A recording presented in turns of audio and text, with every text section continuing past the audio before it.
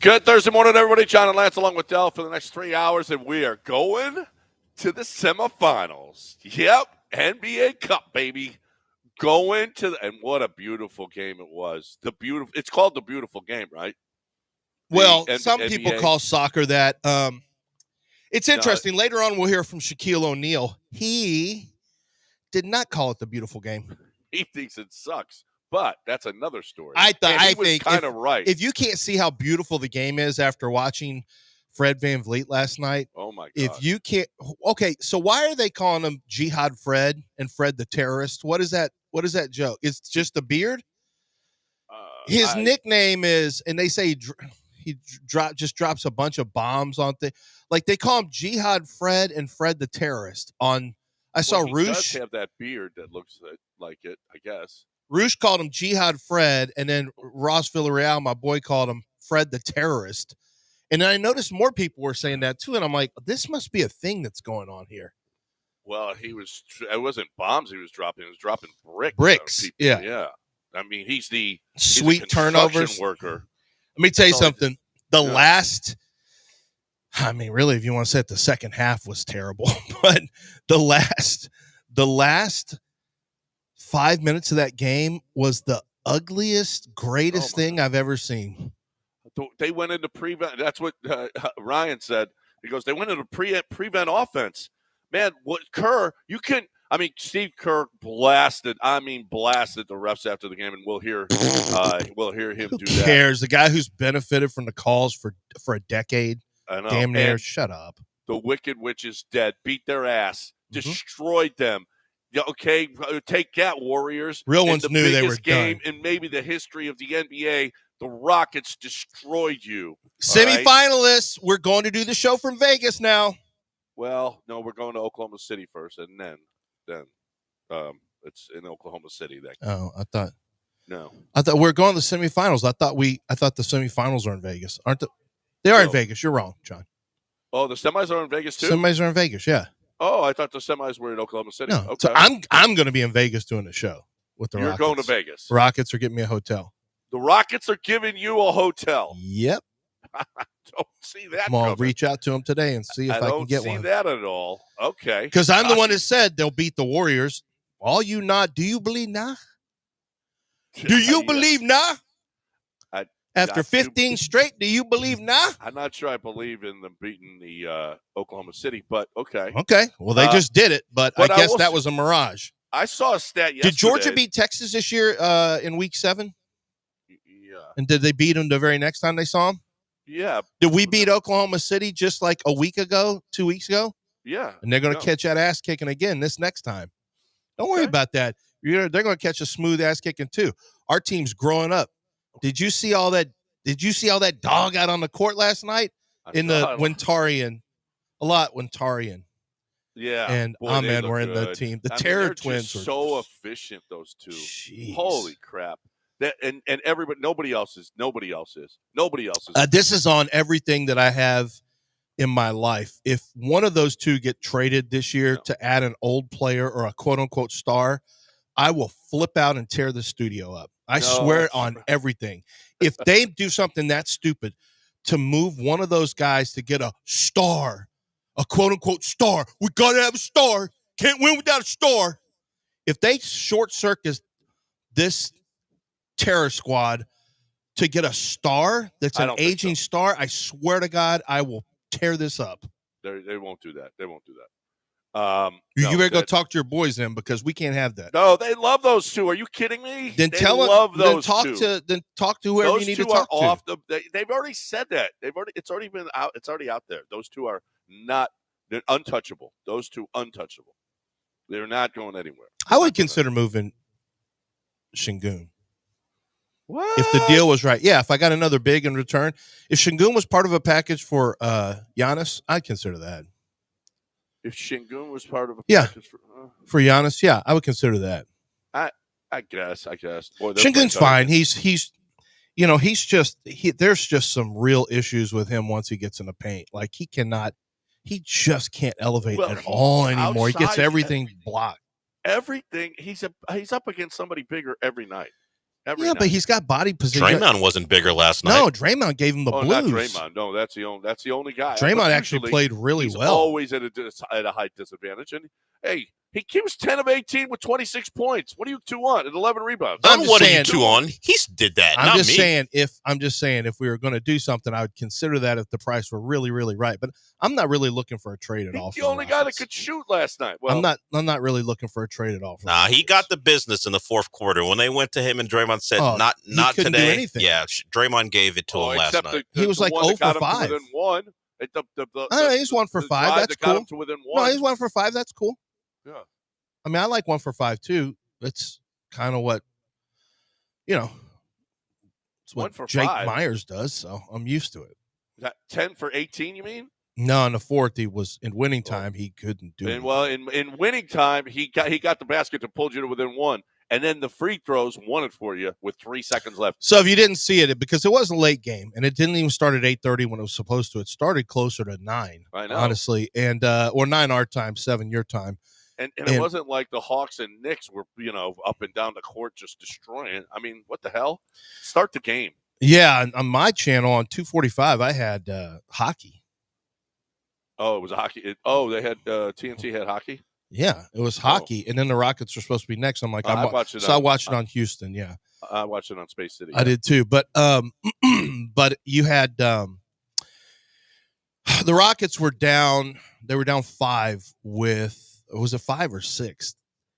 With not a lot of time. With down 6 with like 90-84 with a minute 29 to go. Yeah, and they got a big 3 in the corner from Tari Eason.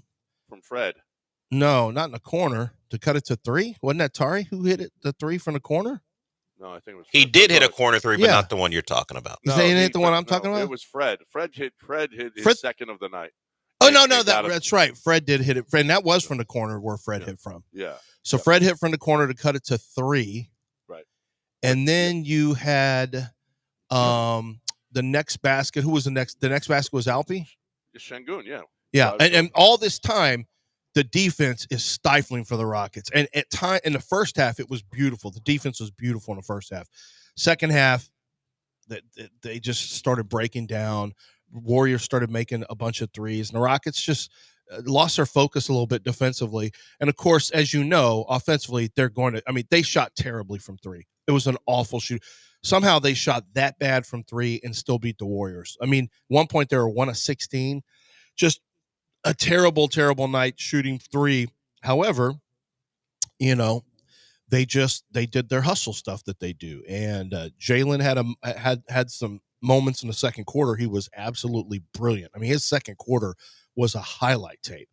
And then it was bumpy in the third in the third quarter. Bumpy got real bumpy in the fourth quarter, where the Warriors ended up taking a lead as much as 7 at one point. And then Rockets fought back. They cut it to within 1. Got the rebound. Looked like they were going to lose the ball. They had an opportunity. Looked like they were going to let it slip away because they couldn't grab a rebound. Jabari Smith was kicking everything out of bounds when he had chances for rebounds. But Jabari played great last night. And then loose ball, Jalen got on it and avoided a jump ball and had a foul called on the Warriors, which I'll be honest. You just don't see that almost ever toward the end of a game on the ground. They called the foul, but I'm fine with it because it was a foul. Well, Steve Kerr has been in the game forever. Steve Kerr played, Steve Kerr college, Steve Kerr pros, Steve Kerr coach. Mm-hmm. He says, I might have seen it once in college. Del, you got the sound? It is. He was. It's. I don't know which made him madder, this or Trump winning. I don't know which one.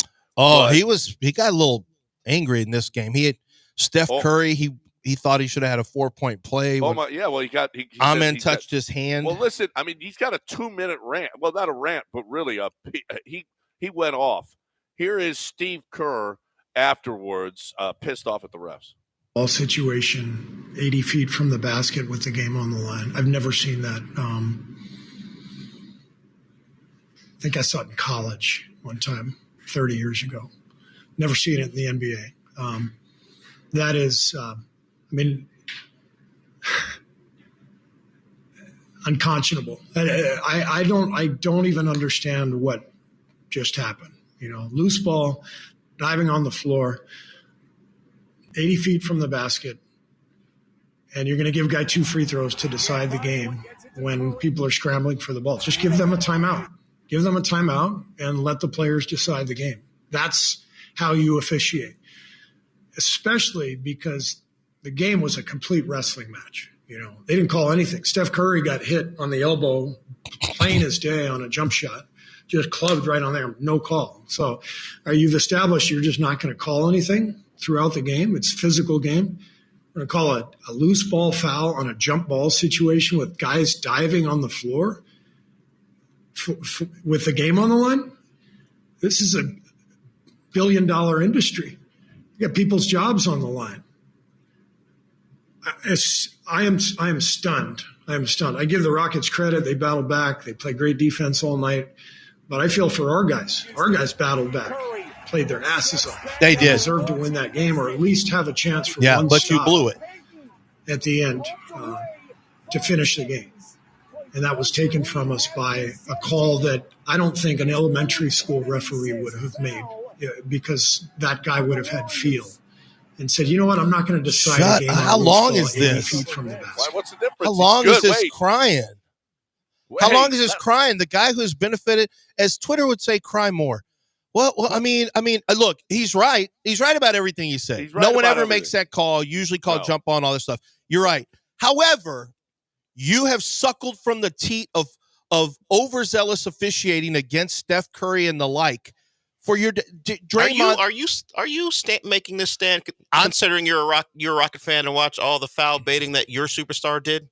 Hold on a second. Glass houses, sir. Hold on a second. He doesn't play for the Houston Rockets. Glass houses, I'm not sir. going back 5 years. But you experienced the benefit of having a guy who got the benefit of officiating. Some benefit. Only because he wasn't good enough for the playoffs. I've also seen the Rockets. Well, because of the guy. Because of the guy, not the Warriors. I mean, the refs. They got away with murder a ton of times. Like blatant. Remember the play against the Clippers where Draymond Green was grabbing the ball where he was 6 feet out of bounds and kicking they didn't people in the nuts. Yeah. Well, he did miss the NBA Finals game for that. Got hit in the face hit somebody in the face with a clear elbow, gashed him, went to a Kimura, and then that's fouls both technicals both ways. He had him in a Kimura, sir. That's not technicals both ways. Here. This is what, and Twitter does not, and our stream, our Twitch chatters don't ever say something that's not true. Apparently, there was a time where Steph got touched. I saw a guy touch Steph's arm one time, and they gave him the death penalty. Wow. Yeah, exactly. So Draymond was Daniel Penny? Are you that what you're saying? No. Oh. Too soon. No. No, I'm not saying that. What I am saying is that Steve Kerr, I don't blame Steve Kerr for being mad.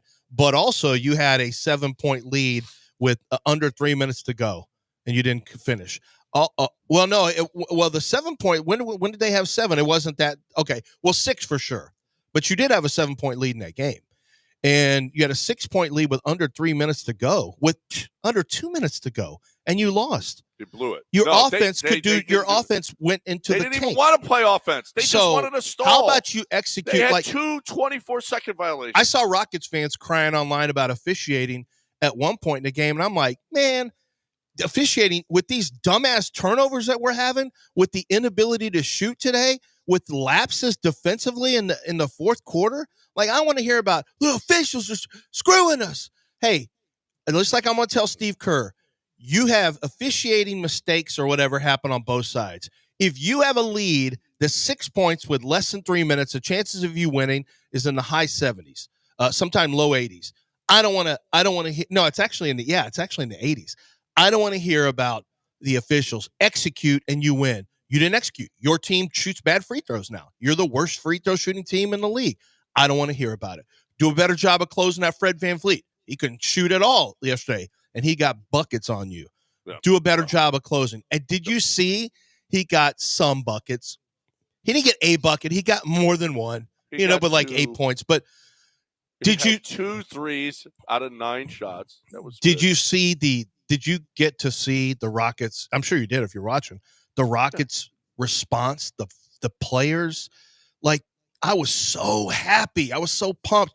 The Rockets stormed the court, and guys were freaking out. They were so excited. Jabari Smith, after the game with Vanessa Richardson, we're going to try to get that sound. He had a great, I don't want to ruin it, but she asked him a question. I thought he had a great answer. The guys, winning matters so much to them, man. They've got the dog mentality is there. Dude. This cup means something. It does. Changes things. It does. It also means more money. If that was just a regular season game, that would have been great. But the fans were great last night. Yep. Then they're heading to Vegas. We got to break it here. And if you want to get in, 713, Charles Barkley had some thoughts on the Rockets. And Shaq's got some thoughts on the NBA. We're going to play that as well. We got John Daspit, though. What are his thoughts about the NBA? Well, I mean, he was a sponsor last year for the Rockets all year long. You could see his logo, iconic logo with the D is like a column, like you'd see at a courthouse. The D, the base stroke of the D is that column, and he's been involved there. He's advertised with the Astros as well. He's got NIL deals with Cougars and Longhorns over the years. You know, he gives back in that way, and wants to. I mean, he's a big sports fan. He listens to our show. His Spotify Wrapped has a lot of our show in it, and that's because he's a big listener. He's a big sports fan. He grew up here, 2 degrees from Texas, a law degree from University of Houston. He's in the community, so he understands the issues inside the community that people have with being injured, especially out near the Ship Channel and along the coast, where, stretching all the way to Beaumont, out, further east. He is going to help people who have been injured, whether it's on the roadway, whether it's at the workplace, construction, you're out on the water somewhere offshore, or maybe you're at a refinery. He's handled a lot of these cases. And what happens is these injuries can be pretty severe, and you really need to make sure that your medical bills are all taken care of and that you get all the treatments that you need. You need to make sure that you get paid for the time that you're going to miss from work, because in most cases, these are pretty severe injuries where you're going to miss a lot of time. You need that money to pay those bills, and your pain and suffering is going to be compensated for as well. Let John Daspit do the heavy lifting for you, fights passionately for the injured, and he has a winning percentage that is off the charts. He is going to win for you, and he'll win big. 713-CALL NOW. That's 713-CALL NOW, or go to DaspitLaw.com.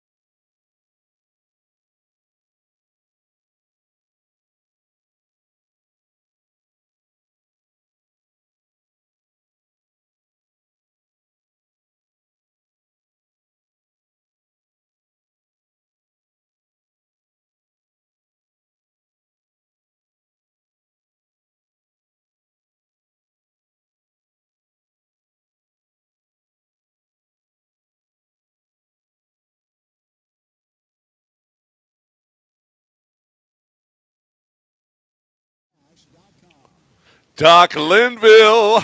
Yes, Doc Linville is to the rescue. He's going to help you. You got up this morning and you looked in the mirror and you went, "Oh my God, look at my hairline." And you could see the bald spot in the back and you're like, "What am I doing? Good Lord, I don't want to lose my hair. I'm too young." All right, no, I don't want to let it go. I'm not letting it go. You know what? You go to 975hair.com.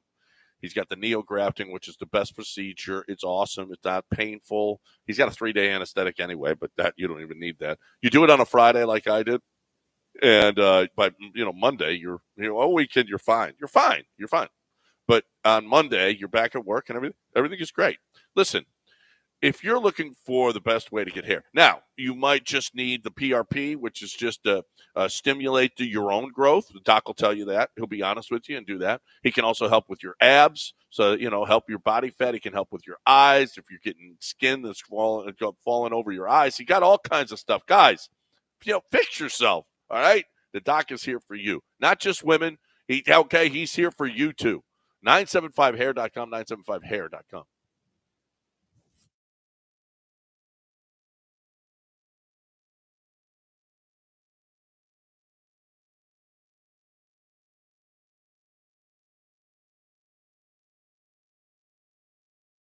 You are listening to Houston's longest-running sports radio morning show from the Veritex Community Bank Studios. Here's John and Lance. Yeah, I remember that Kevin Durant play where he was way out of bounds. Thank you, Kevin G. Joseph. KJ said, "Hey, Dell, shut up, okay?" He foul baiting Harden had zero benefit playing the Warriors because the Rockets never beat him in a series. Well, that's because the foul baiter fell apart, not because he didn't get calls. Dell's being a John baiter. Don't let him bait you, John. This guy's a master at that. No. I don't bait anyone, to be honest. You're a master at baiting. Yeah. For sure. Well played. For sure. You are. You're the master baiting. You poke in prod. It's fine. We should be celebrating a tough win. Yes. As that team overcame their own poor play. Charles Barkley was not thrilled with how they play basketball, and they found a way to win. That's all. Great win for the Rockets. It's a great win. And you know what? I don't care. You know how ugly the games were when you played Charles Barkley? I mean, it reminded me of 90s basketball, except all the threes that they threw up, which was crap. But it was physical. No, it's a way more. The Rockets are way more physical. This is a 90s baby, Ime Udoka, who coaches the team. Like, he understands that the Rockets aren't going to win with 3-and-D necessarily. They're not going to win with, if you look at it, they've got a lot more points that come in the paint than most teams. Are in the top 5 or 6 in that category. They're not going to win with 3-point shooting. The Daryl Morey method is not going to work for them. They don't have the shooters for it, and they don't have James Harden. What they can do is, like, when Jalen Green is going to the rim, he is one of the most explosive, dynamic players in the league at that element of the game. Phenomenal finisher on both sides of the rim. He can throw it down, had a great dunk. Jalen is awesome when he's taking people with these long, explosive strides off the bounce at the cup. That's one way you win. You win with points off rebounds, points off turnovers with Tari and Amen. They found different ways to win, and they went through grime and grit we don't have it. I'm trying to find it, John. I don't know if you saw it, but Vanessa Richardson interviewed Jabari Smith, and she asked him, she said, "What's it like? What does it feel like? You guys lost 15 in a row, and what does it feel like to finally have that win, or whatever, monkey off the back or slay the dragon or whatever phrase?" And he goes, "I don't care about all those games are in the past. We don't care." Like, I thought, what a great way to approach this. First of all, he wasn't there for all of them. And secondly, what a great way to say, hey, well, those were in the past. We're focused on what's going on every game now. They didn't matter last night. But you say, why put up 27 threes? Why put up 27 threes when you're not a good – listen, change it, okay? And Shaq, let's play this Shaq thing now, okay? Okay. We'll get to Barkley a little bit later about how crappy – well, because it is crappy. When you can't shoot, why are you shooting as many threes as you are? But that's what the NBA is. Here is Shaq. Who's he on with? Do you guys know? It's his own. Yeah, I think it's his own. It's on a DraftKings podcast of some sort. I don't know I don't know. I think it's Adam Lefko. And then I don't know who the other guy is who's talking, but okay, so Adam Lefko is one of the hosts. It's a podcast. You can see the guys talking. So here is their take on the NBA and the game today. Well, this game we're watching now, I don't know what the we're watching now. It's terrible. I was talking to some younger dudes. They say, yeah, I said the 90s, and it was way harder than this. You guys, this is like kind of soft. Am I lying? Am I crazy? I'm not a basketball expert. It's soft, and I've said this a million times. It's soft because everybody's doing the same thing. It drives me crazy. Of all of your opinions, that take about it's all 3-point shooting has spread for months. And I feel like so much so that Commissioner Adam Silver even had to address you saying that. And the true thing is I saw a clip the other night of the Lakers and Suns where it was 7 straight possessions of 3, 3, 3, 3, 3. And the problem is we've reached a point with the analytics where the 3 is worth more than 2. But we've got to the point now where I think we've lost like this. We've lost this. We've lost the dunks we loved, and what we've always loved is competition. There's no competition when it's a 3. It's a contest, not a competition. I think it's up when Wemba is throwing 3-pointers. Get your ass in the middle. I hate it. What are you doing? It's corny. I hate we've lost chasing the mystery. What I mean by that, every morning we had a shoot around to try to solve how the fuck we gonna stop Ewing? How are we gonna stop Kevin Garnett? How are we going to stop Michael Jordan and his triangle? How are we going to stop Utah and a million pick and rolls? Now, switching. I saw Lakers were playing the Spurs, and you have Austin Reed on Wembanyama. I turned the TV off. Well, we have Fred. What was I saying last week? We have Fred on everybody. Fred VanVleet is in the paint. It's ridiculous. They had Fred on either Looney or Draymond, where they got an easy bucket on him down. No, it was on Kuminga. Was it Kuminga? Yeah, it's where down in the paint. You mean down by the basket? Yeah, it's. Well, I mean, it's a great observation by Shaq, but that's all it is—an observation. It's changed. The page has been turned. And we can reminisce and be upset and all that stuff. But it really doesn't matter. The game's not – I mean, the game will swing back in some ways, and the Rockets are one of those pendulum swings where Ime says, look, we're going to shoot threes. We understand the math, and we're going to shoot some pull-ups and do some stuff like that because our analytics tell us that that's, over time that will be beneficial.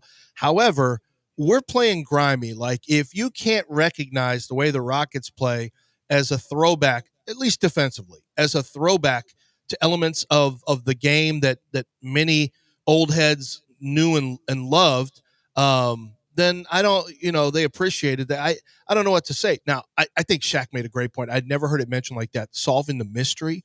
How do we stop Olajuwon? How do we stop Jordan? He talked about Kevin Garnett, the pick and rolls of Utah. It's true. The pick and rolls of Utah, we had big arguments on the show about go over the pick or under the pick. You couldn't go under the pick with John Stockton. If you went over the pick and roll would kill you. Then you had Horny in the corner. They posted him in the corner. If you came with help side from the wing, then he'd kick to Horny. It was a hard mystery to solve. And Jeff Van Gundy and Rudy and every other coach would have to figure out, okay, how are we going to attack this? How many different ways are we going to? Because we don't want to be predictable. And he is right. I think the mystery is over because most offenses have a very similar look to them, a very similar look. And now you have to figure out how to stop somebody, just kind of one-on-one, but it's not out of the triangle. It's not out of a pick and roll scenario. You say you can't do it. Why? I mean, shoot less, shoot fewer threes. You know what? Drive to the basket more. You know what? Drive and kick more. I don't know why. If you kick, that's threes. The game today. You got to do it. No, you don't. The Rockets just won a game scoring 92 points. They just won a game. And they played the way that you're talking about. They shot threes and they won. They shot terribly. They shot 22%. And they won. That's my point. They can win if they need to. Listen, the Rockets have won more games than anybody shooting under 42%. They've won 4 games this year shooting under 42%. And you know why? Because they play defense. So if you're going to play defense, why take those threes when you can't shoot threes? Why not? They're one of the worst 3-point shooting teams in the league. Mm-hmm. Why not just, grind it? Play 90s basketball. Just go and take mid-range jump shots. They do. Why They take shoot shots more that mid-range. You're not gonna They're in the top 3 of the league in mid-range, John. Yeah, I know. They do lead the league in all doing these. That. They're not Keep league leaders in three-point shooting. I know they are keeping doing that. That's what they do. You're arguing for something they're already doing. No, they're not. The three-pointer's not going away from the Rockets. But it needs to. They suck at it. Well, you can say that, but you're not going to win. Eventually, you have to be able to shoot the three. You have to. What got you back in the game? A big Fred 3. You had no chance of coming back from 6 with that much time. The reason you were down 6 is because you were terrible. I know. 3. The reason you were in the games, you played defense. Both can be true. No, you can't. You don't have to just be a sheep and follow what everybody else. It's not being a sheep. Play your own game. They do.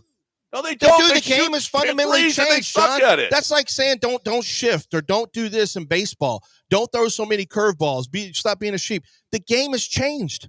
Basketball has changed. The Rockets do it almost less than anyone, but they're still going to do it. What you need to do, which they've never done, except with James Harden, is get a three-point shooter. I mean, they drafted one. He's not ready yet. Reed Shepard is an elite shooter. They have a three-point shooter. We'll see if he is. They have a three-point shooter. Jabari Smith can be a better three-point shooter.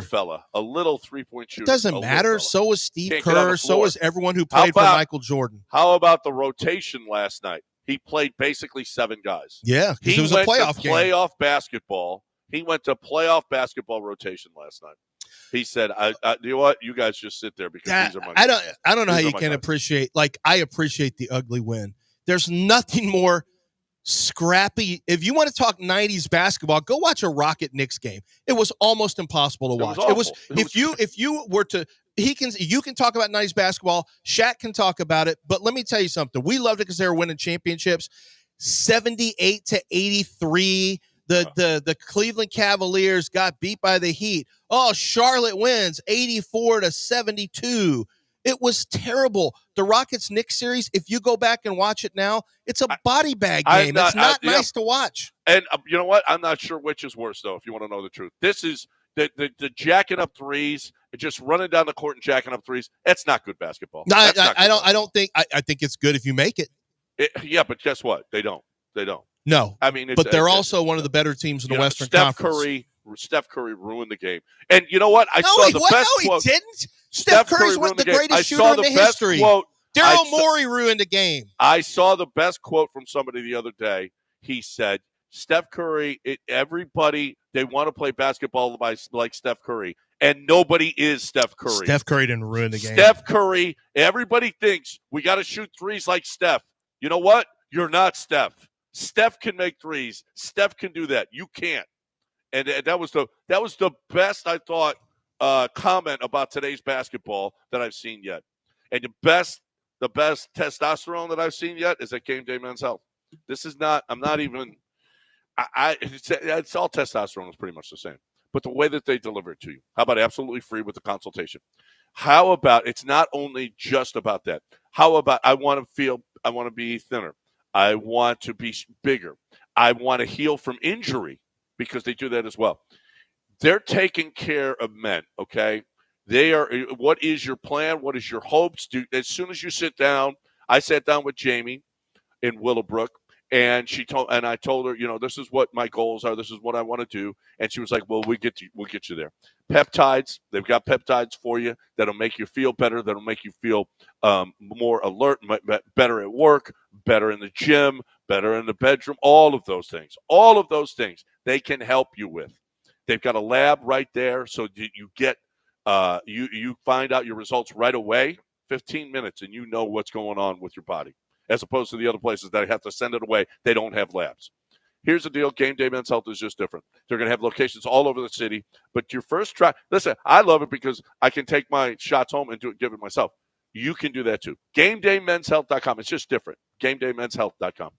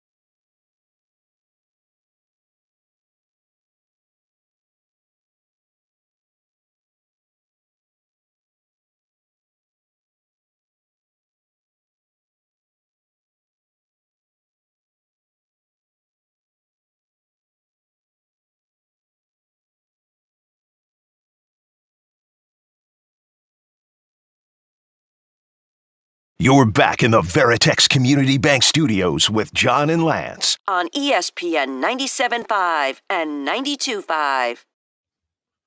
All right, welcome back here on ESPN 97.5 and 92.5, 713-780-3776. The number if you want to get in here with us. Juice Scruggs didn't practice or limited practice yesterday. I forget which one.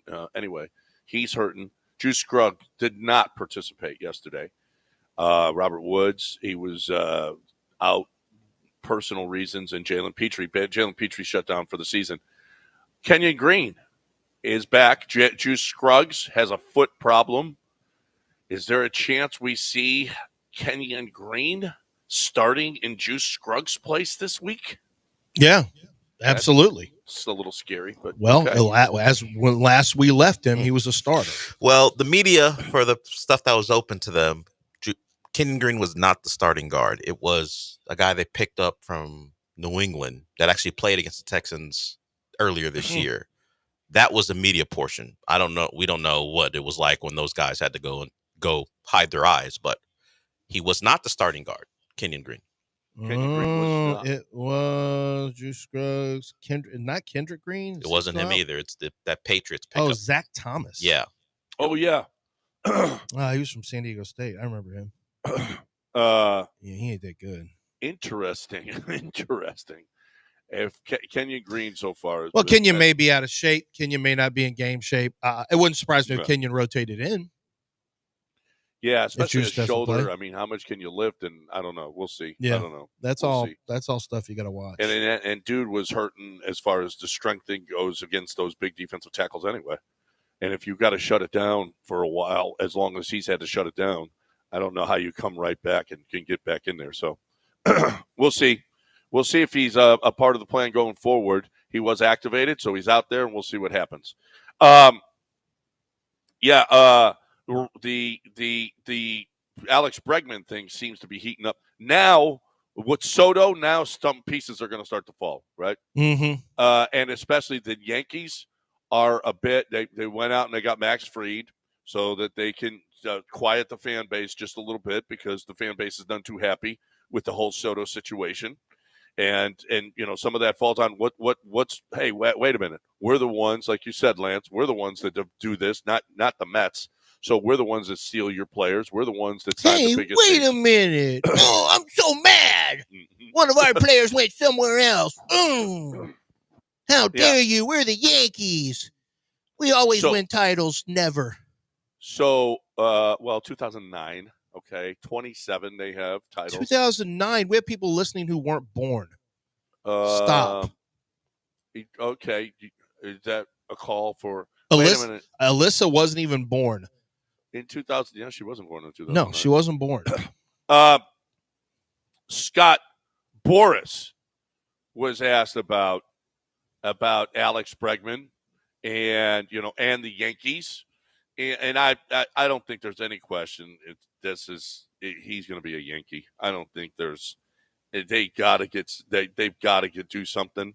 And Alex Bregman, I think Bregman's the next big name on the list, right? Yeah. And here is Scott Boras talking about the fit with the Yankees. Do you see the Yankees as a fit for Alex Bregman? I would, that would be up to their organization, but I think that anybody who wants a Gold Glove third baseman who hits in the middle of your lineup, I don't know many teams that doesn't fit for. So, I mean, the three teams are the perfect teams if you really think about it. The Yankees, because he's got winning DNA and really would give them kind of the grit that they lack right now. You've got the Detroit Tigers, but that's a little bit of a long shot. But you got AJ Hinch over there, and I'm sure they would love to add a player like that. They need to, frankly, if they want to keep stepping up. They've got a Cy Young Award winning pitcher. They just beat the Astros 2 straight. They're a scrappy team. They're a come-up team, but they haven't really done anything this offseason. Then you have the Red Sox, which I think, for me, would be the favorite. It just depends on what they're willing to pay. But going with Alex Cora, Alex Cora loves him some Alex Bregman. Know it. And I think he's going to end up with the Red Sox. And then the Astros are considered the fourth team. And I would make the Astros probably plus 800. It'd probably be the Yankees minus 160, Yankees minus 180, Red Sox plus 150. 50. Detroit Tigers plus 600. And Astros plus 7. No, Astros plus 600. Tigers plus 900. Yeah, I think listen, I think it's going to come. Look, the Red Sox are going for it. They just picked up Crochet. Their fan base is pissed that they haven't been competitive the last couple of years. They've got to do something. They need to make a splash. They made a splash by going out and getting Crochet. Let's see. I could certainly see if they lose out on Bregman to the Yankees, I could see their fan base starting to they're chirping now. I could Crochet Bregman would be a big deal. That would be a big deal. It'd be a big deal, and it'd be like their fans would be happy. Look, all these guys, cheater. Look how they're shutting their fat freaking mouths now. Wow. Everyone wants to get their hands on anything Astros related. If you're with the Astros, please come over. Please come over. That's the respect. Y'all, cheater. Yeah, all the boos. Alex Bregman is a cheater. Boo. Can we have him? Banging the trash can. He can't do anything if not banging the trash cans. Well, why do you want him? About that? They don't. Yeah, they don't care about it. As soon as he puts on that uniform. But how about if Bregman goes to the Red Sox? I could certainly see a move for Tucker by the Yankees. Because they have to, they're not, they can't be done now. And how about the Astros? What will they have, John? They just gave up big chunks of their system for Soto in a rental. How about the Astros? Apparently, someone said that the Astros asking price starts with Luis Gil. Okay. Now we're talking something. Well, here. who said this? This was somebody said it. I forget who it was, but hey, if it's Luis Gil. If you're going to start with and you know what, then that's what the Astros should. No, it really should. That's a 15-game winner though, man. They need pitching too. I don't know, man. Why? Well, hey, to get something, you got to give something. You got to give up something. You really do. You want Kyle Tucker? All right, yeah, go get it. You can get you some Kyle Tucker. Let's see how it works out for you in the postseason. Why are you laughing? He punished us with his awfulness, and it was an evil laugh too, like a villain's. Oh, laugh. You go ahead, Yankees. That's just you working through the pain of what he did to us. I'm almost starting to turn on him prematurely. I've already turned Tucker. on him. I've done a complete Kyle Tucker turn. You have. Oh, yes. I've been wanting to move him, but not because of anti-Kyle Tucker, just because. Everybody's more postseason Tucker. Well, but you're more valuable the more time you have left on the clock. So you potentially don't have as you could have as much value, but you need to have 2 and 3 teams looking for Kyle Tucker right now. So are you teams who are willing to rent Kyle Tucker? That's great. How many is it going to be if you don't think you can sign him? He's not Juan Soto. You made a rental with the idea that. Hey, I love what the Padres did. They rented him knowing that they could move him if they needed to, and they did, and they got a ton back. The Padres just rented him. They gave up their top 3 of their top 4 prospects. Then they got the Yankees' top prospects when they moved him to New York, and then New York just lost him. And the Padres were really, really good. This dude's played for really good this year. I thought they were going to beat the Yankees. They won game 1 against the Dodgers, and then they lost the next 2 games. But you know what? Sometimes you're better. I mean, I'm not saying that the Astros are going to be better without Kyle Tucker, but let's see what you get in return. Is he the Stephon Diggs of the Buffalo Bills, where we can compete for a championship without him? Well, the Bills had never won anything. Yeah, but they almost got better. So it's a little different.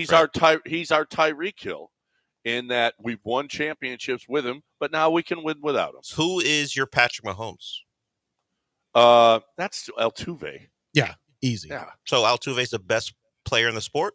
Yeah. Hey, Jordan? Well, I want to break it right now because when we come back, I do want to get into a couple things. I want to talk about we got to talk about the Rockets' big win, but also do want to get into this Astros. I had a back and forth with somebody on Twitter talking about the expectations for the Astros. And I kind of want to see where you guys are because I'm really curious where you are on a couple of things.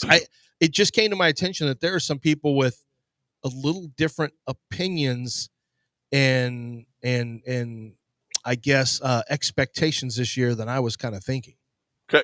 Well, I'm going to talk about Nico. They got holiday cards at Nico now. They're coming in today. No, they're not. No, they're coming in next week when I'm there. They're not coming in today because it's. You know what? How about just mention my name at any Nico's? I got 3 locations now. One up in the Woodlands. I got one at I-10 and the Beltway, and they got one obviously in Montrose. Mention my name, and they will give you a half order of Luca Mathis. And you don't half an order of Luca Mathis is good. All right, I'm telling you, it's just good. You get half an order because they're so delicious. I'm not sure you're going to get addicted. You won't get addicted to them. Luca Mathis are a great dessert. It's it's the dough that's fried and honey and powder. What? And so just mention my name, and you get a free half order. Now, you can get gift cards there. A $50 gift card, so they're going to give you $10 back. So you're getting 20% off on a $50 gift card. You know what? Just get it for yourself and use that, and you get 20% off on anything that you eat. Why? Hey, give me that $50 gift card, and you got 20% off. Or you can give it to people, too. So this is happening from now until the end of the year at Nico's. Get the app, OPA, and get great deals and get free food on that as well. I'm telling you, Nico's is the. I love me some Nico's. You will love this holiday season. You will love having Greek food. Have you thought of Greek food for this holiday? Let's go. Nico's. And get there at Nico's. And remember, mention my name.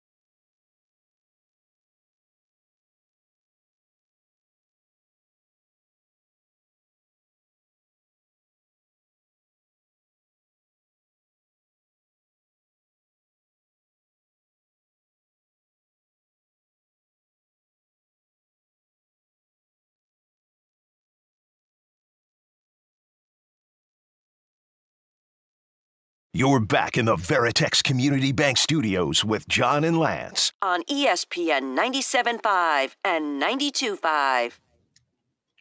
All right, welcome back. Hey, Dell, let's pick a contestant for Repeat the Warehouse Guy. Let's, all right, 713-780-3776 at exactly 8 o'clock. You call in at 713-780-3776. You caller number 5 is going to play Beat the Warehouse Guy, live guy. If you don't know what that is, you pick 5 NFL games. He picks 5 NFL games. And if you beat him, if you beat the Warehouse Live guy, you are going to go to a game with 4 tickets and the limo ride there and back. How about that? And despite John's insults, he's done really well this year. So you got to come with it. And another thing, if you've played already this year, don't call in. That's happened a couple times. Yeah. Even if you haven't won, if you played, wait till next year. Yeah, next year you can play again. Not this year. Yeah, I never insult him. Well, we'll see. We'll see about that. Yeah, I never insult Justin. I enjoy him losing. Well, you haven't enjoyed a lot this year. No, I know. He's been killing it. It's just terrible. It's just awful. I hate when he wins. So caller what again? Caller number 5. Okay. Caller number 5. 713-780-3776 at exactly 8 o'clock. Play Beat the Limo Guy. Let's go. All right. Do you wanted to bring something up, Lance? Yeah. So this back and forth before we get into the Rockets. This back and forth I had last night with a listener who I've known for a long time, and it was about the Rockets, and it was about Houston Astros on Instagram. I shared this with you. They posted. It's a post of all these young players and guys who are in the minor leagues, and it says, quote, "just getting started." The comments on it are not great. They're not ideal. And this is a team that's won a lot of games, but it really doesn't matter. You can be great you can have the greatest run in Houston sports history. And once you're no longer a viable champion, you're going to start taking bullets. And, they're unhappy with Jim Crane. I mean, they just are. Let's see. So immediately under it said, how about trade Dana instead? Oh my God, how cooked are we? These dudes really shelled out $100 million for a second closer, but want to watch our cornerstone third baseman and generational right fielder walk. Pretty bad timing, social media team. Disastrous posts. Ain't going to work, y'all. Where's Loperfido? Say goodbye to everybody, LMFAO. Just fell to my knees outside of an HEB. Once again, these are videos. This is a post of like 6 different minor league players, like young players, guys like Whitcomb. Well, there's no Chaz's in there, and they're young players, but not like Yainer Diaz not in there. A young guy post, it's over. If you trade Tucker, I'm quitting this team. Interesting person to use for the first picture. The amount of money that Crane's made off the fans for 7 straight years of record ticket sales, merchandising sales is astounding, yet he refuses to put that money back in the club and field a winning team. Truly infuriating. That's so wrong. No amount of fluffing up our subpar you can say prospects. all this stuff, but it's wrong. Okay? They got the 5th highest payroll in the game last year. What are you talking about? Is it this year? Yeah, they're going to be up there. Yeah, they're going to be up there. Will they be in the top 10? Payroll I don't know that. We have to see how this because that's nothing to be bragging about. We have to see how the offseason unfolds. Are you going to change your tune if they are sitting there at 8 to 10? One of the biggest spenders in the game. I know they have moving forward. Now, I don't see, to me, I just want a smart, well-run organization. I mean, that's all. I want teams that recognize, hey, if we're going to do this model, then we have to trade guys a little earlier so we maximize our value in return. If we're going to do the grow our own model and team control model, then you better be smart enough to understand that you have to move certain players to bolster your talent pool. You can't do both. You can't say we're staying with everyone forever. That's what Drayton McClain tried to do. Stay with everyone forever and then let them all walk. Well, if you do that, you're not going to have the talent pool. I mean, you have to be elite as a drafter, an evaluator of talent, and a developer of talent. And you got to have some luck too. Let's face it. A lot of this is just kind of luck on hitting on certain guys and staying away from injuries. So this isn't the mode they're using is fine. I'm okay with it. And I'm okay with process. I understand process brings championships. Not just money, not just throwing money doesn't just bring championships.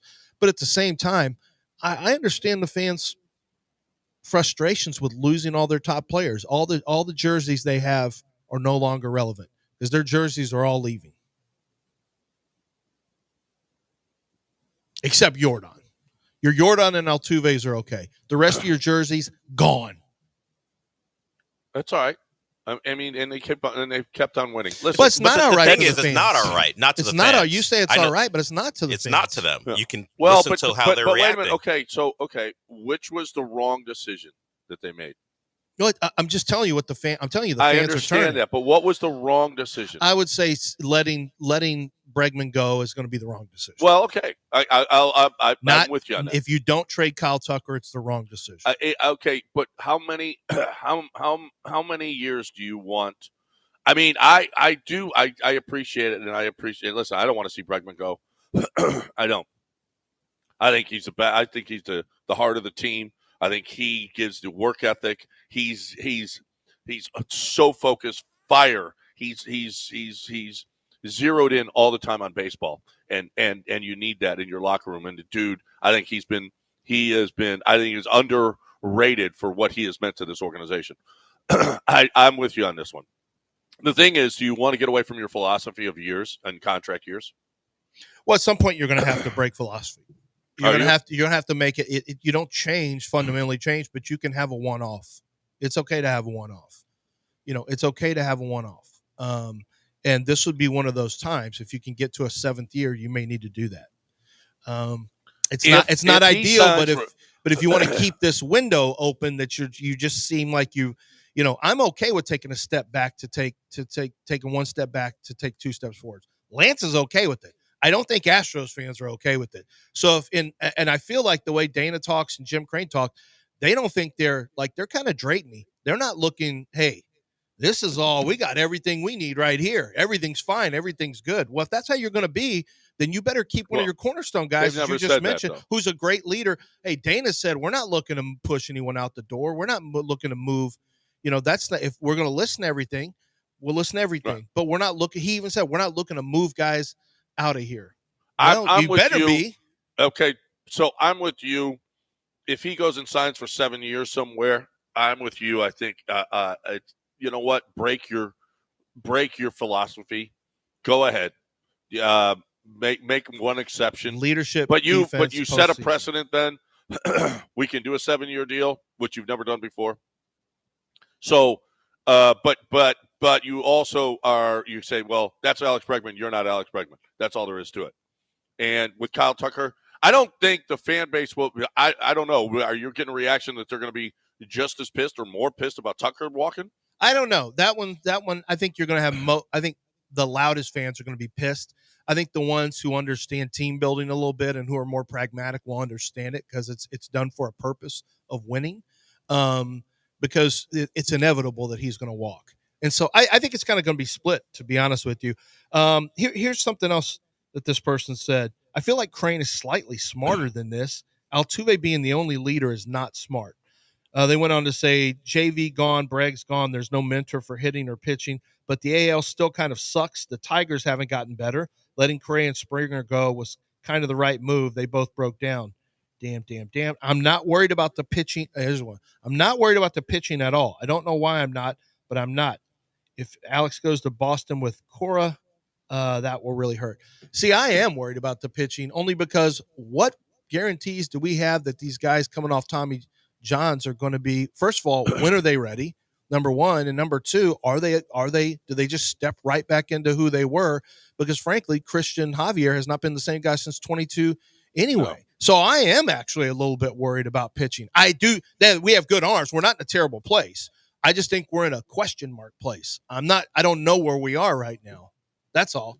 But I'm not like, it's not like I'm not worried about arms. I am worried about arms. When are they back and are they going to be as good? So I listen. I'm not worried about the pitching nearly as much as I am about the lineup. The lineup is going to take a huge hit if there's no Bregman. Last year of Tucker, I mean, I don't know how you're going to produce any runs. Abreu's already gone. I mean, this is. I don't know how you're going to produce. We got Jeremy Pena has been so inconsistent. Jose Altuve is another year older. Obviously, you're okay at catcher. You're okay in left field and DH. But this lineup has got a lot of holes. I think you're going to be okay. Dana Brown said the other day, I got 10 pitchers. I got 10 starters. And we'll see. I don't know. Dana's fine. I'm not listening to Dana Brown right now. Dana Brown just says stuff. Dana does say stuff. I don't want to hear you either do stuff or there's nothing you can say that you can say you're 10 pitchers and that's great. You do. Let's see how healthy they are. There's nothing Dana can say to make me feel better. I would rather he goes for position players though this offseason. I would much prefer that. You know what? Go with the pitchers that you still got. You got Fromber, Arrighetti, Brown. You got it's 8:03. Ronell. Let's do it. Let's do it on the other. Let's do it on the other side because you're pretty good. We got board full of calls also. Okay, well, that are pretty passionate about this, and they are not happy with you. Okay, that's fine. I don't know if they're. I don't know what they're. That's a first. You don't disagree. Somebody not happy with me? No, I get it every day. We're actually not arguing about anything. It's just there's frustrations about the Astros, but it's bound to happen when you get to the end of a run. It's is it a premature end? I think that's what fans are a little upset about. Well, listen, I'm going to keep my run going with Coors Light. I know that. Coors Light is not going anywhere in my lineup. Coors Light is in my lineup for good. It's Coors Light is. I'm ready to. I'm going to have me some Coors Lights today, playing some poker. I think that's what I'm going to do. I don't know what you're going to do. I know what I'm going to do, and it involves Coors Lights. I hope your day involves Coors Lights. I hope that you're happy like I am. I'm happy when I'm drinking Coors Lights. I'm not one of those mean drinkers. I'm a happy drinker. I like everybody to have a good time, and that's what it with Coors Light. I'm serious about the Coors Light thing. I want you to enjoy cold, clean, crisp, and refreshing. I don't know why you would want a beer that's not refreshing. I don't get it. I love that Colorado water. You'll love that Colorado water too. You keep Texas chill, people. Let's go. Let's grab a cold, clean, crisp, refreshing Coors Light. Climb on. I'm telling you, the day is great. When you got a Coors Light in your hand, I don't care what you're doing. You got a great day going on. Cold, clean, crisp, refreshing Coors Light. Climb on, brother.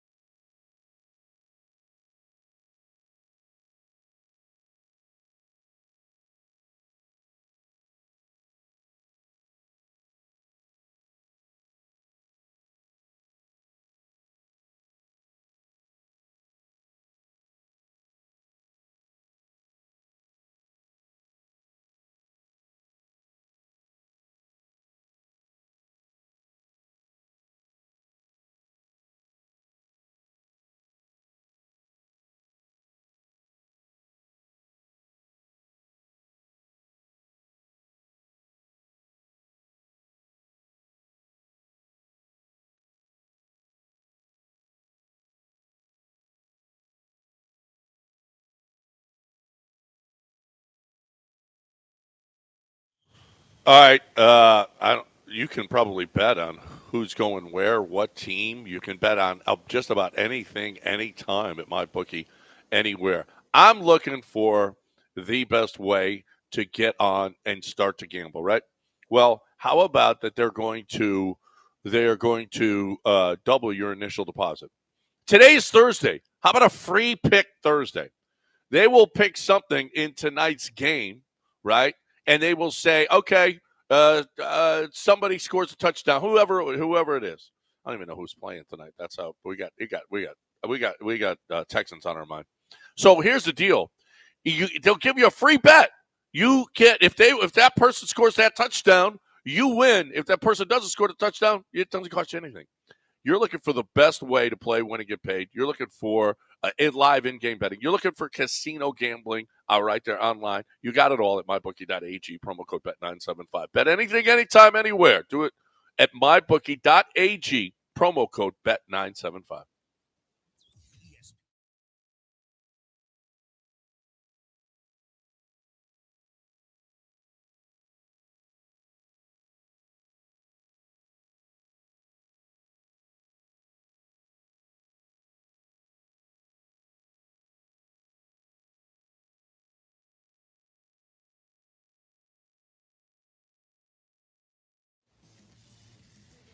All right, welcome back. Del, we got a winner? We got somebody playing Beat the Limo Guy? Yeah, Alan took care of it. By the way, Alan is graduating tomorrow. Alan is graduating from our little station? Or? Well, no, from an actual accredited university. That's awesome. Good for you, Alan. Way to go. You. All Lance, right, keep your mouth shut. And, hey, you're doing a great job, Alan. Let's keep it quiet, and let's keep things to ourselves, and let's move forward and run stadiums like you want to. That's the message coming out of this show. I think Alan someday is going to run a Never rat on your friends. Never tell them nothing. Run the stadium. Well, the most important part is he won't be here tomorrow, so there's more work to be done. Wait, is he done as a? Because he's got that. He's got to graduate. He's got his dumb graduation to go to, so he can't work tomorrow. Oh my God! You're going to miss work for that stupid thing? Yeah. Is there food coming in tomorrow? We might be able to tempt Alan to stay. I don't think we're going to tempt him from walking across the stage. Alan knows the deal. Alan's here every day, the most I've ever seen any intern. Yeah. And he knows that the only real benefit is when food comes in.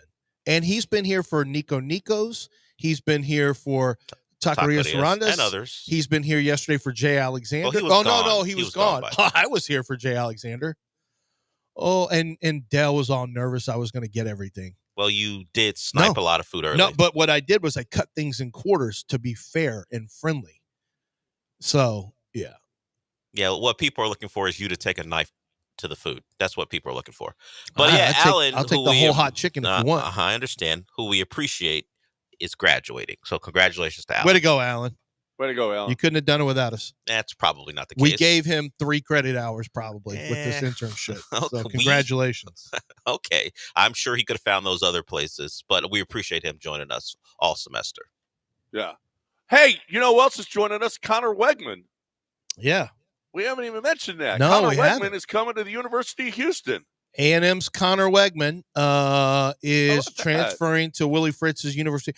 It's a good move for Willie Fritz. It might be a good move for Connor Wegman. When last we saw him, unimpressive at Texas A&M, needs to play better football, and here's hoping that Willie Fritz can get it out of him. Yep, Connor Wegman's got talent, so we'll see if he can't draw it out. He wasn't a 4-star coming out. No, I think he might have been a 5-star. Might have been a 5. Didn't Kyle Allen transfer from? He did. Was he a 5-star as well? Kyle Allen was a 4 or 5. Kyle also. Allen was the number 1 player in the country. Let's out of hope Arizona. for a different result. Kyle Allen was the number 1 player in the country? Out of Arizona, yeah. Aggies can't get quarterbacks right. Kyler Murray left. Kyler Murray. Kyle Allen had to leave. Connor Wegman. Who was the other one that we couldn't remember, John? It's Haynes King. Remember when Jimbo broke the quarterback thing on our show? There were 2 quarterbacks. Yeah. It was Haynes King, and who was the other one? Both of them ended up leaving. Neither of them were really that good. Although King he battled. He's a battler. He's not as good as. Well, he did a nice job at Georgia Tech. Yeah, he's a battler. He's not the player that Dell caught that. None of these. Haynes King yeah, he comes from Haynes King, but none of those Aggie quarterbacks.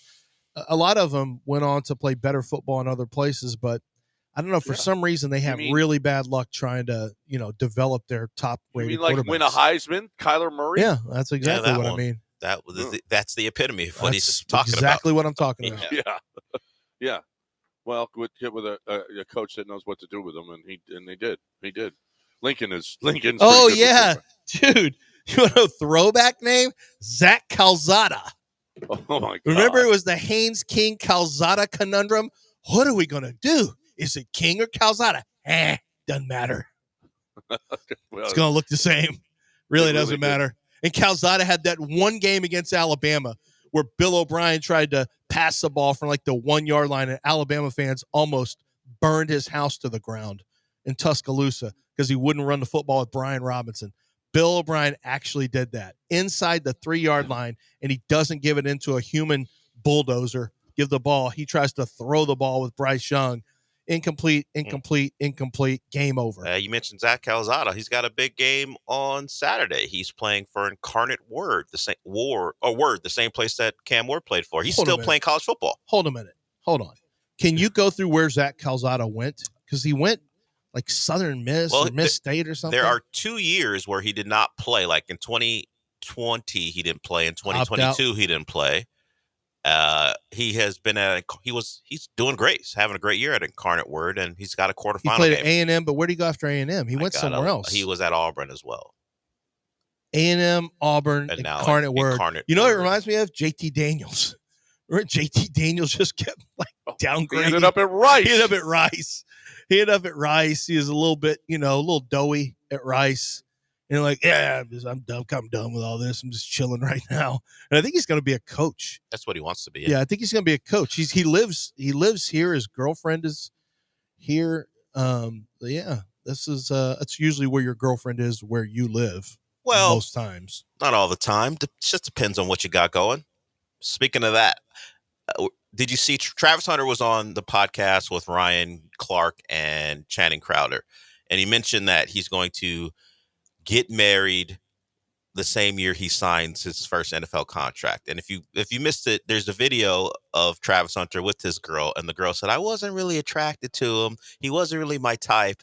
They're sitting down in like onesies talking about their relationship. So he goes on there and whoa. What? They're both wearing onesies? Matching pajamas at a minimum. I'm not sure if they're onesies, but matching pajamas. They're sitting down talking. But then that's a different video. He's on the podcast, I think the Pivot, I guess, with Clark and Crowder. And you can hear Channing Crowder with a skeptical voice when he's talking about, oh, so you're going to marry a girl the same year you sign your NFL contract? And Travis was like, yeah, that's what I'm going to do. Was the girl there with him at the time? Not at the time. No, not that time. No, and Crowder's like, you can tell in his tone, yeah, what are you doing? He wants to put him on game, but he knows it'll backfire on Crowder. All of us know the deal. On this one. It'll backfire on him, but we all know the deal. Like, it should be okay for us to tell him the truth. Yeah. As men, we've got to just say, listen, worst case scenario for her is you're going to cat her. Well, especially after not going to be good. She started it with, he wasn't my type. He wasn't my type. Now he is my type. Until he was he's going to be a bajillionaire. Until he was a Heisman Trophy candidate, and I knew he was going to be a top 5 pick. None of that sounds like love that will last. Yes. Yeah, that's right. That's for a divorce rate over 50%. That's right. I'm not saying you're wrong. That's a cynical assumption we will make when her initial thing was, I wasn't that attracted to him. He wasn't my type. We will all be right. And he's gonna, as soon as I get my first millions, I'm marrying her. All right, man. And on my second contract, I've got a second wife. Well, that's how that'll work. You can only hope. Wes Welker once had a high school sweetheart he was with. Did he? High school sweethearts get the blues. Hey, this is my girl since college. The only one that stays like that's a star is Pat Mahomes. Yeah. That's the only one I know. Trevor Lawrence is currently with, I don't know if he met her in high school or college, but he's a Southern boy, so that might work out. Yeah, that might. Yeah. He played for Dabo. Yeah. Yeah, that's true. But so did Deshaun. Well, that is true. That is true. Deshaun talk about polar opposites. Yeah, Deshaun was a Dabo guy too coming out. I mean, this guy was.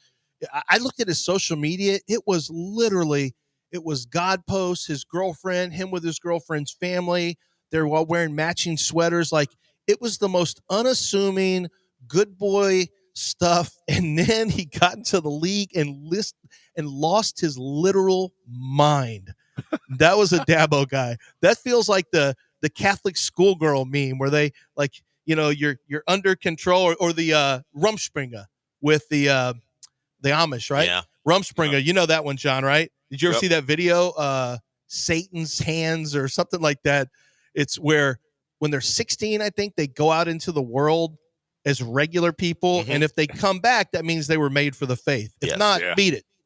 Yeah. And they lose their mind a lot of times, too. He's not wrong when they say beat it. If you make the decision that Amish isn't what you want to be, you are. I think I like these excommunicated. I think I like these cigarettes and phone chargers. Yeah, it's like, hey, you go out and explore freedom, and if you like it, you can never be part of the group again. Right. You're no longer with us. That's a tough decision. Some of them make it.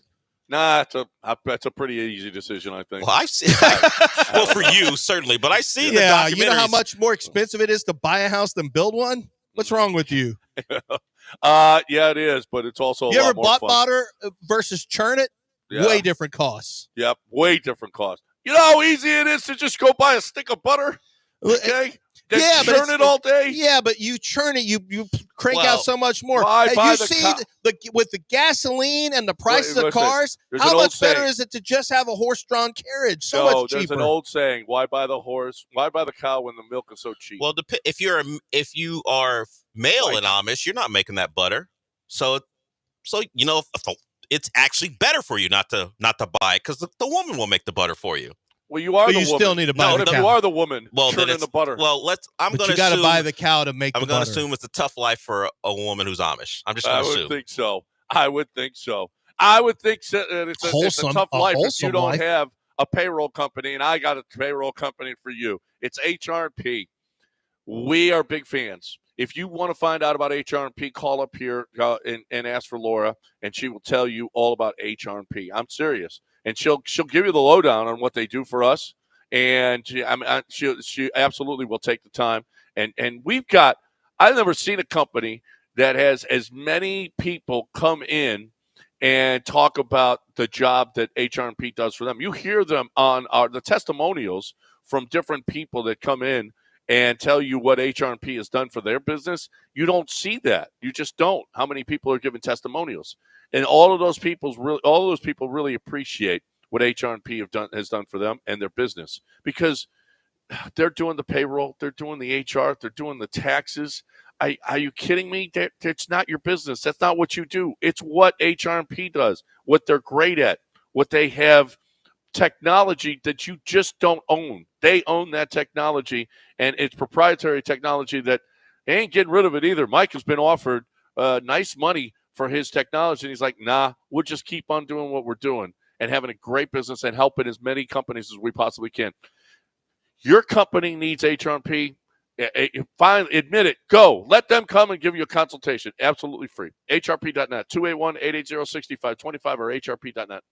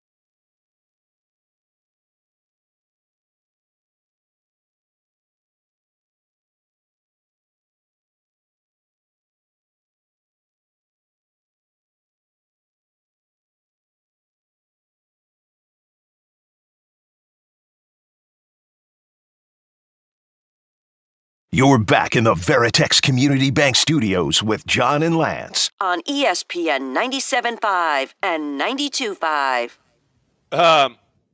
Yeah, another buddy just sent. Yeah, Zach Calzada's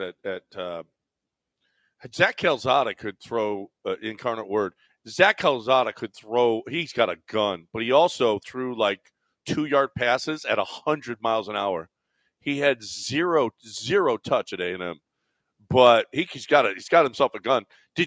Was it you, Lance, that sent the Cam Rising, Trevor Lawrence comparison? No, did you see that? No. Cam Rising and Trevor Lawrence came out of high school the same year. Cam Rising. No, I said that about Tyler Shuck out of Louisville. No, Cam Rising now both came out the same year as Trevor Lawrence. Trevor Lawrence is in his 4th year after 3 years of college, in his 4th year in the NFL. Cam Rising has another year of eligibility. Yeah, Tyler Shuck's he's had 7 years. The Louisville quarterback, 2 years at or 3 years at Oregon. How does Cam Rising have another year? Well, because the COVID thing screwed it up. No, but he's already been 7 years. Here's how. He has 2 medical red shirts, a COVID year. That's 3 extra years. 4 plus 3 is 7. But he's got another year now. Then it's another medical red shirt. You can't. I mean, honestly, how many medical red shirts do you give a kid? Honestly, it's got ridiculous. Cam, just go. You're actually a drag on the whole Utah program at this point. Move on. I think he is going. We just don't know where. Oh, okay, that makes sense. He's going in the portal. Yeah, that's what I'm saying. He said go get out of Utah, but he's just going to play someplace else. I just got a message. You want to know what the money is for quarterbacks? Duke just paid Tulane's quarterback $3 million. Yeah, Malik Murphy, I guess, saw it coming. He went into the portal after going 9-3 with Duke, and I think Mensah is the kid's name who's now going to be at Tulane. At Duke. Carson Beck can get $5 million from Michigan. The first half minimum. The Carson Beck we've seen. Well, they've already paid that kid $10 million. They gave Bryce Underwood all the money. Oh yeah, that's right. Yeah. They gave that's right. Carson Beck $5 million. Oh yeah. From why? What do you mean why? Why? He's a talented quarterback. He's just had a bad year. Yeah. So Tulane's quarterback just got 3. Tulane's quarterback is better than Carson Beck. 3 is the going rate. At least this year he was. Carson Beck is Notre Dame, Oregon. These are all teams that will dig around on. Carson Beck will probably go pro. I think it's a massive mistake. I think you're better off getting another year under your belt. Maybe go play in an Oregon system. It's good for rehabilitating quarterbacks. Dylan Brooks. I think Dylan looks great over there. He's a wee guy. Dylan Gabriel. Dylan Gabriel. Brooks. Not Dylan Brooks. Well, they're both Oregon Dylan guys. Gabriel, both Oregon guys. You look at what they did for Bo Nix over there. I think it would be good for a quarterback who needs rehab work. I don't think it's a bad idea for a guy like Carson Beck to go learn a different system, one that puts him in position to do something different than he's doing right now. And Oregon will pay. They paid Dylan Gabriel. They paid years ago. They paid before it was considered NIL, I guess, or maybe when it was still. They weaseled their money to get Bo Nix, and I think it was just a good spot for Bo. So it's a viable place. If Quinn Ewers wanted to stay in college football, I'd go to Oregon. He can't go to Texas. He already knows that. Texas fans want him out. He's disappointed with Texas fans. I've heard from his reps that he's really disappointed with how he thinks Texas fans are very unfair to him and that it kind of hurts his feelings. And so Texas is back, folks. And an Arch they want Arch, and the time has come. You got to go, Quinn. But I don't know that some of these guys would be well served to get this money that's out there for quarterbacks in college and continue their development, honestly, instead of going to the pros where the development, you're on the clock to start performing right away. The pressure's on. Sometimes you go to bad spots and then you're cooked after 3 years. You're Kenny Pickett after 2. Carson Beck's got 3 interception games this year. That's right. Throwing another 2 Alabama, game. Texas, Florida, right? Yeah. Yeah. And he was bad in the first half against Texas before he got hurt. He should not come out. No. Yeah, he was bad against Texas. He probably still goes late first. No, I don't think so. I don't know that the football character is what you want either. You can't play bad and not have intangibles. Intangibles and bad tape, not good. But what about the Cavinder twin he'll bring with him? Not good. Nope. That's a problem. Look what happens in the locker room if he's on a team with Stephon Diggs. Immediately, she gets wrecked, and they get the whole. She gets wrecked. Is what you just said? What? What's he known as? Well, he does that with rappers, girls. And what's his nickname? Not teammates, girls. What's his nickname, Del? Tell John. What do you mean? What's his nickname? Yeah. Well, DJ Academics, who he's kind of a DJ, but really just a guy who's He's really just kind of a shipster. He's a cult. He talks about the culture. What did he call Community D? He called Stephon Diggs Community D. And I said, what does that mean, Dell? And what does Community D mean? It means he spreads the D in the spreads community. it. Yeah. And you don't think he could be locker room D also? Really? No chance of that? I don't know if we have information that he sleeps with his teammates' girlfriends. I just know he sleeps with rappers' I'm just saying, girls. don't tell me about the girl that Carson Beck is bringing into the team with Stephon Diggs there. I don't want to hear that. Hey, I don't know that they'll be on the same team. God forbid. I like Community D. Yeah, fun. That's Community Diggs. Oh my God, you scared me. Woo. Community Diggs. Yeah. That's what it is. That's what it is. All right. Is Julian still there? What a bad teammate. Julian, what's going on? Hey, where you been, Julian? Long time no talk. Yeah, man, I've been a little bit hiatus. I did audio books for a while, and then I've been listening to the later shows after y'all. But anyway, nice to talk to you guys again. Alex Bregman, fellas, let's just pretend for a second that this isn't Alex Bregman, but it's a 30-year-old third baseman who hasn't hit over 270 since 2018. Let's pretend it's a 30-year-old that's not named Alex Bregman that hasn't hit over 260 in 4 or 5 years. Let's pretend for a second it's not someone named Alex Bregman who hasn't hit for over 30 home runs in 5 or 6 years. Would you still want to pay this free agent not named Alex Bregman this money? Does this hypothetical player, has he ever won a Gold Glove and hit clutch in the playoffs? This is. I'm just asking about this. I'm just asking about this hypothetical player. Is he good defensively or not? I had this argument with a buddy of mine the other night, though, and he's the same argument that Julian is giving. What are we talking about? $200 million for Alex Bregman. I understand that he has been clutch in the postseason. The way he starts every season, though, it's the same. He's a 270 lifetime hitter, and he really hasn't of late hit 270. He hasn't hit 270 since 2021, and he was right at 270. He hasn't hit over 270 since 2019.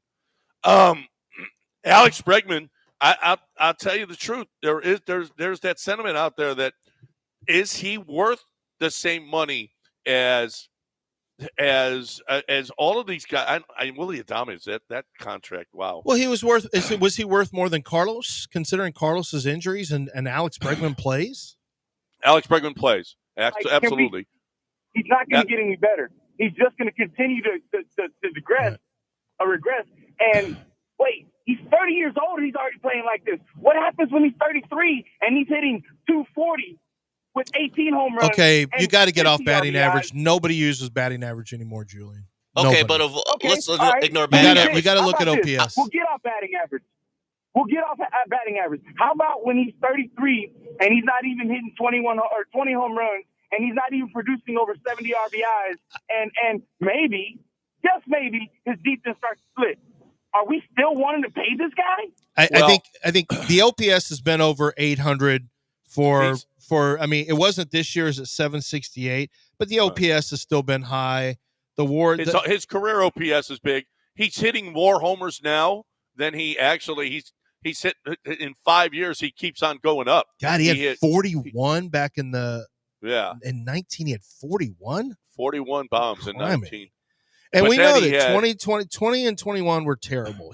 But he had 23, 25, and 26 in the last 3 years. He's actually going up. But if Alex Bregman did all the things you're talking about, but he did it for the Red Sox, and the Red Sox were like, okay, we can't pay you, are we adamant that this guy should be an Astro? I tell you the one area that no. I don't think Julian 48 career OPS. There's an emotional thing going on here that we need to acknowledge. You're paying for what he's done. Julian is not making a bad point. I don't think your point's bad, Julian. I just think that you did conveniently leave out the postseason stuff he's done, and then You're not going to you can't put a price tag, nor can we, on leadership in the clubhouse and kind of being one of the heartbeat guys. And then you got to mention the defense too. The defense matters. These are interesting stats, John, that are a little curious. He had more walks than strikeouts, or was right there neck and neck every single year except this year. This year, like last year, he had 92, year before last, 2023, 92 walks, 87 strikeouts. The year before that, 93 walks, 77 strikeouts. In 2021, which was not considered a great year for him, he had 55 walks or 44 walks and 53 strikeouts. This year, 44 walks and 86 strikeouts. He went from being a more walk than strikeout guy to going 2-1 strikeout to walks this year. That, and his OPS drop like that. That is a little bit. That is something that's curious to me, because it's the first time in his career that since really after 17 was, he was almost 2-1 in 17. It's completely flipped around for him. And he's been a walk to strikeout, almost a even or in most cases more walks and strikeouts. This year he was at an almost 2-1 clip.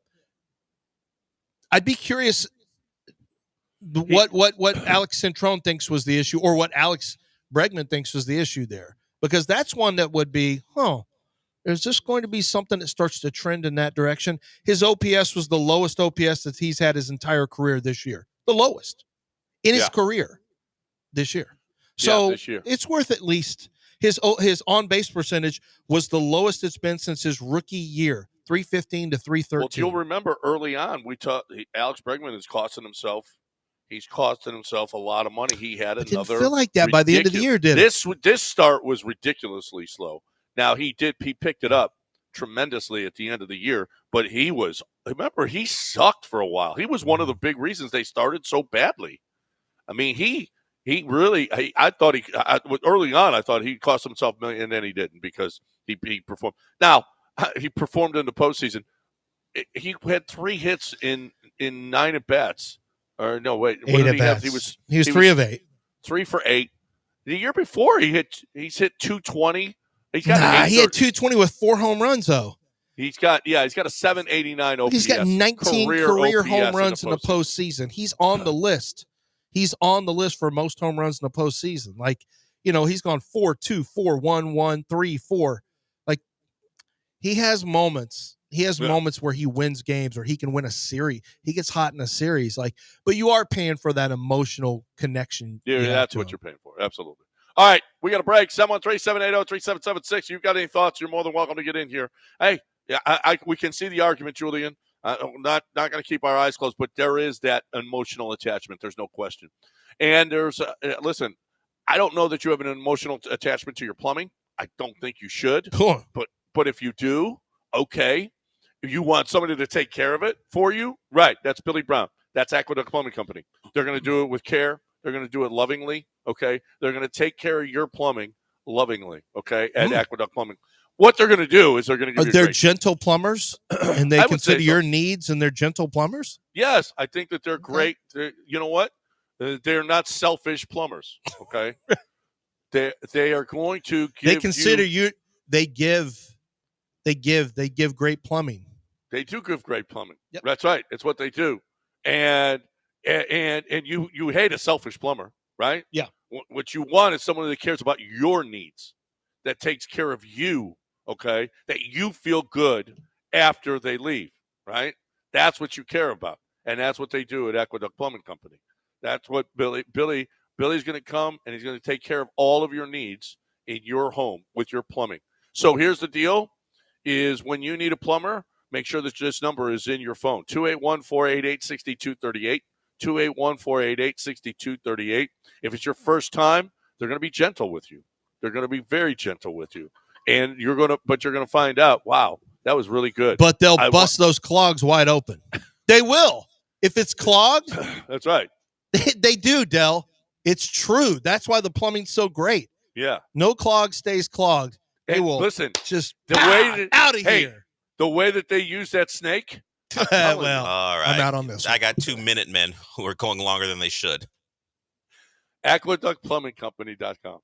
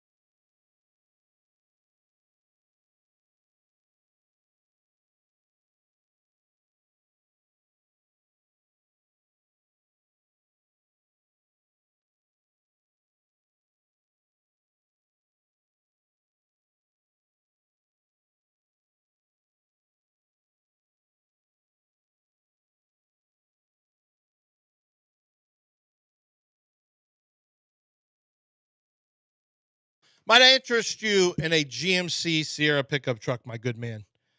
Because I'm telling you right now, they've got a deal that you cannot pass up.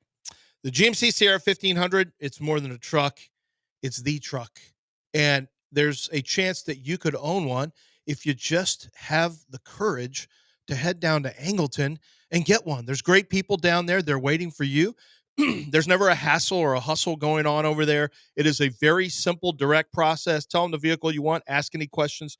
They'll give you the answers. They're not trying to lead you in any direction. But I want to tell you that right now, this is one of the vehicles that they have a program available on. 0% financing, 0% APR financing right now for well-qualified buyers. And it's available on the Elevation Crew Cab 4-wheel drive with a 5.3-liter V8 engine. So you got power. You got a vehicle that looks fantastic. It's going to be your second home, your home away from home when you're in Houston traffic. And, of course, you got the carrying space, which always comes in handy and rides incredibly smoothly. And they have additional dealer discounts if you just ask about it. So crazy good opportunity for you. Hustle down now to Gulf Coast Chevy Buick GMC in Angleton. GMC, we are professional grade.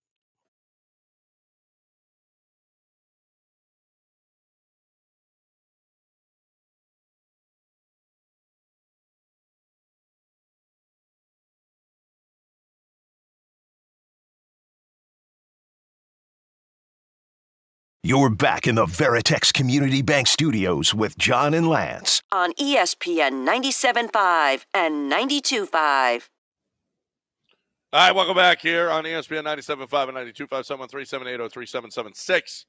713-780-3776. Pena's here. He wants to talk about some college quarterbacks. What's up, Pena?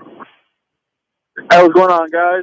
Hey, so y'all were mentioning about Carson Beck and Quinn Ewers that it's probably not best for them to enter the draft because they probably don't got their I don't know, they're probably not ready for the NFL yet. And y'all mentioned Oregon is pretty good at developing quarterbacks, but a new destination has opened up. Chapelville would probably be a good place for one of those guys to go to if the Oregon spot gets filled up. What are y'all thoughts about that? Thank you. Have a great day. Yeah. Well, yeah. Yeah, there's going to be that. Every year they're going to go out. Oregon's just going to go out and buy a quarterback, I guess. I don't know. But what about UNC now with Bill? And we didn't officially mention this on the show. Bill Belichick has agreed to take the job at North Carolina. So, in one of the most stunning moves, where so many coaches are looking to get out of being head coaches in college football, Bill Belichick says, "Oh, let me jump in here and take over this job." So now he's actually running an entire program. I think it's going to be too much for him. I don't think it's going to be a success. I could be wrong, but that's a weird turn of events for a guy who is all about pro football to jump into the college ranks. Yeah, I think he's going to care about his. He's got to go. He's got to get a bunch of NIL money, man. He knows the pro game. I would like to play for him. Who's the oldest college? John Granado Granado would. But who's the oldest college coach right now? Who do you think it is? Is it Bill Belichick? Most college coaches now are in their 30s and 40s, occasionally some 50s, but not at the biggest programs. Yeah, I would imagine. Marcus Freeman's in his 30s, I believe. Notre Dame. Sark's in his 40s. Guys, though? Sark's in his 40s. Kyle Whittingham. Of all of the Whittingham he's in his 50s. Yeah, he's got to be in his 50s. Yeah, there aren't many old ones. No, it's Mac Brown was. It's a young man's game. It's not an old man's game, and so these players aren't going to really care that much about Bill Belichick. Well, they're going to care about the bag. So you better have the bag. You better have the bag, but also I think that the parents are going to say, "Listen, this guy's going to get you to the NFL." You know, this is, and you know what? You're going to have to be disciplined. You're going to have to do the right things. But this guy knows how to. Anybody can get you to the NFL. That's a hell of a selling Cam Ward point, started at Incarnate Word. He went to Washington State, then to Miami. You can get to the NFL from anywhere. but listen, Saban got a lot of guys to the NFL. I mean, you get bag. Yeah. How much money, Bill? Well, I don't care about your. They'll get me the pros. I can go to the pros from anywhere. How much? Well, no, you can't. Deion can get you to the pros. And Look Bill at Shador. Belichick hasn't proven he can get anyone to the pros yet. He can say that, but who are his assistants going to be? That's important because if he brings Matt Patricia along, because that's what he wants to do. He's never guys coached. around him that he remembers. He's never been in a college game ever. Not even one job in college. He Nothing. needs recruiters and coaches who have a proven track record of doing what you're saying, getting guys to the NFL. You asked the question, oldest college coaches. Bill Belichick replaces Mac Brown as the oldest college coach. Yeah. Kirk Ferentz is next at 69 years old. Casey Keeler at Temple is 65. Kyle Whittingham, 65 as well. And Willie Fritz, 64. Mm-hmm. And one of the stars of coaching this year, Cignetti, at 63. None of those guys are known as portal guys, though. Not really. I mean, they're build-up program guys. I mean, you portal some, but Willie Fritz has been, low profile. Kirk Ferentz has been a hometown, an Iowa guy forever. It's the same thing over and over and over. And then Cignetti, that's a nice little story. He hasn't done it with star players. And then you mentioned Whittingham is just a good football coach, really good football coach. It's going to be interesting. I think it's uncharted territory. We don't see guys go from the pros to college. We know college to pro hasn't usually been successful in the NFL. At least it wasn't for years. Pro to college with a guy with no college experience who's older and needs to completely build a staff that's built for college, which is recruiting, BSing with agents. Like you got to have a couple hustlers on your squad, guys who know how to get down and dirty in the mud. You know that, John. You got to have guys like, I don't think Bill's going to have to be introduced, and Bill's going to have to. Well, he's going to learn a thing or two. It ain't running an NFL team. No, it's right. Different. It's going to be a lot. He better hire a lot of good college people, because if he brings all of his pro guys with him, you're right. He's going to be like, there's older guys. Dell just mentioned the older guys, and Chase just said, hey, Rich Rod, 61. Oh yeah, he's back in West Virginia. West Virginia now, yeah. So yeah, but these aren't the hammers of college. But football. they've been in all these guys have been in the college game, as opposed to Belichick. Who did Rich Rod put out pro quarterback? Nobody. Well, I think the purpose is to win a lot of games. Yeah. And he did that, at least at West Virginia. He's been good. None of these guys are like I said, I'm talking about in the playoffs. Playoff football guys. Cignetti, you mentioned, we've mentioned Whittingham, Cignetti, but primarily it's a young man's game. Well, Brian Kelly, 63. Mm-hmm. They're trying to get him out of there so fast. It's crazy. True. Enough of Brian Kelly. But Rich Rod did a hell of a job at Jacksonville State. Yeah.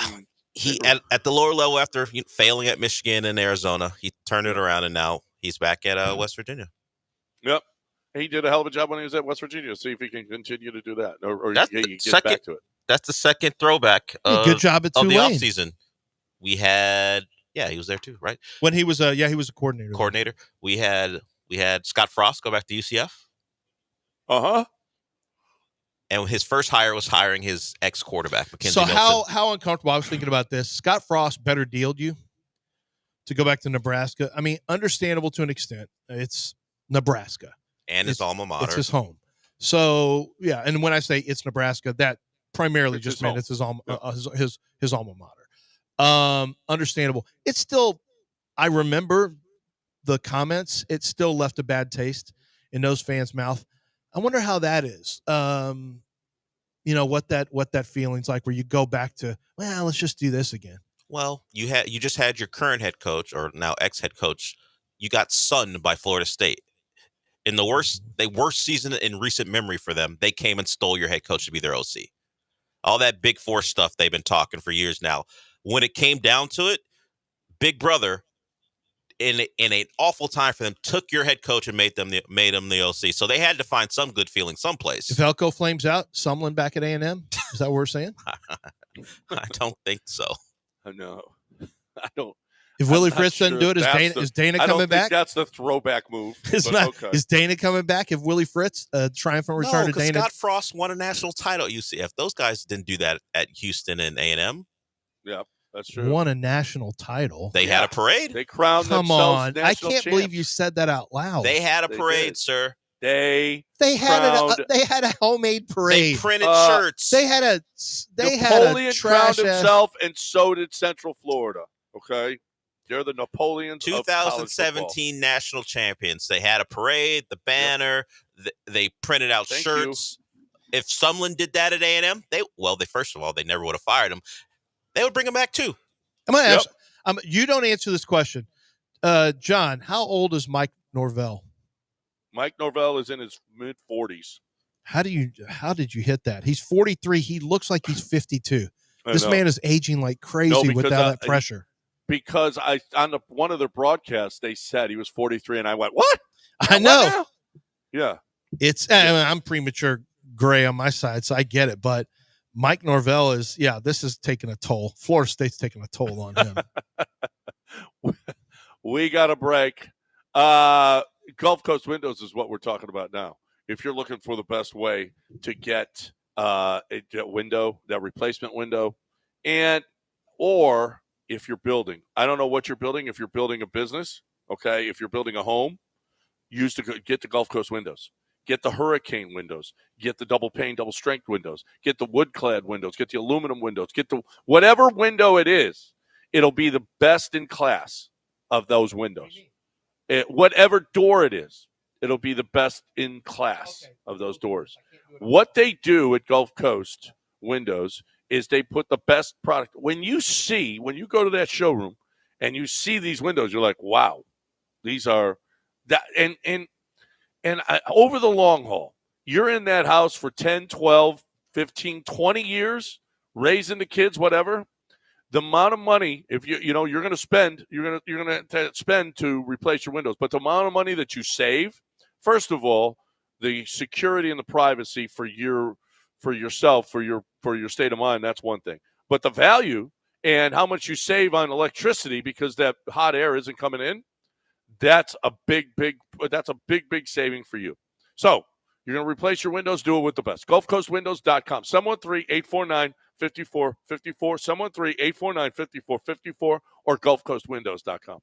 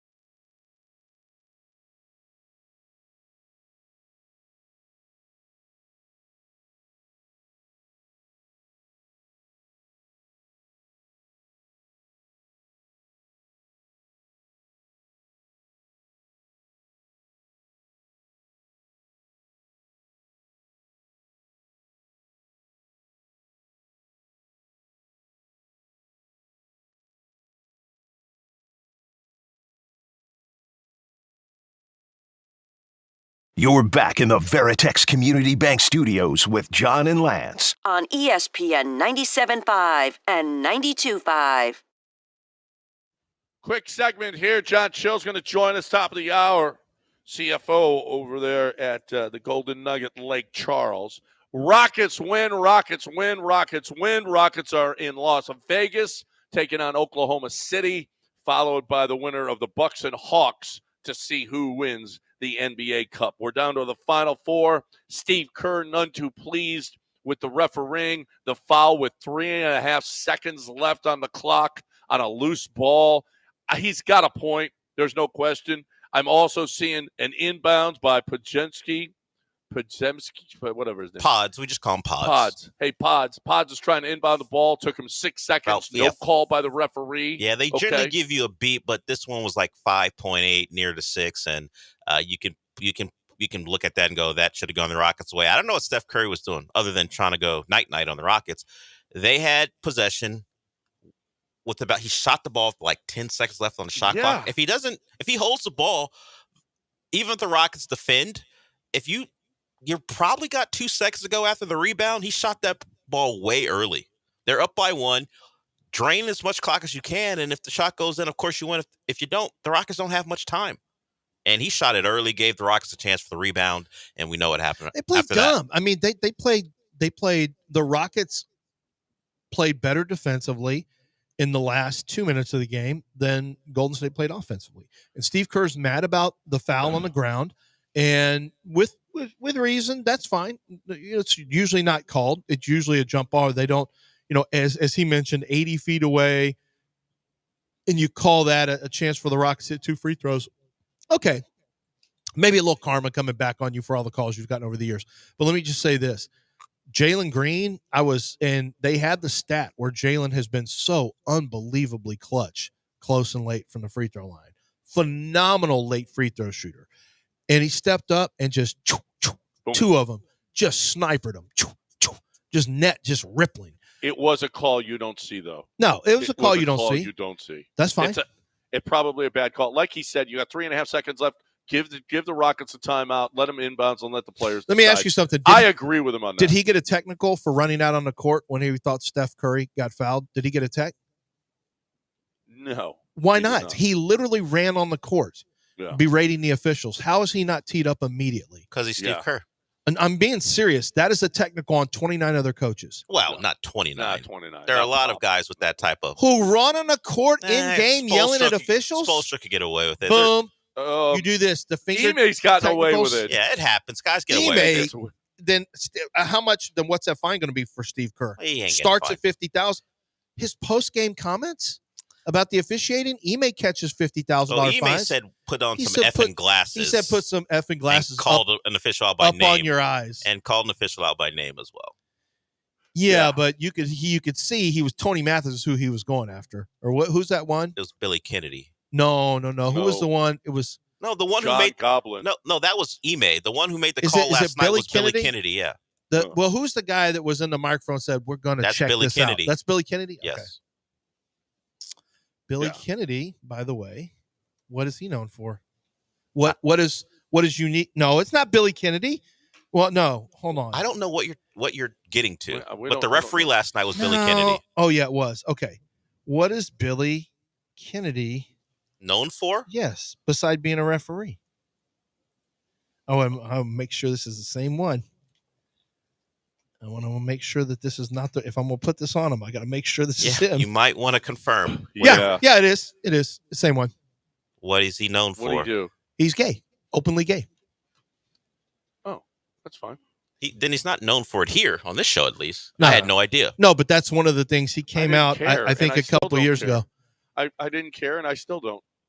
I don't care what he likes to do in his time. In 2015, Kennedy ejected Rajon Rondo from a game. And Rondo used a gay slur towards Kennedy, which resulted in a 1-game suspension. Kennedy later revealed, much later, that he is. Kennedy ejected Doc Rivers for Rivers reportedly used a gay slur towards Kennedy. So apparently Celtics adjacent decided we're going to drop things on Billy Kennedy. Yeah. Yeah. See, that's personal, though, as opposed to just, saying it. Well, I mean, what did And we don't know what Steve Kerr said. I don't know what he yelled at the sideline. I don't know. I would fine him. I'm sure you would. I'd fine him heavily, and I'd give him a technical. You can't just run out on the floor. Did he drop a those people on him?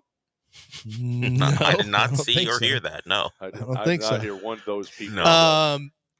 You know, why did Jalen Green catch the bench so long? Because he was having a poor night. Well, he was unbelievable in the second quarter. Jalen goes through, you never know which Jalen you're going to get. It's like a lottery scratch off. Well, it was you could end up getting a really good scratch. You could be the scratch. Wow, $50. Well, the scratch was 5 for 15 last night. Listen. Amen was 5 of 7. Amen, stay in there. Hey, Tari, he's 4 of 7. Hey, Tari, stay in there. But their best lineup, the defensive lineup they had when it was Jabari, Tari, Amen, Jalen, and was it Fred? No, and Dylan. That one was complete and utter terror defensively. We can expect a great game for Jalen in the semifinal because he stunk last night, at least shooting, and that's the vibe. So that's what he does. Semifinal, he'll be great. But coming up, we got John Chill. Yep, we got John Chill on the other side. We're going to talk. Well, maybe we'll get some odds on that. I got something for you here. Holiday season, no better time to get big, to save big on your next truck or SUV at Chastang Ford. 1.9% APR for 60 months on a brand new 2024 F-150, Explorer, or Escape. Let me say that again. 1.9% financing for 60 months on a brand new 2024 F-150 Explorer, Escape. Plus, they're throwing $1,000 holiday cash, no payments for 90 days. This holiday season, you can be in a brand new F-150 Explorer, Escape and not be paying for it and for 90 days. Drive it home today.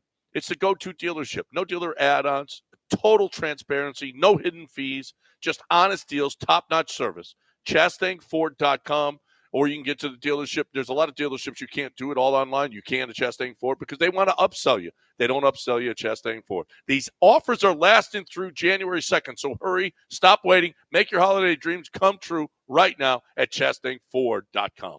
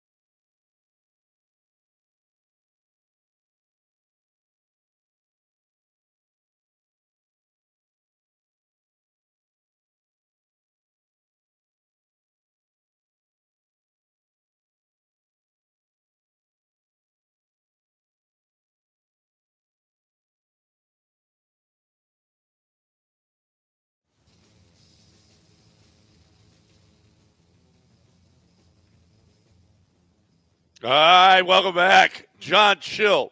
Yeah, I was just thinking, John. I wish my name was John Chill because then I would be chill with my Coors Lights. Keeping John Chill with my Coors Lights, right?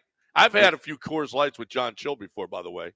People, me and John Chill sat at that bar at the DraftKings Sportsbook. We've thrown down a couple Coors Lights, haven't we? Oh, more than a couple, but yeah, we were chilling with some Coors Lights, definitely. That's what I'm talking about. So get on over to the bar. That's a great place to watch the games, sitting at that bar right there. And you had the 10th anniversary last week. How'd that go? It went very well. Yeah, we had the ceremony, the cake cutting, and we were busy for for December and had a lot of events going on, a lot of winners, and we keep on keeping that trend going this weekend too. So I've been there for the holidays before. The place is packed. The place is, that's where people want to spend their holidays, gambling, having fun, right? That's it. And it's every day. It's we're getting here to the end of the year. I'm just shocked it's the end of the year, but it's probably one of our busiest weeks of the year. That Christmas to New Year's week, and not only on a sports book perspective, but as far as gaming too on the floor. So that's a good time. We got new machines on the floor. So come down and check those out. We got everything out there ready to go for the busy month here. So yep. How'd the college football? How'd the conference games go for you guys? Yeah, we did. It was we didn't do too bad. We didn't have any big plays as far as losing. So we kind of split. And as a sports book, you'd like to make it up on the juice, but definitely as we're seeing the games didn't have as much impact. I think that was some of the issue with the handle last week. And the brackets came out Sunday. It's going to be interesting. We just saw the lines, and we're looking to see where the movement is. And I wouldn't want to be Oregon. It kind of stinks looking at the bracket that the number one seed could got to go through Ohio State and possibly Texas to get to the final. So it'll be interesting to see where that matchup is. The other one. You should be getting a lot of favorite money since there's a lot of big lines in this in the first round. Yeah, and you look at the winners. There's nobody that stands out. Oregon's plus 360, Texas is plus 360. The win it all. You got Georgia, 450. Ohio State 475. But that's for the championship. So you could definitely see that there's no one separating themselves as far as who can win this. But as far as the first week, starting to see a lot of Indiana money at 7.5. I kind of like it. I saw something on DraftKings. I was trying to pull it up right now where the highest scoring game, I think it's 3-1 is Indiana Notre Dame. And I think that could be possibly a shootout. Yeah. There. Notre Dame has been pretty good defensively, but they've been very good offensively. So I like that one. So there's a prop for highest scoring game. That's interesting. That's a pretty good one. I was trying to think of the other ones. That is interesting. I kind of like Notre. You know what? Notre Dame's had some challenges against. Well, they had Army and Navy, and they just kicked both of their asses. Certainly, Indiana is better, but I don't know that Indiana is going to be ready for this stage. If you want to know the truth, I know a lot of people are jumping on Indiana, and I like Curtis Rourke, but Notre Dame has been here, done that. I like Notre Dame in that one, and I like them big. Maybe Indiana will get a backdoor cover late, but especially if it's a shootout. But yeah. I think listen, we saw that with SMU in the first half against Clemson. They weren't ready for that stage. No, they weren't. No, and then you saw what they did in the second half, and Indiana could be that way. What gets me, I'm waiting. That half point, get that backdoor cover at 7.5. That's the only part I don't like about that game with Indiana. I think the only team that stopped them was Ohio State when he started blitzing them. They've been able to put points on the board all year, so it'll be an interesting game. Well, they had the muff punt, the snap, and they just those kind of things will add up and hurt your team. And I think that they proved that against Ohio State. They weren't ready. They weren't ready for that kind of stage. What's anything pro wise going on? Anything funky you're seeing? We're seeing some line movements tonight. We're starting to see, some Rams love this week or tonight. So, they look good Sunday. I don't know if this will be a letdown with the big game they had Sunday, but looks like San Fran, they got the injury bug. They're the mash, basically a mash unit now. And it looks like, I think Debo made a couple comments last night. So I don't know if that locker room's starting to, feel the losses they're having and all that. But we're starting to see some movement on the Rams and some money on the Rams this week. The other games I'm kind of going through them right now is that, we're going through, where's the big one here? Oh, Dallas. We're seeing some line movement there. A lot of Carolina. That's another game. They hung with Philly. They're playing better lately. Yeah, they have. Yeah, I mean, they're one catch away. Last 3 games. All of a sudden, Carolina's they're covering, and that obviously the book is. I think you're probably making money off that because people are remembering the Panthers how bad they suck, but they've been playing better football. They have, yep, and I think with Dallas, another one I think's got some locker room issues going on there, and I don't know if they're going to pack it in here for the season, but we're seeing some movement there with Carolina. I think it's over 80% now they handle there. Pittsburgh, Philly, that's moving a little bit. I think Pickens news being out. This might be the game where I think we're going to miss Pickens here. So, that's going to be interesting to see that. But the handle's still on the Steelers at 5.5. Wow. Yeah. And so another one is Baltimore. Laying 16, that's just in the NFL game. Woo! Yeah, that's a lot of points. And they're seeing over 75% of the handle right now. Even though they're laying that much? Yeah. Man, Sharps will come take that. We'll just come pick that up on principle alone at some point, I would think. Yeah. Take the other side of that. To see that. Yeah, but the Giants are so bad. Yeah, they are. Bad. I mean, let the game get to 17 and they'll take 17. Maybe not 16. Yeah. We'll see. We'll see about that. We'll see. What we got any fights coming up? Yeah, we got the UFC fight in Tampa this week. I'm still recovering from a Volkov decision Saturday night, but that was interesting. But we got Buckley versus Covington. That's interesting as far as the line movement. Buckley opened up at a plus 145, and he's already at minus 260. So a lot of money on Buckley. And I kind of like Covington. He's taller, larger. He can wrestle. But Buckley, he punches with some ferocity. So it'll be an interesting fight. But again, I'll take Covington at the odds at plus 220. A couple boxing matches this week. So got a full slate. Just getting ready for the playoffs. We're looking at doing some things with the brackets and all that. So might be some announcements here shortly on college playoff football and see where that goes there in DraftKings. But it'll be a good night there. Got Mark Chestnut tomorrow as far as the concert. And, ready for another weekend. Get ready for Christmas week and all the bowl games. It'll be interesting. Yep. Be ready to rock and roll here at the Nugget. Yep. Let's go. If you're looking for a place to get those bets down, it's at the DraftKings Sportsbook right there. John Chill every week with us right here on ESPN 97.5 and 92.5. As always, John, keep Louisiana chill. All right, throw some Coors Lights down and keep Louisiana chill. Keep chilling in Louisiana. All right, baby. See you guys. All right. And I'm talking about the Golden Nugget right now. I'm talking about you getting over there. Just make your reservations for this because it does.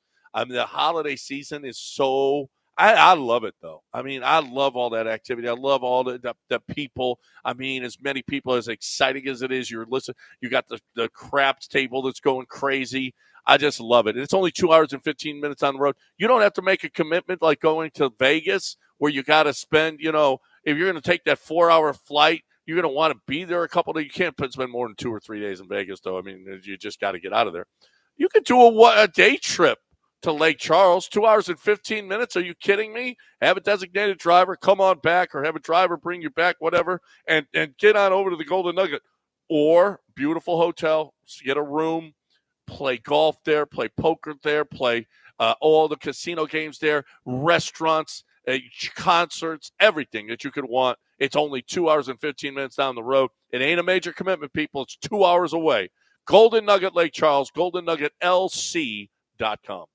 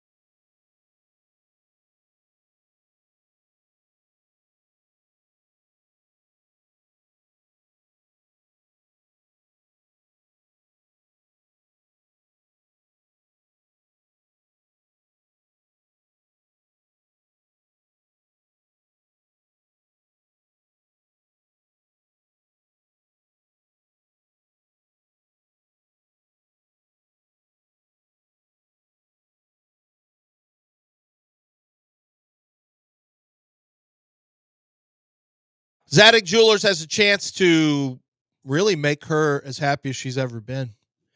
I mean, if you can't do it, Zadig Jewelers can. I can promise you that much.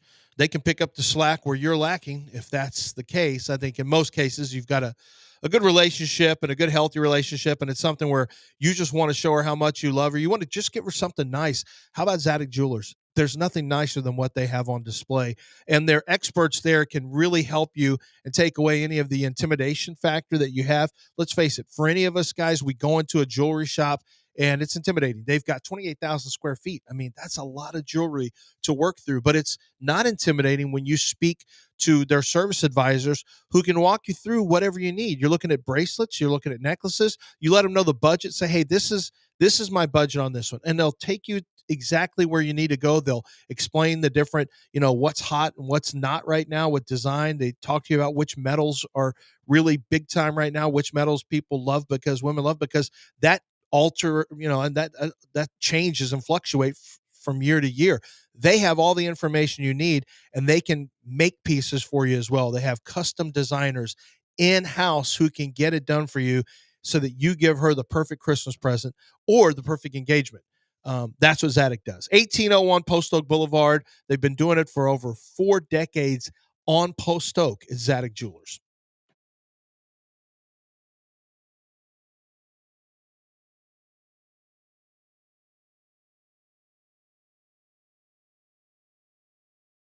You're back in the Veritex Community Bank Studios with John and Lance. On ESPN 97.5 and 92.5.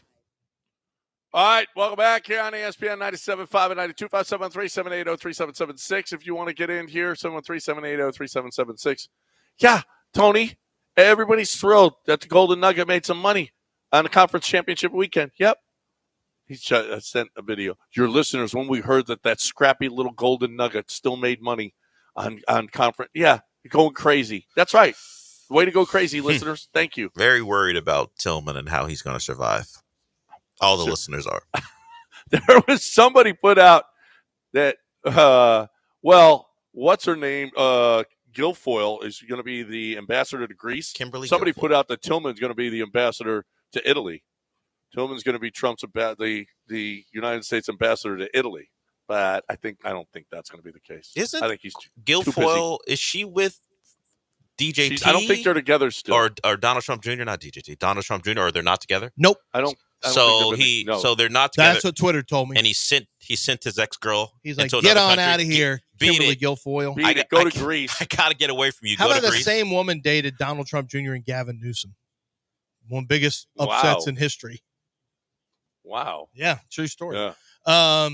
Also, the Jets apparently are really disappointed, people in that building, that Woody Johnson, the owner, was not – and Woody was very disappointed. He thought he was going to go be an ambassador again, and Trump didn't pick him. So Woody is going to be in the office. Woody's going to be there running the Jets. They are none too pleased. That's bad for the Jets. Yes, it is. That's bad. Isn't it delightful that he'll post a video from his account, showcasing one of his players and what they did the week before? That's the only positive thing that comes from him. Of course, they're having a losing year. He'll go to Twitter and go, "Hey, it's Breece Hall day," and he'll show clips from Breece Hall running. Didn't play over the weekend, but I'm glad that as much as Cal's involved, that he doesn't take to posting about the game right after a loss, because that's all that Woody Johnson does now. Well, that's all. It's all he got is losses. What are you going to do? I would just stay off the account. Well, yeah, just don't. Like post Cal can be visible on AMAs, on just Reddit. Throw up the age and make some burgers. And showing up to the field and sitting in on the Casero press conferences, he adamantly defends his linebacker. But I'm glad Cal's not on Twitter. Yeah. By the way, I mentioned Bill Kennedy is an openly gay. I didn't realize he came out like in 2015, so he's been out for 9 years. And he's the one that was on the microphone saying, "Rockets, it's not a flagrant." People were not happy with him because it was not a flagrant when Draymond Green literally tackled Alperen Şengün. Was not somehow that's not a flagrant. I'm not sure. I mean, there's hard fouls. If you continue it down to the ground as a tackle, Aziz would have got 3 games. Well, he did get 3 games. That's what I'm saying. And Draymond would say, "Yes, I grabbed him, but I didn't want him to fall to the ground, so I was holding him." Yeah, he didn't injure him. I get that, but fans weren't happy. But anyway, apparently Rajon Rondo got blasted with he blasted a gay slur to Kennedy, and Kennedy came out shortly after that, which put even more heat. Kobe Bryant dropped the F-bomb on Bill Kennedy and got $100,000 fine. Was that on Kennedy? That was on Kennedy. I looked it up. That was Bill Kennedy. Yeah. So, you wonder. And who else did you say? Doc Rivers hit him too, yeah. I mean, you wonder, these guys, you wonder if these guys said that out of frustration and literally slurred him. Like literally hit him with slurs, knowing damn near what they were doing. Yeah, because they knew. Or they greatly suspected. Yeah, I didn't know the backstory. Or they just say that anyway. Yeah, I mean, that word is used quite a bit, no matter what the sexual orientation of the other person is. But who knows? Maybe they did know who they were flinging it at. Well, maybe they did. Maybe I think they had. They probably had an idea. And I think that makes it even more damn. If you just say it and you don't mean it, like personally.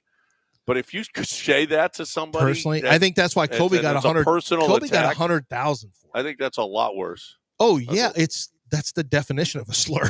Yeah, when you do it as a personal attack, you are literally slurring that person with that being defamatory because of their I don't like my friends will say it every once in a while, and I'll just be like, "That's disgusting. Don't say that anymore." And you just shut it down. You strike me as a guy who will be you're anti whatever. If somebody's doing something, anti-slur. You're anti everything. Yeah. If somebody's doing something that you know is not right, or they're like, "Hey guys, don't be." I'm not afraid to speak up. You're not afraid to say, "Be better." Yeah, that's me. What's fun? I don't know what's funny. What's funny? What do you? The I am not afraid to speak up thing just tickled me a little bit. Like you're not afraid to speak up. I'm not. Is that what you see when you think about John? I'm not saying John. See something, say something. I'm not saying John would ever say a word. I've never heard him. I'm not putting that on John. I'm just thinking about John's would run to make sure. Hey, yeah. You watch it. What? Hey. Instead, it's not see something, say something. Unacceptable. It's say something. Tell them not to say something. Yes. Don't say something. You will not be in my friend group.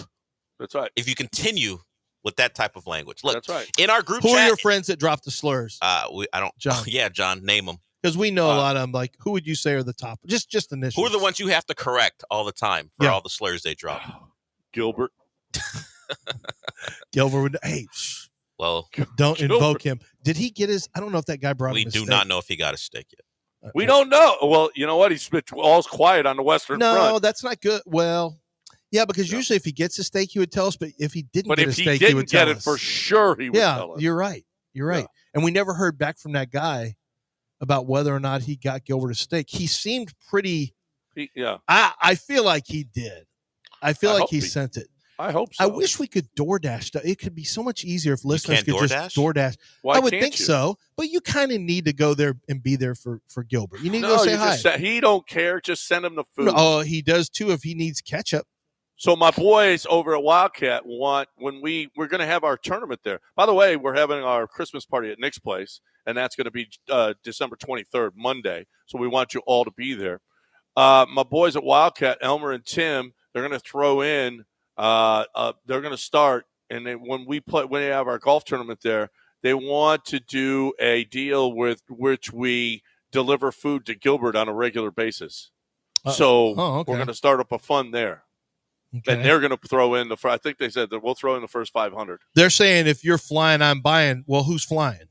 Well, you could do a DoorDash thing. Okay, we have to make sure with Gilbert because the nurses there may not want to help him with, hey, turn my iPad down, hey, or my Kindle down. Hey, give me that ketchup. Move me over here to the chair. Have to do that stuff himself, or if he physically can't. Well, then they're doing it now anyway. So what's the difference? So I mean, sending him food is not going to make that big a difference. But so we're gonna get that together, and if y'all want to get into the Gilbert Eats Fund, then we'll go. Gilbert Eats. Is that what we're calling it? Yeah, that's a pretty good name for it. Yeah, Gilbert Eats. So, and because Lance, you and I both were there. Yeah, it's bad. It's not great. You guys would feel, and so has John. Mega Blast is there. Tiger was there. It's not. I mean, it's an assisted living home, and it's not one of the nicest ones. So you'd feel, yes, trust us when we tell you that we are saying these things out of concern and care for Gilbert. And if you want to help, and many of you have expressed that you do, it's just a matter of logistics. We'll try to make that work. Here is, what's that guy's name? Will. Here's Will. He's the guy who delivered, was supposed to deliver the food to Gilbert. Let's see if it went smoothly. What's up, Will? Hey, I delivered that steak. And I actually, Lance, if you check your Twitter DMs, I sent you a photo. Oh, you did? Yeah. Okay. I did not see it. Okay. I was going to tweet all about this, but some crypto scammer hacked my Twitter account and got me suspended. So I've got a new account. So just check your DMs, and there's a picture of Gilbert eating his steak. You got to send it again. I do not have it. I'm looking right now. I don't have it. Will, nice job. It's also on the ESPN Facebook page. I sent a message. Okay. So have your intern check that or something. So corn on the cob, fries, awesome. Steak, right? All the way. Okay. You talk about Michelin star restaurants now. I mean, no, I'm just kidding about that. But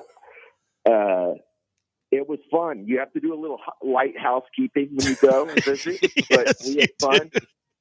And And man, that guy crushed corn on the cob like I have never seen. Oh, I mean, loves just that. it's gone in like a second. Yeah. And I also asked him about some of the music. You know, he's like a music encyclopedia. Like, what year did the song come out? And he nailed everything. Like, I was like, Captain and Tennille, Detroit Rock City, da da da. And he's like, oh, it was 1935. Yeah. And yeah, man. So we're gonna win this week. Good for you, Will. Thank you. He wouldn't give a score prediction, but yeah. Sorry, Dell. Yeah, Sorry, Dell. Thank you for your We're going to win Will. this week. Okay. Yeah. I'll survive. Gilbert gave us because of Will, we got to win this week. Thank you, Will, for your service. D'Amico says something in the post game about this. Thank you for your service, Will. Okay. I'm proud to be an American where they're driving Gilbert corn on the cob. And he eats it kind of violently with his teeth. It is, if you watch Gilbert eat corn on the cob, not what? Great. No, it's all, it gets all over. It is violent. I will tell you, you cannot manufacture a win. Gilbert has to make a prediction.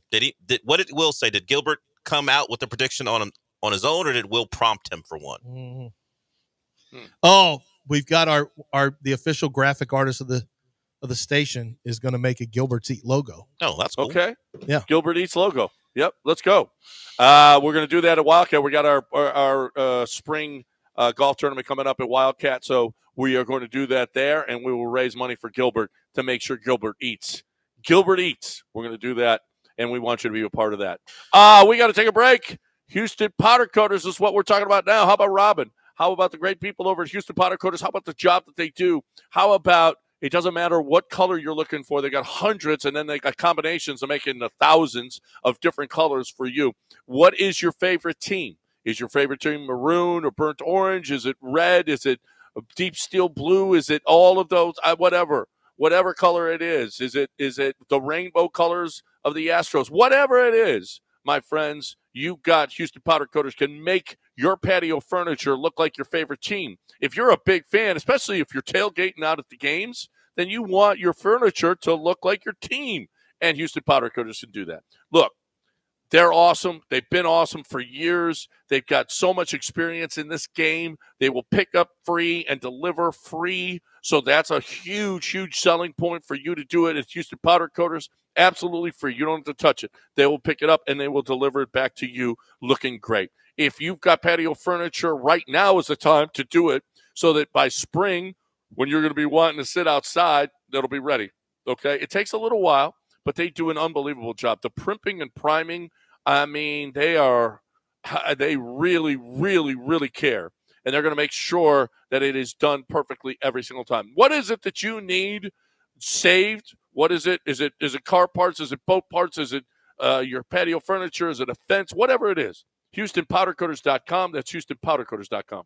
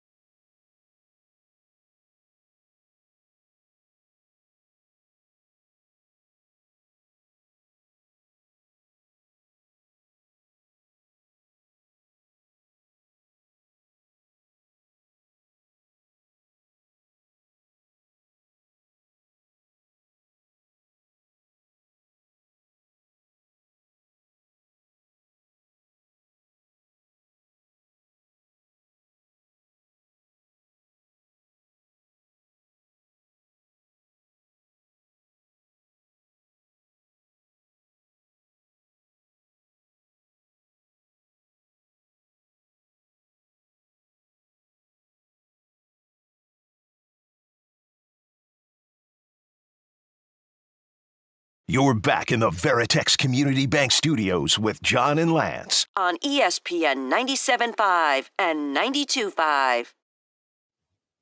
Welcome back here on ESPN. How about a little privacy, Del? How about a little privacy? That's all we're asking for. All right? Joe Burrow not happy that everybody knows about his supermodel. His privacy was invaded in more ways than one. He was not happy. He answered questions about it during the press conference that he had with the Bengals. Speaking of quarterbacks talking about getting their places robbed, Tua told everyone, hey, I got armed security. Watch yourself if you come to my house. He said, come. He's come like, get some. If you want to come, just let know it be known. They're armed. Yeah, I love that. I'm just telling you, man, you got to put some of those thieves down, and then it stops. It's called a deterrent. Stopping power is a big deterrent. Oh, yeah, you think? Mm-hmm. Somebody's sitting with a shotgun in your living room? Yeah. Supposedly, South American Crime Ring was the one that's responsible for the Kansas City Chief thieveries. Let's face it. I mean, it doesn't take an incredible crime ring to understand that football players are not there at their houses on game day. So, especially in road games, home games, road games, whatever. So, yeah, it's always, I watched a terrible documentary. It wasn't terrible. It was called The Bling Ring. I bet Dell's watched it for some reason, but. Oh, I've seen it. Have you seen it? It's about, it's about these like snotty little kids in Hollywood who would break into Paris Hilton's house and all these. Yeah. And they would, and I was always shocked at how many times they said the door was left open. Like they would leave. They didn't even have to break in. Yeah. Doors were left open. What? And where's there how in the world was this happening with no security cameras, no security lights, no security, no alarms going off? You just leave your doors open? What is wrong with you rich people in Los Angeles, John? This is crazy. How are people getting it? So Joe Burrow could just have his house they break a window and that's it, and you just get in and get whatever? You mean there's no alarm system? There's no security rushing to the house? It's found by his maid / influencer / model friend. Yeah, I don't know if maid is the right word, but okay. Friend. Well, she's there. She works for Joe. That's what the mom said. She cleans the house. I'm assuming. Well, it depends on maybe IT work. Depends on what he grew up watching at home, because there are certain categories where a maid cleans your home. Categories. So maybe Joe was like, you know what? Let me hire a maid. She could work. She could be an only model. An only maid. All right. So been saying how egregious Joe it was in Paris with his back blown out. He had a jacket where it was fashion. The back was cut out of the jacket. Yeah. And for some reason, Dell started this thing where we said back was blown out. Dell started it. You started it. So which is more started, honestly. Which is more egregious, that or this Lamar Jackson soundbite? What made me want to make my own cologne is me just wanting to smell good. Okay, people may not know this about me, but I rather prefer girl perfume or something, some real soft. So that's what made me want to create something unisex, instead of just all about us men. I was like, man, I like to smell like a female sometimes. So get something that can, be in between. Can you describe the scent? Wonderful, soft. For the women, sexy probably.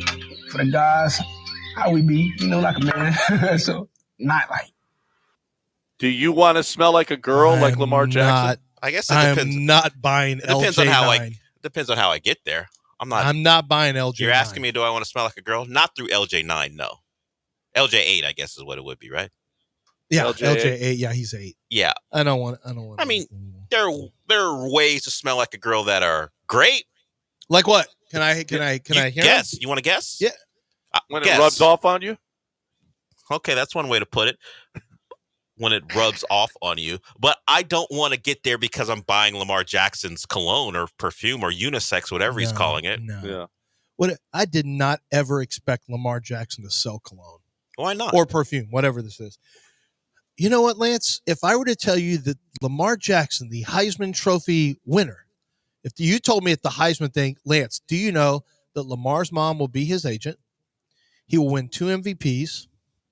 He will turn down all shoe deals forever and all of eternity because they don't think they're good deals, but he will still wear the shoes for free and give them free advertising. And he will make a unisex cologne.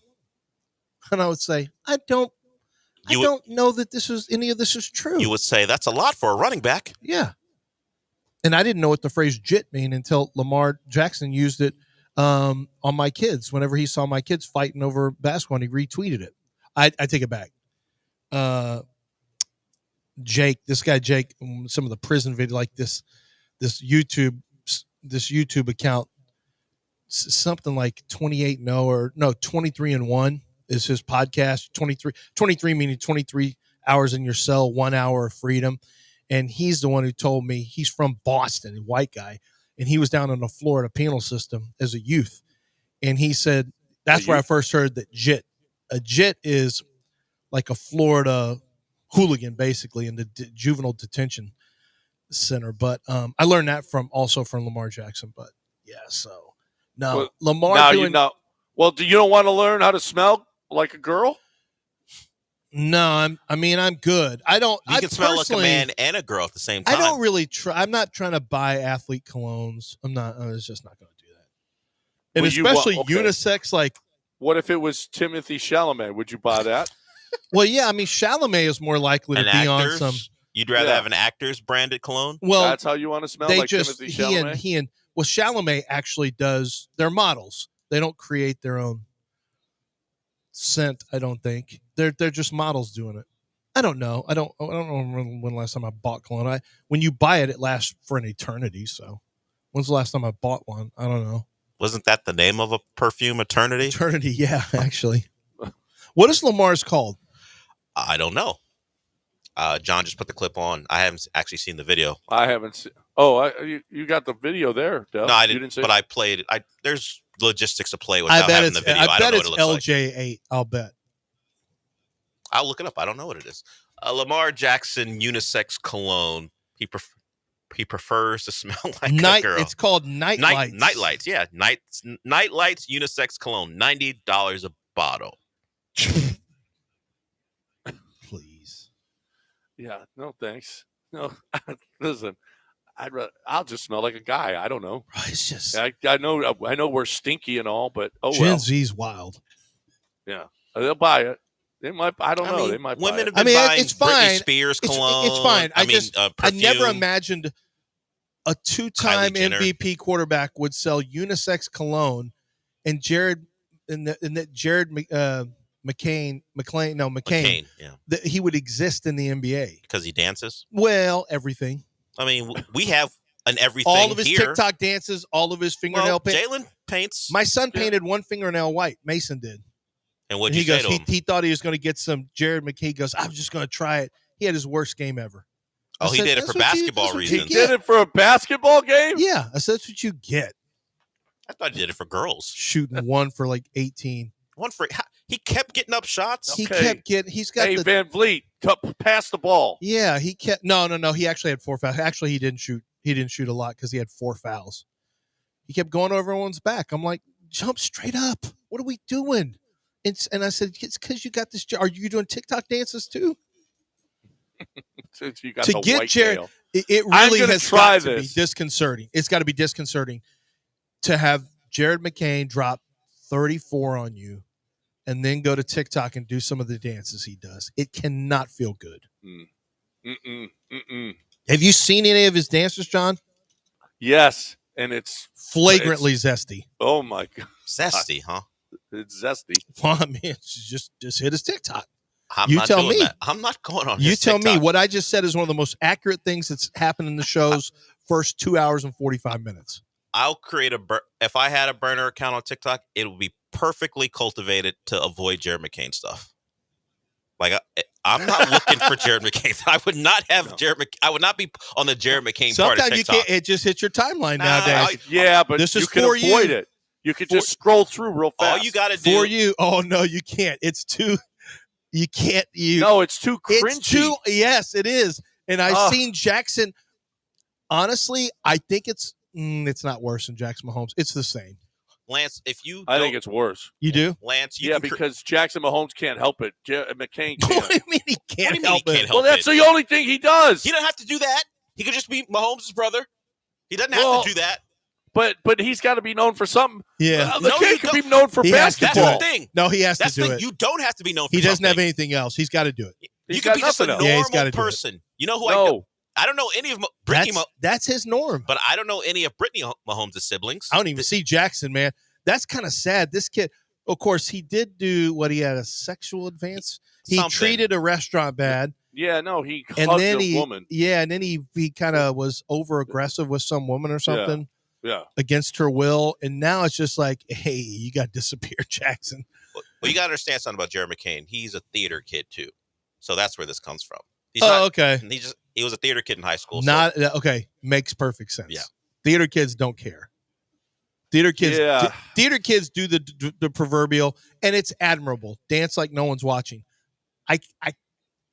I can do the improv stuff, and but I'm not a theater kid. I don't have that kind of. I'd rather my kids dance like someone was watching, or just not dance at all. Yeah. Well, you know what? Dance, that's fine, but dance like. Well, he's doing all the dances kids his age do. He's just doing them. Dance like your teammates are watching. And is what John's you just saying. don't like the dances that he's doing. I don't see any TikTok and dances. Not Texas Ranger minor league teammates. Well, those. What? Okay. No.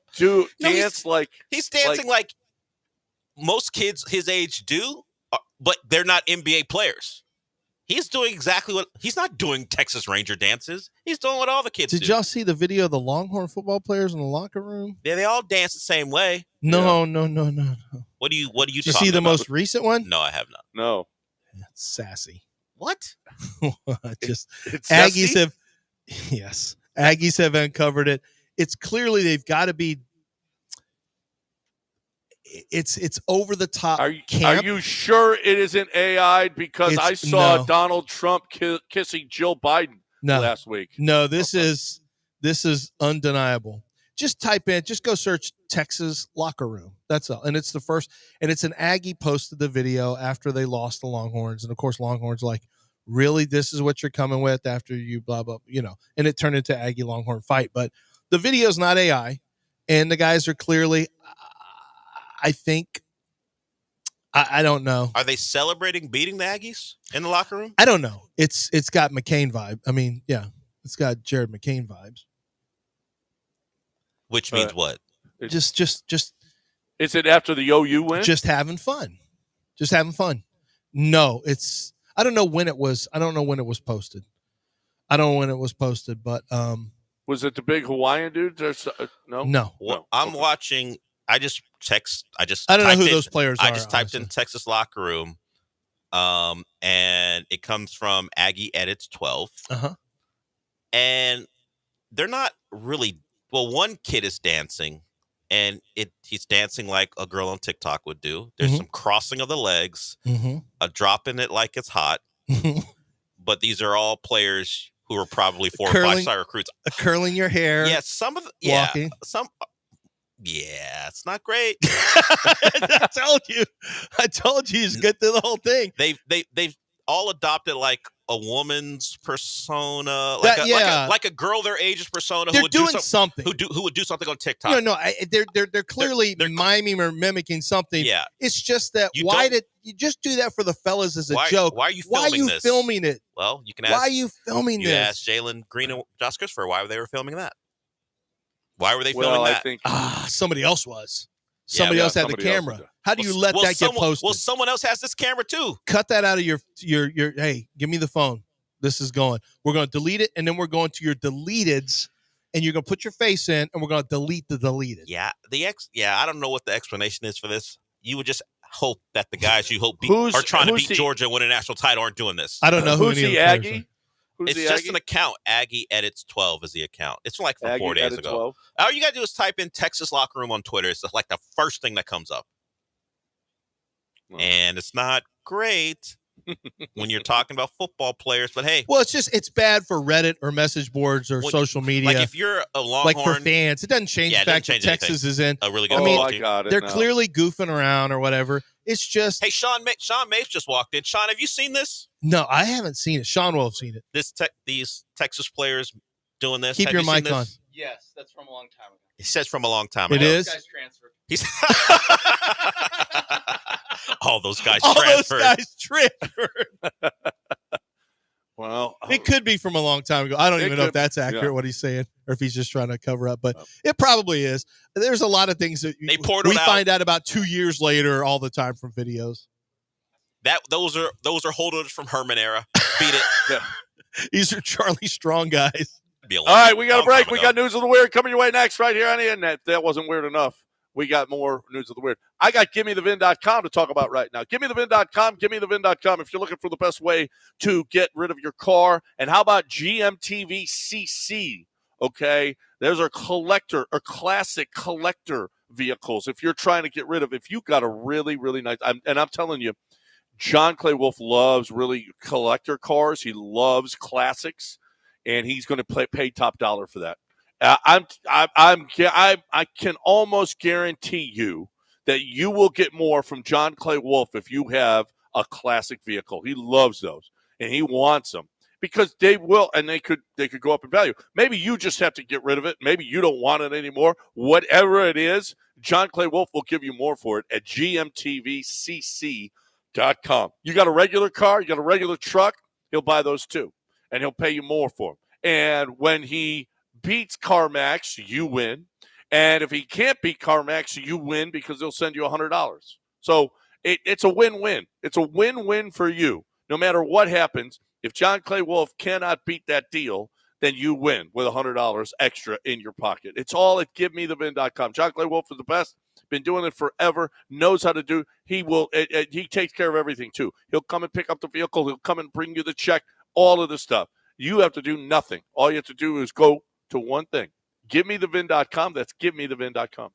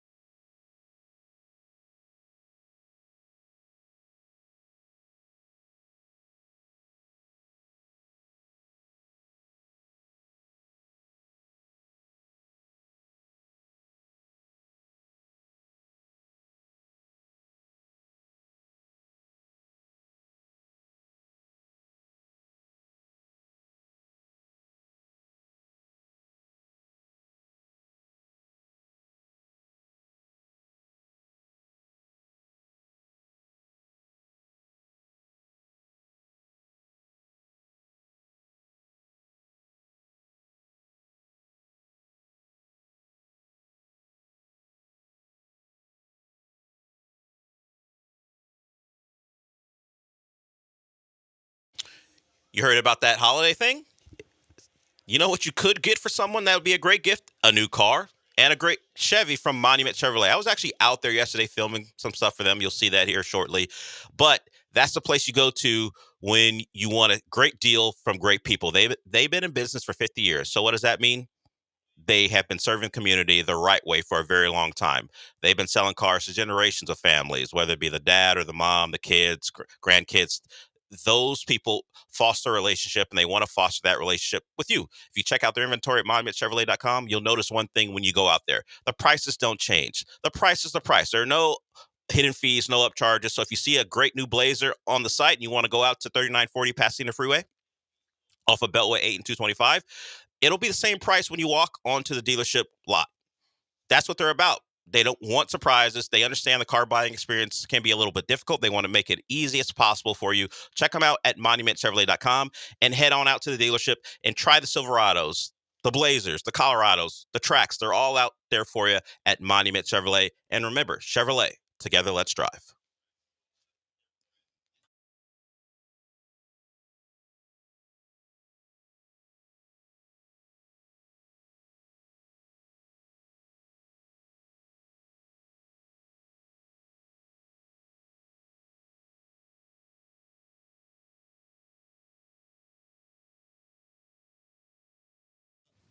How far would you guys go for sex?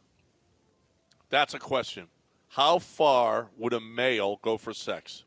Well, you mean driving distance? Well, no, swimming distance. Oh, no. Zero. Maybe back in the day, 50 meters.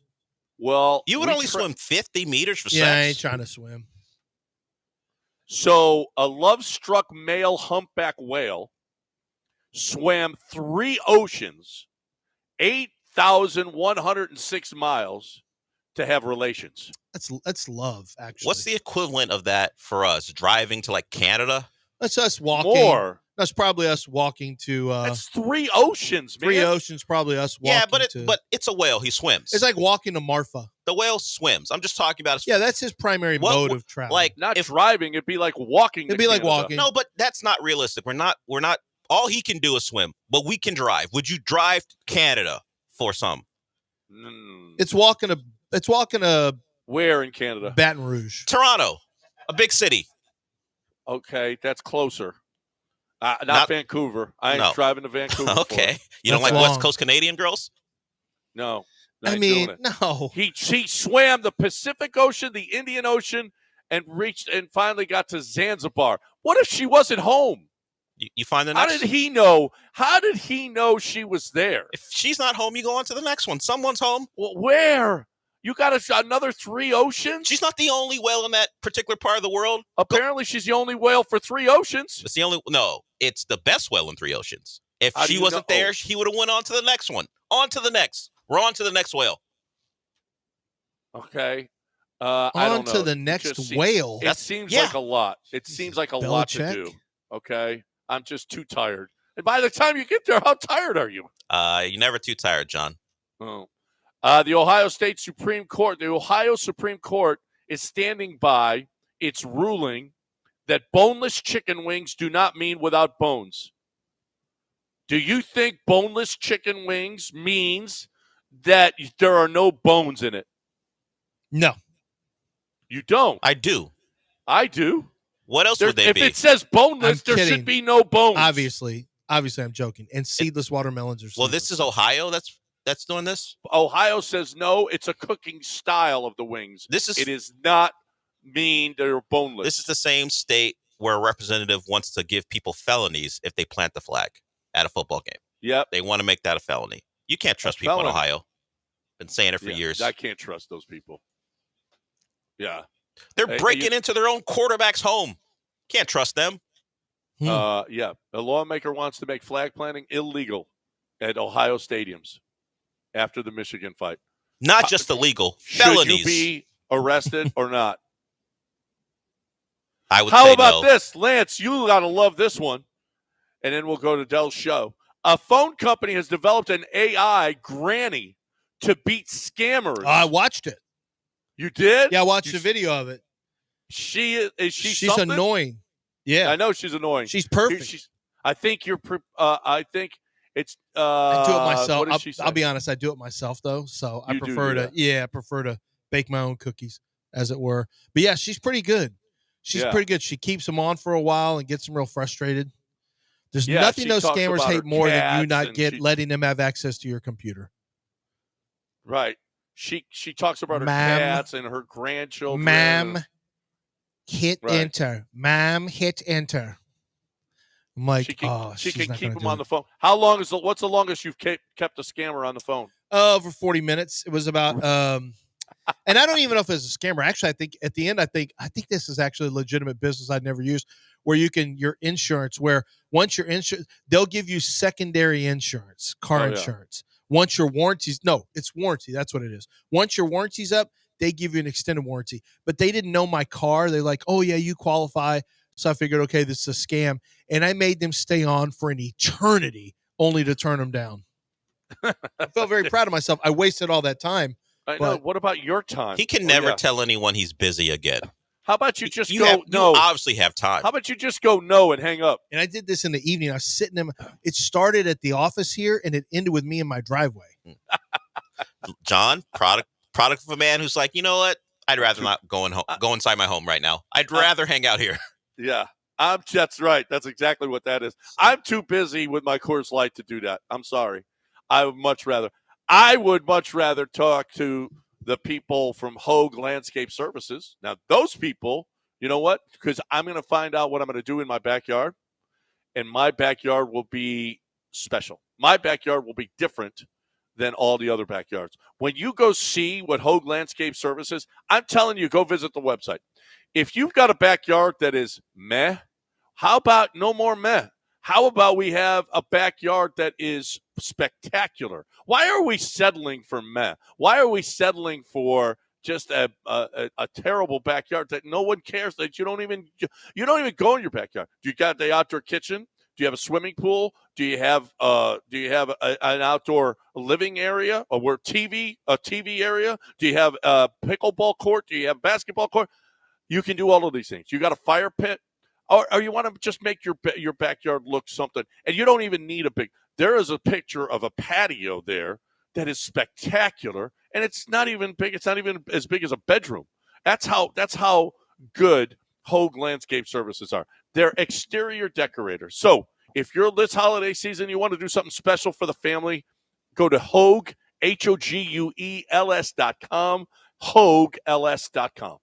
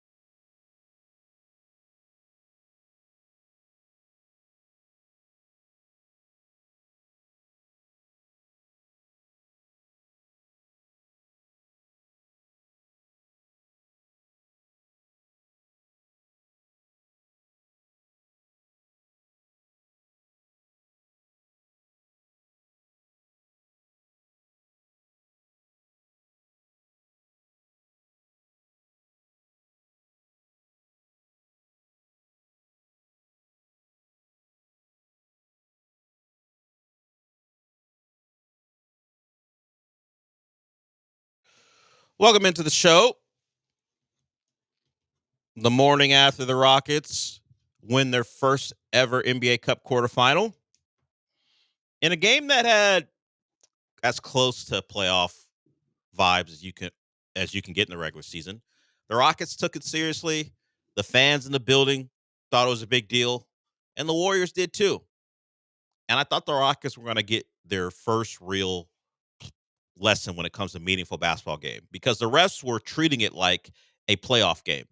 Şengün late was not moving Draymond Green, and he wanted calls throughout that fourth quarter.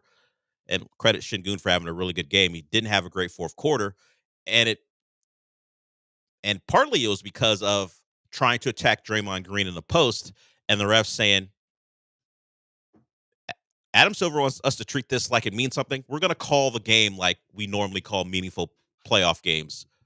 And Şengün did not get calls. He was frustrated by it, and it leads back to what Ime Udoka said about him, that he's got to play through that stuff. He can't be someone looking for calls, playing into hoping for fouls, and keep that European in this game is what he said, even though there was some debate about that.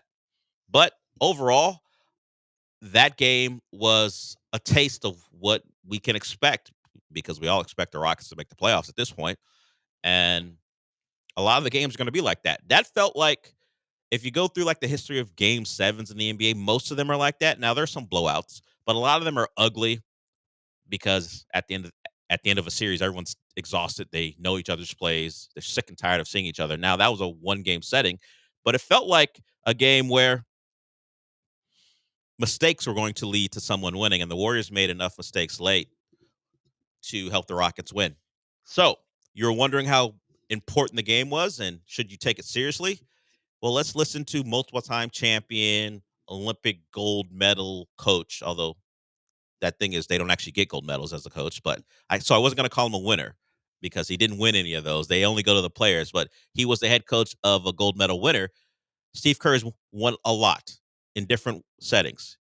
How important is the NBA Cup? Well, let's listen to Steve Kerr after the loss. Benefits of not playing until Sunday. I mean, 3 days off has been a pretty frenetic schedule. I'm not ready to answer that question. I'm pissed off. I wanted to go to Las Vegas. We wanted to win this cup, and we aren't going because of a loose ball foul 80 feet from the basket with the game on the line. I've never seen anything like it in my life, and that was ridiculous. Thank you. That was the very end of his presser. He had a longer diatribe about officiating. I think the official in question is Billy Kennedy. He was the one who made the loose ball foul call, and that was after a Steph Curry contested three that didn't need to be taken. The Rockets are down by one after a Şengün layup to make it 90-81. The Warriors could have taken the clock down all the way, and even if you take a last-second shot, you talk about the time it takes at the rim and trying to secure a rebound. The Rockets may have had 1 to 2 seconds if it goes their way. Of course, it could bounce around and they never get the ball. But Steph Curry took an ill-advised shot. He was looking for his night-night moment. He did not get it, and it gave the Rockets an opportunity to get on the ball. And then you follow up the loose ball with Peyton the second. Instead of holding it or calling timeout, he tried to make a pass, and Jalen Green, credit to him for getting on it. They got the fortunate foul call. That's what Steve Kerr's complaining about. And then Jalen went down and knocked down a couple of free throws, and on the ensuing possession, which you might have said was a 5-second count against Pods and the Warriors because they're out of timeouts, they get the ball in. Jabari Smith blocks a shot, and the Rockets win 91-90. And in honor of that, if you're looking at us on YouTube or Twitch or Twitter, Sean has his 713 Rockets hat on to honor the Rockets making the semifinals of the NBA Cup, the Emirates NBA Cup. And they will face the Oklahoma City Thunder, who beat up on Dallas the night before.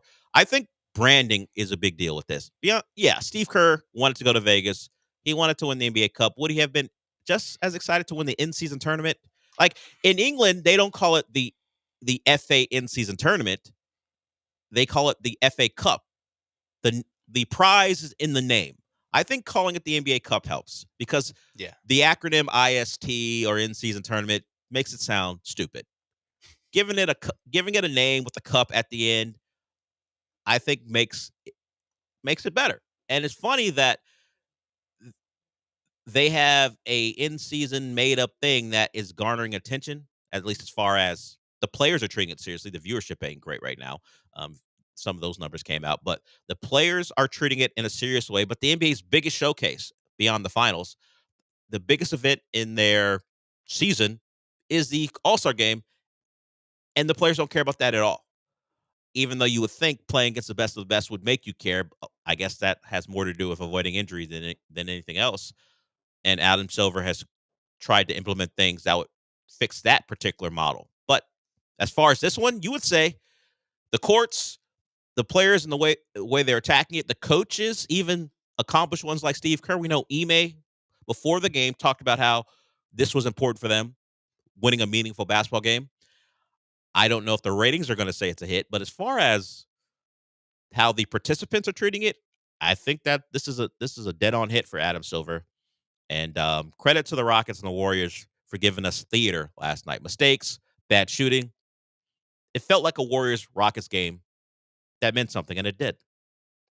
I can't see that name, but someone wants to talk Rockets. We'll get to that in the next segment. So, Sean, your 713 flat brim snapback hat is on. You watched the game. We will talk more about the game, but your impressions on your Rockets coming through when it mattered. Yeah, it was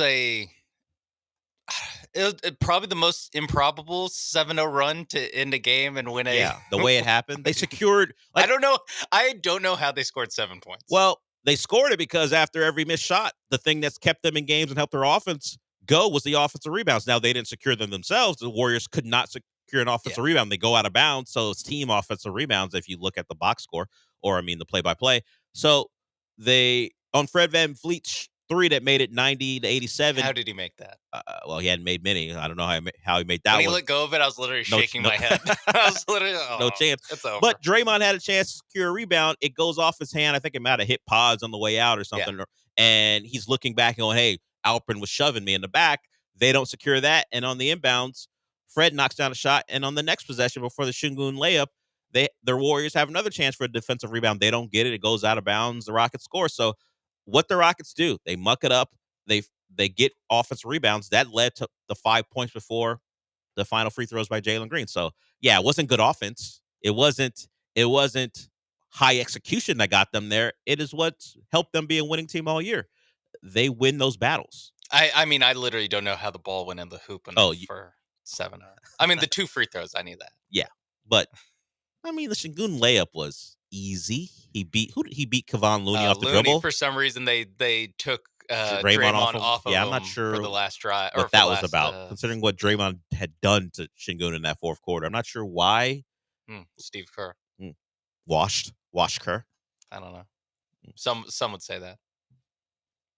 This one. And then Steph Curry, glory hunting. Yeah, that was what that was. There's no real basketball reason why he took that shot. At that point. I did think it was going in. Of course, it's Steph Curry. I think it's going in, but it wasn't the right basketball play. No, like a 3 isn't terrible, but just taking it with 10 seconds too early. Yeah, maybe even 12 seconds. As I said, you could run that shot. You can run the clock down. You don't actually the thing is the Warriors didn't have to score another.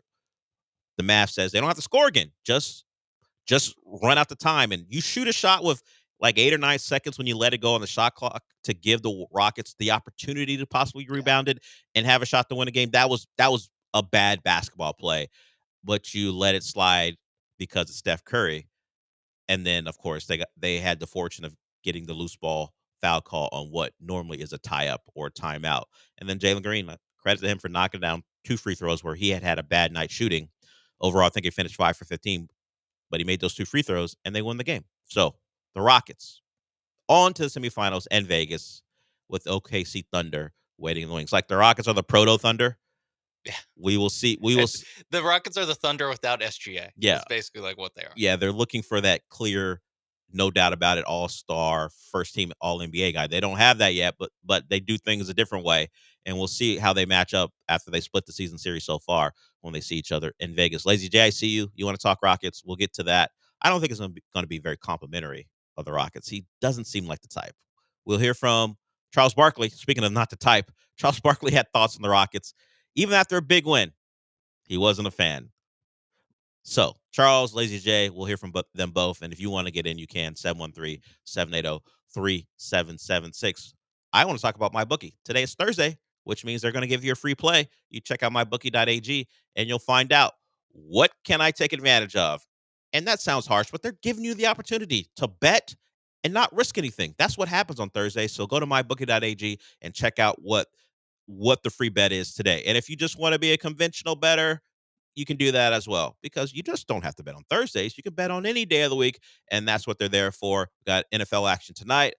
We have regular NBA action, regular season action back with NBA Cup over, at least until the semifinals. You can take advantage of that too. Hockey, obviously college football. You can place your bets on who's going to win a national title.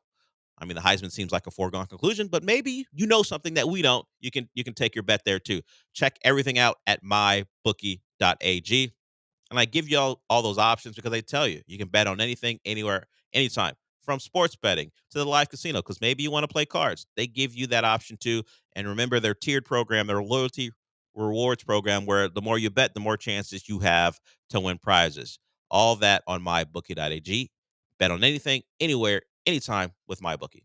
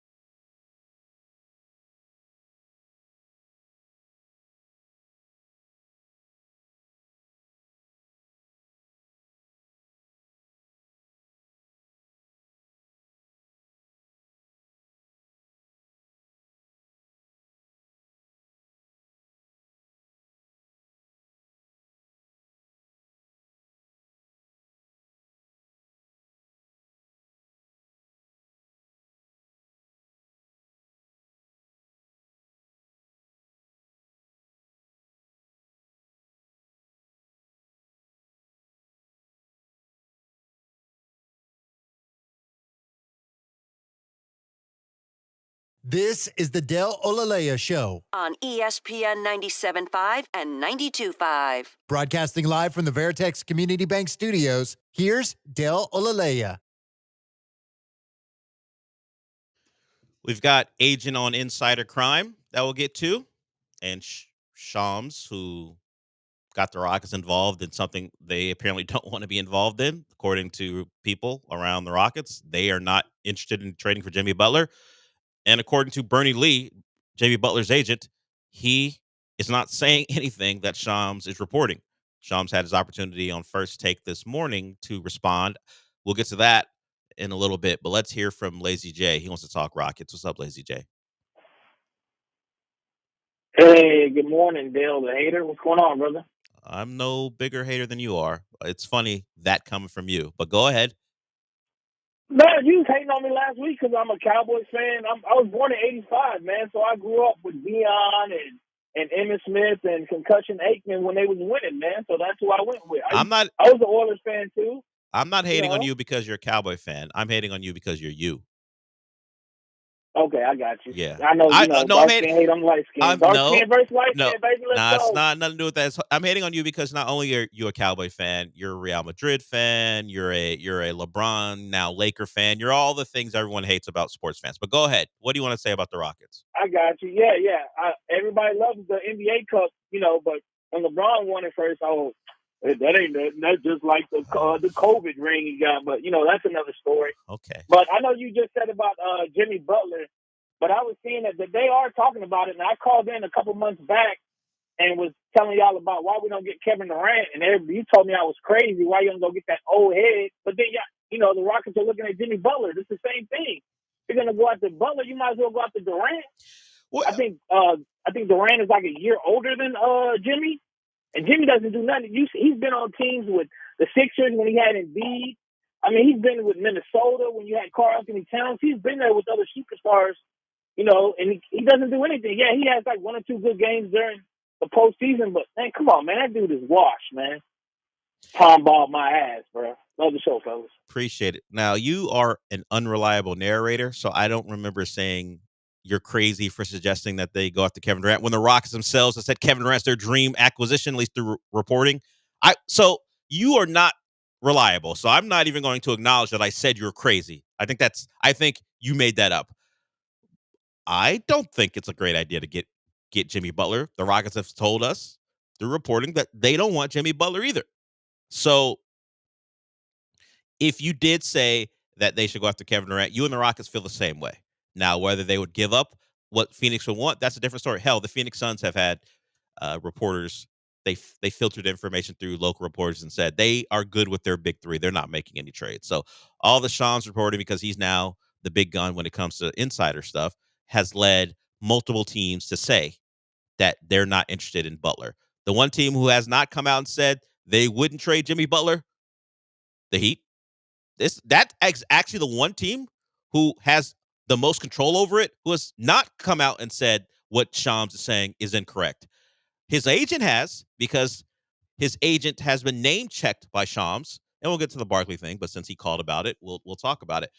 His agent is Bernie Lee. He's a guy who tweets about the games that his client is in. He'll tweet about basketball in general, and he is known not to F with Shams. They don't have a great relationship. They don't talk, and Bernie Lee has decided enough, Shams.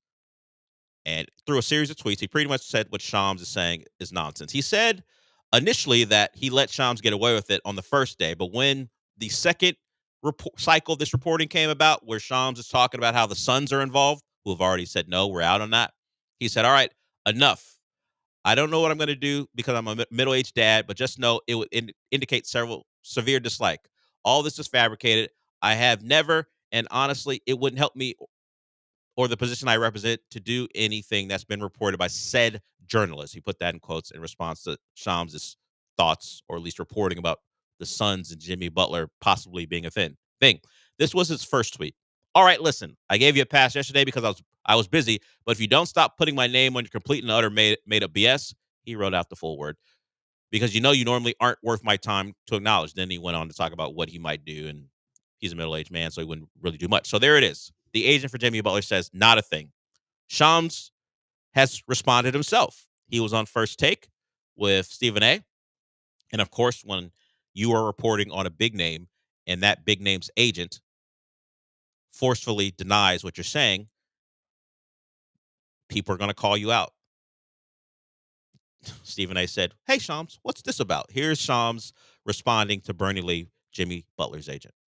And then I saw Jimmy Butler's agent come out and say something about your reporting on that particular story. I know you wanted to comment about that. I want to hear what you have to say. I 1000% stand by my reporting. It's fully vetted, and as a professional, that's what I do. That's what I get paid to do. That's what I'm going to do. Report truthfully and accurately. That's what this is. Period. What did you report exactly? Remind the audience. So Tuesday, I reported that the Miami Heat have begun listening to trade offers for Jimmy Butler, and Butler prefers a win-now destination. And 3 of the teams on Tuesday that I reported that his agent has indicated in league circles that he is open to: the Mavericks, the Rockets, 2 of the Texas teams, as well as the Golden State Warriors. Yesterday, I added that there was another team also in that list, the Phoenix Suns. And that was the reporting. And so I 1000% stand by it. It is 1000% facts. So there it is. We'll see if Jimmy Butler's agent has anything more to say, but you can put Shams to the fire by saying what he's saying is crap, because he can't actually come out and go, this guy told me, this guy told me. But when you mention the agent's name, I guess it gives him a way to fight back. So we'll see. In fact, Jimmy Butler was asked about his future, and he said, I could tell you that I'm happy here, but there'll probably be a report that comes out that disagrees with that. So I'm not going to say anything about it, really. So there we are. The Rockets have said no, they're not interested. The Suns have said they're not interested. We have not heard from the Warriors, and we actually have not heard from the Heat as well. So maybe by process of elimination, he's a Warrior by February. I don't know. And the Mavericks haven't said anything either. That's the other team we haven't heard anything about either. So maybe the Mavericks and the Warriors are really interested, but the Heat apparently are listening to offers, but he won't be a Rocket. And the Rockets are just fine. They're just fine. This show has talked about the timeline. It's not even matching up. We think they're just fine, but Charles Barkley appears to disagree. This is Charles after the game, and Ernie prompts him with, like, hey, Rockets impressive, right? Or something like that. And Charles, that's like a layup to go, yeah, great young team, so on and so forth. You're probably feeling pretty high on the Rockets if you're a Rocket fan. If you're not listening to Space or watching Space City Home Network, you were watching the TNT broadcast. And you're like, yeah, I want to hear what they say about my team. Well, you probably didn't want to hear this from Charles. Impressed with the Houston Rockets? They don't have any idea how to play basketball. Play good defense. But they play the game strictly on talent. Like, they should have won that game by they got so much more talent than the Warriors. But that's one reason I say they got a great record. They're not ready for prime time because the refs had to give them this game tonight. They got a bright future, but man, they're gonna have to learn discipline. They're gonna learn to take care of the ball. They're gonna have to learn shot selection. And all of that to be said for a team that has like 3 guys under 23 in the starting lineup. But sometimes it happens faster. Like, you ask Kenny and Shaq, like, sometimes it comes together. Like, they got a lot of talent, and they can't play like they used to be. Like, they relevant. They got a terrific coach. Now they got to learn, like, we got to take care of the ball. Yeah. We got to stop taking bad shots. Like, Jalen Green, he almost had 9 points again, except for those 2 free throws. Yeah, Jalen Green didn't shoot the ball well. We talked about that, but he did make the 2 biggest free throws of his career. Will we say that? That's easy to say that, right? Yes. 2 biggest free throws of his career, right? I mean, no doubt about it. What are we talking about? Yeah.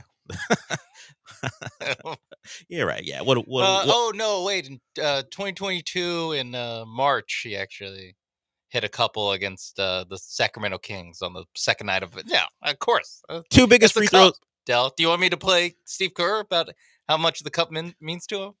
We can later. Sure, we can remind people how much the cup means, even if you don't think it means much. If you think it's the NIT of the NBA, tell it to Steve Kerr. He wanted to go to Vegas and win it. Jalen Green, like, normally I would even think, like, oh, maybe like a NCAA tournament. Jalen Green played for G League Ignite. Yeah, you don't even have that. This is honestly the first year, maybe the second year.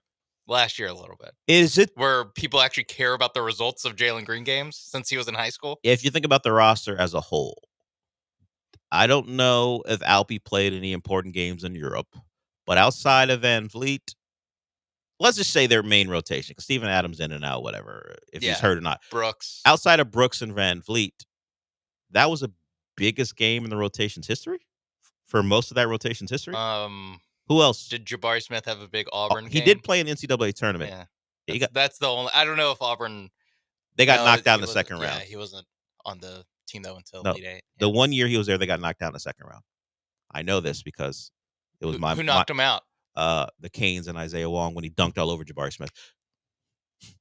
They Elite Eight run then, Final Four run the next year, and it's been dog turds since. It's the be patient with Jim Larinaga. Okay? Yeah, well, to what? He's 85. He's got plenty of time to get things back on track. I don't know if he has plenty of time in his career and in life. Oh, that's ugly. He's an older. After I did that to Pat Riley. Yeah, what are you talking about? He's an older man. He doesn't have that much time left. Oh, okay, then you can let him go, and then you'll hire Phil Jackson, like your UNC football. Yeah, we'll get to that mostly because of an NC State quarterback, their main rival, at least in football.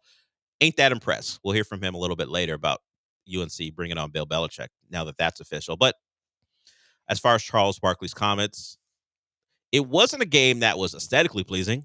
It was intense. It meant something. But as far as the Rockets playing great basketball down the stretch, I don't want to use the word luck because their activity kept the Warriors from securing off defensive rebounds and putting that game away. But I wouldn't say they played great basketball down the stretch. They just were less mistake prone than a team on the other side. Yeah. They did force two bad shots and two shots without or two possessions without a shot. They forced two 24-second violations in the last 3 minutes. Yeah. That's why it's so weird that Charles Barkley is taking the they don't know how to play basketball, where you think that if anyone could appreciate a 91-90 win, it'd be someone who played when that was just what basketball was. You would think that set would be the most sympathetic to what a ugly win looks like, because that's what their basically entire careers. That's what every game was for you would think all of that, the 90s. But if you ask those guys, they would say no, it was not like that. I mean, we played some sound from Shaq on the morning show about how he hates the way the game is played today. It's a lot of old head stuff and what old heads thinks. He doesn't like the fact that guys will allow little guys to guard Wembanyama, and why Wembanyama shooting so many threes, and why the game is so three focused. It's like I said, it's a lot of old head stuff. So I don't think the guys, when they were in it and now, would think, hey, it's ugly basketball. Because Shaq was talking about the joy of solving the mystery of how you play the Utah Jazz and their pick and roll and dealing with the triangle and all that stuff. He doesn't think the game of basketball has a lot of mystery or sophistication anymore. The Rockets only shot 27 threes. Yeah, that's not a lot. They did, compared to how normally the NBA goes. They just missed a great deal of them, which we're used to when they play the Warriors. How the Warriors only shoot 31%? They were 7 of 12. They were bad in the first half. Yeah, just like the Rockets 7 were. of 12 in the second half. They had the stat popped up. The Warriors had 14 turnovers in the first half, I believe, and they also shot the ball poorly. That's why the score was 44-37 at halftime. Their offense picked up, and we can get into this more, but the Rockets did not win the minutes in the second half without Steph Curry on the floor. That's what I thought was going to kill him, because Steph Curry left with about 3 minutes left in the third quarter, and then he left about halfway through the fourth quarter, and the Rockets were either playing them even or a little behind on plus minus, and I thought that was the end of them. But they found a way. All they had to do was survive and advance, and now they're playing OKC in the semifinals. So credit to them and the Rockets, despite what one Charles Barkley has to say about how they play. That's how they're going to win games. They're not going to win it by being a team who executes possession after possession. It's just not who they are right now. Later in the game, with 3 minutes left, that's when you were this is where you need the guy to be on your team, where it's not depending on Alperen Sengun going up against one-on-one on Draymond Green, or two-man game with Fred VanVleet who was not good, or Jalen Green, who also shot like whatever 30-something%. Yeah. Like that's where it's like, what you could really use Your SGA? an SGA, a Steph Curry. You mean the best players in the Dylan- world? Yes. You need one of them Yeah. to change your fortunes. Yes. That not Curry last night, but normal Steph I know Curry. that was before Steph Curry Turned into Jalen Green. Yeah, had two. The Rockets for six 24-second violations. Yeah, there are some teams and an 8-second backcourt violation. There are some teams who don't have that many. I think there are some teams that had like the lowest amount for the year, like 9. Like there's several teams that have 9 24-second violations throughout the season, and the Warriors were forced into 6 in one game. And apparently, I was looking at some of the Warrior people talking about the game. That is something they've had issues with all year. Late game execution. You think with Kerr and Draymond and Steph, that wouldn't be the deal, but it is, and the Rockets took advantage of it last night. There's a lot of Kuminga out there. Yeah, and pods. It would explain why they might want Butler. Yeah, have another.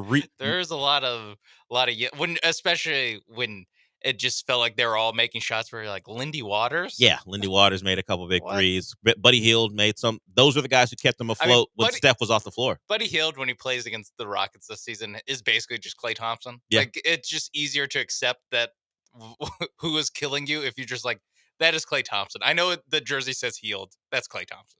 Accept your fate sometimes when it comes to him, and it had been 15 straight. Now that streak is over, and the Rock.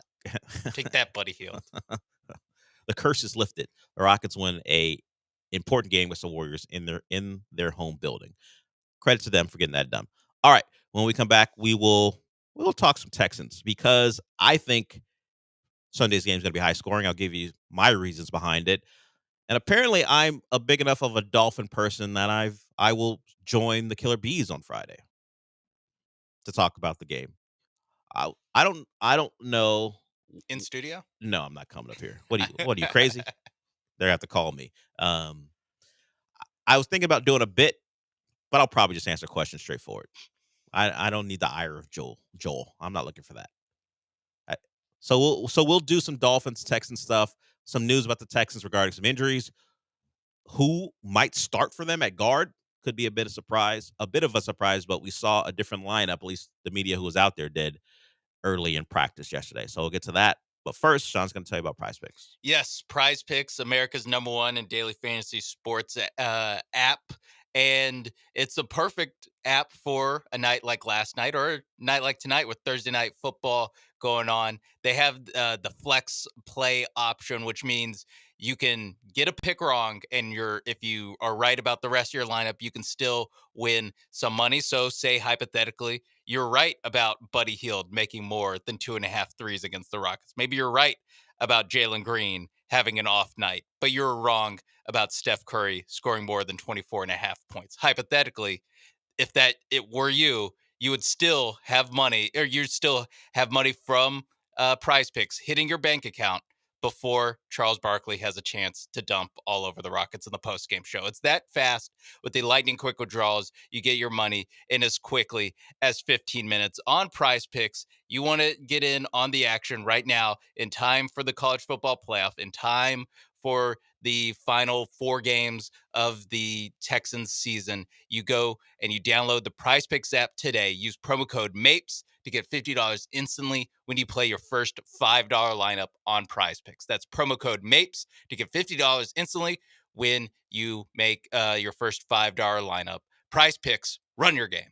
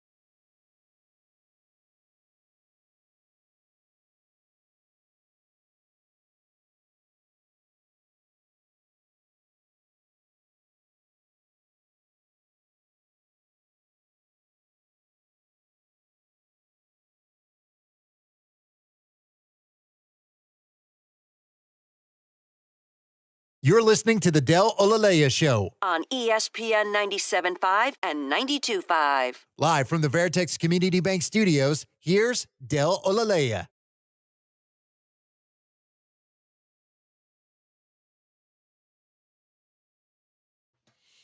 We haven't heard from this person, at least on this show, in a while. Let's see. Do you think before we get to him, Sean, things have changed, or do you think the same type of call is coming? I think it'll be different. Oh, I think okay. it'll be different. We'll see. La Salsa, what's up? Hey, ¿cómo estás, Ese? Do you think the Cowboys should start Trey Lance? I want to see him. Also, why are you dogging H-Town Rockets, Del? Orale Holmes, we're coming for you. Adios. You said it'd be different. It was different. There was a awful accent that he kept together for longer than normal. He's done that accent before. It almost sounded like a different person, to be honest. I don't know. The is a little much. Like, all right. I mean, it's not blood in, blood out. How many people do you meet who talk like that? I think he's been perfecting his accent and the time off. I mean, I guess if you decided I got a Cholo bit I want to do, I guess bring it to the show. No. No, him. That's what he thought. Okay. Not everyone. No, that's what he thought. All right. I wasn't dogging the Rockets. Charles Barkley was dogging the Rockets. I said it was a good win. What he said as far as how they play sometimes, I don't disagree, but I don't think it was the time for it. But I'm not going to tell Charles Barkley that he's wrong. I don't think he was. It's just that if you're a Rocket fan, you're tuning in when you don't get that much national attention. That was a good win. And you won it the way they win games. Toughness, defense, scrapping and clawing. And they found a way. And yet, the first thing out of maybe the preeminent voice in basketball's mouth was, they don't play basketball the right way. That's rough. That's a rough thing to hear. Yeah. I mean, half the guys on the team have never played on TNT before. Yeah. Their starting point guard told us that earlier in the week. So it was a big deal. And then, I mean, to be fair, that is like the full TNT. I just played on TNT experience. The only thing missing was if Alperen Şengün had a little bit worse of a game, and then Shaq would have gone in on it. I've been like, he should demand the ball at the low post 50 times a game. He should choke Fred VanVleet until he gives him the ball, and then that is the full TNT experience when you have Barkley saying you don't know how to play, and Shaq being like, your big man is not a real man if he's not demanding the ball every time down the court. It is part of getting the attention of those guys. If they don't like the way you play, it ain't going to be all great job. No. We love what you do. We always want more, and they're going to position it as, hey, we just want more from you guys. But all it feels like is you're getting hit over the head with a hammer. It's just how they talk about the game. They do it to everyone. I'm trying to think. They did it with the Celtics like all last season. Like they didn't believe in them. Yeah, while they had one of the more dominant teams in NBA history. That's the regular season stuff. They didn't believe in the Warriors 10 years ago. They didn't think all that jump shooting, mumbo jumbo was going to work. You can't win a title shooting jump shots. That was part of the analysis until they're like the number one defense by far the entire season. But the jump shooting was the thing they had an issue with. That's not sustainable in the playoffs, and of course it was to 4 times. Yes, they didn't have to add a super. They had to add Thanos to the mix, but sure, and Kevin Durant. But yes, they got the finals. We all know the history. We've had the experience of history here in the city, so that comes with more attention. Those guys not thinking you're as great as you might think you are. That's how it is. Okay, let's get to the team in town who we talked about yesterday. Got their own big article from ESPN. The Texans. They play the Dolphins on Sunday. A game they should win. Their favorite. But even beyond that, they're off a bye. The Dolphins are a flawed football team who had one of their worst defensive efforts of the season on Sunday. The score is only 26 points, but there were lots of blown coverages, guys on the Jets running free.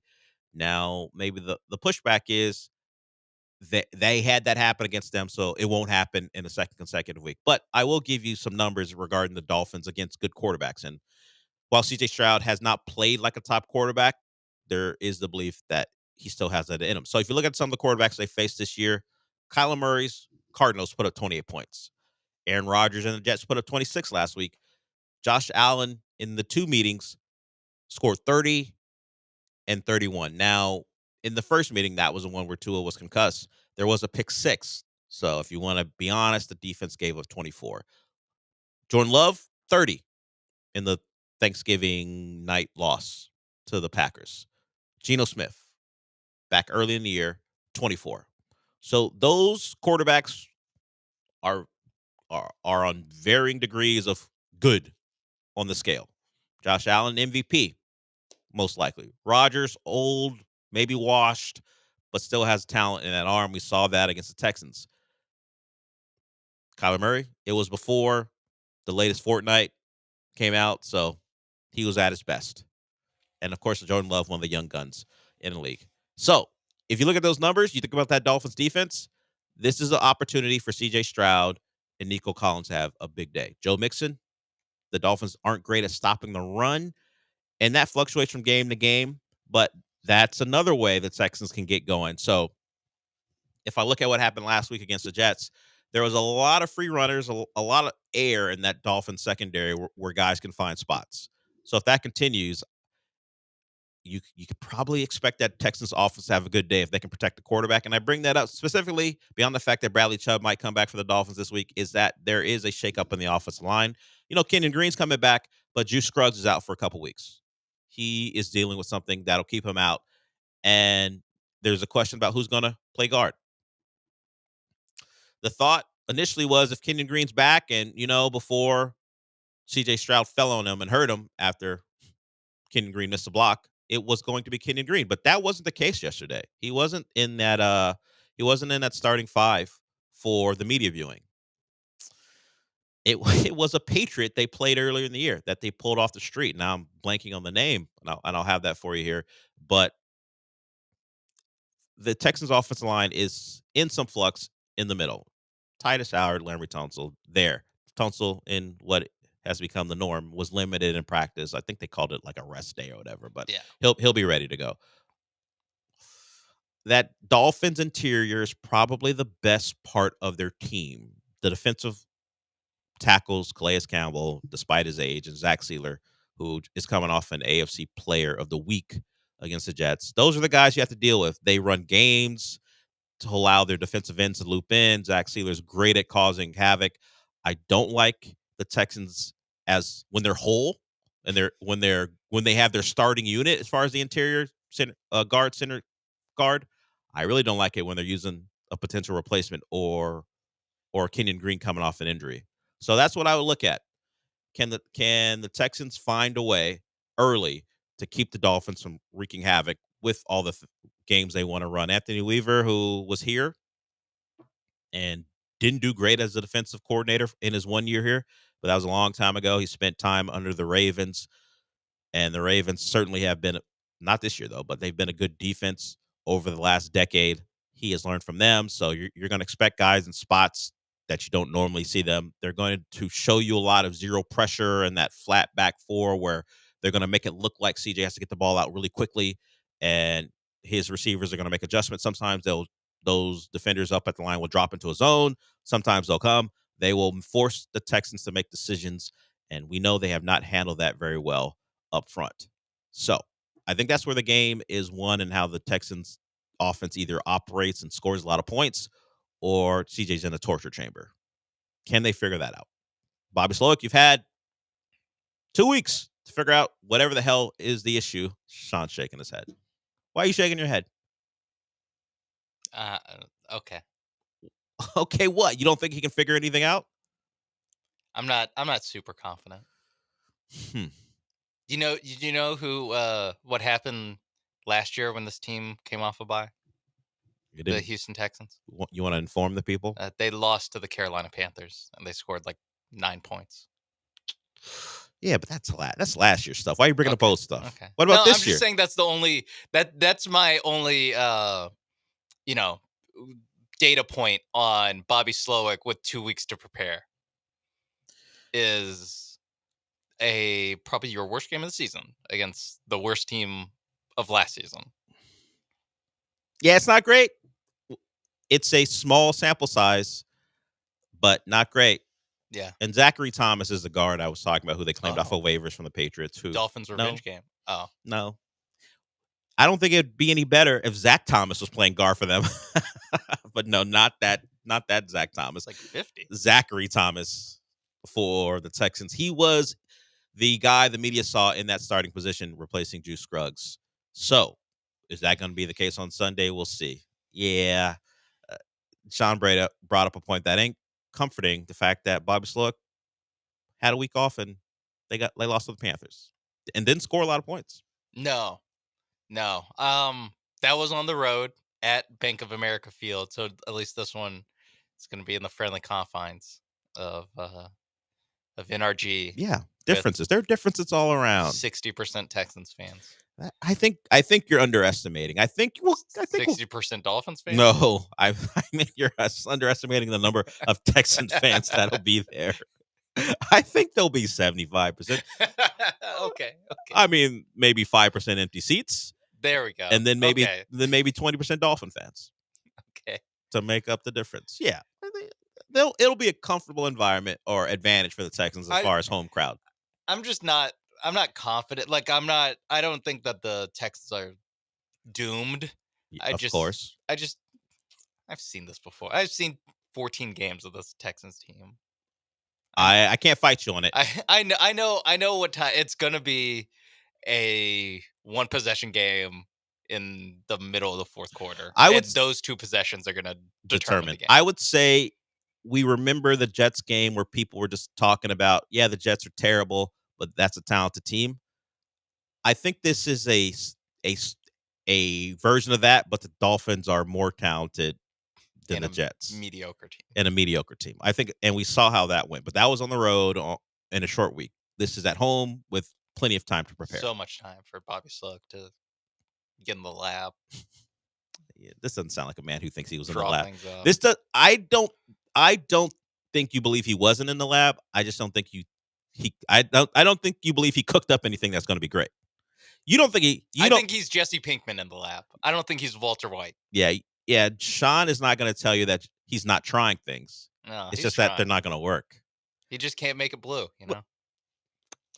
The Dolphins defense gives up points to good quarterbacks. This should be a time where the Texans put up points. Okay. Should. Yeah, it really should be. It really should be. Not will, but should. Yeah.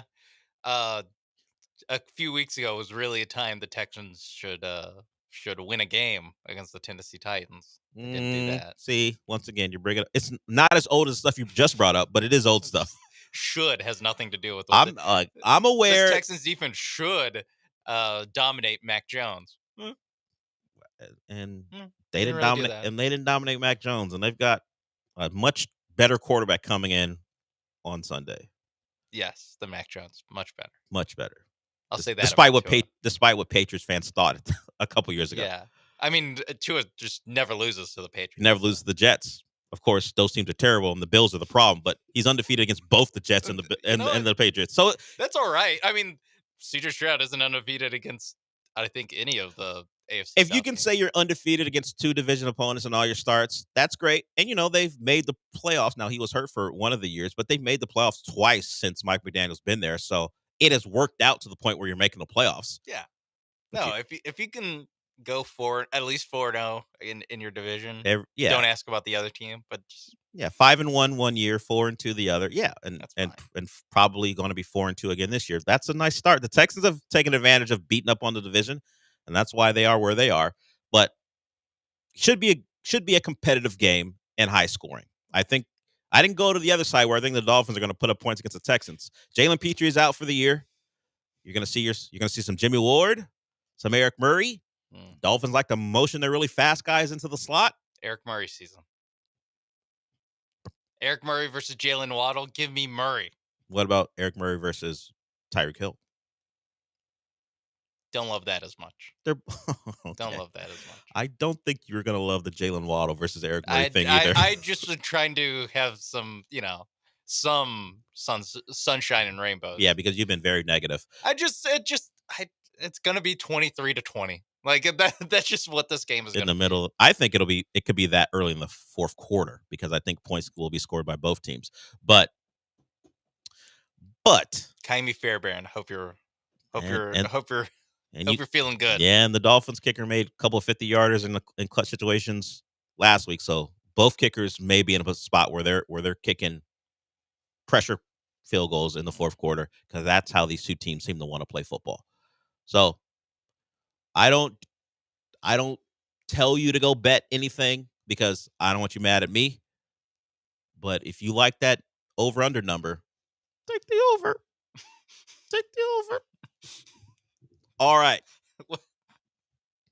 No one else gives out picks like that. I'll give you that. I don't want to be blamed. Oh, 46.5. Come on. Oh. Come on. People who can't see me, I've got my index finger and pointing up. Over. They gave up 26 points to the Jets. Aaron Rodgers looked competent. Yeah. That hadn't happened really all year long, except for the Texans game, which is my point. Over. which backs my point of saying take the over in that game if you want. Thursday. Hey, Pena, if you're out there, don't come at me, bro. Yeah, Pena keeps receipts. Yeah, I know. You sold me, Dell. It's like, what? You called me. I didn't have a real opinion on the game. I gave you one because you called. But now I do have one, so I guess I'll take the heat if I'm wrong. Okay, we're done with hour one. Sean negative on his team, at least one of his teams. Very positive on his Rockets. You can tell by the hat. We will get into what's going on with the Astros. The buzz is Cubs and Yankees for Alex Bregman. I'm bothered by one more than the other. And of course, actually, Cubs and Yankees for Kyle Tucker. There's Red Sox, Yankees for Bregman. That ain't great either. We will hear what Scott Boras thinks about the Yankees and Alex Bregman when we come back.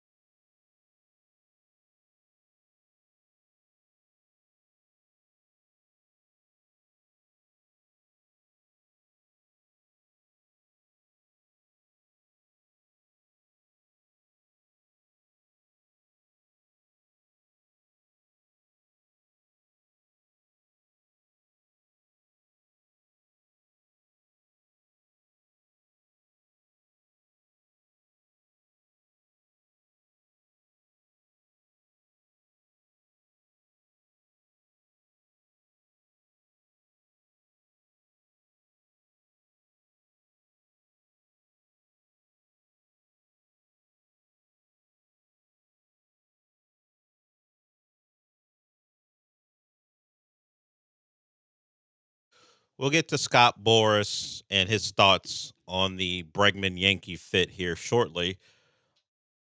Bregman, an Astro, well, not actually officially. He's a free agent, but an Astro for years, cornerstone type. You know, a place you could not watch the Astros? YouTube TV. And they've hit their subscribers, namely me, which is all I really care about. If you're a YouTube TV subscriber, hopefully things go well and you decide to either stay or go. Maybe you find a good alternative.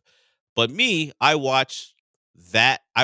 That's my live TV provider, and I find ways to watch the Astros and the Rockets in alternative methods, with alternative methods.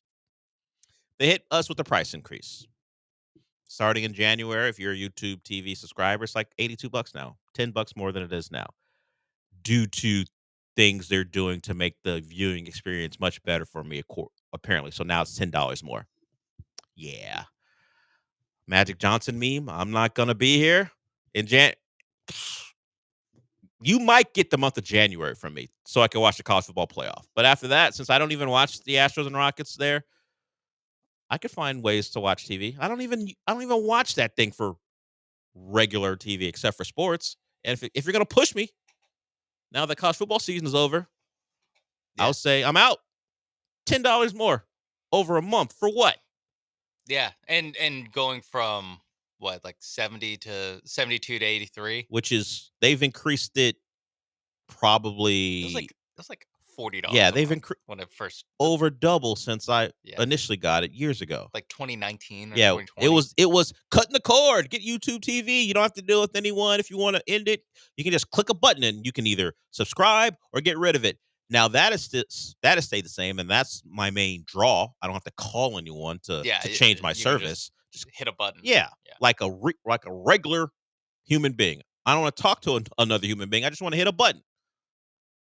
But double the price since I got it. Now we're talking about a $10 increase because of what? Maybe your Sunday ticket thing didn't go as well as you wanted it to go. What are we doing here? I mean, Sunday tickets like $300 for or $400 for the whole thing. And they think they're making more money when they try to email you, hey, with only 4 games to go, there's a reduced price if you want to. Or 4 weeks ago, there's a reduced price. Are you sure you don't want to sign up? Yeah, I'm sure. Yeah. Did they did the free weekend? Yeah. I think a couple weeks ago. So. I will tell you, I was watching. I don't know which game I was watching, but I pulled up YouTube TV on my phone or on my laptop, and they have like a free preview thing for Sunday ticket. I mean, it was a small screen, but it was live. That's how I watched the end of the Dolphins game on that little window where, hey, we're running it live. If you click on it, you get about 10 minutes. I didn't even click on it. So I just watched like the last on the tiny yeah. I got to watch the entire like fourth quarter on the preview. Yeah, and overtime on the preview. If it cuts off at a certain time, like 3:00 or whatever, maybe 3:10, whatever it is. Okay, we're done. That's why I watched the final couple of plays, and then eventually they got away from the Steelers and Browns locally, and then went to that game because it was the most compelling game at the time. So then I just watched the rest of the game that way. But yeah, you could watch Jonnu Smith do his thing on the screens, big screen. Yeah. I would say be prepared for a lot of screens on Sunday. That's another thing you have to worry about with the Dolphins. Screens to multiple players. So meanwhile, your team can't run a screen. Yeah, it's rough. It is rough. Well, they could run one if. No, they'll run them. They'll run them, you mean run them well? Yeah. They will run them as long as Laremy Tunsil knows what he's supposed to do. Don't drift down the field, and you can run them pretty well. I mean, even beyond that one, like they just don't block them well. Like that one sticks in our mind because it was actually successful on the first play of the game for a touchdown. They have probably 3 a game that are just like completely unsuccessful. Either whether it's Joe Mixon or whoever just gets tangled up with an offensive lineman. Yeah, the defensive tackle recognizes it and grabs the running back, whatever it is. Or the defensive end receiver and they just blow up the block. Yeah, the defensive end recognizes it immediately, gets out there and tackles him for a 2-yard gain, or he jumps in the pass lane and CJ has to dump the ball on the ground. Yeah. But Slowick's been in the lap. He's had time. Expect a high functioning well-oiled machine on Sunday. I mean, they should be better just like physically having a week off should. And CJ talked about how it helped the team mentally and physically and emotionally to have the time like off. just not having to play a football game for a 15th straight week. Like that is something. I will say that actually is meaningful. But as far as like schematics and whatever, I kind of think you are who you are at this point. At this point, how much more can you put in? Particularly for a guy who hasn't been deemed that innovative. I mean, he was deemed innovative. And then he, not in the last 4 months, he hasn't been deemed innovative. He got a lot of love because the rookie quarterback who not a lot of people expected much of performed to the level that CJ performed at. Now that maybe CJ's performing at a level that people thought he would perform at early points in his career, the Bobby Slowick love is dissipating. And we'll see what they do coming off a bye. They have some offensive line concerns, but that's a home game they should win against a very flawed football team. Let's get to Scott Boras and his thoughts on the fit for Alex Bregman. And it's a real agent stuff he does here because a reporter's going to ask him specifically about the Yankees, and Scott Boras is like, why just limit it to the Yankees?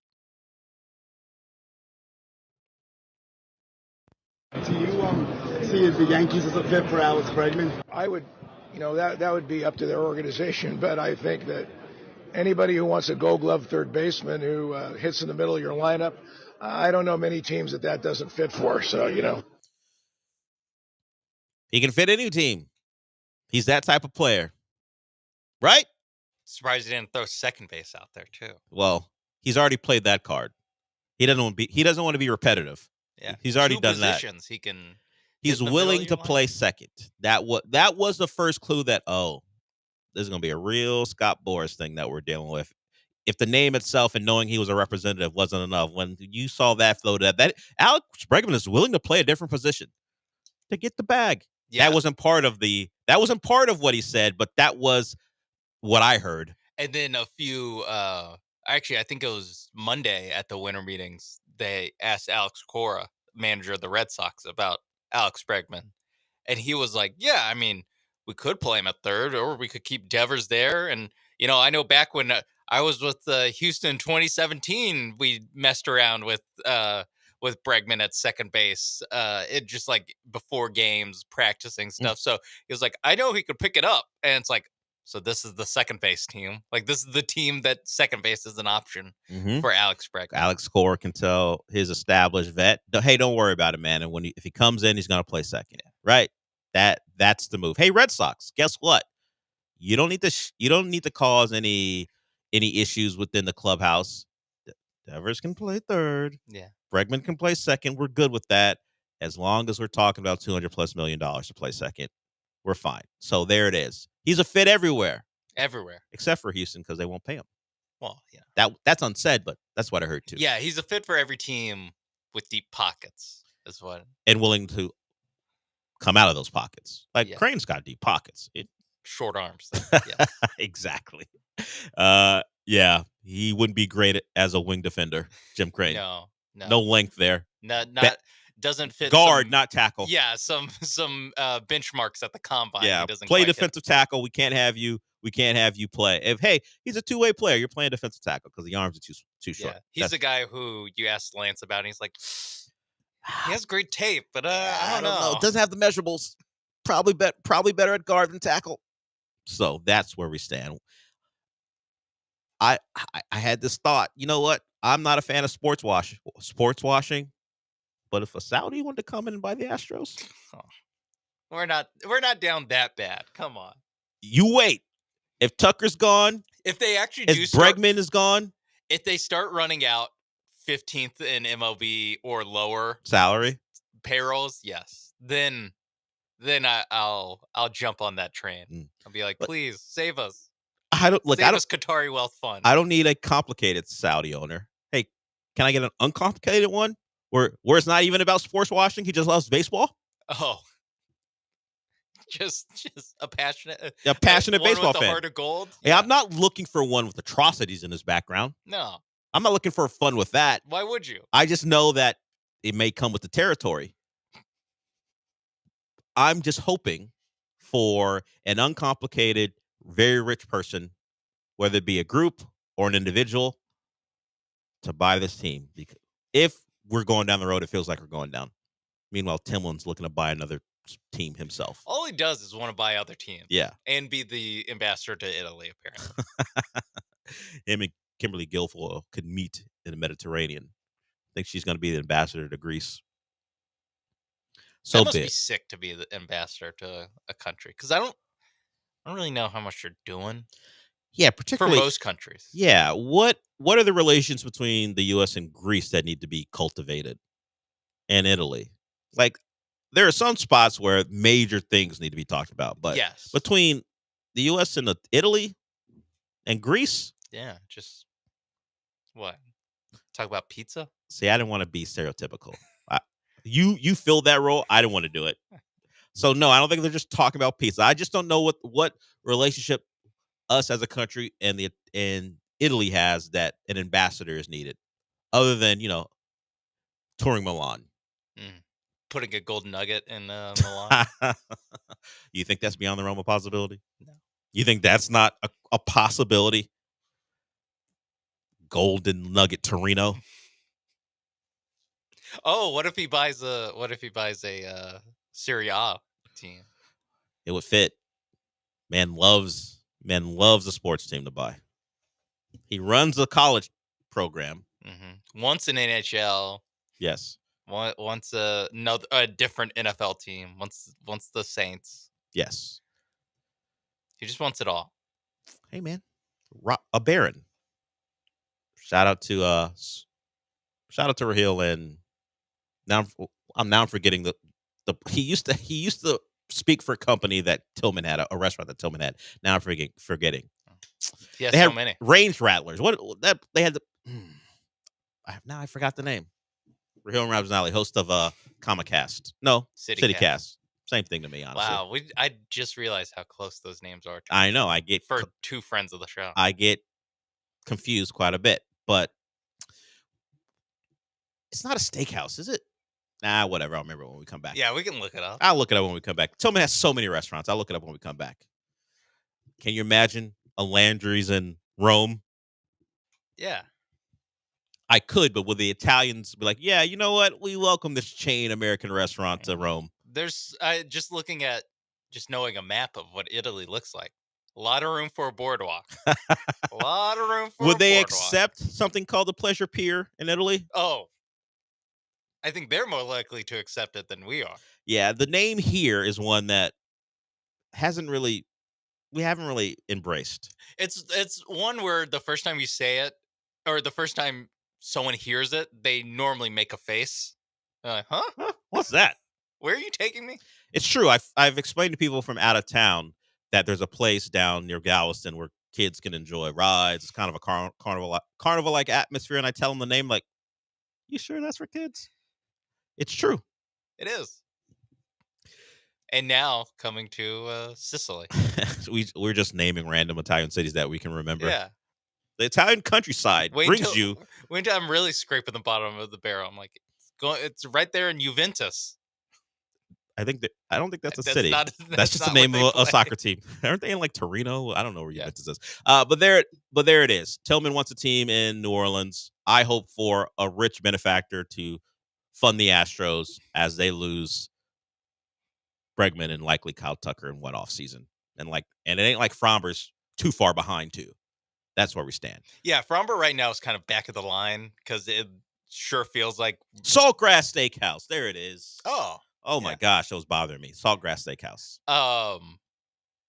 Fromber feels like back of the line because I would not be surprised if by next week the Astros have neither Bregman nor Tucker on their team anymore.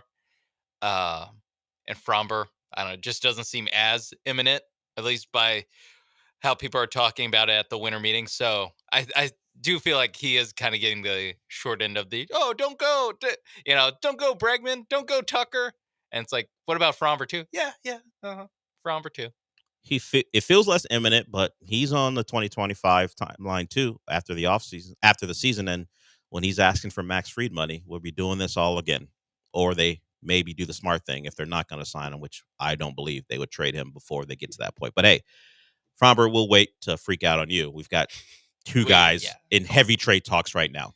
Or one guy about to leave in free agency and another guy in heavy trade talks right now. Cubs and Yankees in on Tucker, Yankees, Red Sox, and more in on Bregman. Okay, we'll come back with less imminent doom for our local team and talk about Bill Belichick out of our lives as an NFL coach.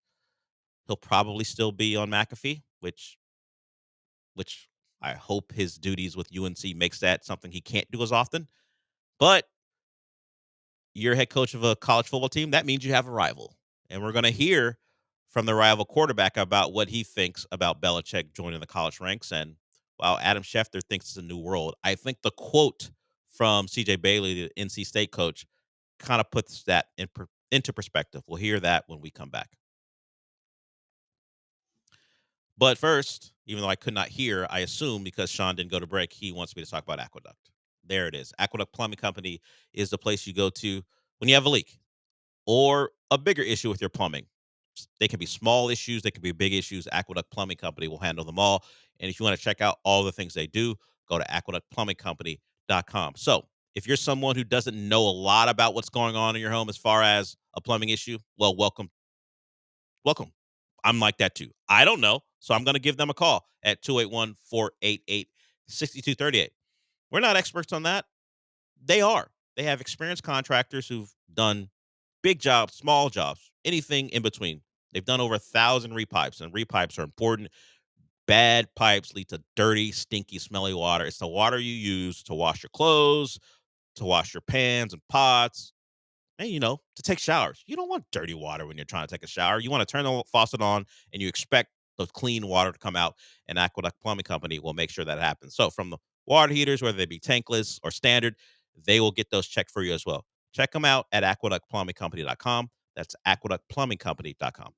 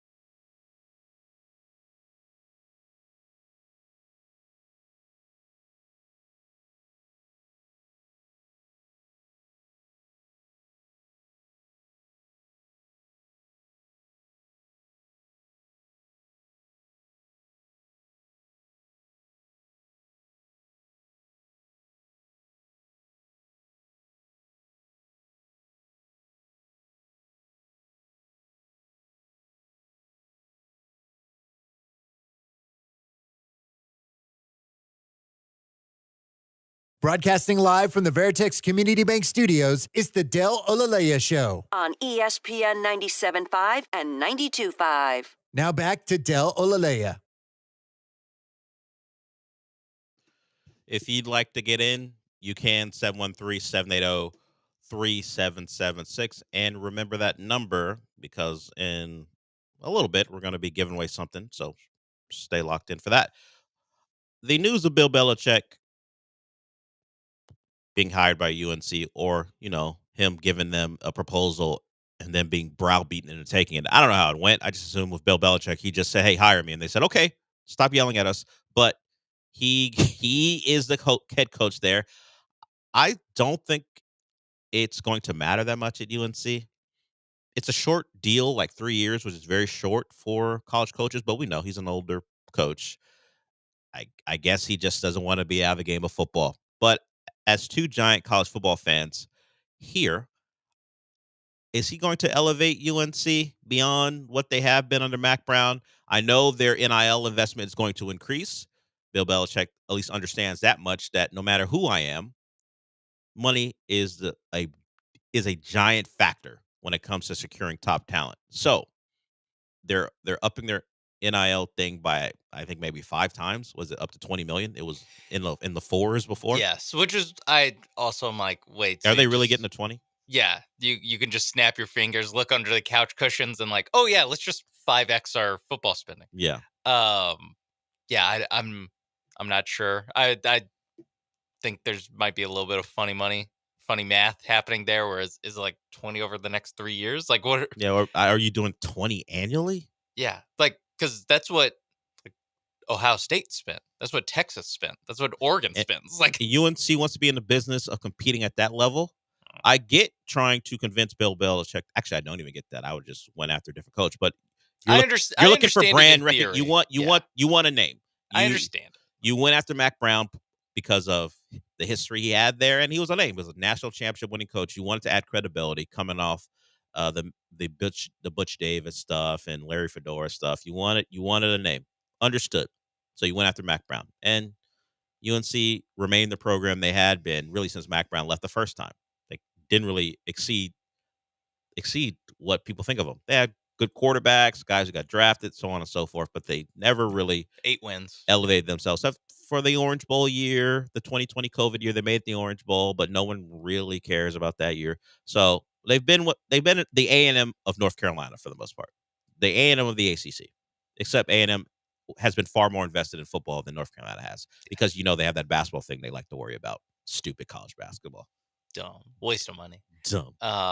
So I what do we think? Is this going to be, I won't put it in the disaster realm, but Bomani Jones pointed out something that I hadn't thought of. He goes, if you're looking to do this and you want someone to run your program more professionally, he said, I would have had Pete Carroll turn me down 15 times before I went with Bill Belichick, because we know now it's been a decade plus, but Pete Carroll's done this before. Left the pros, gone to college, and won a lot. I don't know if they tried Pete Carroll. It doesn't seem like they did. Maybe Pete Carroll ain't got no interest. He's about as old as, I think, maybe older than Bill Belichick. So maybe he don't want to coach anymore. But that wouldn't have been a bad choice. But the Belichick thing, I'm not afraid. Mostly because Miami didn't beat North Carolina under Mac Brown. So if Bill Belichick keeps doing it, who cares? Also, just like if it's a close game in the fourth quarter and time management becomes a factor, forget about it. Oh, buddy. Forget about it. That is atomic bomb versus coughing baby. Someone's head's going to explode while he's being duped and tricked into doing things he didn't think he'd be capable of doing. Leaking out of his ear. Yeah, capable of doing. All that bluster from Mario leaking out of his ears because Bill Belichick's got him running around in circles. So what do we think? I don't think it'll be a disaster. I don't think so either. Bill Belichick is enough of like a football coach of just I think he'll have a well-coached team. But will he build enough of a roster to elevate them to where they're going to get a return on that alleged $20 million per year? Probably not. Yeah. I mean, if they're getting this results with $4 million, maybe you could talk me into, if they're serious about this and this is real, that if you do give them a Ohio State roster, that would be awesome. in the ACC, especially in the ACC. I don't even know who. Probably is Miami the top NIL probably spender in. Florida State's been in the game for a while, and they've been hit or miss. We saw the hit in 2023, the clear miss this past season for them. I think there's not really a ton of risk here for North Carolina, just because North Carolina is a program that, like you said, kind of tops out as we went to the Orange Bowl one year every decade. It's, for the most part, 7, 8, 9 in a good year wins. And I think Bill Belichick can deliver them that, I don't know. Maybe if hiring Bill Belichick and meeting his demands mean that they're taking this more seriously, then sure, they can play for an ACC title. Maybe win it. I mean, if you're in the game, you can maybe win. Yeah. Which that'd be worth it, because I don't know the last time they won the ACC. Have they ever won the ACC? I have no. I don't think they've won it since championship games became a thing. I know they played in one, and I think they lost to Clemson on one of Clemson's playoff teams, CFP playoff teams. So I don't think they've ever won one. When you look it up, or you look up in that era, UNC football says head coach Freddie Kitchens, because he's the interim coach for their bowl game. Let's see, did they not have conference titles? Oh my God, 1980? Yeah, that's the most recent one. Yeah, Mac Brown had to deal with Florida State when he was there, so he wasn't going to beat them. Oh yeah, who cares? Who cares if Bill Belichick works out or not? Are you kidding? They haven't won a conference in 24 years or 44 years. Sorry. Yeah. Okay, there's no risk if you're UNC. They're UNC football. What happens? Make the hire, and if it doesn't work out, so what? Because nothing works out for you generally. I do think that Bill Belichick is a high floor. Yeah, there's a very high floor on this. As long as he doesn't hire his college version of Matt Patricia on offense, I think they'll be okay. I think they'll be a team who, even then, I think they might just be able to scheme up a defense to where just imagine all these. But the issue is, can you get college kids to perform at the way that you run it on the NFL level? And that will be a question. Is he going to expect what he expects out of his NFL players? Is he going to expect that out of his college players on defense, which is not a great way to go about it? Okay, let's get to someone who will be directly affected. Hey, we're just talking about what we think. CJ Bailey is the quarterback at NC State. NC State has won 4 in a row over North Carolina. So he's only a freshman, but he's used to, during the recruiting process and eventually when he signed, hearing about NC State dominating their in-state rival. Here's CJ Bailey, freshman quarterback, on the prospect of going against Belichick. Bill Belichick get it too, man. We go 5 years, we go, and no matter who the coach is for UNC, we go kick them. What would that mean to you, though, that you could potentially it means a lot. That means a lot that I could play against Bill Belichick, meet him, But shoot, if he comes to play, we go kill him. We're gonna kill him. There it is. Doesn't matter. Bring that old man into this conference. We beat him 4 in a row. It'll be 5 in a row with him. And that's the vibe. So, do you think he was respectful enough of the greatest NFL coach of all time? I think you're asking a freshman from Miami. Oh, okay. There's you gotta incorporate that into the mix. A freshman from Miami to bow down to the great Bill Belichick. Nah, it ain't gonna happen. That'll be the difference. Like when you ask a pro quarterback during Bill Belichick's reign, they've experienced what his defenses can do to quarterbacks. So it's a lot of praise. CJ Bailey, man, get that old man out of here. We don't care. I'll cook your cornerback whether you're here or not. It doesn't matter. Does not matter.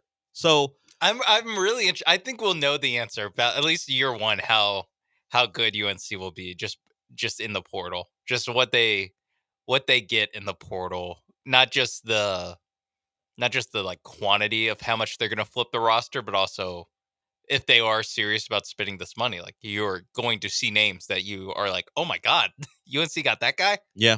So I don't know. I just don't believe $20 million. They're just going to snap their fingers and have $20 million on hand. Yeah. Did they come? In NIL? Now, if they do revenue sharing, then everyone's going to have $20 million, so it's a lot less impressive. That's coming. Yeah. So will they have the $20 million on top of whatever revenue sharing gives them? That'll be the question. Because if they do that, then they should win the ACC. Yeah, they would be the biggest spender in NIL, despite having Florida State and Miami. We know Clemson doesn't do as much as the others, but those two like to get into the portal and spend. They would be doubling at minimum what those two spend.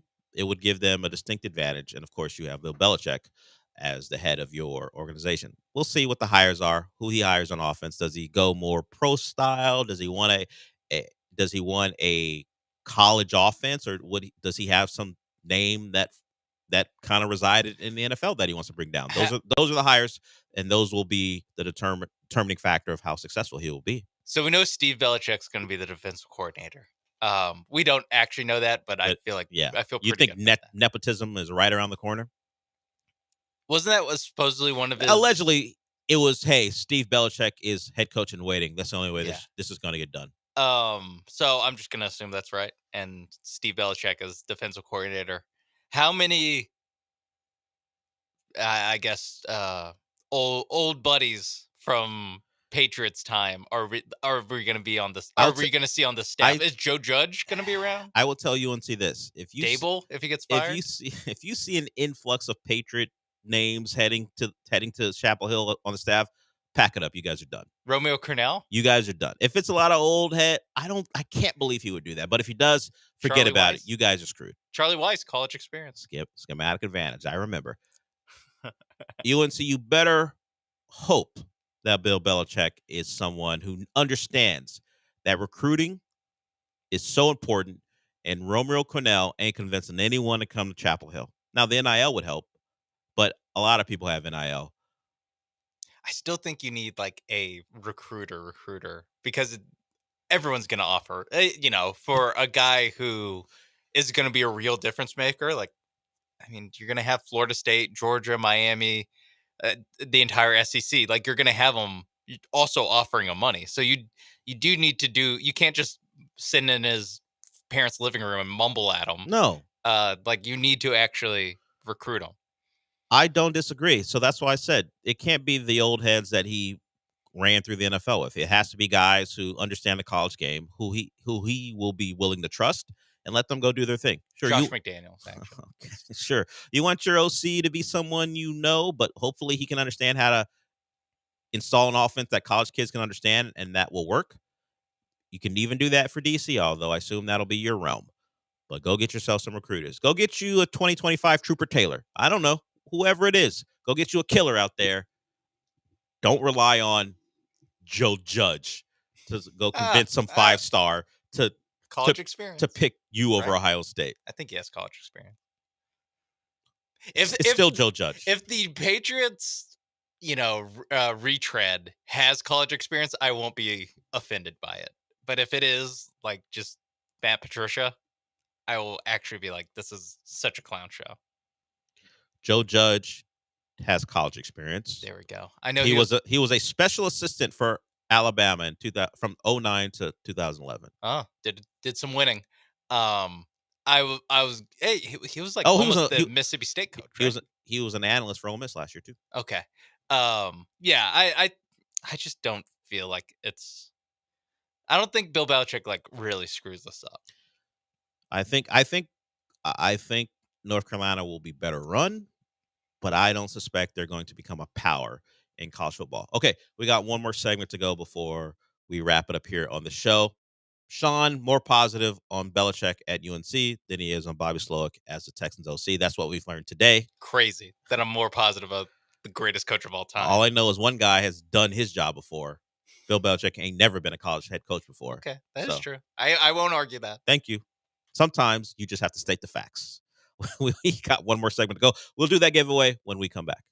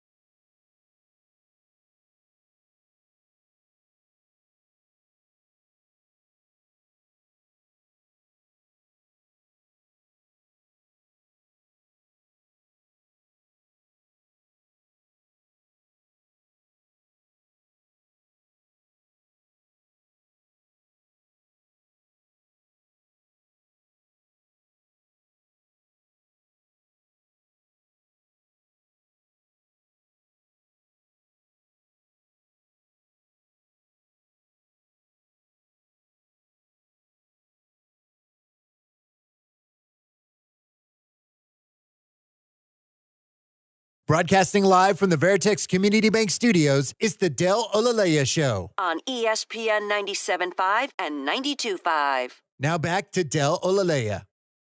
You heard Michael Carroll a couple times before we just got back. He will join us tomorrow. Michael Carroll will tell you what you should or shouldn't watch. I want to know if you've seen the Gorge trailer.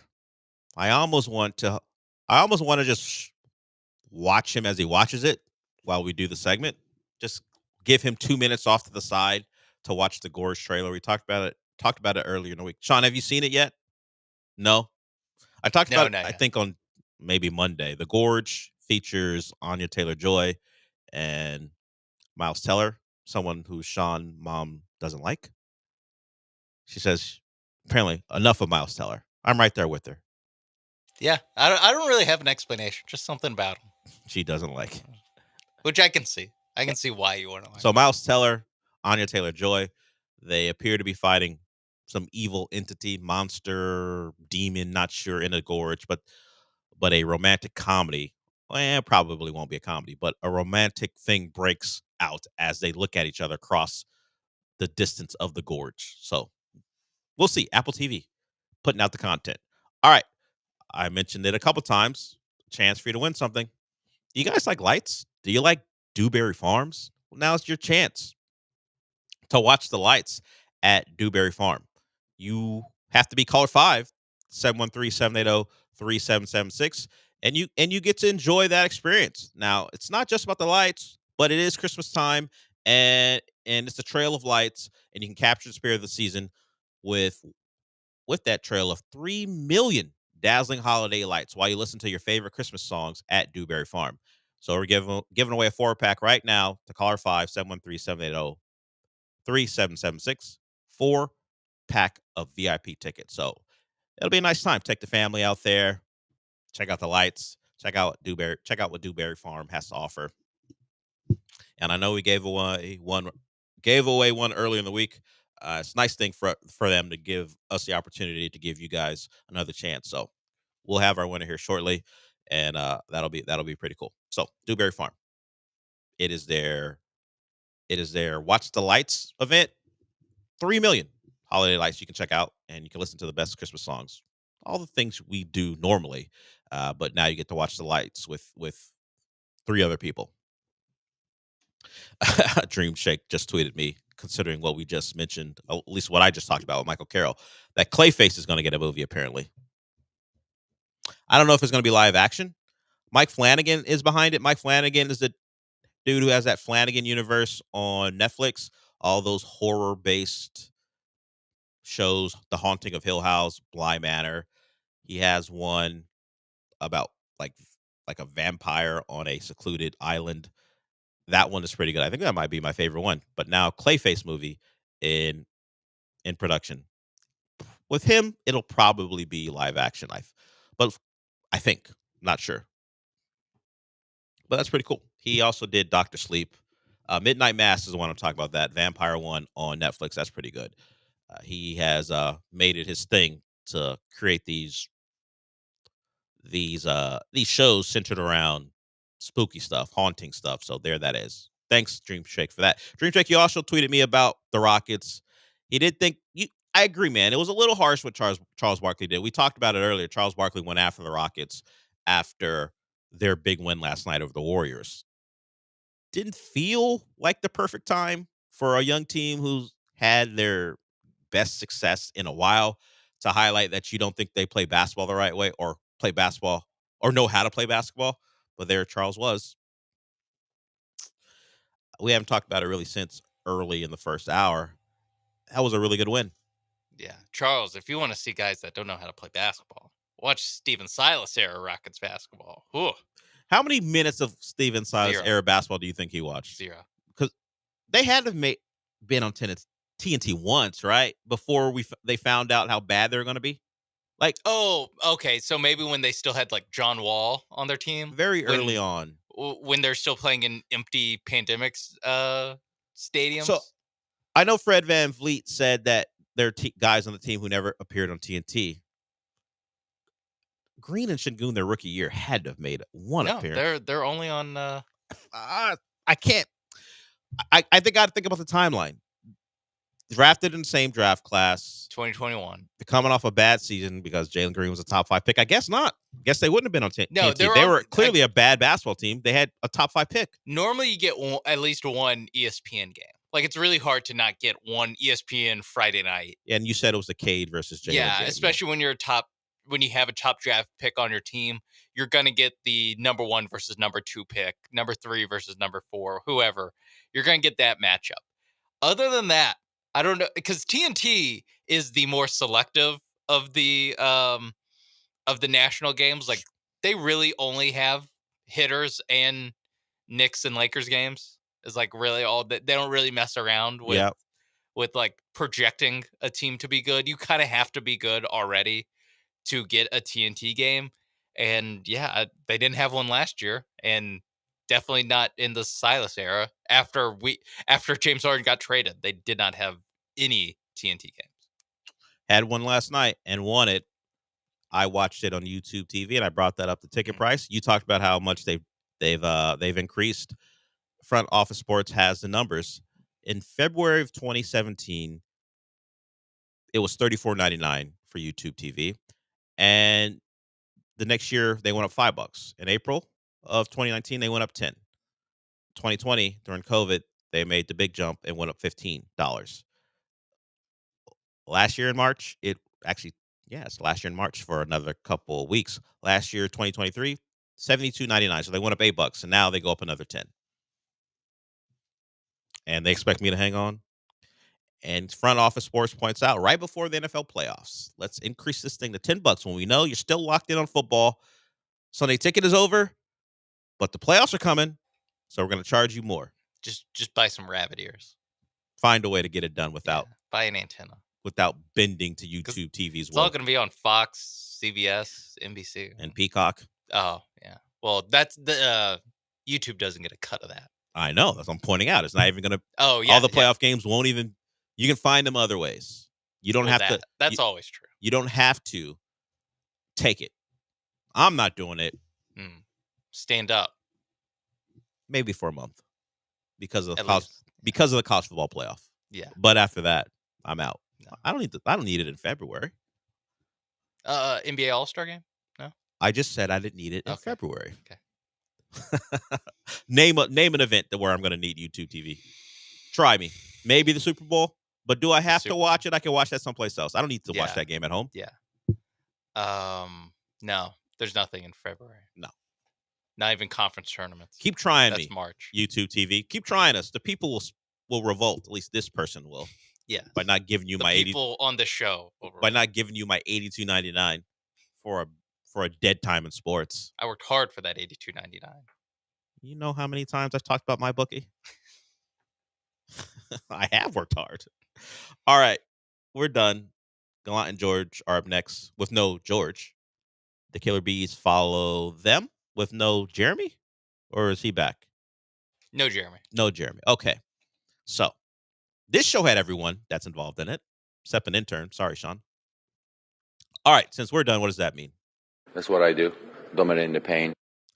Not in the fourth quarter. But the first three, you're good. Asterisk when Draymond Green is a guard. Exactly. He did take Kevon Looney to the bucket for a big layup late. All right. We're done. I'll talk to you tomorrow.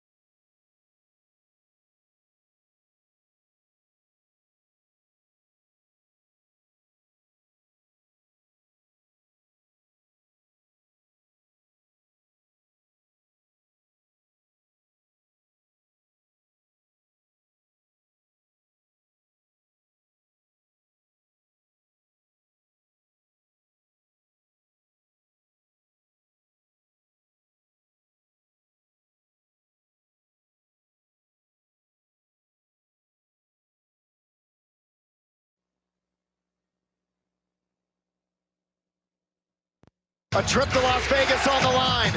Pajemski looking to get it in, Oh, boy, just as the Curry back to him. The shot, no good. Touchdowns. The Dragon has been slain. The Rockets have ended their 15-game losing streak to the Golden State Warriors. And oh, by the way, Viva Las Vegas!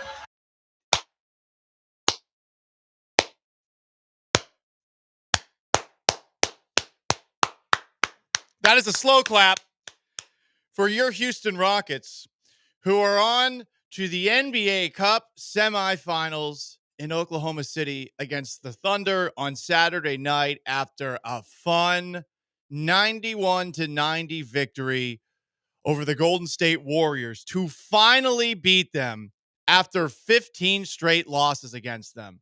What a win. You want to weigh in on it? You want to bask in the afterglow of victory? You can. You know how to do it. 713-780-3776 is how you call in. It's how you text in. You can join us on Twitch at ESPN 975. You can join us on YouTube too at ESPN Houston. I've said this a couple of times before, and I'm just going to keep on saying it.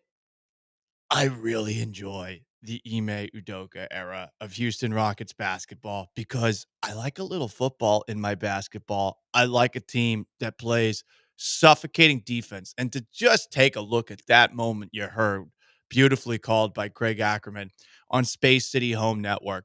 The Rockets closed out the game exactly the way Ime Udoka wants them to. Swarming defense that the Houston Texans could take note of, where I'm not convinced that the Golden State Warriors got the ball inbounds in time. They get it inbounds to a guy that you are totally fine taking the last shot of a game, and Jabari Smith Jr. blocks it.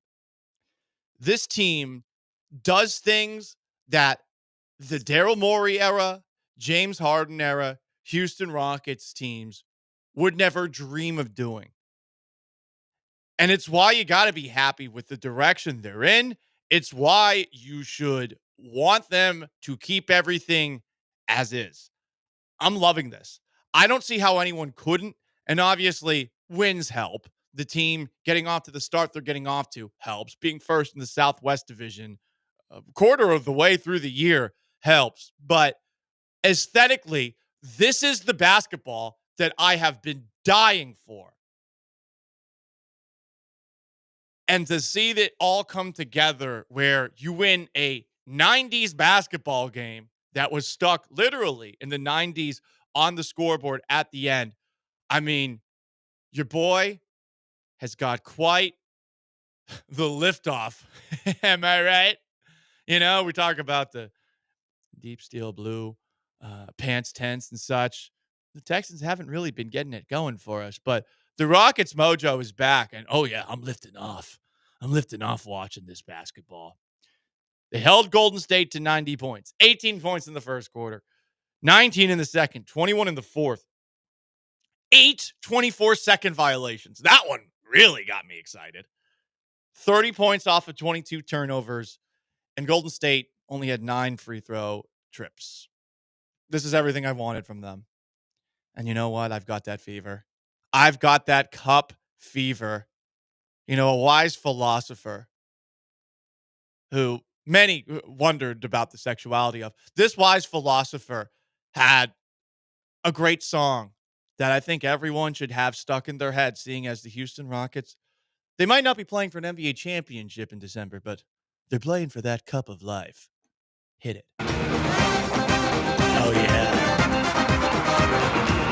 The cup of life, this is the one. It's the one. Now is the time, don't ever stop. Don't let it. Push it alone, gotta be strong. Yeah. Push it alone, right to the top. The feeling in your soul is gonna take control. Take control. Nothing can hold you back if you really want it.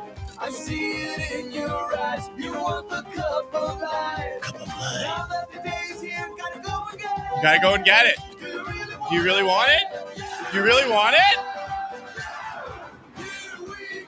Yeah.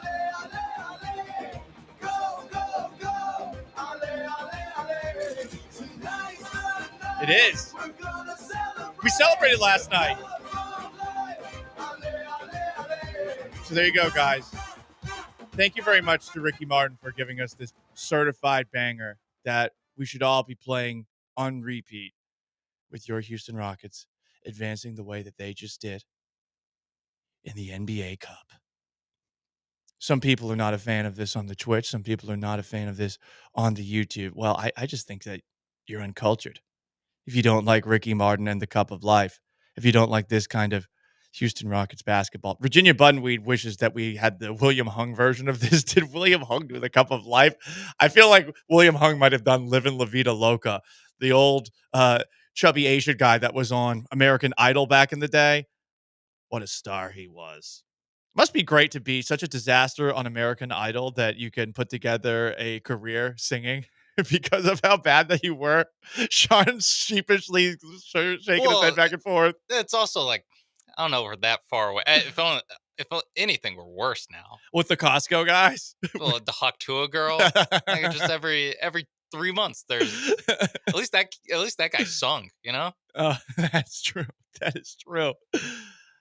Ime Udoka talked about the Rockets, the brand of basketball that they play after the game. And I really think that he has summarized everything that I love about this team in this quote that you're going to hear.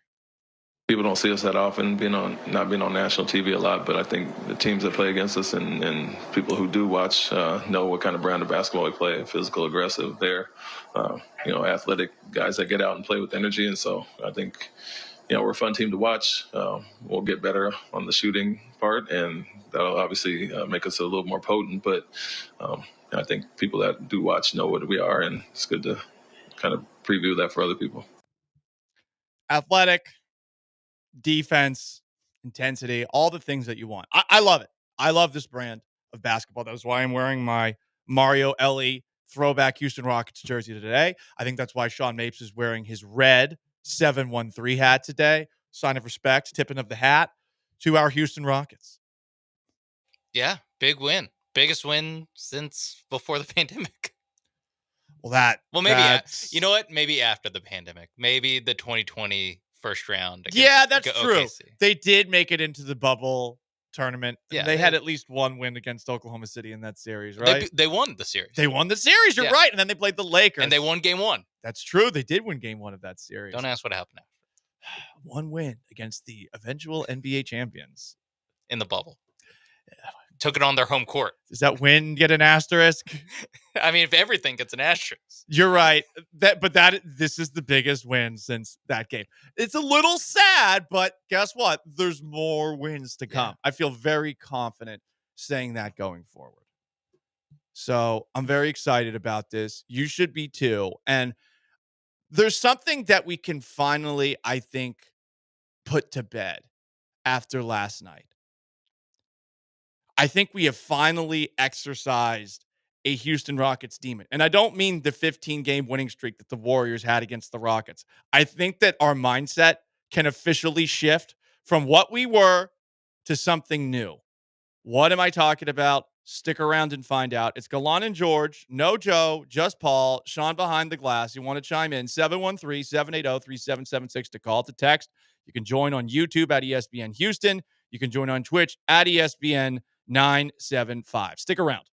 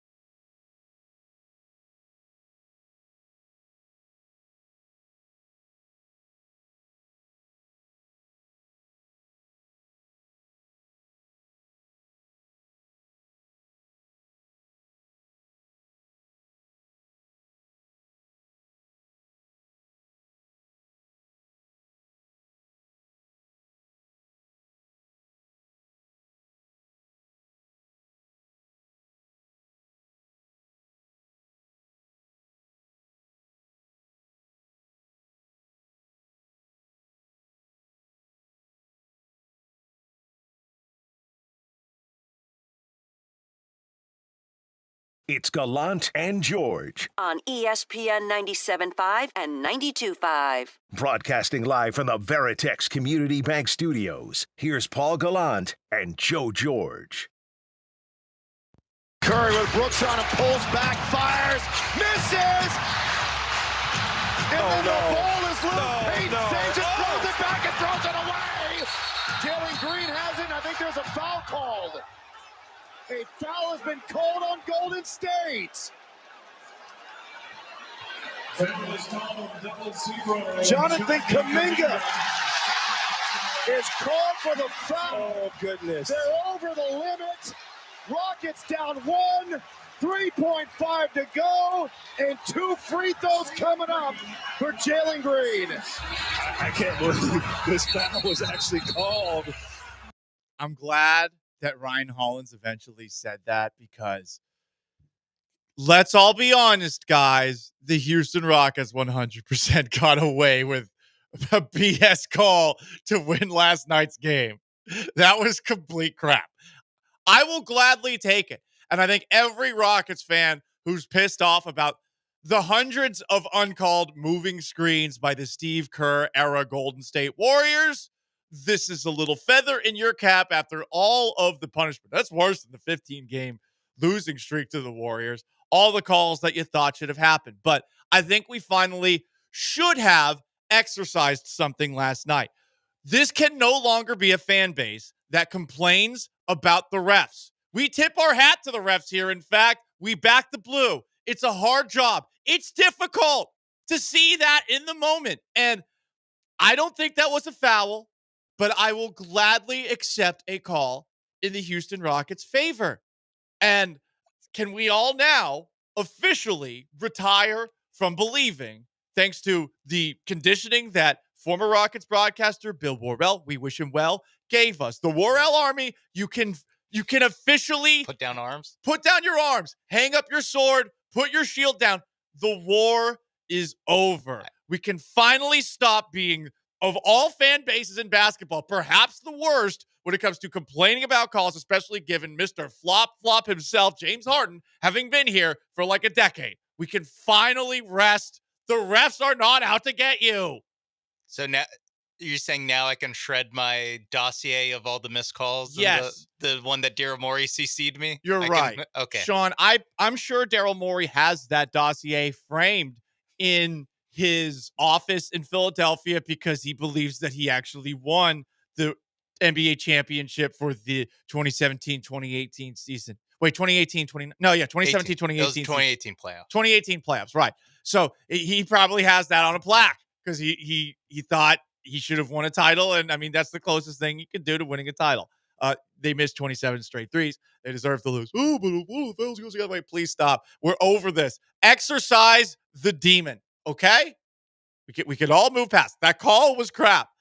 And to make it even better, oh, man, I mean, talk about having a lift off in my pants after the Rockets did what they did to the Warriors last night. Hearing Steve Kerr complain about the end of that, where the Warriors did clearly get jobbed, made this even better.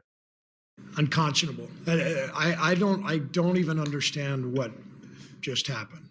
Loose ball, diving on the floor, 80 feet from the basket, and you're going to give a guy 2 free throws to decide the game when people are scrambling for the ball. Just give them a timeout.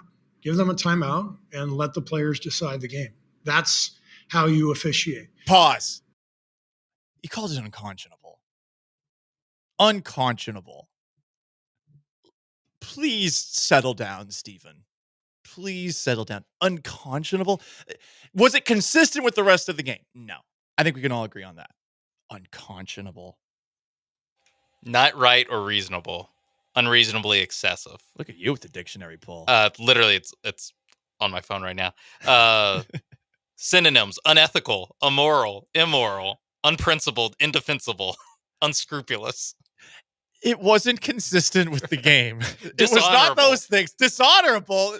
Steve Depraved. Kerr. I hope the NBA finds Steve Kerr calling a referee dishonorable, because in ancient societies, that ref would have to commit seppuku for unleashing such a crime upon the national TV watching audience. Here's more Steve Kerr on the unconscionable act against his Warriors last night.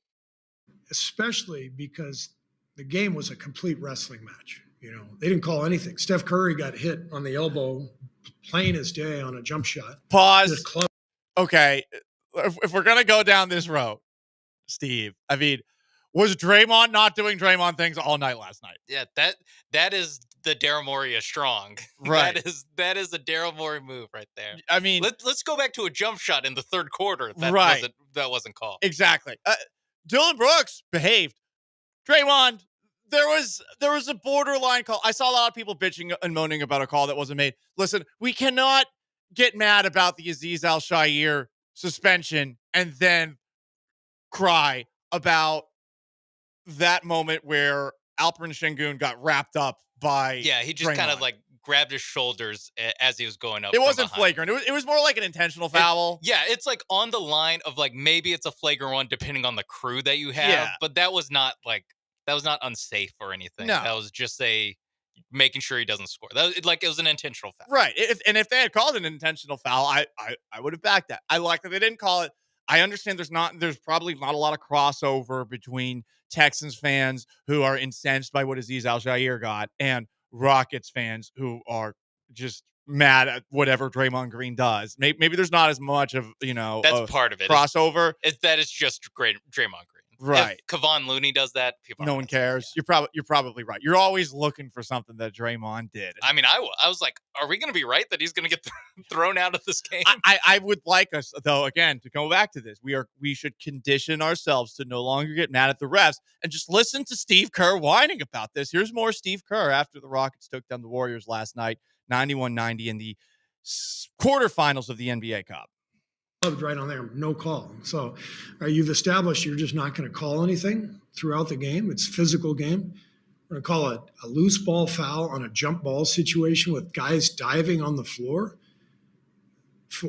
with the game on the line. This is a billion-dollar industry. You got people's jobs on the line. People's jobs on the line. I am stunned. I give the Rockets credit. They battled back. They play great defense all night. But I feel for our guys. Okay.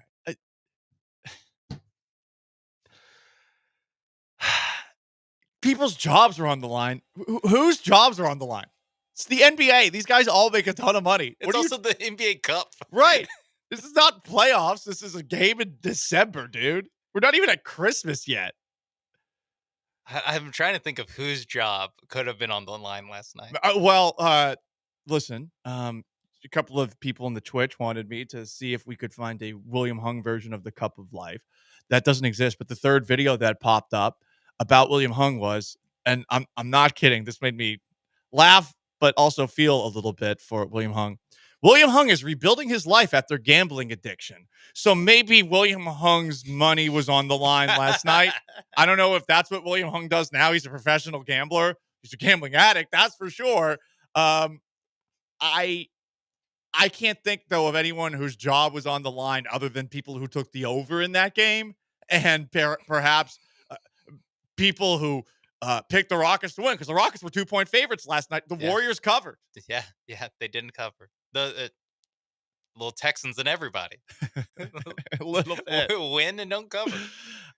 From the Twitch, I imagine William Hung from Junior Bronco stressing over late night San Jose State Hawaii games, trying to salvage his losses. Oh no! She does not bag. Yeah, watching a Mountain West game.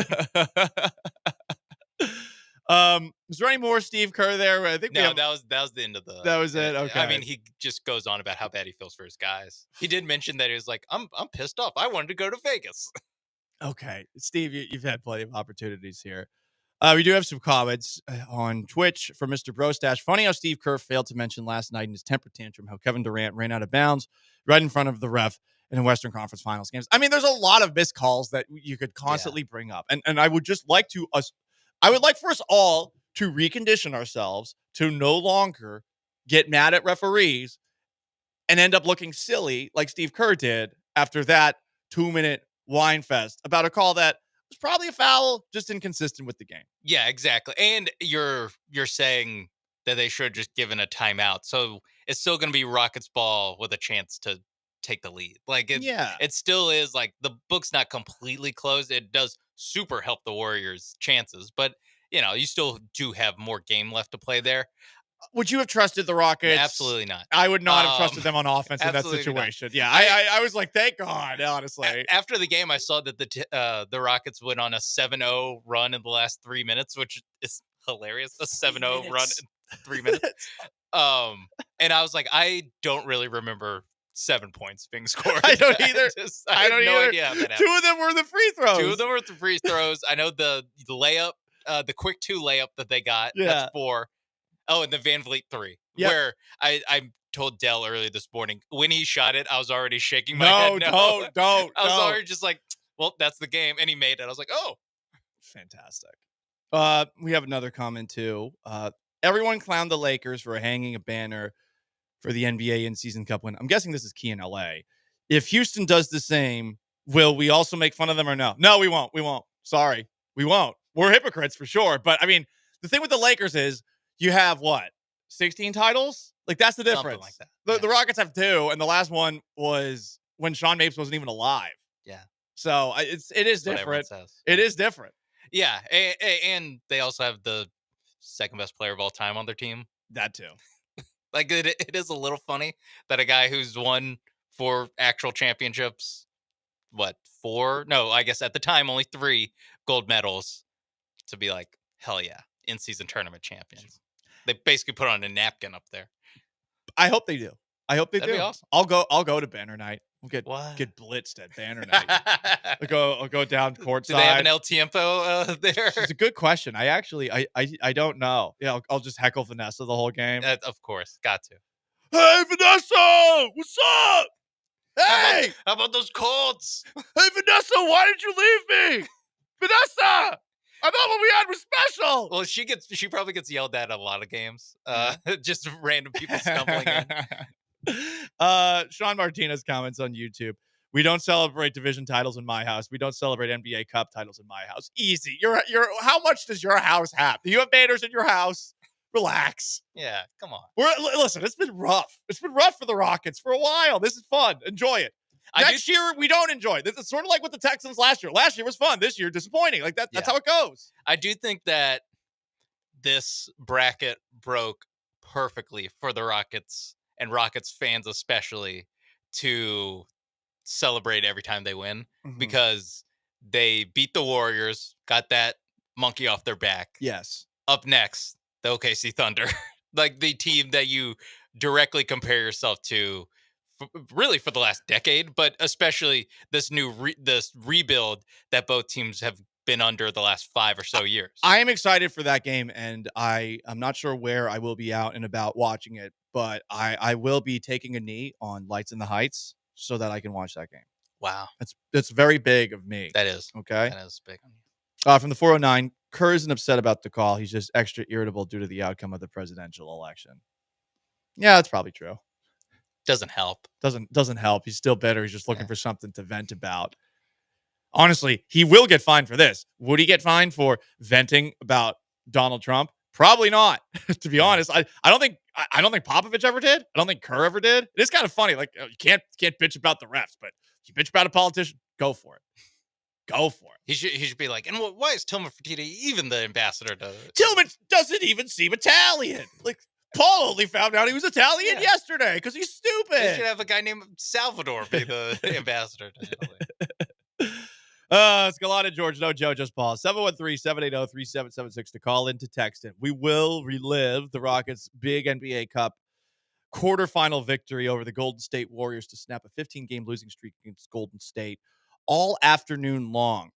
Up next, what's the latest with the Houston Astros when it comes to Alex Bregman and Kyle Tucker? We will fill you in. I'm not going to lie. I'm getting really annoyed with the quote reporting, end quote, he said sarcastically, that's been going on about this. You're going to hear some of the worst and perhaps some just straight propaganda. Stick around. ESPN 97.5 and 92.5.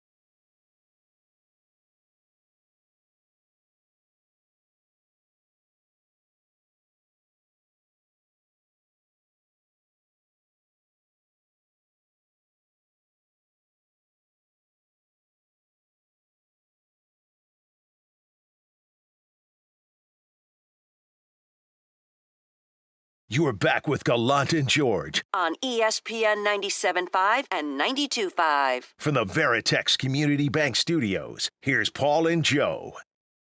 Gentlemen, I'm telling you, I've been involved with NBA basketball for 56 years, and this game it just brought all those good days of when Rocket basketball was great and fun during the championship years, because these guys today put it all on the line, and they made a team like the Warriors that's beaten them 15 times fall apart like that.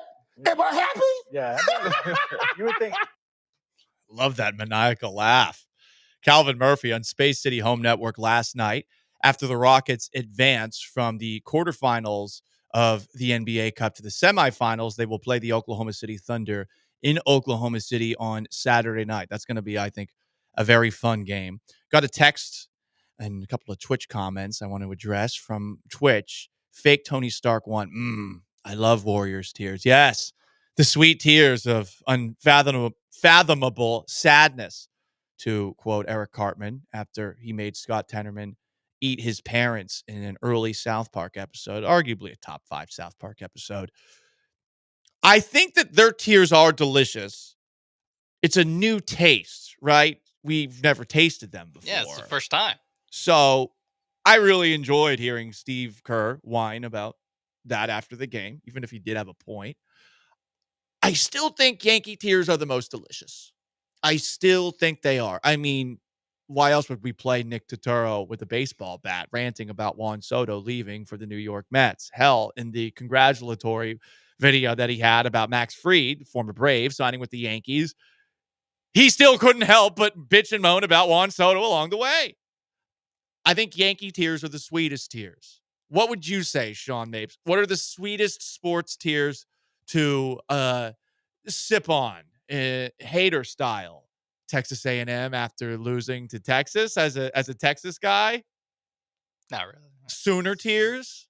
Those are good. Those are good because it's a little bit of the Warrior. It has a little bit of the Warriors to it, where it's like, in my life, like those are few and far between. It's been one-sided. Yeah, New York, the Yankees one is good. It's like everyone has a favorite restaurant or whatever, or favorite, food, and you have it a lot. And that's the Yankees for the last almost decade is, man, you get it almost every October. You get the Yankees, you get a nice refill of the Yankees tears. So it is like a favorite because you could set your watch to it for so long. Reliable. But yeah. This is a unique sweet treat. Yes, this is hey, we got a little bonus or something, got a gift card. Now we're going to a restaurant we never go to. Exactly, right. Like it's like the Papa's gift card that I haven't used because I'm still trying to find the right somebody to take the Papa's. Exactly.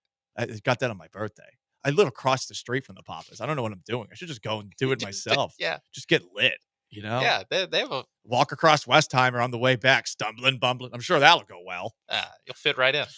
No, I'll be dead. If I cross that part of Westheimer, I will die. It's dangerous. I hate that street with a passion. It's so scary. You go west of the Galleria, which is not that far away from us. You want to comment, you can join on Twitch. You can join on YouTube. On YouTube at ESPN Houston, Sean Martinez says, Dodgers tears and Utah Jazz tears, also sweet. Braves tears. There's not really a tears to enjoy from a football perspective. I suppose maybe Titans tears, and you've gotten a lot of Titans tears this year. Sadly, the Titans made us cry because they actually beat the Texans. Yeah, it does stink that the only team that the Texans historically own is the Bengals, where there's not a lot there. Jaguars too, to a degree. Yeah. Jags tears were fun. It was fun this past week. It was this past week. That's true. Because you can basically go, you're not a man. You just challenge their manhood for complaining about it. I'm Trevor Lawrence. My arms are fencing. I'm kidding. I didn't say that seriously. But, I mean, that's what a lot of Jaguars fans were acting like. This is the worst thing that's ever happened. It's like, it was a bang-bang play. It was unnecessary roughness. And we hope Trevor's okay. We wish him well. We wish him well. With the surgery for his shoulder. season-ending injury and on that play, and the head injury that the field caused because it was on the Everbank field. I think he should sue it, just like Brett Hartman, former Texans punter, sued the NRG pallet grass system, which destroyed DeMeco Ryans' ACL and ended his career, one would argue, when he was with the Philadelphia Eagles. He sued them too. Interesting. Anyway, hey, the Houston Astros are still making us wait when it comes to a contract extension for Alex Bregman, or I guess the more possible trade of Kyle Tucker, maybe even Framber Valdez. I saw a couple of reports yesterday. We got to work on what is and what isn't reporting. I like Ari Alexander a lot. Ari Alexander had this tweet yesterday at 3:51 p.m. Can confirm market for Alex Bregman is heating up per source. What does that mean? What does heating up mean? By the way, it's been nearly 24 hours. Doesn't seem very hot. It doesn't seem very hot. It's a slow cook, all right? The reporting from the winter meetings is ridiculous. I mean, baseball writers, baseball scribes, my bad, got to give them the proper title. These douche nozzles. They take themselves so seriously, and yet the reporting they're doing, which they believe is akin to Woodward and Bernstein talking to old Deep Throat to bring down Nixon with Watergate, they're acting like they do such a noble thing for the game and that they're storytellers, when in reality, this time of year, they're just throwing BS out there. Because now, being almost right about something is about as good in reporting as actually being right about something. Low bar for everything. But this is the kind of reporting that you get. Things are heating up. Team X is listening to offers for player Y. There's a sense that player Z could be next to sign. That was the one we reported yesterday from Mark Feinsand. Team A had a competitive offer for player B. I saw this one. This is a report about about Alex Bregman, I think from Brian Hoke. Hearing more buzz connecting Yankees to Alex Bregman. Interest is real. That's not a report. That's not anything. How do you get paid?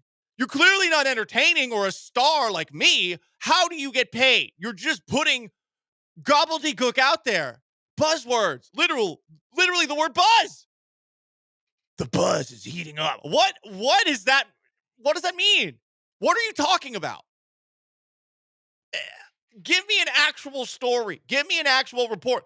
You're there with them. Get these guys on the record and give me a quote. Things are heating up. What? What does that mean? It doesn't mean anything. Yeah, it's all just so nebulous, too. Yeah. Like, it's all just like, but there's a lot of smoke around. Should I put something out? Everyone's doing it. I may as well put something out there. And guess what? It'll seem just as real as all this other stuff. Now, I think people know that I'm too sarcastic to actually, pull that one off. I think people are annoyed, in fact, with how sarcastic I am over the course of a show. And that's fine. But I could do this, and I could actually act like I know something. I am 1 for 1 with my report. I have one report ever. It was that Jake Locker got benched for Zach Mettenberger. And I never wanted to report on anything again because people got so mad at me for reporting this and having it first. I had it. I had a pretty good source. I wanted to get a second source, and then I may have, made it seem like I didn't actually have the story. No, I had it from like the sourciest of sources. But going to a journalism school, I thought I needed to confirm it. Clearly, going to a journalism school was a waste of time because I could just go out there and say, there's a buzz that's heating up about something. Like, shut up. Good God. I think if the market actually is heating up for Bregman and he does sign relatively soon, you should just, hour after he signs, be like, hearing the market's heating up for Jorge Polanco. Hashtag Astros are interested. Astros might be interested. Yeah, Astros might be interested. Astros rumored to be interested. Yeah, right. It's like just nothing. Because you could put that out there. I mean, like this is what people like Michael Schwab do. Like everyone's doing it. And I went to war with Michael Schwab last night because Michael Schwab's being a propagandist for the Astros. Whoever his person is that's in the Astros is just feeding him stuff, and he is essentially repeating it Bobo as Bobo can be. Like it's word for word, essentially. You could tell. Just read what he is saying here. Can we play the Soviet national anthem for a second so we can really give Michael Schwab's propaganda the I think, ambiance that it deserves. This is from Michael Schwab last night. Here's your wrap on the day. Let's let the Soviets sing for a little bit. Here is your wrap-up on the day if you missed it. The night is young. Alex Bregman's market is heating up. Huh? The Red Sox, Yankees, and Phillies are very interested. Astros are still in the mix, but it doesn't seem likely. Kyle Tucker is getting a lot of trade interest, and teams are upping their offers. The Yankees and Cubs are very serious, but it would take a blockbuster deal to make it happen. This is reporting. And then we get to a point where Michael Schwab just goes all in, clearly repeating what the Astros are telling him. Trading Kyle Tucker doesn't mean the team is rebuilding. It's very different. I don't want to lose Tuck, but the writing is on the wall that he won't be extended. If you lose him, you lose a 5-tool player in the outfield. To make that trade, you need at least 2 MLB quality players who keep the team competitive. You also hope you can get 1 or 2 prospects to help reload the farm system. I don't see the Astros phoning it in. They still have one of the highest payrolls in baseball. Who told him that? So if the Astros land players like Isaac Paredes and Seiya Suzuki, that means they are replacing a close to 5 lowercase b WAR loss with a combined 6.2 lowercase b WAR game. The team that's 1 lowercase b WAR and adds 2 quality bats to the lineup. Also, 2 players who would crush into the Crawford boxes. The Astros would still have work to do by losing Alex Bregman and his b WAR, but that's where someone like Christian Walker would be a great fit. Someone from the Astros organization is telling Schwab, who thinks himself an Astros reporter, and hey, more connected than me, all the power in the world to him. But that is just straight propaganda. Like, this is what the Astros can do if they don't get Alex Bregman back. This is what the Astros will do if they trade for those 2, using Kyle Tucker to get him. This is propaganda. So that's what reporting is now. It's like just like buzzwords, like, oh, the buzz is heating up. Or it's straight propaganda that's coming from the Astros. It's like, actually, it's not that bad if we move on from Kyle Tucker and if we move on from Alex Bregman, even though the window is never going to close while Jim Crane runs things. Never going to happen. It's never going to happen.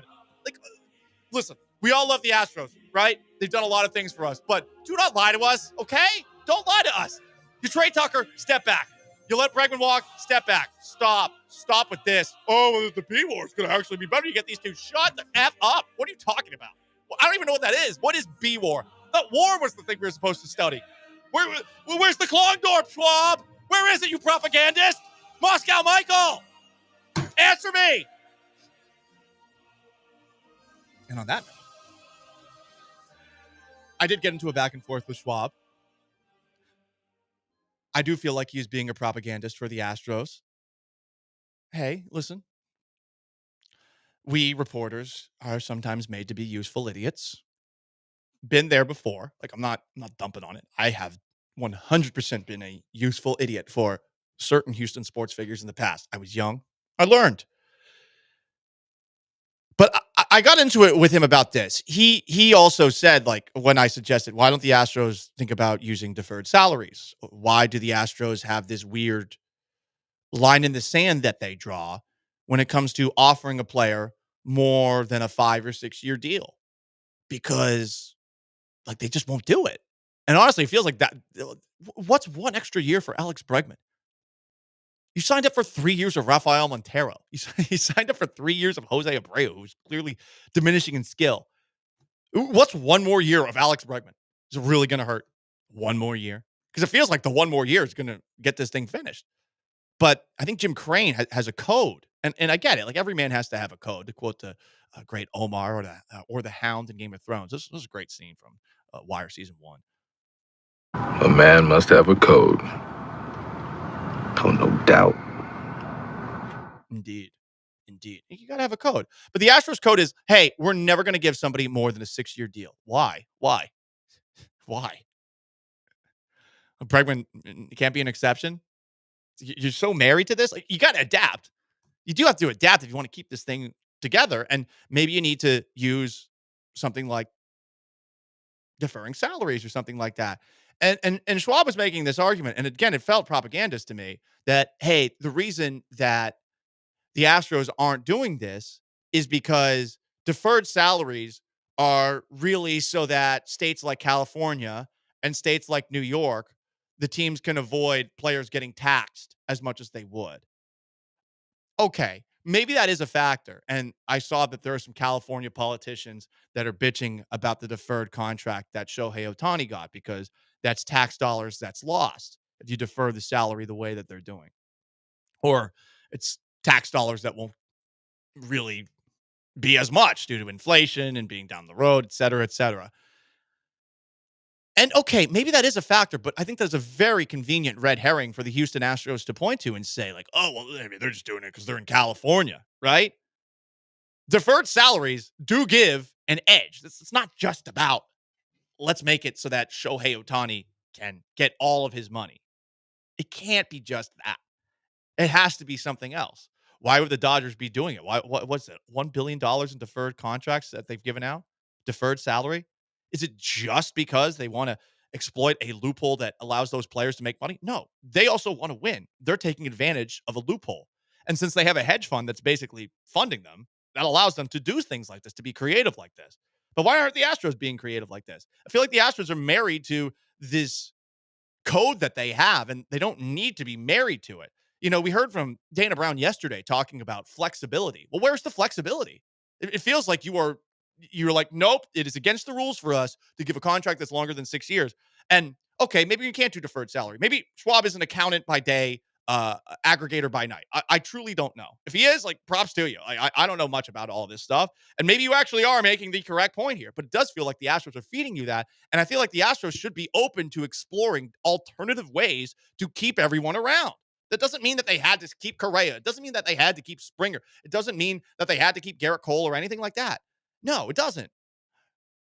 But I do feel like they have such a hardline approach to it, and it's worked, but it stands to reason that this is the time where it won't. With a guy like Bregman, the intangibles he brings to the table, his patience at the plate, his fielding ability. Even if he gets off to the slow starts, the guy delivers in the playoffs. You trust him more than you trust Kyle Tucker. Don't you want that guy around? I mean, he's 30. What's so bad about 7 years from now when this team is probably going to blow, right? Can we agree on that? It would be great to keep this going, but I mean, does anyone think that 7 years from now this is going to still be going? That would be impossible. Like the Spurs and the Patriots, like those are really the only modern examples of like a 15-year dynasty or so. I guess the Warriors you could argue too, like, but they're not quite to the 14, 15-year mark, right? I mean, they're about 10.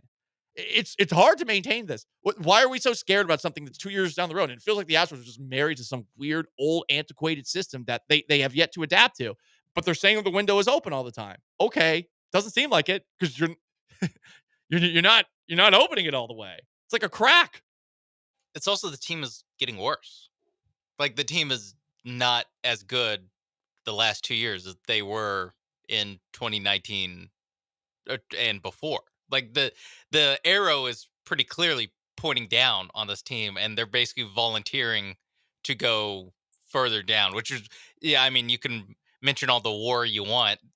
Again, I've also seen Moneyball, Michael Schwab. I know what replacing someone in the aggregate means. That was just a fancy way of saying the Brad Pitt line from Moneyball that, yeah, you just get 2 war players, and that's the same as having 6 war player. It's like, not really. That's not actually how it works. It's not. I mean, he does things that many other players can't do. And okay, like if Tucker's starting to suck, you can sell me on that. Mm-hmm. He's bad in the postseason, but when he's healthy, he's not bad. And I think he's going to be good this coming season, given that, one, his leg injury should be healed finally, that the Astros claimed wasn't broken. Oops, can't say that. They effed this up a little bit. That was an unintentional swear for a change. Tip of the hat. Yeah. Sometimes it just slips out. But they effed that up, the Astros did, by acting like he didn't have a broken bone in his leg. He did. Like, clearly he's going to be mad about that. So he should be healthy next year. And, of course, it's the last year of his contract. So stands to reason this is going to be the best year of his career next year. Some people would say, well, you would say the same thing about Alex Bregman. Okay, fair counter argument. I mean, it did take Bregman a while to get going in the last year of his deal. But, I mean, did he not finish out the year strong? Did he not finish out the year making you want to keep him around? text from the 832. Like, I'm not paying $20 for beers if Bregman isn't out there at third base. I feel the same way. So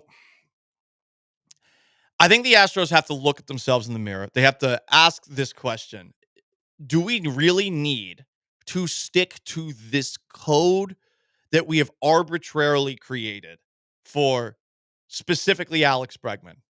And does it really help us out to trade Kyle Tucker for 2 players and hopefully a prospect, but it doesn't seem like the Cubs want to part ways with the prospect the Astros want?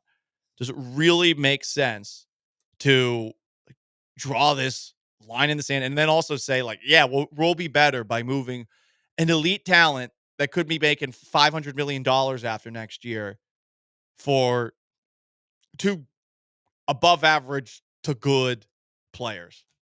And I'm sure someone's going to say they're better than that. Whatever. Go ahead. I ain't watching the Cubs. Maybe Joe can tell us about that. It is no Joe, just Paul. Gallant George. Sean is behind the glass. 713-780-3776 to call into text. And you can join on Twitch as well at ESPN 975. Junior Bronco says the code only works if you stick to it 100% of the time. That is a fair counter argument. But shouldn't there be exceptions? I think there should be some exceptions. And I get it. Like, oh, you draw the line for your players as an ownership group. But I don't see the win here. Unless you're like, oh, they're going to get a compensatory pick back. The average B war of a 7th round pick. Oh my God. I got liftoff. Oh, relentless in my pants. Gallant George up next. We talk about the Rockets, their big win over the Golden State Warriors. And on top of that, it's time for the Houston Texans to press the reset button. They're finally back. Dolphins on Sunday. Will they be able to be a completely new team after a bye week and a makeover? We'll discuss. Stay put.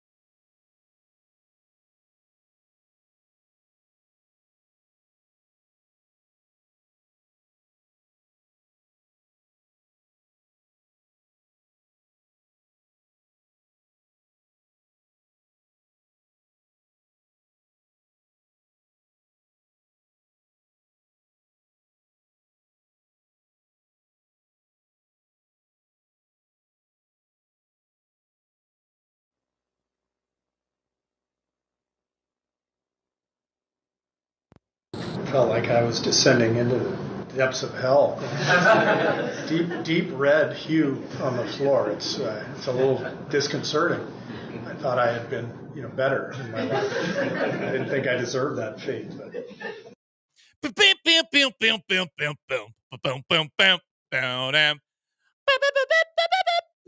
Steve Kerr at the Improv last night. Just kidding. That was Steve Kerr talking about the court for the Houston Rockets in the NBA Cup. It was very red. I liked it. A lot of people not a fan of the court. Last night I was out with some folks who aren't exactly the biggest NBA fans, and they were asking, "Oh, what's the deal with this court?" And I was like, "It's the NBA Cup of life." And they said, "What is that?" And then I took out my phone and I showed them a song by a wise philosopher named Ricky Martin. And it goes a little something like, "Go, go, go, ole, ole, ole." And then they looked at me with a raised eyebrow, because this was the person who once just straight up asked me, "Hey, Paul, are you gay?" And he just walked away. True story. Actually happened last night. Wow. I'm committed to the bit, okay? And I'm committed to the NBA Cup. And I think the Rockets should bust out this court some more. The depths of hell? Yeah, that's pretty good. Go full Boise State. Screw it. I love it. Yeah, the Reds are tough. I don't know if it might just be me, but I get it. It doesn't really bother me, I guess. But I am colorblind. You are colorblind. I am colorblind, so I am willing to accept that what I see is not what other people see when it comes to the tone of that court. Did it look? It looks red. To you, it looks red. It's red. Okay. I can sit there and go, "That's a red court." It made you uncolorblind? That's incredible. That's not how it works. But okay. As long as they're not wearing green jerseys, I'm good. The green and red next to each other are hard to differentiate. It's impossible. Okay, that's what you see. It is fascinating. And oranges get tough too. Oranges get difficult. Okay, because that is red. Yeah, bright color. That makes sense. It's interesting that those two colors, which are the colors of Christmas, would be like that. Have you ever really experienced Christmas, Sean? I guess not. How can you?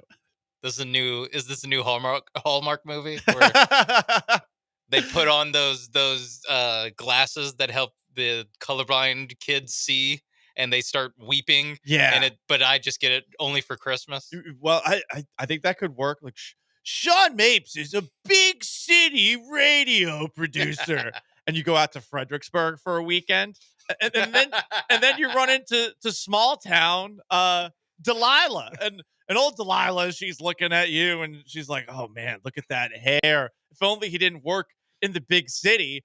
I got to convince him to come out and move here with me after knowing him for 5 minutes at my hot cocoa farm." Yeah, I was going to say, it You has have to to be have, like a Christmas tree farm in the middle of Texas. Yeah, which also, when you sell it for 2 weeks a year, I don't know if you could grow pine trees there. And the way that she gets to your heart, there's this dramatic scene, and she gives you these glasses, and you can finally see the true colors of Christmas in a town that turns out was actually called Christmas Town back in the day, and Fredericksburg gets renamed. I like it. Anyway, we're Hallmark. We'll take right there. We'll take royalties for that until you're done printing Taylor Swift, Travis Kelce money. When that runs out, I gotta watch that. I watched Christmas Vacation last night as I go through the holiday classics. We'll see if we get to this Hallmark movie. The Houston Texans have gotten through their bye week, and it's time for us to do what we do after every Texans win and after every Texans loss. The Texans right now are 0-0. We're not doing the what's their record with Nico Collins thing because they lost to the Titans. But the Miami Dolphins, they're also 0-0. And honestly, with another win, they'll really be 0-0 because they'll be back to 500. This is a big game. It's the first of 3 over a period of 10 days. I wonder if DeMeco Ryans had anything different to say about what his Texans need to do going forward. Here he is at yesterday's press conference. The one thing that we have to do, Kim, is finish. Right? We have to finish games the right way. We've been close in a lot of games. Games have turned out good for us and not so good. Right now, down the stretch, the most important part, it's all about how you finish.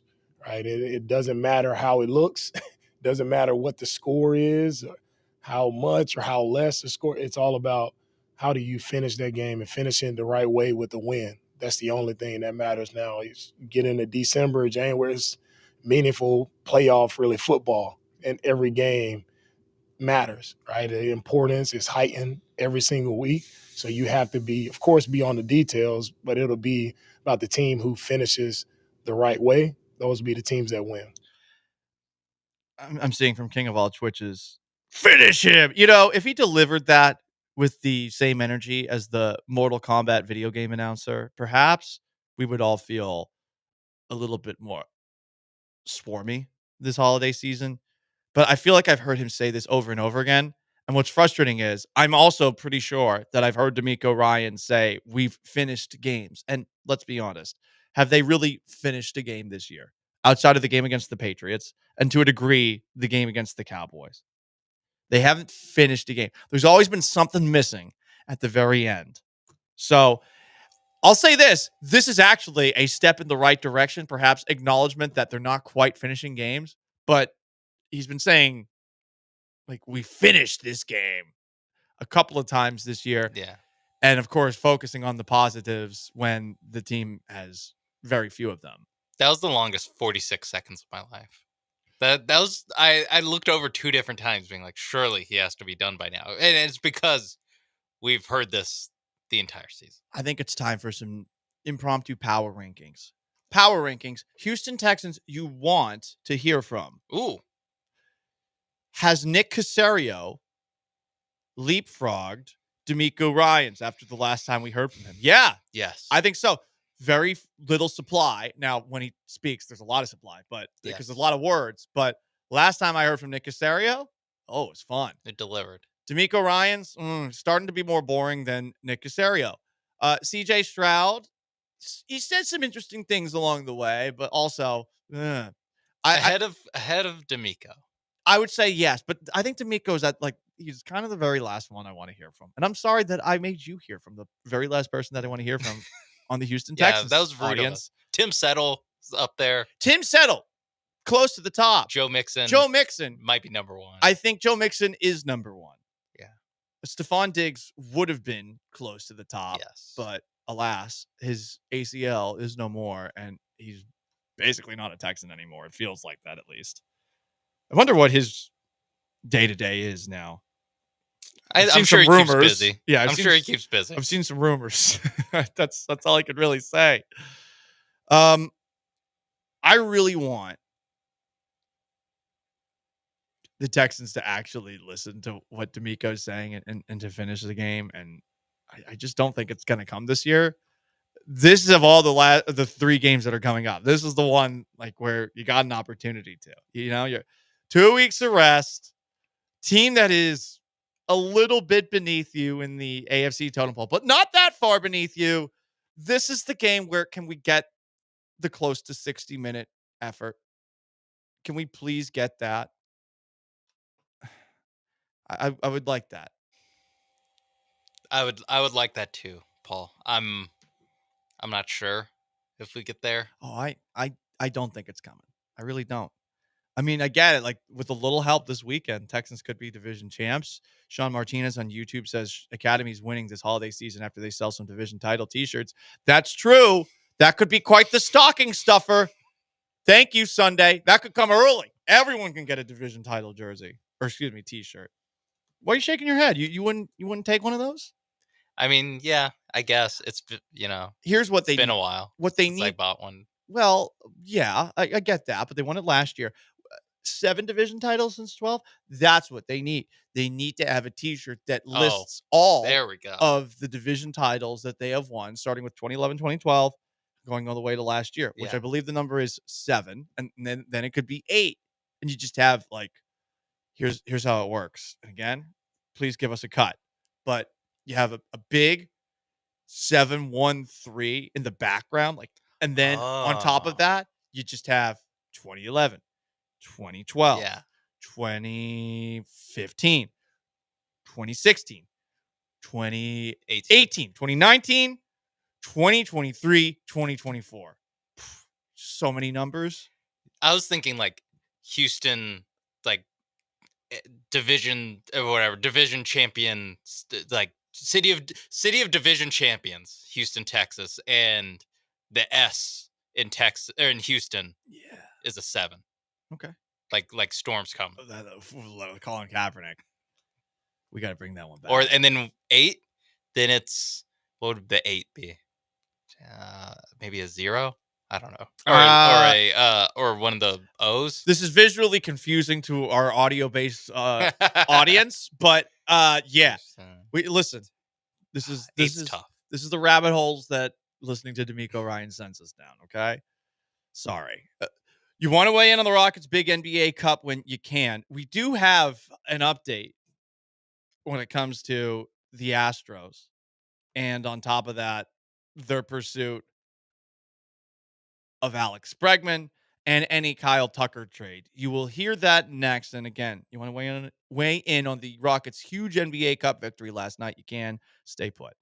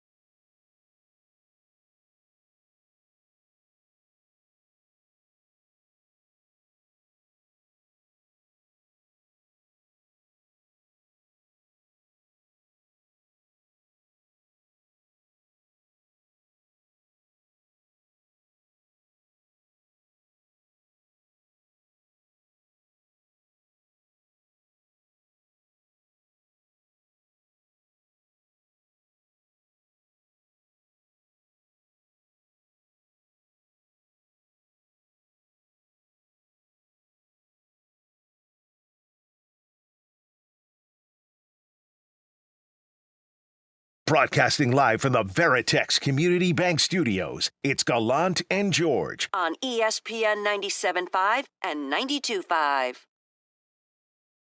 Yeah, it was cracking in here. I mean, the fans been popping out.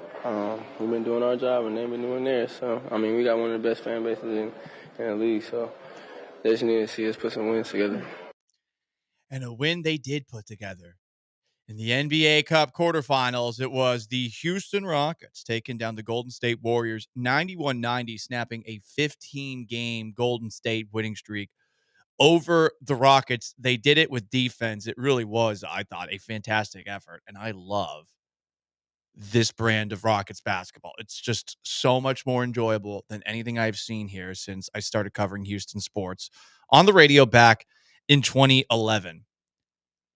Are the Rockets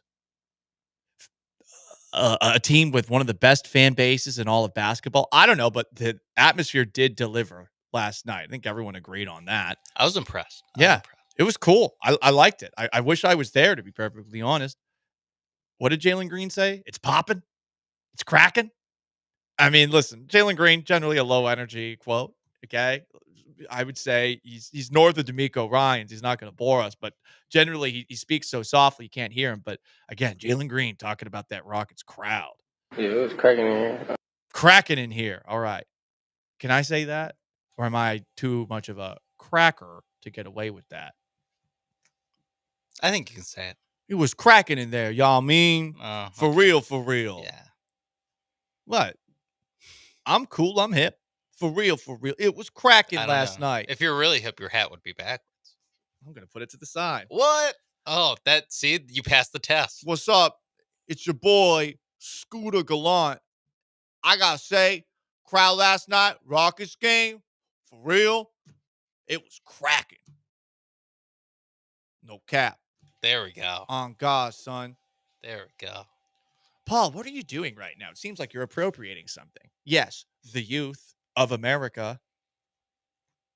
We are the youth of a nation. We are the youth of a nation. Rockets fans, they're back.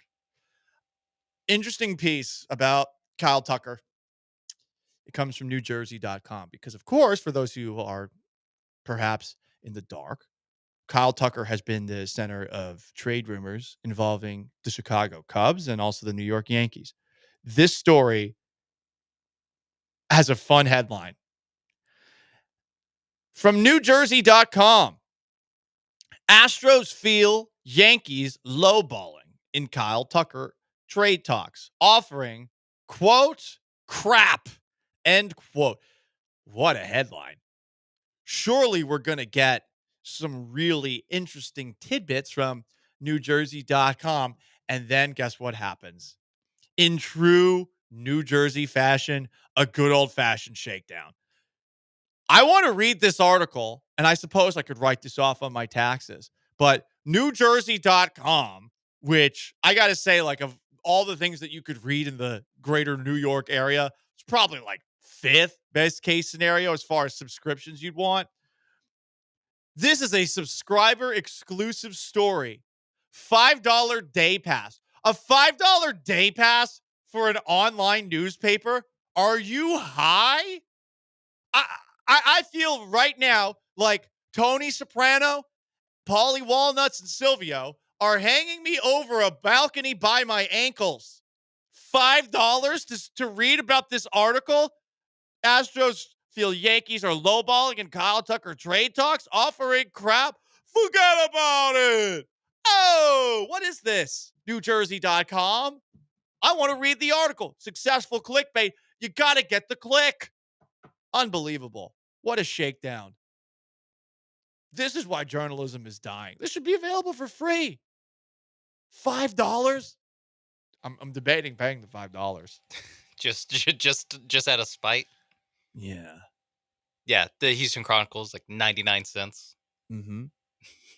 NewJersey.com. $5 for the next 24 hours. Right. And listen, like the thing that the Chronicle does is they'll give you the deal for like a couple of months, and then the deal expires, and then all of a sudden you're like, why am I paying $19 a month? You just call them, and every time you call them, they'll be like, well, listen, we'll reduce it. Please stay subscribed, please. And I do, because I like to support the work of the people at the Houston Chronicle. I like them. I do. Jonathan Alexander's doing a great job with the Texans, and you've got Jonathan Fagan. You've got Matt Kawahara. Like, it's good. It's good stuff. It's not great stuff, but it's good stuff. And it's reasonably priced. NewJersey.com, $5 day pass. F you. I want to know what's going on with Kyle Tucker and NewJersey.com. Perhaps they're doing some of the same reporting that we have been seeing across baseball from the winter meetings over the last couple of days, where we're just hearing a lot of things like from Ari Alexander, things are heating up when it comes to Alex Bregman. Oh, well, I think it's cold now. I think it's cold. And things can still be good when they're cold, but things are for sure cold right now. Team X is listening to offers for player Y. There's a sense that player Z could be next to sign. Team A had a competitive offer for player B. Like, come on. Can we get something else? This is a good one. Astros think they're getting lowballed. The Yankees are giving a crap offer. F the Yankees, right? Like this allows us to go back to hating on the New York Yankees because they're lowballing for Kyle Tucker. But again, this is what's going to happen with this, possibility of a Kyle Tucker trade. And this is why I don't want anyone to be justifying the Astros putting him on the trade market. I think it's ridiculous. I really do. And I saw Michael Schwab doing it. And again, Schwab's sourced. I'm not denying that. But I felt like he was doing the marching orders of somebody in the Astros organization with this, like, justifying, hey, the Kyle Tucker trade actually makes sense. This is how baseball works. And then he baseball explained me. And I was like, dude, stop. Okay. F your B war. It's not real. Oh, you don't understand how baseball works. Well, this is why no one wants to watch the game anymore, because you're throwing stuff like this into the table. Onto the table? Yeah, onto the table.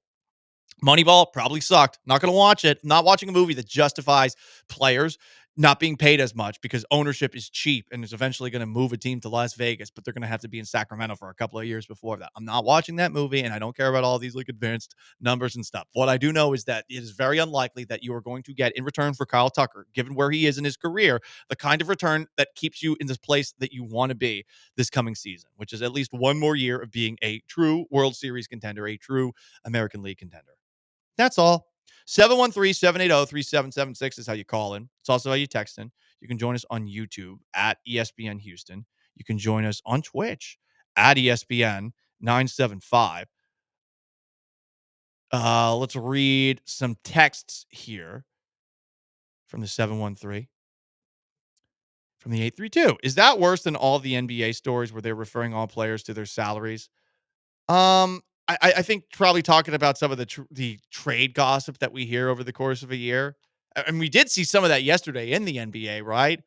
Jimmy Butler's agent just went on a tirade against ESPN's Shams Charania, who had said that Jimmy Butler is thinking about getting traded to team X, Y, Z, etc. And to Shams' credit, Shams has tripled down on it. I think we even have Shams on ESPN saying, hey, man, I'm a reporter. I am a reporter, sir. Here he is. Here is the replacement for Woj. And then I saw Jimmy Butler's agent come out and say something about your reporting on that particular story. I know you wanted to comment about that. I want to hear what you have to say. I 1000% stand by my reporting. It's fully vetted, and as a professional, that's what I do. That's what I get paid to do. That's what I'm going to do. Report truthfully and accurately. That's what this is. Period. What did you report exactly? Remind the audience. So Tuesday, I reported that the Miami Heat have begun listening to trade offers for Jimmy Butler, and Butler prefers a win-now destination. And three of the teams on Tuesday that I reported that his agent has indicated in league circles that he is open to: the Mavericks, the Rockets, two of the Texas teams, as well as the Golden State Warriors. Yesterday, I added that there was another team also in that list, the Phoenix Suns, and that was the reporting. And so I 1000% stand by it. It is 1000% facts. 1000% facts. Okay, bro. The reporter is denying it so heavily. Perhaps the lady doth protest too much. Oh, a John Heyman situation? I think Can't believe it. Can't believe it. John Heyman, baseball writer, who was very angry on a Friday night. We played that audio earlier in the week. It's fantastic. We might have to play it again. It's been an interesting week for reporters. It really has been. And again, no one really cares about the X's and O's of what we do. But, boy, from the baseball side of things, all these rumors that are actual reports. From the basketball side of things, too. Like, oh, this guy wants to be traded. And then you got some of the podcasts out there that are all like, the Rockets need to make a trade. You see what happened last night. Oh, do the Rockets need to make a trade? Like, Yeah. what are we talking about? Warriors need to make a trade. The Warriors do. And I mean, they could use Jimmy Butler. Well, did you see one of the Warriors trade rumors? No. The Warriors are interested in somebody who sounds a lot like LeBron James. Like, people are putting that out there. The Warriors are looking for somebody who's 6'8" and has played for 20 years and has won multiple championships. Maybe if they can get a son too, that'd Yeah. be a plus. They're gonna get traded together. That is so true. Honestly, that would be pretty badass to happen in the middle of the NBA season. I feel like LeBron it'd be gets traded worth to it. the Warriors. I feel like it'd be worth it. Just I want LeBron to force his way to the Warriors. and Bronny. Yeah, that would be funny too. Like, not only am I getting traded, my son's getting traded too. And the Lakers are like, well, we need to get something in return for this. Like, for Bronny. Yeah, like they're gonna like extort the Warriors to get a little extra something for Bronny. Like, we're not putting Bronny in there. Yeah. Bronny's ours. Give us pods. Give us Pajimski, all right? We want Bronny so that LeBron will come back. Whoa. Now that's 4D chess right there. That is. Oh, boy. Anyway, Gallant and George, no Joe, just Paul. Sean's behind the glass. 713-780-3776 to call in. To text in, the Rockets got a big win. Perhaps the biggest victory that they've had since the pandemic. 91-90 in the NBA Cup over the Golden State Warriors. They advanced to the semifinals to play the Thunder Saturday night. Up next, 10-minute drill. Bill Belichick is not going to be coaching in the NFL next year. Why? Plus, some fun backpedaling from the NFL when it comes to a possible criminal that they employ. They're not going away from this guy. Interesting. Stick around.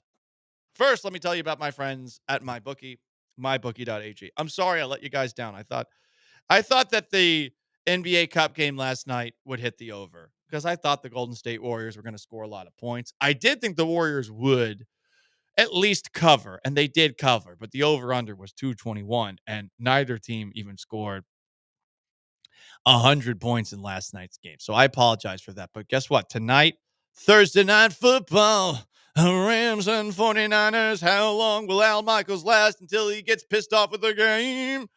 The Niners are 2.5-point favorites against the Rams. What? That seems outlandish. The over-under for the game is 48.5. I don't know what the score is going to be. Thursday night games are always wacky, but the Rams are still playing for something. They had a big win on Sunday against the Buffalo Bills. The 49ers are dead. They're dead. You got Deebo Samuel bitching and moaning in the locker room about not getting the ball enough. Perhaps I'm going entirely too much off of the vibes, but Rams win tonight. 2.5-point dogs at mybookie.ag. You enter that promo code BET975, and guess what? You're going to get a deposit bonus that doubles your initial deposit. You can play with that to gamble on the NFL, the NBA. Hell, you can play blackjack or poker with a live dealer. It's mybookie.ag, promo code BET975, either as a reload bonus for pre-existing customers or as a first-time customer. mybookie.ag, promo code BET975. Bet anything, anytime, anywhere, only with mybookie.ag.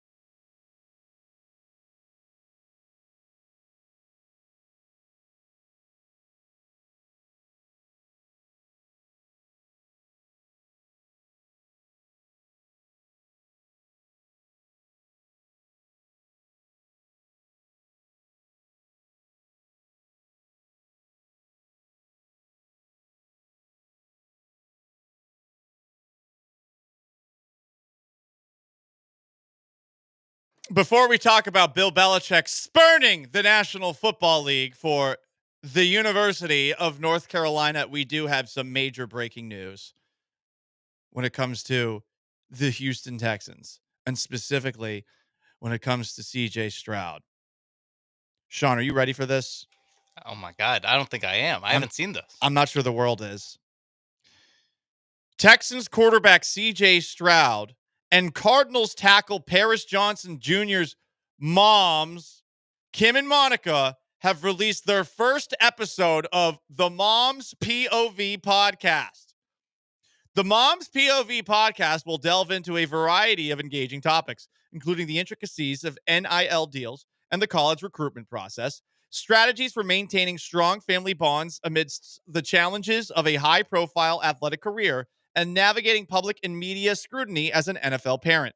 The show will also feature exclusive interviews with CJ Stroud and Paris Johnson Jr., offering firsthand insights into their NFL journeys, as well as appearances by their siblings, Sydney and Sierra, who share their perspectives on life alongside professional athletes.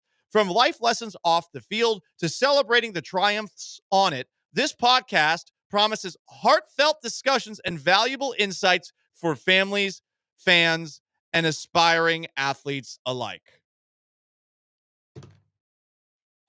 Love it. Gonna subscribe. I am too. Got to. Now, will it be an ironic subscription?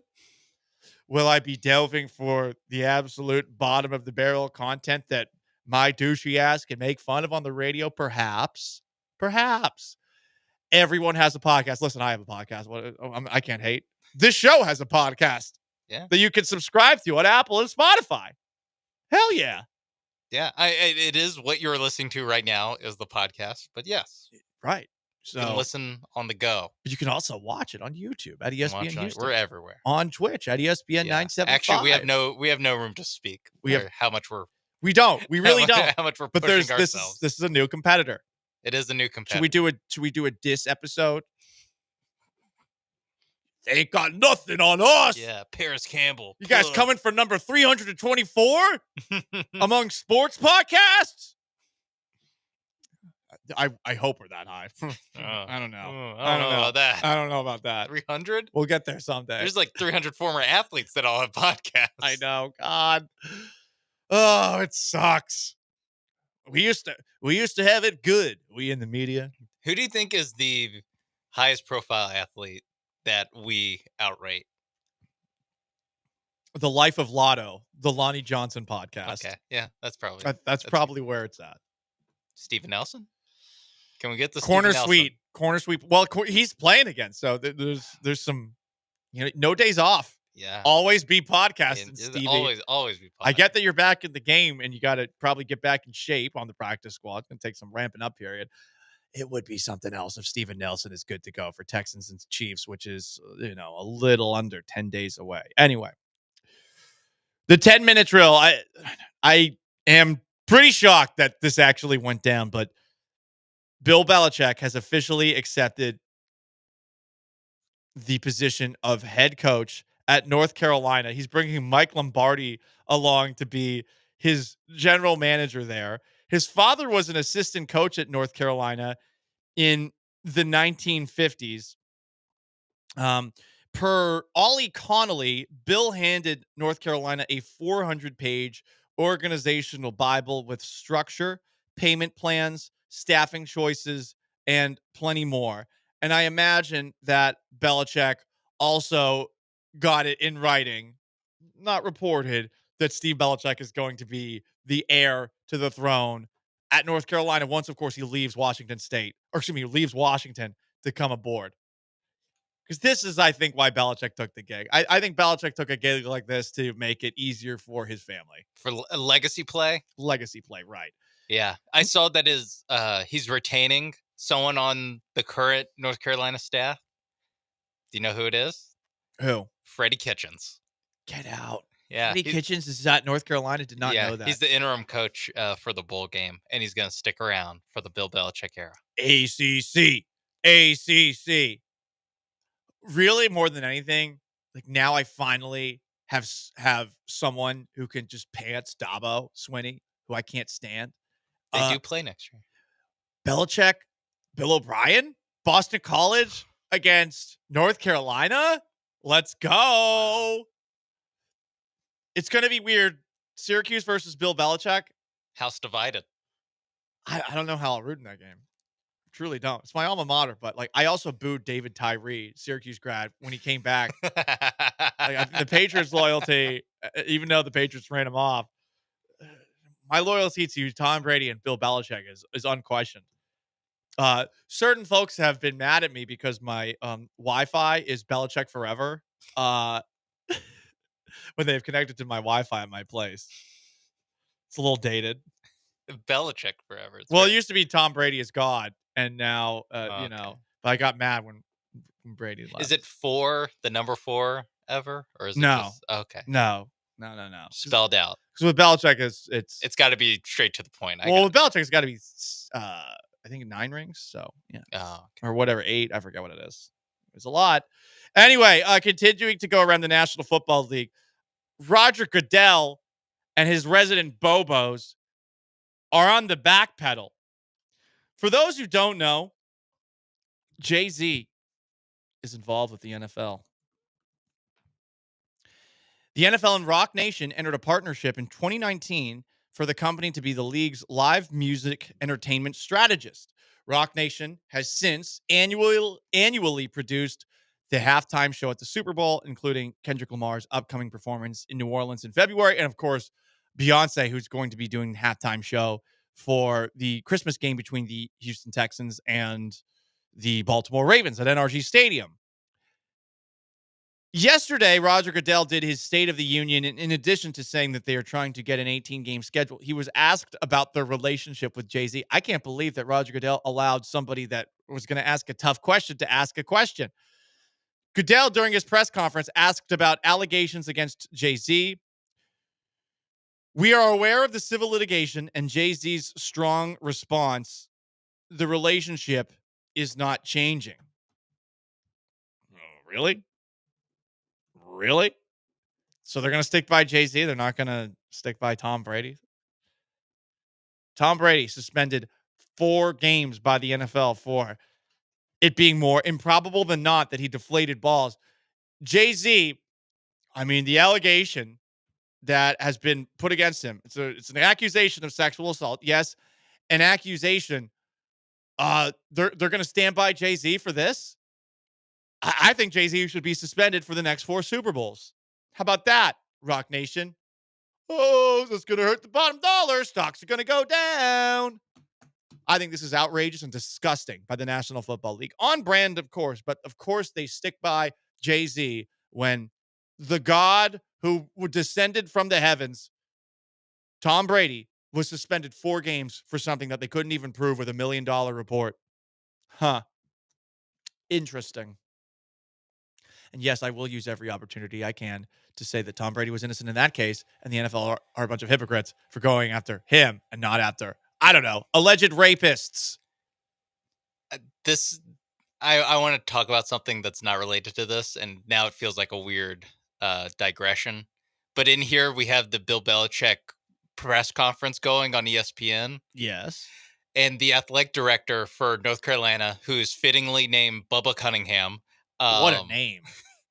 He is sitting next to Bill Belichick wearing a suit and tie with the suit jacket sleeves cut off in honor of Bill Belichick. Hell yeah. Oh, I'm so in. I might get a North Carolina hoodie and cut off the sleeves. I just have some respect. You're his boss, all right, Bubba? Come on. But no, listen, this is merch. Free merch. It is merch. But I'm sorry, I didn't want to shy away from but I just felt like the Patriots were still the topic of conversation. So I just want an update on the Belichick press conference. No idea what he's saying. It's on mute. But I was entranced by what Bubba Cunningham was. I thought I was like, is he wearing some high fashion thing? And then I realized it's because his suit jacket cut the sleeves off. I love it. That's fantastic. Suit jacket, sleeves off. Let's go. Honestly, we should have short sleeve suits. We should. We live in Houston. I feel bad for the people that got to wear suits. Like, why don't we do shorts and short sleeve suits? Oh, you can't do that. Oh, hey, you can't do that. You should never be caught dead wearing shorts. It's loser mentality. It's gay. That's what mobsters say. Like mobsters don't wear shorts. But I feel like you should be allowed to wear shorts. I was told, true story. This is kind of Mean Girls-esque. The first time I ever did stand-up comedy, the two resident stand-up comedians of the Houston area, John Westling and Barry Laminack, like they went after me for wearing shorts on stage. Like that's some unwritten rule that I broke. It was very Mean Girls-esque. Like everyone like patting me on the back, like because I got to open up for Donnell Rawlings, which was an undeserved thing. And those two, like the exact same comment, like, oh, you're wearing shorts on stage? What are you, gay? They didn't say that, like they're Rodney Dangerfield or anything like that. But I felt like that was the implication. I don't know. I really don't know. It was ridiculous, though. I was like, you stand-up comics have a dress code? You guys are schlebs. Schlebs! Yeah. It is fun, the unwritten rule. At least they aren't going to like throw a baseball at you for the unwritten rules. But that's true. Now that I do throw a microphone at me. There we go. Tomatoes. Now that I think about it, I can't think of a stand-up special where someone's wearing shorts. Yeah. But still, listen, that is very pick on the new guy. If Matt Rife can be a little slut, no offense, with all the people he's talking to in the crowd, like, oh, hey, sexy mama, like Matt Rife is 100% benefiting off of being hot. Credit to him. I wish I was that hot. Why can't I flaunt a little bit of what I got? Show a little calf. Well, listen, I got a donk. I got some quads. Okay, like I gotta let me use something to distract people from the fact that I'm a no talent hack. Okay, let me slut it up a little bit. That's the only way I'm gonna get anybody to pay attention. Paul, they're gonna be staring at your crotch. Good. Maybe I'll get laid afterwards. I'm okay with that. Speaking of, I don't have a transition. Yeah, next up in the NFL. Next up in a 10-minute drill. Did you see the announcement by Netflix of how many people are going to be doing the broadcast for 2 games?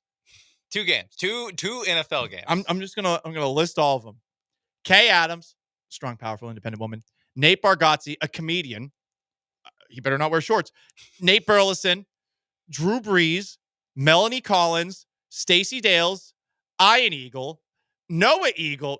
We got a father-son. How'd he get that job? We're not even halfway through. Jamie Erdahl, Robert Griffin III, Scott Hansen, Mina Kimes, Burt Kreischer, Devin McCourty, Jason McCourty. So we have the second family, Greg Olson, Ian Rappaport, the last person I want to see of all these people already, Laura Rutledge, strong, powerful, independent woman, Gene Steratore, Manti Te'o, J.J. Watt, and Steve Weish.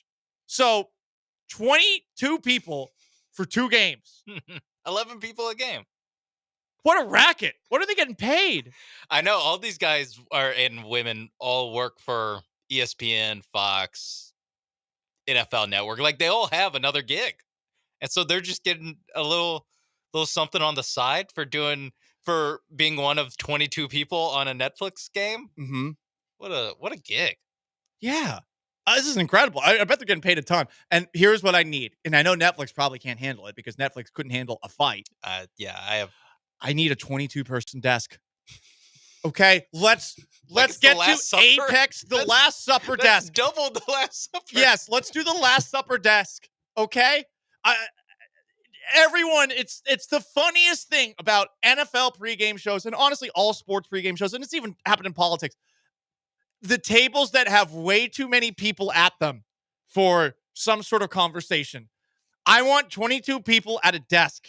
Okay, I want them to be squeezed in. I want people sitting on each other's laps. I want it to be the most outrageous and ridiculous scene that we've ever seen in football. Give me a completely preposterous amount of people in here. Honestly, 22 is not enough. I think they should hire some more people. I'll volunteer. I'll sit on someone's lap. I don't care. Yeah. I'll do it for free. 23-person desk. Set the record for the Guinness Book of World Records. Let's do it. Come on, man. Burt Kreischer being right after Mina Kimes is very fun. I know it's alphabetical and that's why, but just as you're listing off, it's like relatives and guys that I know from covering the NFL and the Eagles and all that. And then Mina Kimes, Burt Kreischer. Like what are they going to possibly talk about? That's a good question. I don't know. I hope he has a shirt off, no matter Yeah, what. I hope he's just absolutely hammered and just tanks everything. Because let's be honest, like, no one wants to watch any of these shows, really. Like, it's unless you're a super diehard, but you watch them. I mean, you're not getting much out of it. It's cliches. People talk around in a circle. No one actually has a conversation with each other. It's why Inside the NBA is so good. They talk with each other. It's not just like I have a monologue. He has a monologue. He has a monologue. He has a monologue. And imagine you have 22 monologues. I want 22 monologues. God, what a tough job for the producer. Rap. Do they have enough microphones for all these people? You don't have enough time for all these people to talk. 3.5 hour, 4 hour football game. Like, you can't, 22 people talking. I don't know. I don't know about it. Anyway, it is Gallant and George. No Joe, just Paul. Sean behind the glass. You want to chime in? 713-780-3776 is how you call. It's how you text. We'll keep you posted on all things Astros. Things were supposedly heating up. I feel cold. I feel nothing. Or if you want to weigh in on the Rockets' huge win over the Golden State Warriors last night, you can. Stick around.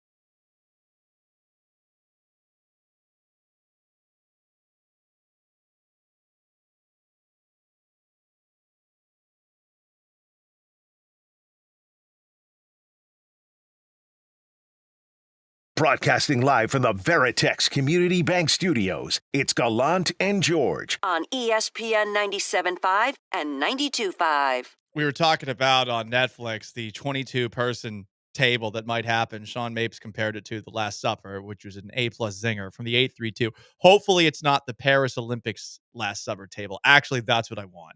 I want everyone on Christmas to be dressed like absolute cartoon freaks. Okay? It's Christmas. It's Christmas. I want a present.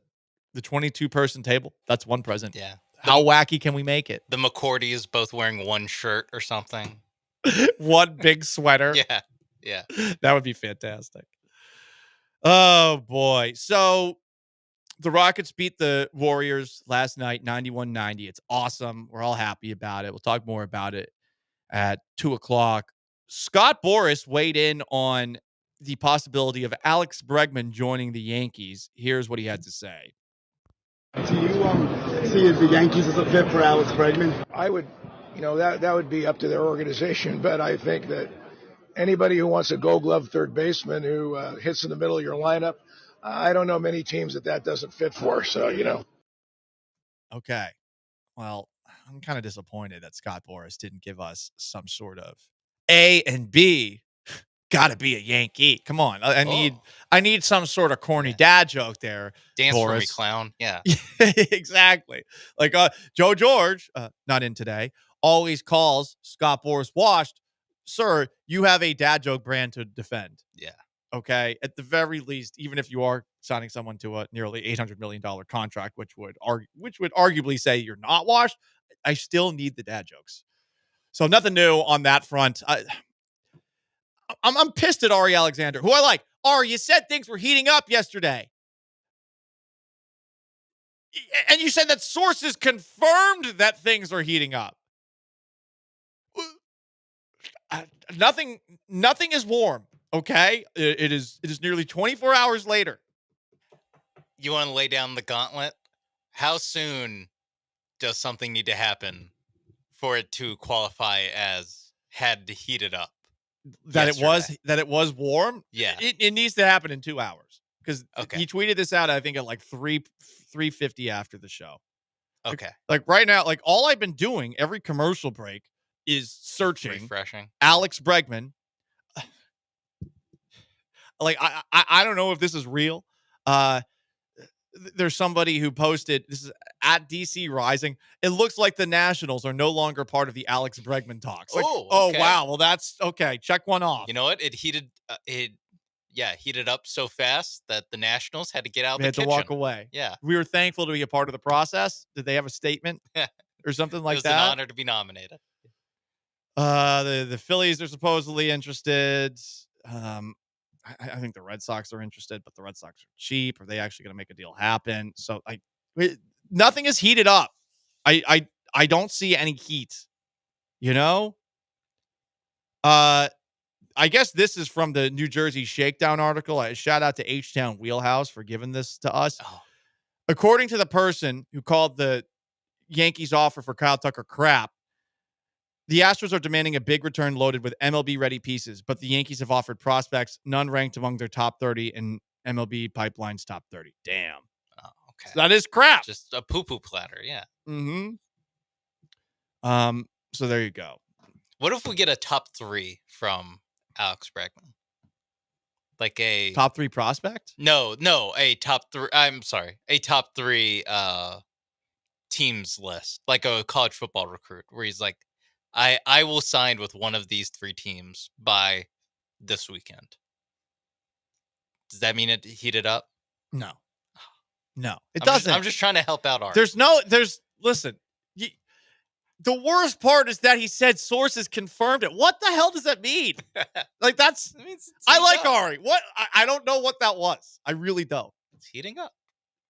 Do we need sources to confirm that? Yeah. How about just say Jam? He's heating up. You could say things are heating up. Eyeball emoji fire. You don't need sources confirmed. That's what I can't get past. And he's like doubling down on it afterwards. He clarified. Can confirm market for Alex Bregman is heating up per source. Like, so you're reporting a confirmation per source. And And here is his like added clarification because somebody said, you've said this for 4 days. No, I haven't. I reported on teams interested Monday. I didn't report anything yesterday because it was a no new details day. Today, I'm told there's been more engagement, phrasing being used, market is heating up. Come on, dude. Like more engagement is the key term for all of this. Yes, this gets you more engagement, but it's ridiculous. The key term for all, not just Ari, but for all the New York guys, all the Chicago guys talking about Kyle Tucker. That's all. Just more engagement is what all this this entire winter meetings has been about. For sure. Sean Maves behind the glass. I'm Paul Gallant. It's Gallant and George, no Joe, just Paul. 713-780-3776 to call, to text. You can join on YouTube at ESPN Houston. You can join on Twitch at ESPN 975. The Rockets finally defeated the boogeyman, the Golden State Warriors. And we are allowed to be excited about that. Do not let anyone take your joy away. Stick around. ESPN 97.5, 92.5.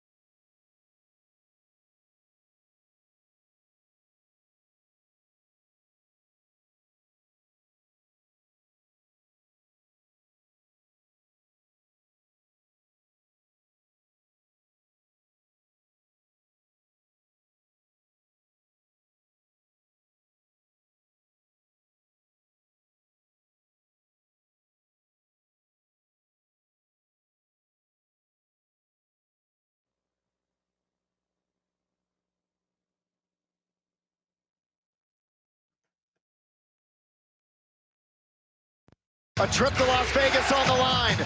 Pajemski looking to get it in, Oh, boy, just as the Curry back to him. The shot, no good. Horse down. The dragon has been slain. The Rockets have ended their 15-game losing streak to the Golden State Warriors. And oh, by the way, Viva Las Vegas!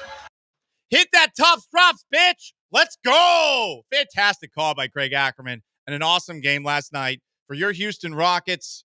91-90. They finally beat the Golden State Warriors for the first time in 16 attempts. Woo! Nice to get that monkey off of your back, to vanquish the boogeyman. And it's big for this team going forward. Not just because it's a confirmation of the style that Ime Udoka has been preaching to this team. This is how you win. You care about the defensive side of things. Not just Alperen Şengün and Jalen Green buying in. We talked about them yesterday in that Tim McMahon piece. But it's everybody doing something. And I think that the way that game concluded is just the epitome of what you should be hoping for from this team consistently. It's not going to happen every single night, but that's what you want to see. You want to see a team that is going to almost force a 5-second violation on an inbound pass that's going to have Jabari Smith with all of his length close out on whoever the hell that guy was taking the last shot. That's a big question that should be had after the game. Brandon Pajemski. Yeah, that guy.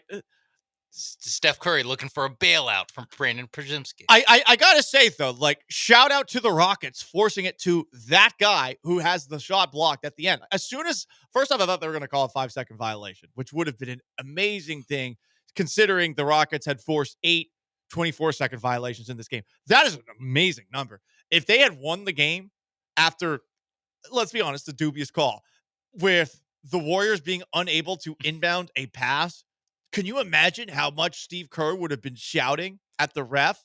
Yeah, especially because it was, didn't they have a timeout left too? No, they didn't have They the were out of timeouts, there. okay. Yeah, they had a timeout on the scramble on the court. Where because I saw some people.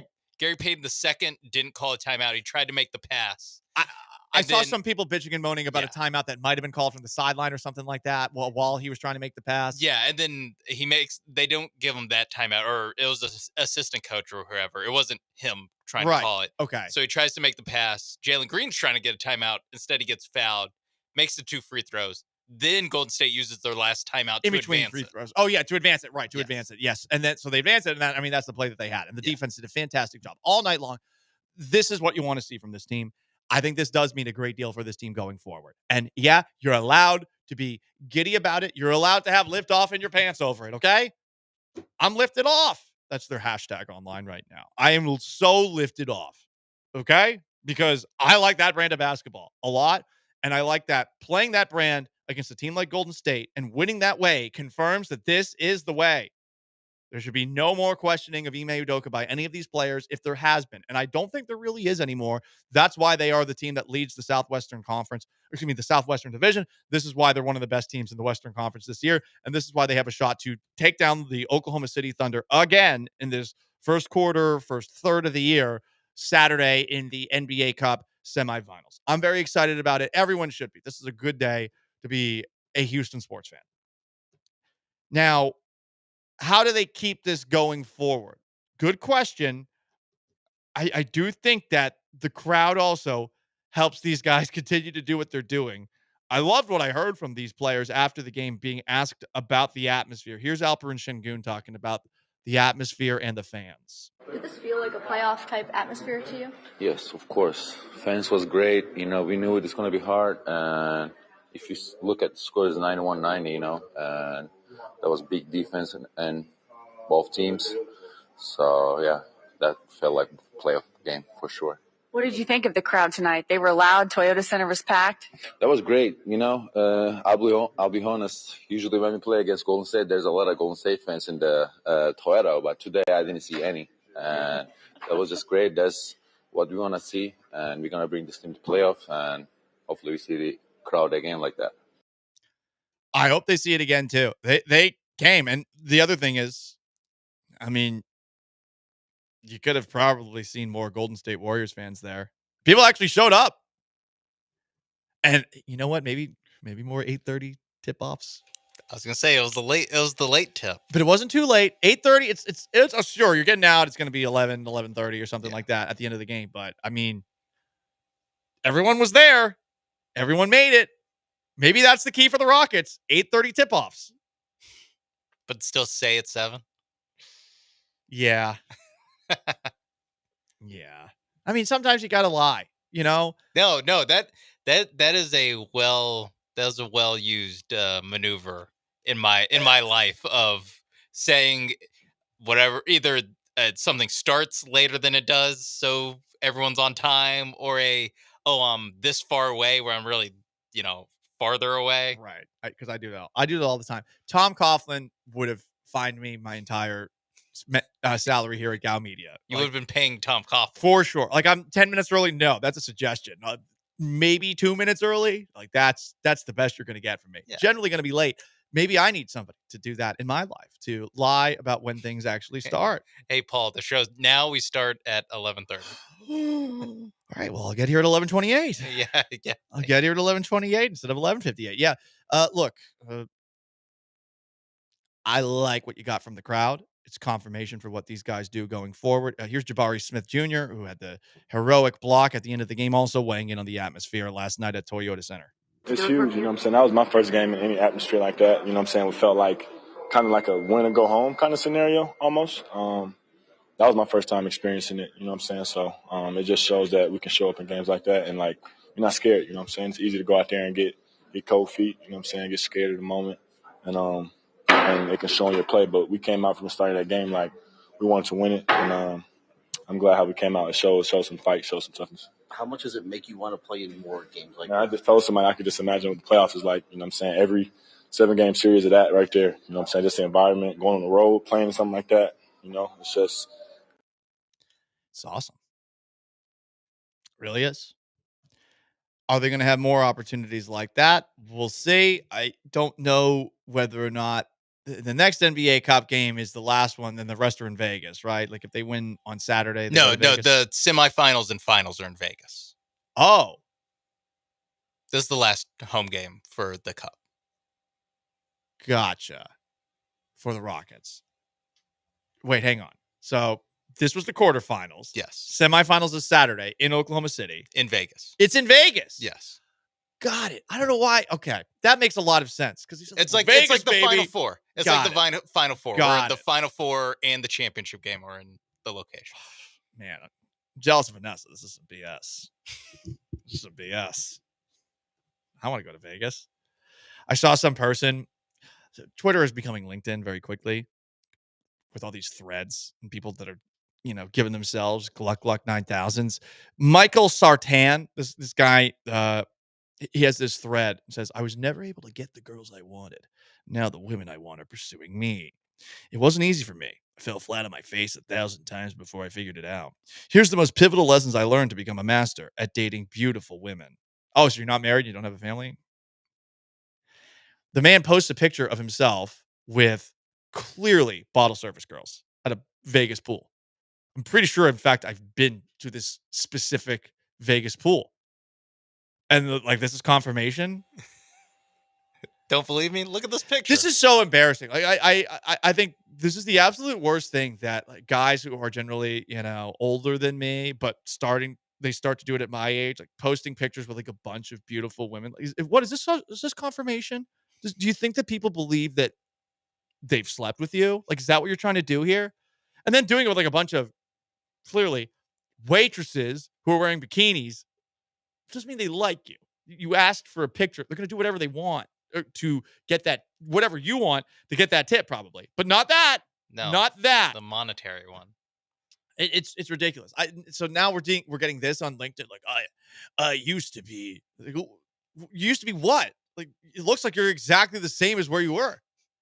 Like, I fell flat on my face 1,000 times before I figured it out. Here's the most pivotal lessons I learned to become a master at dating beautiful women. Oh, okay. Is the first one make a lot of money? Is that like make a lot of money enough to where you can afford a cabana? Where you can afford a cabana at the pool? Yes, exactly. But still, again, these are the bottle service waitresses. Of course, they're going to be there. This thread is ridiculous.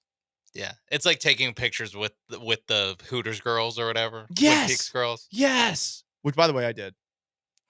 But I was 24. And we were That's fine. probably the most uncomfortable in retrospect thing that I can admit as a sports radio show host is that like I judged a bikini competition at Twin Peaks.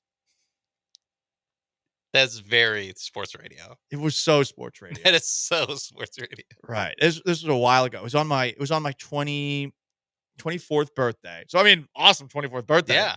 For sure. But yeah.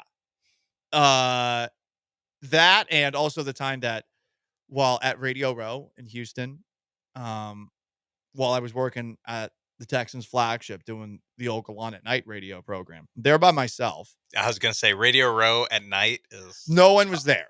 There's literally no After, one like- else there. It was the worst. after like 4. It's pretty. Like, I mean, the only person in the George R. Brown Center. It's me and a couple of cardboard cutouts of Twin Peaks girls, which, by the way, are still in the studios over at the Texans flagship. And this isn't anything against Twin Peaks. It's just like, wow, here's like cardboard cutouts of waitresses. And I remember this vividly. Sarah Spain from ESPN like came over and asked me like, huh, what are you doing with these two?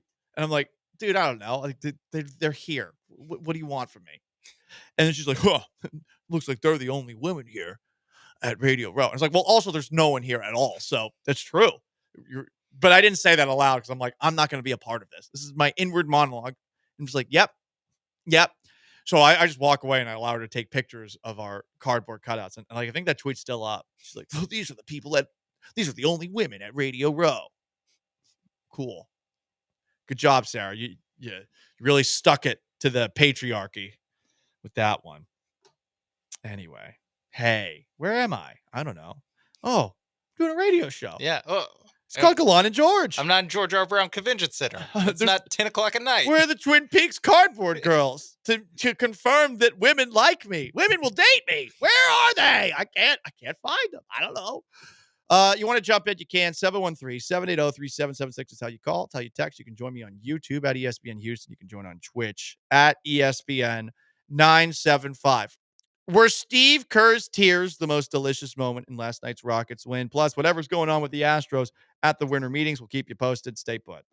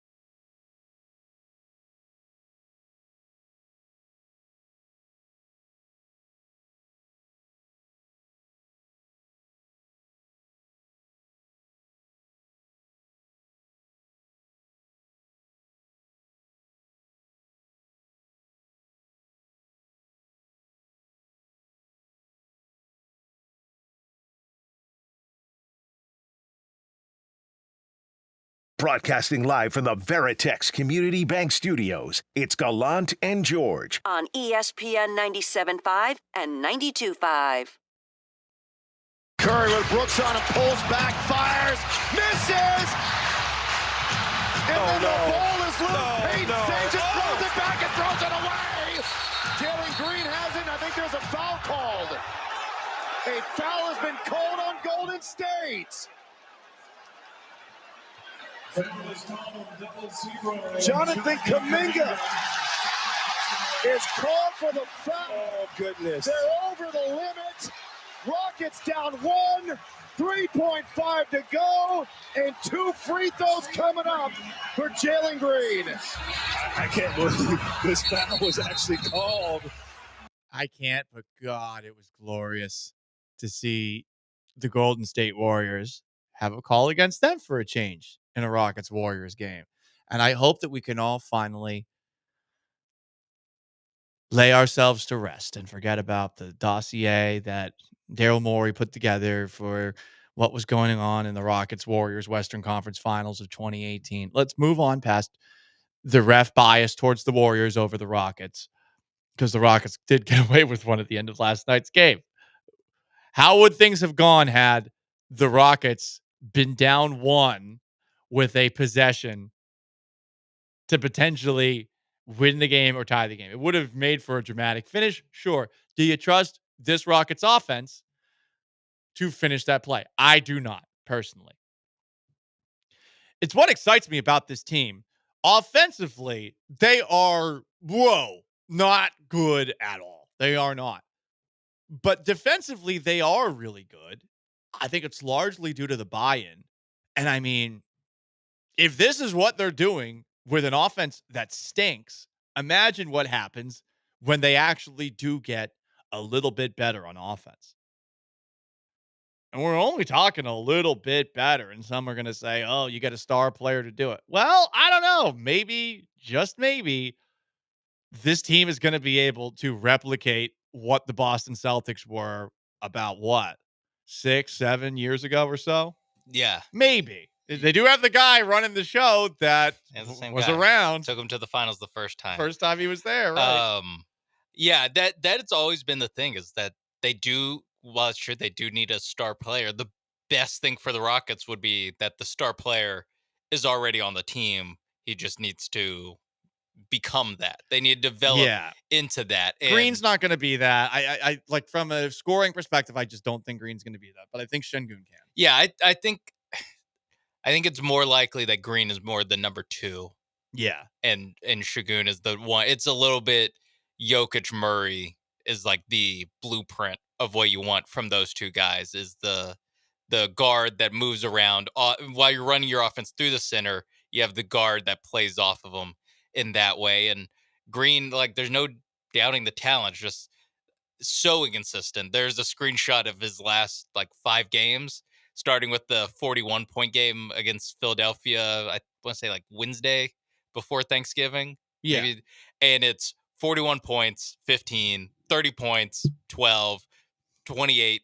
And then last night it was 14. So he is, the last 5 games has really been kind of a microcosm of what's been going on with him really for the last year and a half, right, where it is great game, bad game, great game, bad game. He had that 1 month. That's probably the most consistent he's ever going to be in the current role. I think that he could be a great 6th man somewhere. I don't think that's going to happen here. We'll see, though. Look, he's buying in on defense, and to me, that's awesome. He's way better than he was outside of the month of March last year, where he was an all-NBA player. But for most of last season, this year, he is a better version of last year's player because of what he's doing, both off the ball and just on defense. Yeah, he gives a bleep. They all give a bleep. That's what's great about this year. And also, it's great to hear Steve Kerr cry. And Steve Kerr did whine after last night's game over a call that I think was justifiable to get pissed about. Unconscionable. I don't even understand what just happened. Loose ball, diving on the floor, 80 feet from the basket, and you're going to give a guy 2 free throws to decide the game when people are scrambling for the ball. Just give them a timeout. Give them a timeout and let the players decide the game. That's how you officiate, especially because the game was a complete wrestling match. They didn't call anything. Steph Curry got hit on the elbow, plain as day on a jump shot, just clubbed right on there, no call. So you've established you're just not going to call anything throughout the game. It's a physical game. We're going to call a loose ball foul on a jump ball situation with guys diving on the floor with the game on the line. This is a billion-dollar industry. You got people's jobs on the line. I am stunned. I am stunned. I give the Rockets credit. They battled back. They played great defense. Glad he eventually gives them credit. The sweet tears of unfathomable sadness. It's just amazing, to quote Eric Cartman. Unconscionable. People's jobs are on the line. Who? I want to know the jobs on the line. I really do. I can't think of any. Yeah, like there's prize money, but the prize money is only for the players. Right. To my knowledge. Yeah. Maybe there's some bonus for front office. Maybe some of the players, they give the bonus to some of the assistants or something like that. That would be a pretty cool gesture. That would be cool. But I doubt that's going down. Yeah. I don't know. It is very fun. There's people's it's $1 billion industry. There's people's jobs on the line. What? Yeah. Whose? No one that you talk to. You're right. the Golden State Warriors. Yeah. What are you talking about, dude? So it's fun. That was the best part probably about last night's win over the Warriors. 713-780-3776 to call in, to text in. You can join us on YouTube. You can join us on Twitch. And you can join us at Nick's place for our Christmas party, which is on Monday, the 23rd. You can watch all the shows live and mess around, make mistakes, have some fun. It's going to be a grand old time. I still see nothing on Alex Bregman. I still see nothing on Kyle Tucker. I want something. I was told things were heating up. Where's the heat? I'm cold. I'm so cold that my nips are getting pointy. My tiny little nips. What's up with that? I don't like it. What is happening? What is going on? I'll tell you what's going on. A bunch of journalists are bull bleeping us. Like, that's what's happening. There's nothing new on Bregman. I've checked on my phone on X. Nothing. I've checked on, like, the last thing I saw. Alex Bregman is following the Detroit Tigers social media.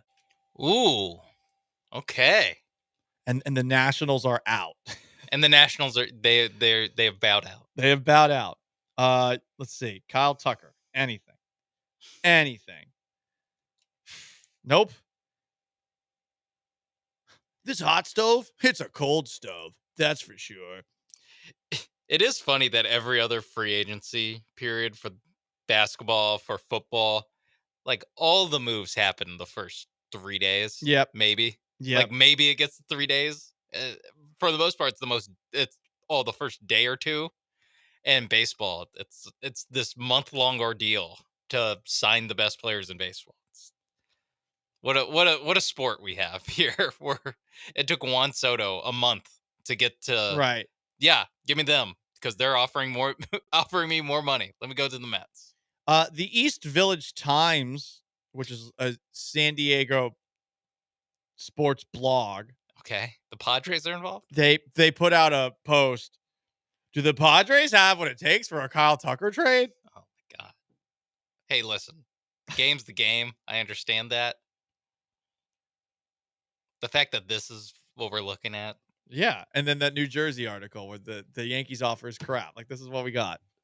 But it's hot. I do like that the New Jersey newspaper is the one that's like, what is the Yankees prospects that they're offering the Astros? It's crap. And it's like, all right, thank you. Thanks. Thank you, Giovanni from Hey, I think the guy who wrote that article is named Randy Miller. Okay, Giovanni. That's anti-Italian discrimination. Just because he's from Jersey, he's Italian. Oh, it's crap. It's crapola. See, that also a little bit pushing the boundaries. Anyway, Sean behind the glass. I am Paul Gallant. It's Gallant and George, ESPN 97.5, 92.5. We haven't talked a lot of Texans today. They are 0-0 as they move on to focus on the Miami Dolphins. We'll do a little bit more Texans-Dolphins talk tomorrow than today. Today's about the Houston Rockets, but if you want to weigh on the Rockets, you can. I'm a little concerned with some of the things that CJ Stroud said at yesterday's press conference. I'll explain why next. Stay put.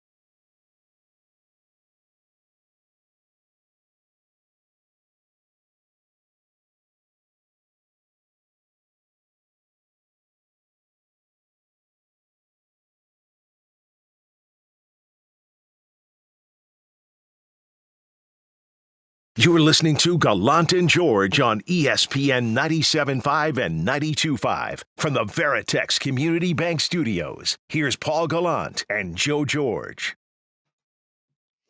Rockets took down the Warriors 91-90 in the NBA Cup quarterfinals. They advanced to play the Oklahoma City Thunder in Vegas in the NBA Cup semifinals on Saturday. Very exciting.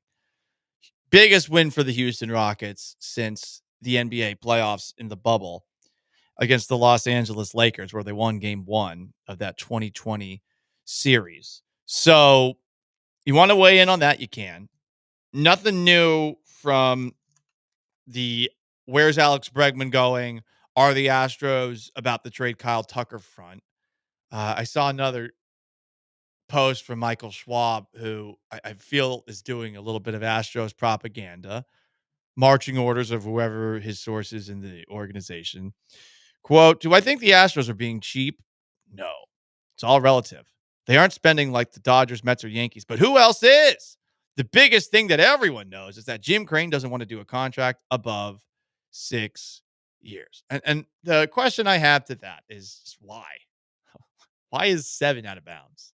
What if 7 gets him over the finish line? What if an offer north of what Willy Adames keeps Bregman around? Is that really so bad? I don't get that.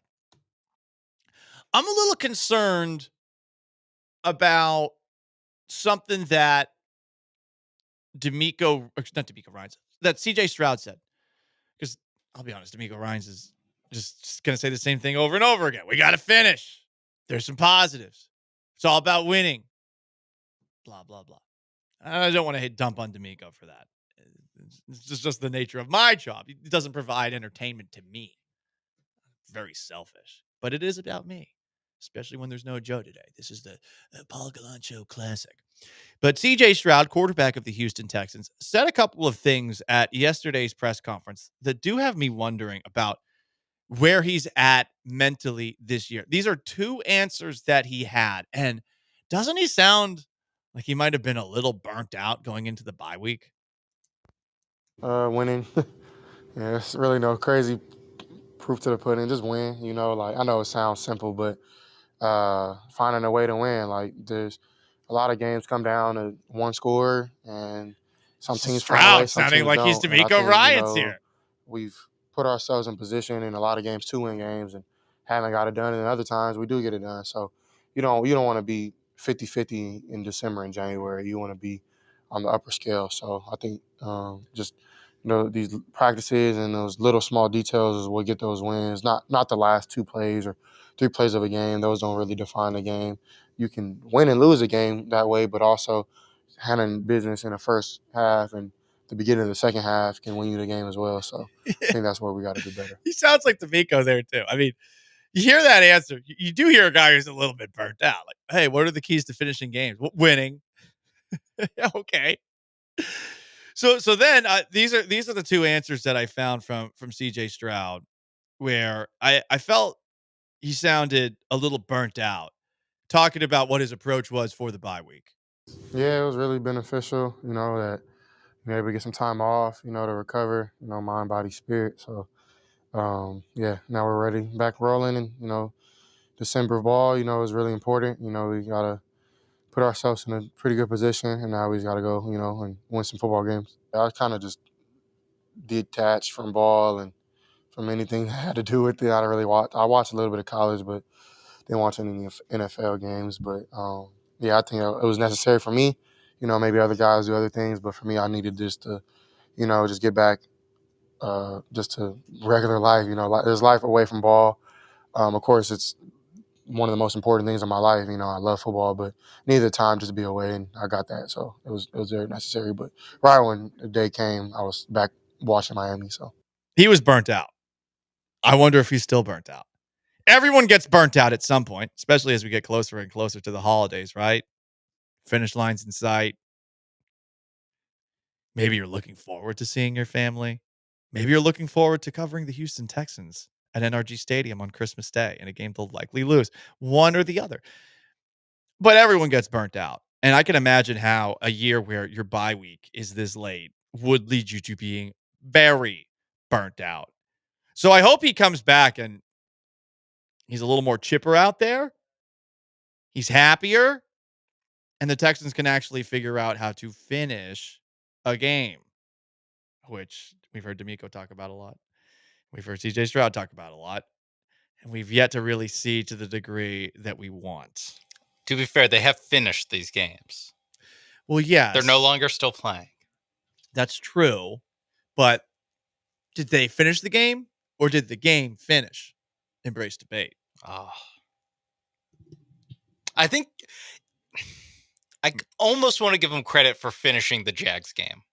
You almost want to give him. Yeah, the way they did it, the last 4 minutes of running the ball, not letting the Jags get the ball back, that was good. Mm-hmm. What happened before that was not finishing the game. But specifically that part, that was finishing. Okay. But I think you get half credit. not- A, because it's the Jags. B, because you only did it for one drive. You didn't really do it in the third or fourth quarter of that game. Right. Until that last drive where you were able to run it on, 3rd and 5, 3rd and 7 to get the first down and run out. But they didn't finish against the Titans. They didn't finish. Yeah. They don't really finish. They have finished once. It was against the Patriots. They talk about finishing a lot. They've only finished once.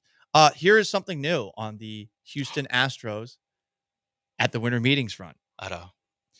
Jesse Rogers was on Waddle and Sylvie, which is a Chicago radio show. And of course, we're hearing about the possibility of a Kyle Tucker trade to the Chicago Cubs. Well, this isn't about Kyle Tucker. Jesse Rogers of ESPN says he's heard, quote, weird things, end quote, that the Astros won't trade for Cody Bellinger because of his comments regarding the Astros cheating scandal. Weird. Some weird things. We'll play those comments before garbage time. I think it's appropriate to put it there. I did want to acknowledge something that took place last night on the internet. And I think it's a weird moment because the Rockets bandwagon, much like the Astros bandwagon did back in the day, it's about to fill up after a couple of years away. It's about to fill up. You know who's about to make it fill up with all of his takes? I think that Skip Bayless is a Houston Rockets fan. This is huge. This is huge. I'm going to read a couple of Skip Bayless tweets. I think he is an OKC Thunder guy first and foremost. He is from Oklahoma. So Ime's Rockets just held the Warriors to 37 in the first half because, like the Thunder, and can you guess what he's about to do? While talking about the Rockets, who are like the Thunder, it's on brand for Skip Bayless. Oh, unlike LeBron. Yep. Unlike LeBron James Lakers, Ime has the Rockets playing real live, old school, hardcore defense. You know what? That is true. Skip Bayless, he's the white guy with the jacked bicep. I'm the black guy with the jacked bicep. We're handshaking. We're coming to an accord over this. Doing the clenched. We just clenched an agreement. Okay. Like I kind of want to grab you saying, I'm the black guy. Well, you see, I don't see color. And I think it's appropriate that be the case. Okay. Okay. Anyway, the handshake is happening between Skip Bayless and the city of Houston. Yeah. That's happening right now.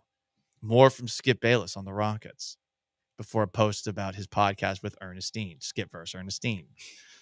What a rally by the Rockets.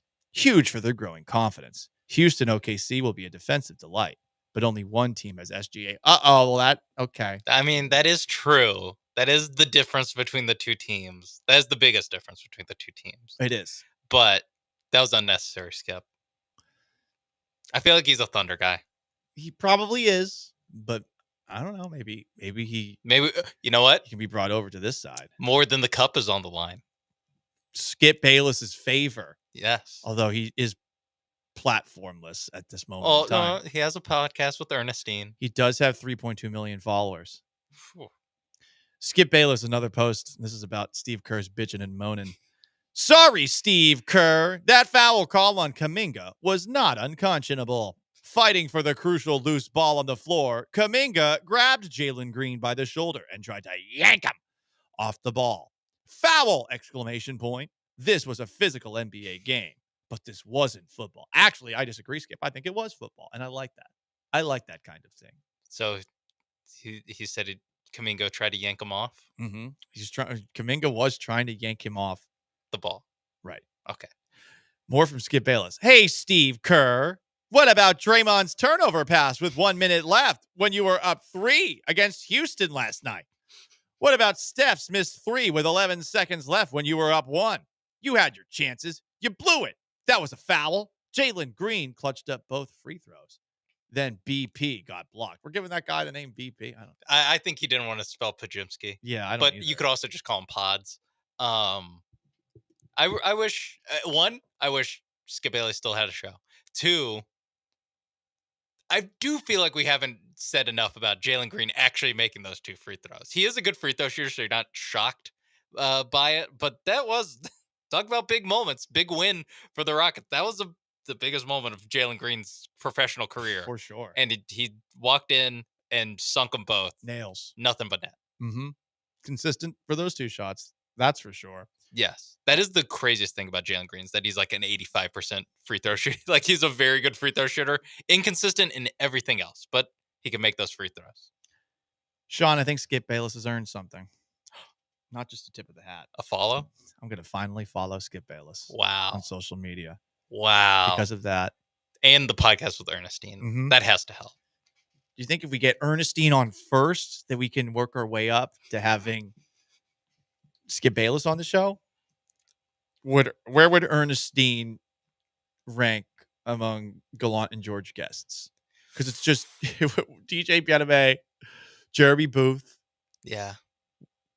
I think we've had Chandler on before, but that might have been Paul Gallant Show days. That was Paul Gallant Show days, right? No, maybe. Because this show did start in, late February, early March. Mm-hmm. It's like right around when we can't have Chandler on anymore. Yeah, right. We might have Chandler on tomorrow, by the way. We'll see. We're efforting. You can't do that. We don't like him. I like him. So, yeah. Tough, And get some real reporting. Tough boobies. Yes, exactly. I can't deal with any more. Say what you want about Chandler Rome. He'll shoot you straight. He will shoot you straight. He's got a new podcast, too, to promote. That's big. Just like CJ Stroud's mom has a podcast. Wow. So many podcasts I have to listen to. There's now. too many. I know. 2 new ones. I have to find time to add to my rotation.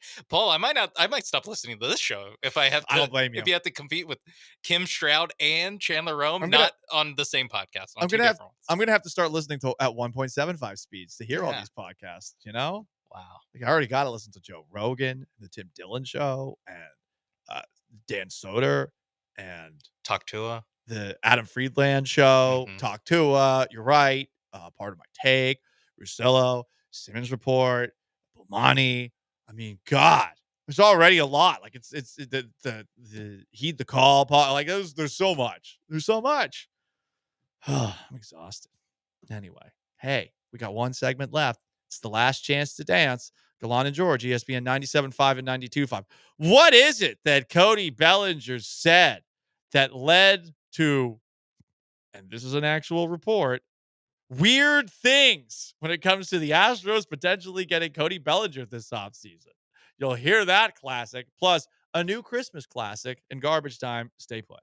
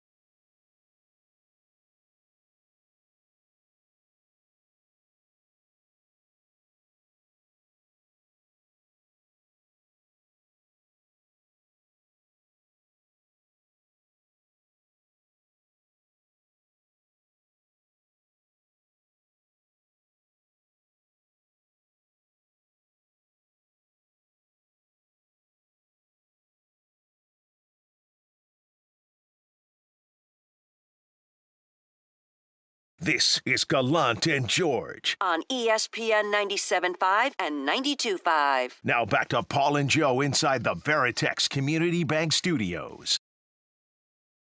Last chance to dance. Gallant and George, no Joe, just Paul. Sean's behind the glass after the Rockets took down the Warriors last night, 91-90, snapping a 15-game losing streak against Golden State. They advanced to Vegas to play Oklahoma City in the semifinals of the NBA Cup, this time in Vegas. Joel Blank's mad at me. I made Joel Blank mad. Didn't think I would. Didn't think I knew how. But I did. Yeah. Here's what happened. Joel put on a fresh pot of coffee. And me, who I will drink room temperature coffee that's been left in a pot for multiple days, I thought to myself, oh, it's fresh. So I poured myself a cup of it. But apparently I poured all of the coffee that had come through the coffee machine. And now Joel's going to have to wait about 10 minutes for the rest of the coffee to get into the coffee carafe. And for that, I apologize. For that, I am sorry. I want everyone to know I took some of that coffee. Okay. So, and everyone listening in about, 5 minutes, or no, 10 minutes when the Killer Bees start, if something seems off about Joel, blame Paul. It was that. I'm sorry. Okay? I'm sorry. I would have drank the room temperature coffee, but it was gone.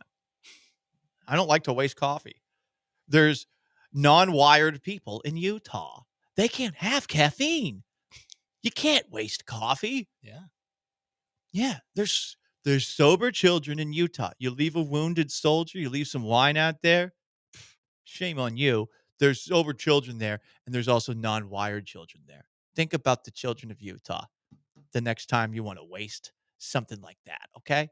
Now, Joel did waste a little bit of that. So, did he have this coming? Someone could argue that. I'm not going to, though. I'm the bigger man. And tomorrow, I'm going to make him a fresh pot of coffee, assuming that there's coffee that I can make. And assuming that you remember. That part is the big problem, because I definitely will forget this in 3 minutes. So, anyway, hey, Cody Bellinger to the Houston Astros. Doesn't seem like it's going to happen per Jesse Rogers, a baseball reporter, because of weird things that the Astros are feeling about Cody Bellinger, dating back to these comments right after the Astros sign-stealing scandal while Bellinger was with the Dodgers. I thought the apologies were whatever. I thought Jim Crane's was weak. I thought Manfred's punishment was weak, giving him immunity. These guys were cheating for 3 years. I think what people don't realize is Altuve stole an MVP from Judge in 2017. Oh! Everyone knows they stole the ring from us. Okay. I don't think everyone knows that, but it's fine. You've stolen many rings from yourself with your playoff performances, LA Dodgers, but they got that elusive second World Series. Clayton Kershaw didn't poop his pants on a big stage. He couldn't hurt them because he was injured. Honestly, who's cheated the Astros, cheated the Dodgers more than Clayton Kershaw? No one, but that's fine. Here's what Carlos Correa had said in response to that, and God, I miss Carlos. This is America, Ken. You can say whatever you want. But Cody Bellinger's job is to look for information, get informed, know the facts for sure before he stands in front of cameras to talk about other players. You should get informed. You should be informed before you talk about other players. If you don't know the facts, then you got to shut. That's amazing. I love how, Carlos Correa, that message could apply to everyone talking about the winter meetings. It's reporting things are heating up. This is America, Ken. Well, that's true. Anyone can earn a salary in America. Part. This is America. You may as well play the battle hymn of the Republic underneath it to really add a little extra ambiance to that. Anyway, into garbage time. The open to garbage time. I know. Let's just play this instead, okay? This song. This is the new holiday classic. It's not from the Costco guys. Somebody did AI and they mashed up Rudolph the Red-Nosed Reindeer with my favorite band of all time. Rudolph the red-nosed reindeer had a very shiny nose.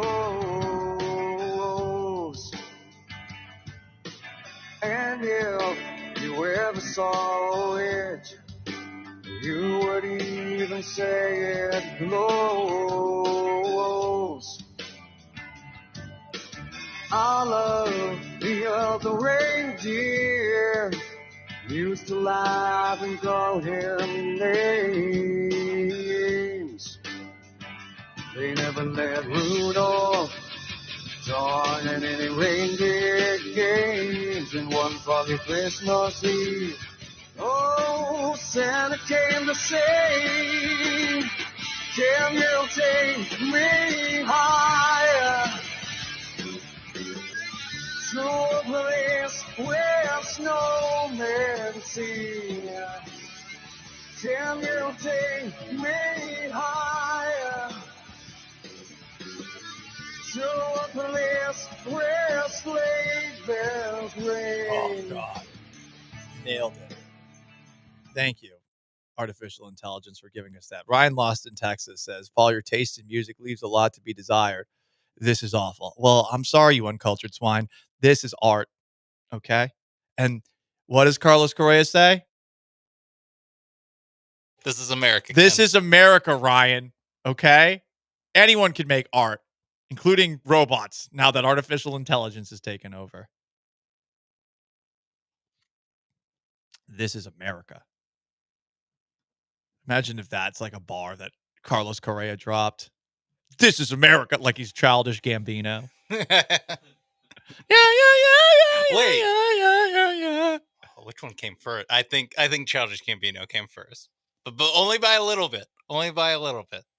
I really wanted to give Carlos Correa credit for that song.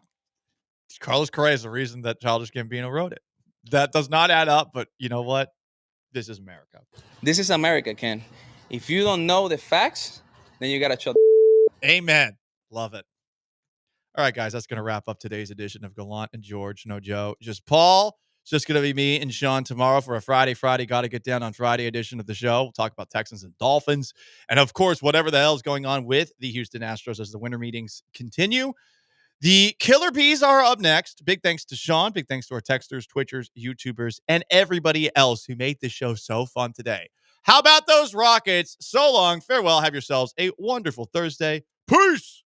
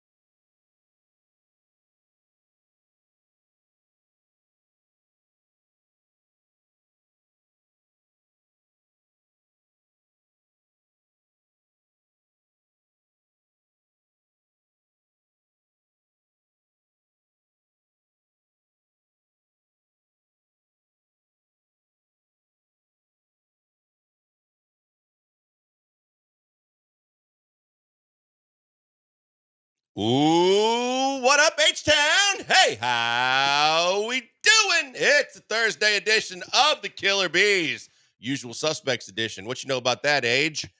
AJ behind the glass. We're going to put him to the test today. We're going to make him speak a lot. We're going to make him try and be funny like the comedian next to me. We're going to have all kinds of fun because when the parents are away, the kids will play. Yeah, that's right. I said it because the honeymoon's over between the married couple. No B-Mac, no Jeremy, and look the hell out. We're going to have some fun today, boys. Feel free? Yeah, damn right I do. I feel free. Barry Laminack, myself, and AJ are going to have one hell of a good time for the next 3 hours and take you along for the ride. Lots of stuff to talk about. Lots to get into. Rockets had a big one last night. The hot stove is still cooking. I don't know if we ever got to the bottom of that, but regardless of whether the meetings are still going on or not, there's still plenty to discuss with your Houston Astros. Your Texans are a day closer to taking on the Miami Dolphins, and we've got a bunch more to get into with that. But before we get any of that, because it's the way we used to do the Suspects, Bear, little icebreaker, but as Jeremy at least he doesn't give me credit for much, but he has given me credit in the past. I am the one that makes the coffee at this station. Yeah. So I did what I normally do, and I went into the kitchen when I got here, and I dumped out the coffee that was over a day old, and I started brewing a fresh pot. Well, Paul goes on break, and he's singing. Paul Gallant. And he's doing what he normally does, and he saunters down the hallway. And by the way, when he walks, it is a saunter. It is. Don't get it twisted, ladies and gentlemen. If you've never seen Paul Gallant walk, it is the saunter. And it's like he's guy he's in a like nursing Zoolander, home, but with better eyebrows. He's wearing sweatpants. Can't turn right with the bunches on the ankles. Yeah, the elastic around the ankles. Yeah. Black socks and black shoes. Yep. A Mario Ellie size medium jersey, thankfully with a shirt underneath, but I don't know what the hell that was. G-string and a black baseball hat, which I don't. G-string underwear. I could see him coming up the back. I'm going, okay, cool. Yep. And also he goes, hey, thanks, buddy. You're a lifesaver. I go, what are you talking about? He goes, oh, you made coffee. I said, I'm making coffee. He goes, no, I got some. I go, huh? So I was like, I'm curious because obviously I want coffee before we start the show. So I walk back towards the kitchen. There are dribbles of coffee all over on the floor, like connect the dots. I'm going, so evidently Paul missed his mouth a few times or overshot the cup, or I don't know. But it's all down the sales hallway and everything. When I come back, when I get to the coffee pot, it is bone dry. And I hear it percolating. He got mad, by the way, that I dumped out yesterday's coffee that I made because he was still drinking it today. Bro, he is such a bachelor. Yes. He is such a bachelor. So I got rid of the... So he's drinking day-old coffee. Which is the most hideous thing to even think about drinking. It's awful. I guarantee you he drinks spoiled milk at his house. Yeah. He smells it and it smells sour. He's like, well, it's only 4 days old. Yeah. I don't know what all this man is putting in his mouth, but the thought of day-old coffee probably ain't the only thing. Don't get me started on that. But then he starts chastising me because I threw out the rest of yesterday's coffee. How dare you throw out 24-hour-old coffee? Bro, coffee should be thrown out after 2 hours. Right, and that's with the heater on. Yeah. Not cold. No. Not ice cube What coffee. a weirdo, Paul. I know you're listening in the car. I need you to do me a favor. Pull over, put the car in park, take your seatbelt off, ball up a fist, punch yourself in the throat. Weirdo. So then I have to come in here and interrupt Mapester to break and tell Paul just exactly what he did that was wrong because he didn't understand. He goes, well, you threw out the old stuff, and then I'm still doing my show, so I needed the coffee. I go, did you make it? No. Could you wait for the host who made the coffee to get the first? Nope. Oh, I guess I should have. Yeah, a little late for that, now, buddy. Do you subscribe to the theory that if you get the last cup, you have to make a fresh pot? You should. I believe that too. If you're in an office situation where there's constantly coffee, like here, it's weird that, well, one, the sales staff's never here, but two, even when they are, no one's normally drinking coffee. Yeah. But I always, forever and a day since we've been doing radio, I mean, everybody's either doing energy drinks or coffee before you do a show. Yeah, or other things. Well, maybe. Okay, that's up to you. That, might indulge in those things. Smoke a little crack. I'm not up to date on that. Yeah, I know some people that do. But nonetheless, it was well known AJ Hoffman would smoke crack before his show. You need to know that? No, I did not. Oh yeah, that's breaking news, everybody. I mean, that's for you to work out, because I'm pretty sure there'll be some kind of text or random tweet coming from San Antonio later today. Oh my God, I can't wait. Oh, bro, that's all you're going to do me? I'm not even the market anymore. You're going to take shots at me? Oh, man, Barry said you smoke crack. Yeah. Uh-huh. Yes, he was super serious about that, too. Indeed. So, got that off my chest. You Could not feel better? believe that. I feel a little better, yeah. And then, like, I even said, like, Paul, so then he's you heard it. Yeah, but at least go to you and go, hey, bro, do you mind if I grab the first cup? I'm on air. Do you mind? Right. Yeah, and that's, that's the courteous thing to do. And if you say, no, I'm still grabbing it, but at least I gave you a heads up. So we're leaving, or he's leaving, we're coming in, and I'm trying to go over the courtesy checklist before you do something like this. And he goes, because I promise, I'll make it tomorrow. Oh, okay. And I'm already in disbelief, like that's not going to happen, but okay. And then he comes back in and he goes, hey, can you send me a reminder? Remind me when you get some. No, Paul, because at that point, if I have to do all that, I'll just make it myself. Bro, Paul's going to be single forever. He's he's just not cut out for a relationship. That's just, bro. There's one thing, though, that you guys have in common. What? That it's scary. What? Cats. Well, listen, I've always said I wasn't a cat guy before I met my wife. I was not. Okay. We had dogs growing up. I was always a dog guy. You're a dog. Huh? You can be a dog. Well, I loved dogs growing up. We always had dogs. We never had a cat, ever. And then I met Nora, and she loves cats, and I love having sex. So I love cats now. That's how that works, bro. Like, you know what I'm saying? I've enjoyed imitating your cat over the years. Yes, you have. Yes, you have the most metrosexual cat I've ever met. But Paul loves his cat, too. I love cats AJ, now. where are you on cats? Bro, where I are would you get a on cat. guys I'm that telling love you, cats? if Nora I'm left me, on it. I have a friend that she likes cats, so I mean, she friend, likes yeah. cats, AJ. No You comment. have a friend, she Now, likes cats. Where are you on guys that are like you a cats? single dude? Are you? yeah, right now at the moment, yeah. Do Give him you? 10 minutes. Would you own a cat if just on your own accord? Probably not. Probably a dog. I'm more of a dog person, Attaboy. but I'm not indifferent to cats. There you go. I don't hate them. I like dogs more. For sure. Yeah. So you don't As you hate should. cats, Right. though. You're not like cats are stupid. Nah. I've never understood that. The only people that say that is these ultra macho dudes that feel like they have to say that to prove their masculinity. That's the only ones that say that. Right, exactly. And if they spend time with them, they would really like the guy. And cats are What side dope, of the fence dude. are you on here? This Cats show are just started. You can't dope. ride both sides. I mean, Cats are like I said, I'm dope, indifferent. man. I like dogs more, but Yes, they're your not cat bad, is though. super dope. My cat Your cat just lays the law down at your He house, doesn't have a mister. lisp. Your cat rules. My cat also saunters. Yes. Yes, you get on camera a lot of times. My cat walks with a switch, as the kids would say. AJ, I can't believe you're riding both sides of the fence. You're either, I mean, look, for No, me, he said it I've been up allergic to cats since I've been small. Oh, okay. But at the same time, if So I you're just had to allergic to make a kitty? choice, like I'm going to choose a dog 100 times out of 100. Well, no, I agree with that, though. But I don't hate cats, though. That's what I'm saying. Yeah. basically. That's the I don't thing. hate 'em. I get it if you choose a dog over a cat. Some people are just not cat people. I'm fine with that. But to sit there, the cats are stupid. No, they're not. Cats are dope, dude. Cats are, bro. You don't have to walk a cat. You don't have to, look, what conversations have we had over the last 2 days? Guess who hasn't been out walking cats? I mean, you know what I mean? Yeah. I Your Honor, love the dogs. defense rests. I actually married someone that loves dogs more than me and loves to have as many as we can possibly take in one household. So then you understand where I'm coming from.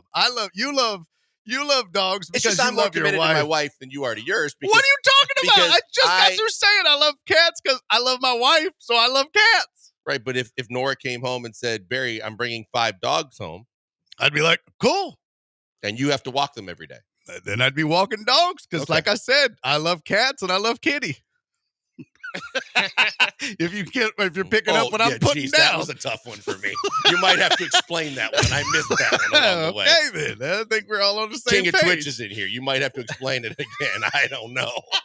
God, But people say what they got going. All right, we got a lot of show to get to. Obviously, AJ's going to ride the fence all day, take both sides, and hope it lands somewhere. You in don't the have middle. to take that, AJ. Oh, You but feel he can go free get to a cat. fire back. You can go get I'll a fire cat back tonight. throughout the show. Might help him get a date, so then he won't be single because I'm sure that'll get everybody. Oh, AJ's got a cat. Ooh. Okay. All right, so we're going to talk a lot about a lot of things. We're going to AJ was there last night at the Rockets Warriors game. That one went down to the final buzzer. A big win for the Rockets. We're going to break that all down. Plenty to talk about there. Later on the show, Adam Ronis is going to join us. For a lot of you, it's fantasy football playoff season. He'll have plenty of insight for you in terms of who to sit and who to start and what the matchups that he likes. If you got questions along the way, get them to us. We'll try to get them to Adam before he joins us at 4:15.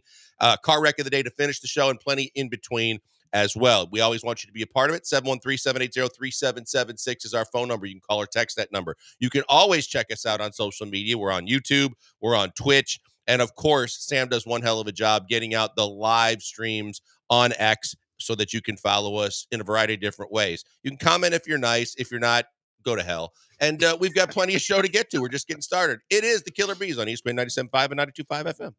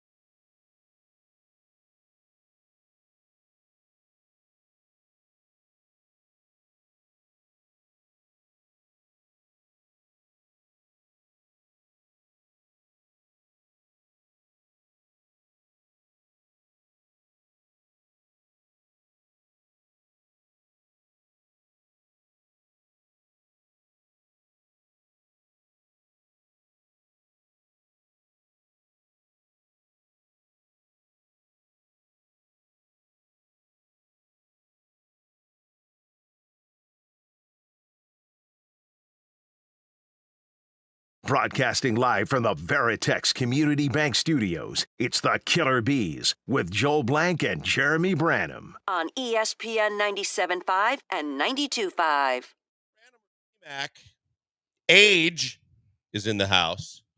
He's already made 3 mistakes in the first segment. We'll kind of rate him as we go. And he's been on the fence the first time we asked him to chime in. We keeping a tally? I mean, we can. Yeah. I mean, he's never going to catch BMAC in words per minute, but I mean, at least BMAC got to commercials right now. Okay. All right, Age, you were at the game last night. Barry Laminack, by the way, next to me, as he will be for the rest of the week and Monday, as Jeremy's getting some vacation time. You were there last night. Controversial finish. You and I were talking about it a little before the game. We knew what this game meant to the Rockets prior to it. I kind of alluded to it in the past, and I meant it more than ever, even yesterday when we were talking to Kelly Eco, in the fact that maybe more than any other team in the NBA, the Rockets needed this for experience. They needed a meaningful game, no matter when it happens, to get more experience for this young team. You know, Van Vliet was the one saying he wasn't sure if any of the guys on this roster, other than him and Dylan Brooks, had even been on TNT before, which I thought was a stretch. But I think other than, and I think he might have missed one. I think Steven Adams has playoff experience. But I think other than that, of the guys that are playing significant rotational minutes, Brooks and Van Vliet are the only 2. And so to have something to play for, I thought it was extremely vital to the development and the growth of this team. And we saw that kind of play out with the environment last night. Can I want to walk something back, because you're right. Yesterday, I disagreed in a lot of ways. And I even kind of mentioned that with Kelly Eco when he was on the show, because I was like, is this really, does this really mean something? It's just another regular season game. But then as I started watching, because I watched the whole game and the atmosphere, and you could really tell that these guys wanted this. Mm-hmm. You could really tell that the coaches wanted it on both sides. I mean, heck, you could see how angry Steve Kerr was. That I know we're going to surprised me, get by the into the way. game. But at the end of the day, I kind of not just want to walk back what I said yesterday about this. I kind of have to walk back the whole thing, my whole take on this whole cup, because I thought it was kind of stupid and nobody cared about it. It turns out everybody cares about this. Yeah. In the NBA, at least. Like, the players really do care. And it looks like, even watching Calvin's comments after the game, he loves this. So you can tell. Murph was really fired up. Oh, my too. gosh. And you can tell, man, this is they love the concept of this now. I think at first the players were kind of sketchy about it, but now they're all, at least from what I can see, most of them are bought in. And I kind of have to acquiesce. It means something now. Yeah. And I might know what I'm talking about. It's like, crazy well, sometimes. yeah, but so you could feel it last night. You could see it. You felt it, Age? Oh, yeah, for sure. Absolutely. It was a playoff type atmosphere. You could tell because Udoka, he doesn't like the Warriors either. Remember, he lost to them as a head coach of the Boston Celtics. So they just played up for the matchup, losing 15 games in a row to them. Most of the players on the team never beat the Warriors. So there's a lot into it. See, that's what I said yesterday. I think that it was twofold. I think you're right, Barry, in the fact that what I was trying to echo was this team they need to put their foot in the water. They need to understand whether it's a rivalry or not, because it's been so one-sided. But everybody in Houston hates the Warriors anyway. But the thing to me was it was almost a sold-out house. If it wasn't, there weren't many empty seats, which there normally are. Everybody seemed to get there early, to stay late, to be loud. And even in that final sequence in the last minute, it seemed like everybody was on the edge of their seat. There were plenty of people standing, even courtside, where the hoity-toities don't want to spill their beverage. And it didn't disappoint. And I think that that's exactly what this team needed. You heard it, whether you were watching TNT and you heard Şengün, or you were watching the Shin and you got Vanessa with Jabari. You could feel it from every player. There was a lot extra riding on the fact that this team has owned your ass for the last 3+ years, that you needed this to get to Vegas and achieve something that people could actually tangibly say you did with this young core. And I think for all those reasons and more, this is exactly what the doctor ordered for this young team. And don't get me wrong, I still think it's silly to hoist a banner for an in-season tournament. Like, get your $500K, go play. Like, I thought it was hilarious that Jabari Smith Jr. was his big thing was, let's go play some blackjack. Like, you could tell, like, that's what they I think that they're excited about the tournament, but they're also excited about a trip to Vegas. and the whole experience and the check. And so that's good because I think the NBA knew we have to incentivize this more than just saying it's a bracket and a And tournament. the interesting thing is, like you said, for young teams, Yeah. that's where I think that you can draw this extra motivation that you saw with the emotion we saw last night. For a team like Golden State, who's been there, done that, won multiple championships, has multiple All-Stars, this should be something like I've always looked at this tournament like, oh, this is a marketing gimmick the league is trying to do to make uninteresting games more interesting before Christmas Day when people start watching the league. Yeah. But Jeremy loves it. I haven't been a fan, but it's working. But how many of those guys are really left on that team, though? I mean, you got Steph and Draymond, and they both played. Yeah, and look, but I think the rest of them, I get it. They've got vets, but you got Steph wants it. I mean, you can tell Steph wants it. Steph also cost him last night, in my opinion. Yeah. In my opinion, Big that was time. a horrible shot taken at the worst time. Of course, yeah, I don't disagree. I think in general, what was crazy to me, what was it, 9 shot clock violations? Yeah. See, that's why of all offenses in the league, for that offense, when you have that shooter, because Steph will shoot from anywhere. No doubt. And that's the crazy thing about it. Look, I get it that the Rockets defense can be stifling when they want to be, and they can cause some shot clock violations. But when you have a guy like Steph Curry, who is not afraid to literally shoot it from the half court stripe, that's one team that you would not expect to get a 24-second shot clock violation, because he's going to just throw it up, and because he knows there's a chance it's going to go in, because he can literally shoot it from anywhere on their side of the court. That's what's crazy. I've been harping on the fact that this team's identity is defense. Mm-hmm. You saw it up close and personal last night when, to your point, when is the last time a Golden State Warriors team went 7 trips down the floor and came up empty? You can talk about the 24-second violations, but at a time when you went down 6, could have gone down 8, and instead you put the clamps on them and ended up shutting them out down the stretch to get back in that ball game. That's exactly what I'm talking about. No matter what your offensive identity isn't, or where you're lacking and what guys don't want to do, everyone can play defense. And you're finally starting to see that, because it's not just the guys that are above average defenders. It's Alpy. It's Green. And so let me ask you this. Yesterday, we talked to Kelly Eco on this show, and we talked about offensive identity. And we talked about, he mentioned that, well, we don't really know, who this is. The offense has looked clunky. We weren't sure who the offense is going to run through. Sometimes it's it's Jalen Green. Sometimes it's Şengün. We're not sure yet. It didn't, and I don't think Ime Udoka knows who it's going to be. And is your point that it doesn't matter because their identity is defense? Is that what you're saying? No. My point is more, because I think that's what this is, because somebody even said it last night. I think it might have been Craig Ackerman post game, but somebody, I forget who it was, but somebody said that last night was kind of an epiphany for this team, that they found out who they were in this process. I think they're still in this searching. game. But because what they found out is they can rely on their defense, not just to keep them in a game, but to win a game. They didn't have to rely on a 3-point shot or an offensive outburst to win a game. No, but my point is, because this is not that team. You know what I mean? Going back to the Silas days, and I know no one wants to do that, but there was zero identity on both sides of the ball, right? There was zero identity on defense. There was zero identity on offense. There was zero system on offense. And so it was everyone running amok, everyone egotistically wanting to get theirs, and no one, for the betterment of the good of the team, got anything done collectively. I've been saying you have to have an identity regardless, and then you develop more of kind of like the other aspects of it. As look, we can go and say Golden State was a 3-point shooting team that was going to run you off the floor and shoot you to death from 3-point range. We knew that. We knew the old Knicks teams and the Heat teams the early Heat teams were grinded out defensive-minded teams. The Van Gundys and the Thibodeau teams, those were the real staunch defensive teams.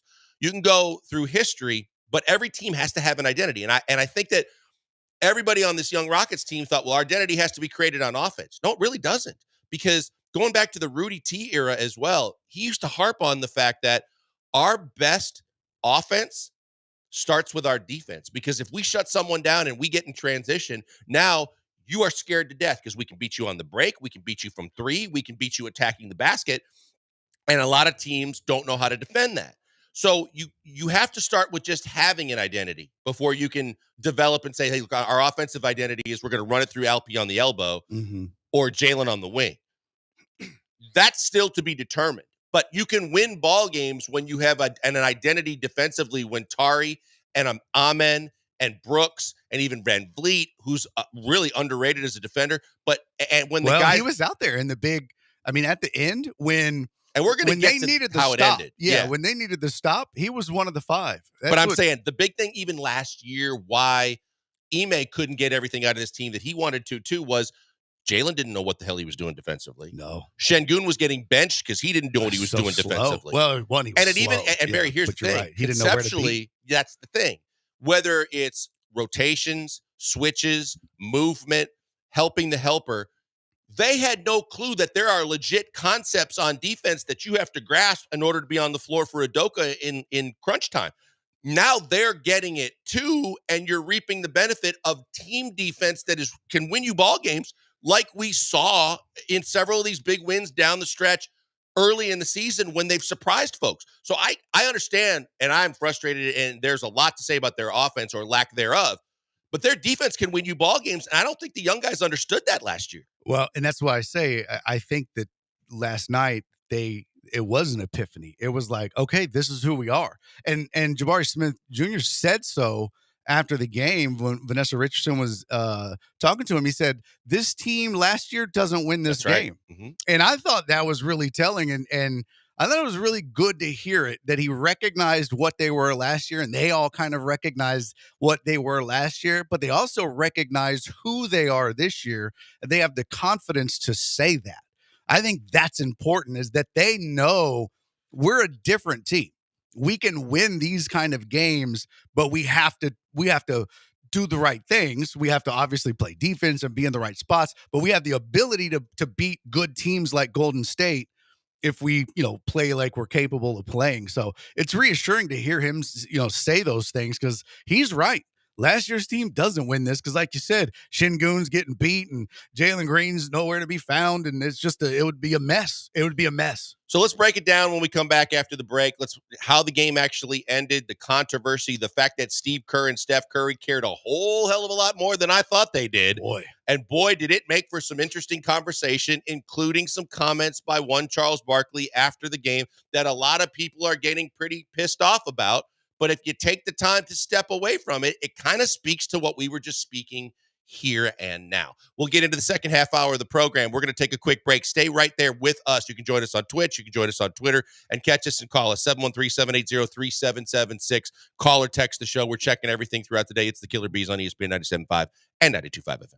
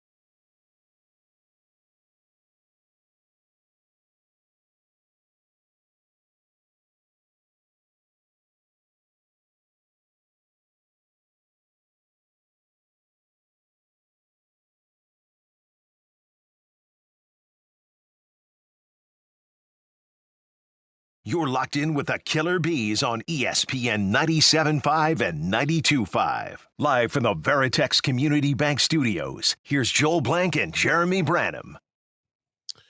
Welcome back to the second half hour of the program. Barry Laminack and myself, along with AJ behind the glass, as we're enjoying a Thursday here at Gal Media.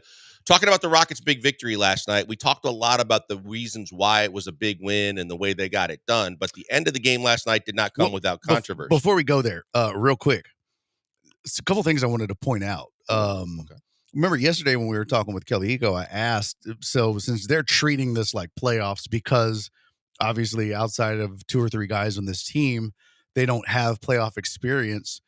I asked Kelly, does he think that, Ime Udoka is going to manage this like a playoff or coach like a playoff game? And he said, yeah. And turns out that's exactly what it was.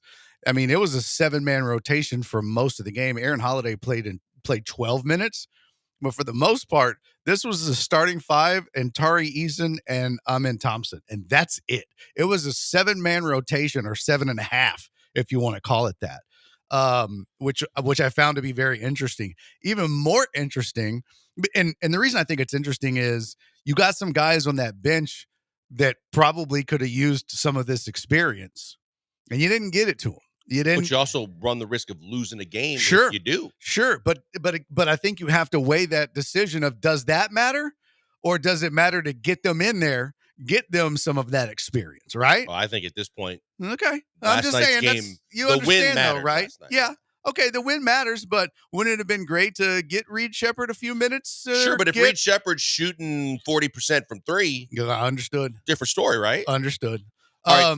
No, the other thing is, of the starting 5, only one of them was a positive in the plus minus while on the floor, which I found to be very interesting. Which means that they got positive contributions in the plus minus from Eason, Thompson, and Holiday.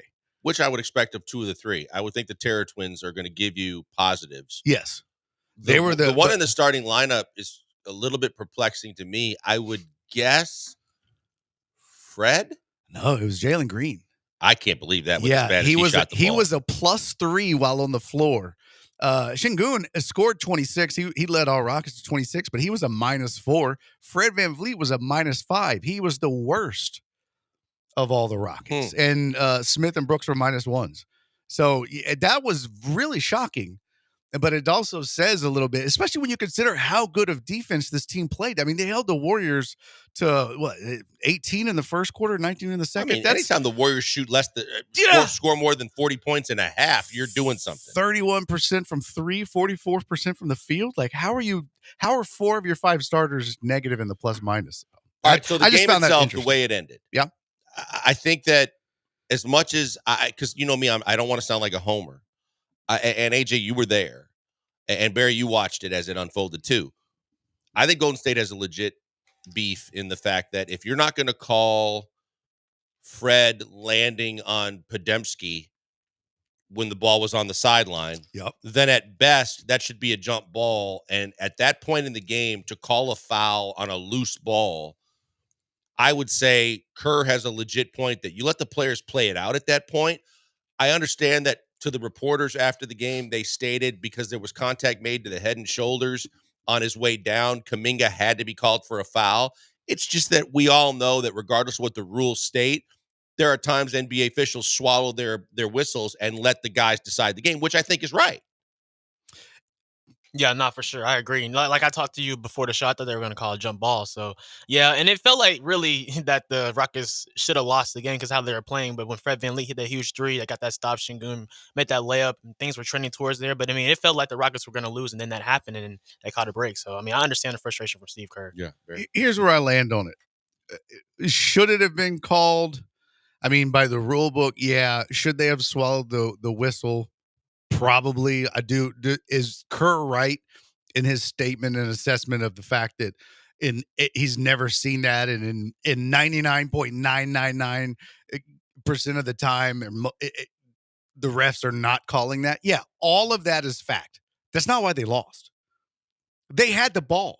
Like if there was 0.1 second left on the clock when it happened, and which means they couldn't get up a shot with 2 free throws. Okay, they have a legitimate beef, but they got off a shot. They had 3.5 seconds left to run a play, and they got up a got a legit look. They got a good look, which got blocked. Right. So I don't want to hear that. That's why they lost the game. No, it's the fact that you just don't make by that the way, call. also you had 9 possessions where you didn't get a shot off. Right. So don't tell me but this is why they lost the game. Then Not you, but them. But you hear Curry I don't want to hear that crying because Curry had a problem Save that earlier meow, meow. with the Holiday foul, in which the referee later stated, "Hey, he didn't hit your arm until after you released the ball." Some would say that's still part of the shooting motion, and that's a foul. No, he had a great point because he was like, "When have you ever seen me miss an 18-footer and shoot it 12 feet?" Yeah. The only thing he didn't say was, "I'm Steph Curry, bro." Which is true, right? Which he wouldn't legitimately. But He could have said that, and is, nobody would have said anything. Yeah, he's right. The fact that if you're going to let them play all game, right? Now the players understand, oh, they're not calling ticky-tack tonight. The coaches understand I can play certain guys that play more physical, more minutes because they're not going to blow the whistle frequently. And even then Draymond's foul was just a common foul. And then they blew the whistle at the end when you weren't expecting it. So I understand. Look, I'm glad the Rockets won. And I think the other thing that gets lost in all of this is the Rockets had this game in their grasp until they completely just threw up all over themselves in the third quarter. Or I think that they should have won this game rather handily, in my opinion. Yeah. Right, exactly, because they were winning by like 14 points in the first half too, though. So, yeah. Yeah. So after the game, everybody's celebrating. We talked about what was going on. We talked about what Kerr and Curry had to say. But, of course, if you're watching TNT, the guys that don't hold back, Charles Barkley chimed in on what he saw, and Ernie tried to tell him, because Charles was critical of the fact even the day before the game, about the Rockets still have a ways to go to be one of the big boys. Here's what Charles said after the game. Hey, impressed with the Houston Rockets? They don't have any idea how to play basketball. Play good defense. But they play the game strictly on talent. Like they should have won that game they got so much more talent than the Warriors. But that's one reason I say they got a great record. They're not ready for prime time because the refs had to give them this game tonight. They got a bright future, but man, they're going to have to learn discipline. They're going to learn to take care of the ball. They're going to have to learn shot selection. You can't. And all of that to be said for a team that has like 3 guys under 23 in the starting lineup. But sometimes it happens faster. Like you ask Kenny and Shaq, like sometimes it comes together. Like they got a lot of talent, and they can't play like they used to be.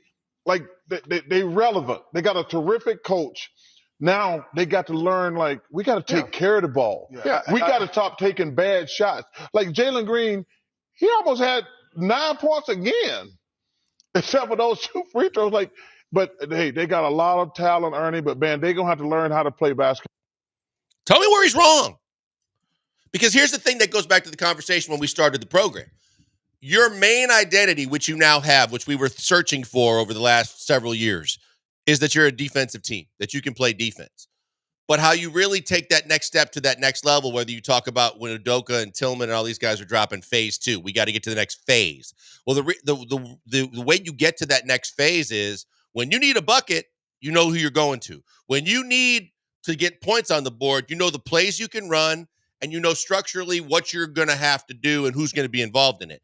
I don't think that they have a clue, and I think that as much as these guys have grasped the defensive side of the ball that they didn't grasp a year ago, I think that they all think that I've always known how to score the ball. I've always, through AAU and everything else, been able to get a bucket. It's different now. I can't say I knew. I told you and I were going to argue about this on the show today. I don't agree with you and Barkley. I won't try and embarrass you. Just put it that way. I'll have a discussion with you. I don't. What is that? Does that happen on this show? What? What? Come on. Do I need to jiggle my breast? No, don't drop your ring today. I think one, we all know Barkley hates the Rockets. So you have to take anything that don't. I'm going to tell you that he hated the previous owner of the Rockets. He had beef with the previous general manager of the Rockets, but I don't think he hates the Rockets. I mean, he can't go out on national TV and lie, Barry. And I think that's why I don't think he was wrong. He is it's ingrained in him now to not be able to give this franchise compliments. It is too hard for him now. Have you ever just hated? It's like, I'll give you a great example, Joel. I grew up, I wasn't religious. I've never been religious, right?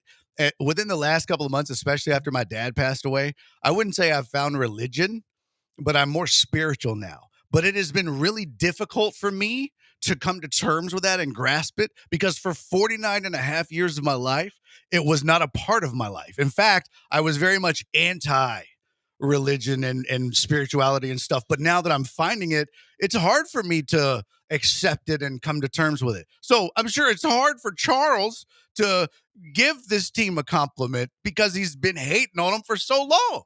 Do you believe that Jalen Green is the guy to lead this team? That's a superstar type player. That's a guy that I think he could. I think, and I didn't believe that a year ago. What made you change? He had a streak at the start of the year once he got his contract, where he kind of turned a corner again. But what we've known let me about Jalen Green is the one thing about his consistency is he's inconsistent. He cannot. Right. He'll play well for a little bit, and then he won't. Right. But he's also young, and he's also trying to figure things out. Right. And so I think it's too soon. There was last year.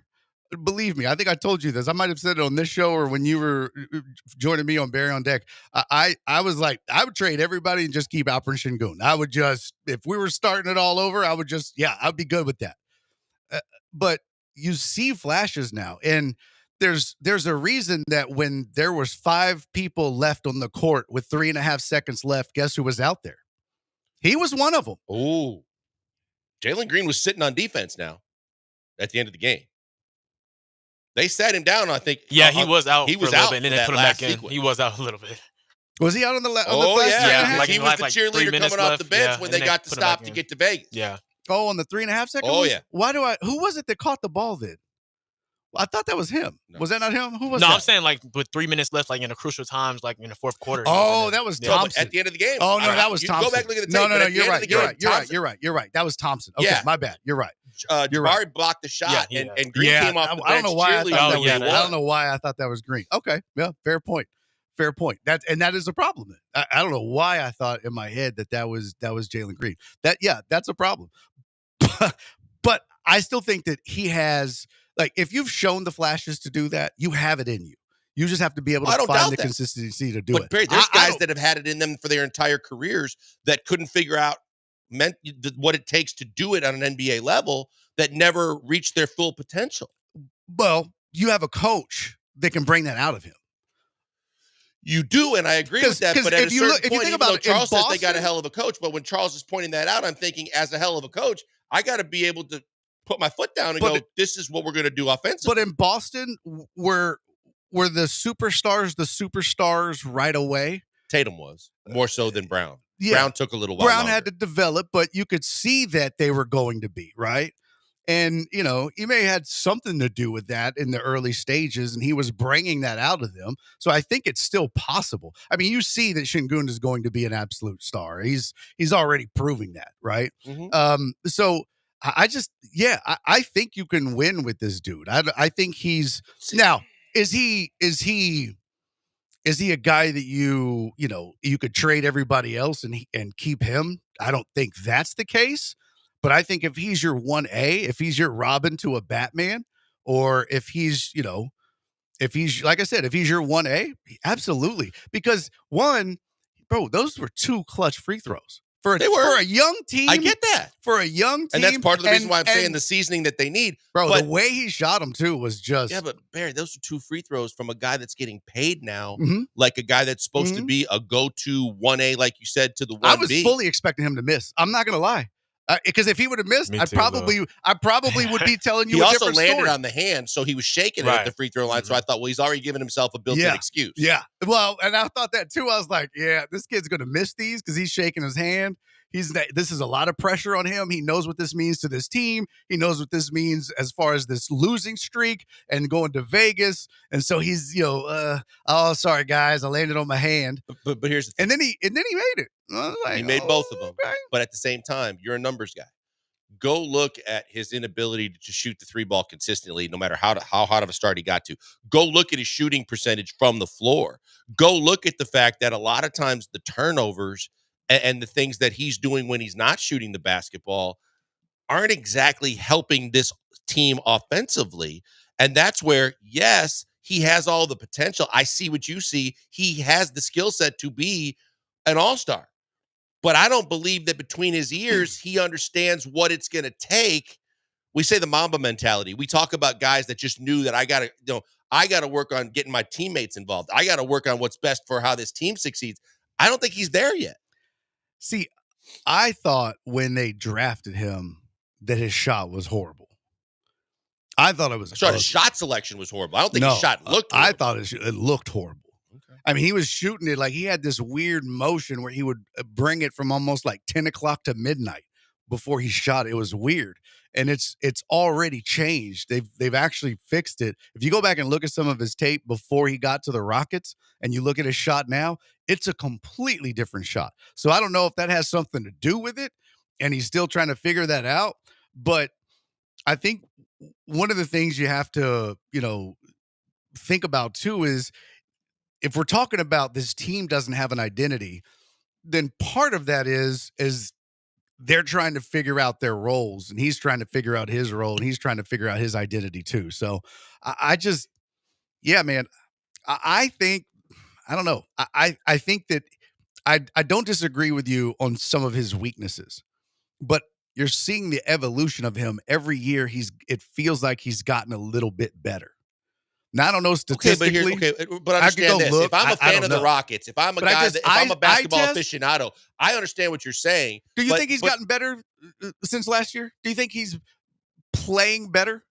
He's playing better, Barry. But what I was going to say is when you sign that extension, when you sign that contract, the expectation is you're already supposed to take it to another level. You're already supposed to be where your salary says you are, right? True. So the fact that we're still going through the growing pains of taking a young 23-year-old and trying to get him to understand how I get others involved makes my team better, and I don't have to take every shot or need an isolation. And sometimes if I give the ball up and I have a good shot, but I can get a better shot if I give it up and get it back. Those are things that as a fan, when you see the extension, you go, he's already supposed to be there. I'm just being honest. No. It's a fair point. It's a fair point. If I'm going to give you the money, which let's be real though, he didn't get Jason Tatum money. He didn't get Luka money. He got more than he probably should have gotten. He got star money. He didn't get superstar money.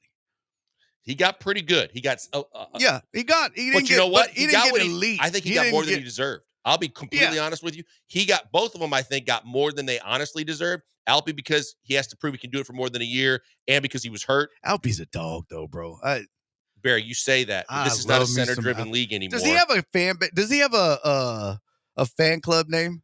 I don't know, but don't say anything about the country he's from, like John and Lance and Dell, or you're going to get annihilated. No. Because I thought of one today. I wouldn't doubt it. He probably does. Do they have like a how like they'll have like, what was the one? The Jeremy Lin fan club? No. That was original. Is that what they called it? Oh, yeah. We dealt with them all the time.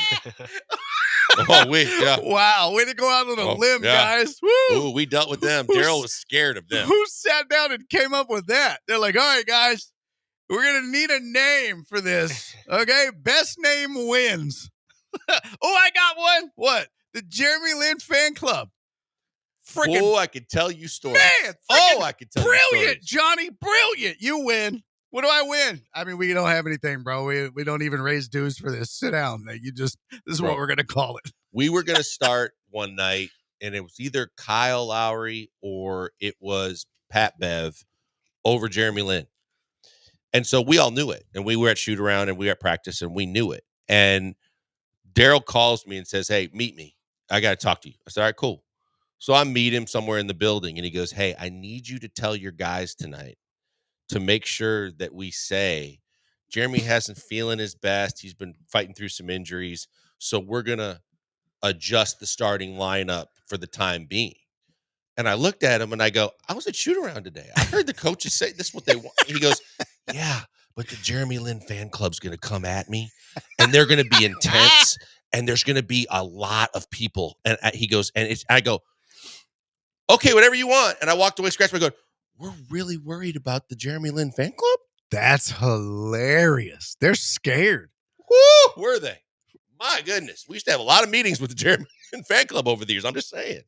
Was it a lot of them, or was it just like they were in like some sort of gang or no? mafia? It just, I mean, look, we also they knew just the have a lot of impact that money? Jeremy had internationally, and it wasn't Yao, but we also knew that as on the team that was a very positive thing for the franchise. I don't know that I ever would have said that I care or give a rat's ass what the fan club thinks about who we should be playing and when he should get his minutes, and if Linsanity is on life support from a basketball standpoint. But people care about things. Yeah, that's weird. That's and weird. Also real life with the mad scientist at the general manager position. So weird. Well, here's my entry into the I nominate. I think his they'll have like For didn't they have Alfie? didn't they have like Keuchel's Corner? Yeah. Wasn't that the thing, right? And then Yeah. they have like King Tuck. King Tuck. And then everybody they should wears probably the have crown. that in Chicago, I think it Philly, should be Boston, or New the York. Goon Squad. Not touching that. Yeah. Goon Squad. Not. Yeah. Not. Why? Why would you call it that? The Goon Squad? That's like that's like a bunch of bullies. It's like a gang. It's like yeah. I don't think that would fly. No? No. But you spell it G-U-N. Are you saying that Shingun. because the Joker's got his two brothers that take people out? See, those would be the first two See, guys. you can't just rope everybody together because the Joker's got two badass brothers that's going to take anybody out that messes with their brother. Yeah, see, they might. I might ain't going down this path that you're going on. I'm just telling you why it's not a good idea. It's because it's Shin Goon, so it'd be the Goon Squad. Yeah, I think it's great. Nailed AJ, it. would you like to chime in, or are you going to ride the fence again? Nailed it. I'm not riding the fence. I mean, it's a cool name, but I don't think it'll stick though. But I mean, it's a cool name. It's a cool idea. The best argument you, you AJ. had was that it was the last part of his last name. Exactly. So you don't spell it Goon, you spell it Gun. So you put Goon Squad. And on the signs, it looks like Gun Squad. That'll fly really well, Barry. That's going to go over like a fart in your favorite Sunday destination in the morning. Yeah. You ain't getting away with that one. Yeah, well, there is that. Hey, Maybe- Gun Squad. And while we're at it, let's bring back the Colt 45s. You know what? you have to put the two little dots above it because that's how you do it. It's spelled S-H-E-N. You do realize that you are basically G-U-N. burying this idea while you No, sell I love it. It's a great. I know you it's a love great it, but name. as you try and sell it, it's actually having a funeral. It's a great name. The eulogy has Goon been Squad. delivered by you as you try and sell it. Listen, I just say all of my ideas are great.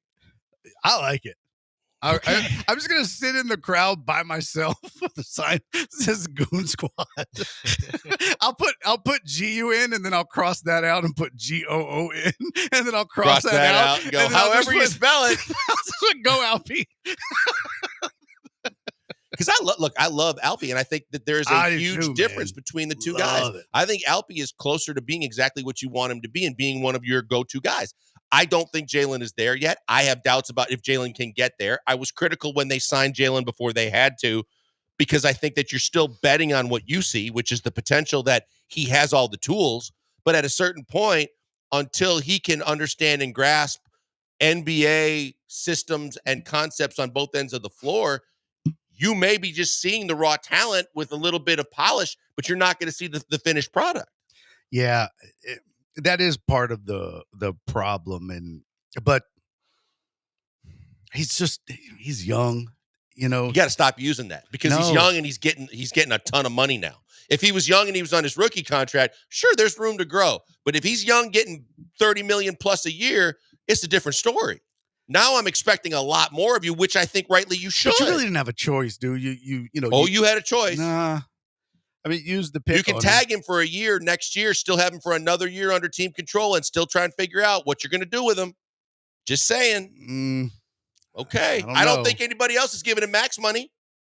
No. In the nobody meantime. was going to give him max money, but So did you get a bargain? it was going to make it. No. Well, I mean, it was going to make it more difficult on you. You don't know that because at the end of the day, we don't even know if there was a market to give him the kind of money the Rockets gave him. Because I think most general managers see what we see, which is ton of talent, but has he honed it in yet? That's true. All right, let us know. We got to get to a break. We're going to come back second hour of the show. We'll have plenty more. Adam Ronis is going to join us at 4:15, talk to fantasy football. Had some of you guys on Twitch and some of you guys on text asking about, get your fantasy football questions in here. We get time, we'll ask Adam as well, as he'll be giving you answers with playoffs here for your fantasy football advice. Also got a lot more going on the second half of the show. Of course, we're going to talk some Texans. Of course, we're going to talk the Houston Astros and all the discussions going around several of their players. And we want to hear from you. 713-780-3776. Call, text, hit us up on YouTube, hit us up on Twitch. We are here for you. We are the Killer Bees on ESPN 97.5 and 92.5 FM.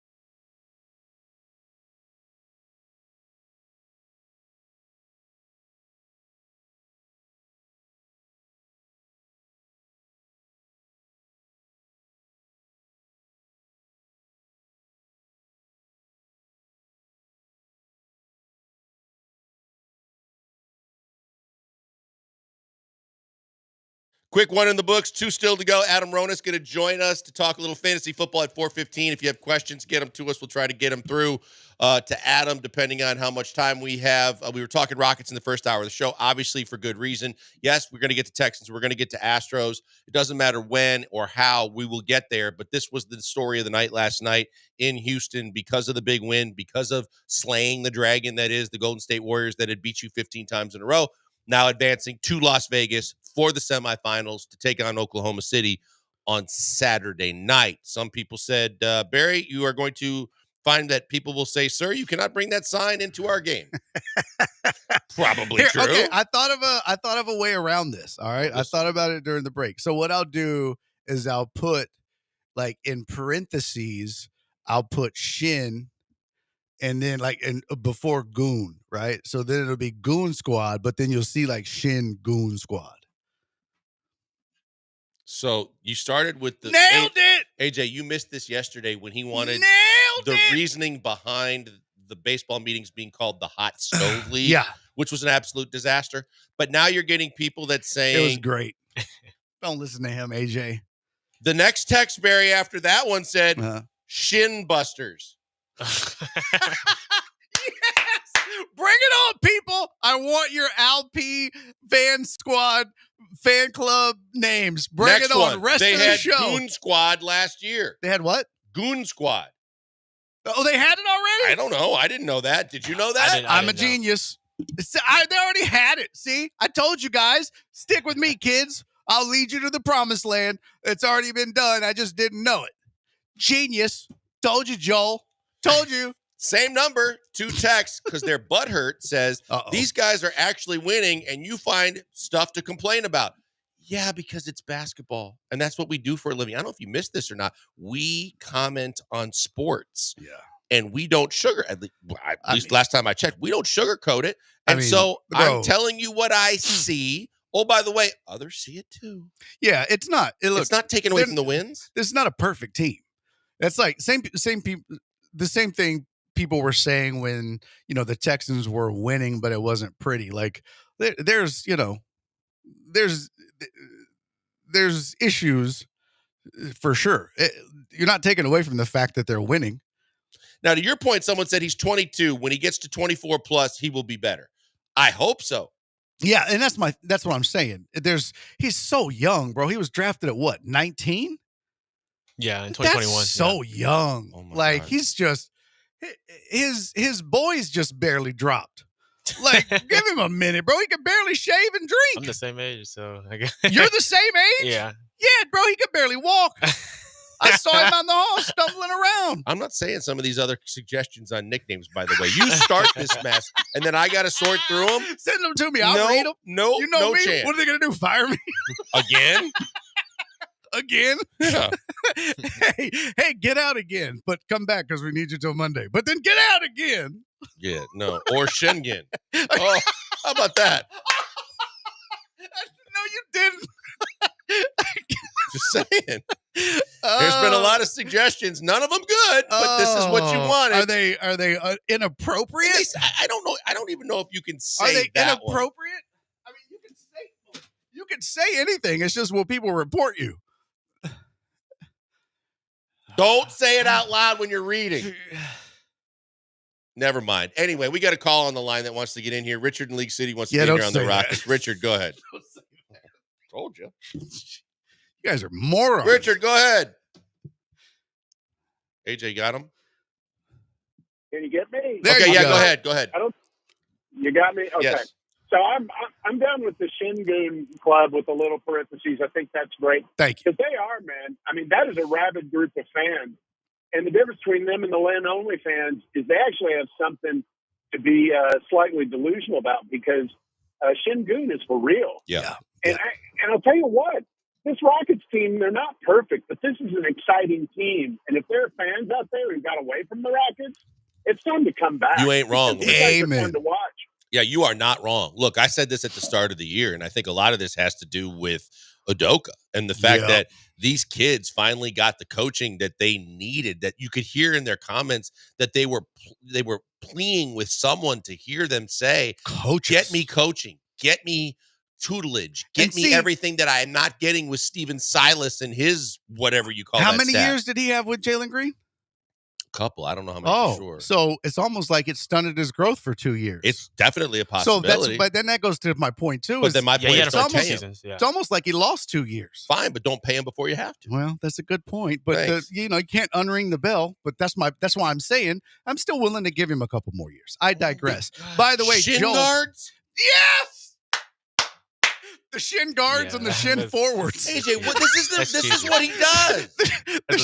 the shin guards and the shin forwards and the shin power forwards and the And then someone just repeated what you said, the shin goons. Yes. Well, okay. Listen, you're gonna have to be original. You can't just text what I've already said. Who is that? It's called what an idiot. You can't just Isn't that what Joe Rogan does? Bro, you can't just text what I've said and take just it for steals yourself. your material and takes credit that's, for it? Oh, that's Carlos Mencia. Carlos Mencia. Yeah, There you go. Rogan called him out. By the way, definition of a goon squad. I have it Here we for go. you. Great. I have it for you. A group of people, often composed of criminals, detectives, or mercenaries, formed to intimidate and assault a specific group of opponents. So if you take So out, you're encouraging assault now. but if you take out the if you take out the criminals, detectives, or mercenaries, then it just becomes a goon squad is a group of people composed to intimidate a specific group of opponents. So the goon squad would be there to intimidate the other team. It's brilliant, Joel. Is it? It's brilliant. AJ, is it brilliant? The problem is it's already been done. I don't know. I don't know if it's You brilliant. got to quit riding the fence. I can't believe it's I just already try to been be done. kind. I don't know. I mean, I got to get a bike seat for this fence because he is riding the fence harder than anybody. I think it's kind of cheesy. Okay, I'll say that. Jeez. All right, we got Adam Ronis that's got to get in here, so we can continue this conversation on the other side. Adam Ronis is going to be up next as you talk fantasy football with you.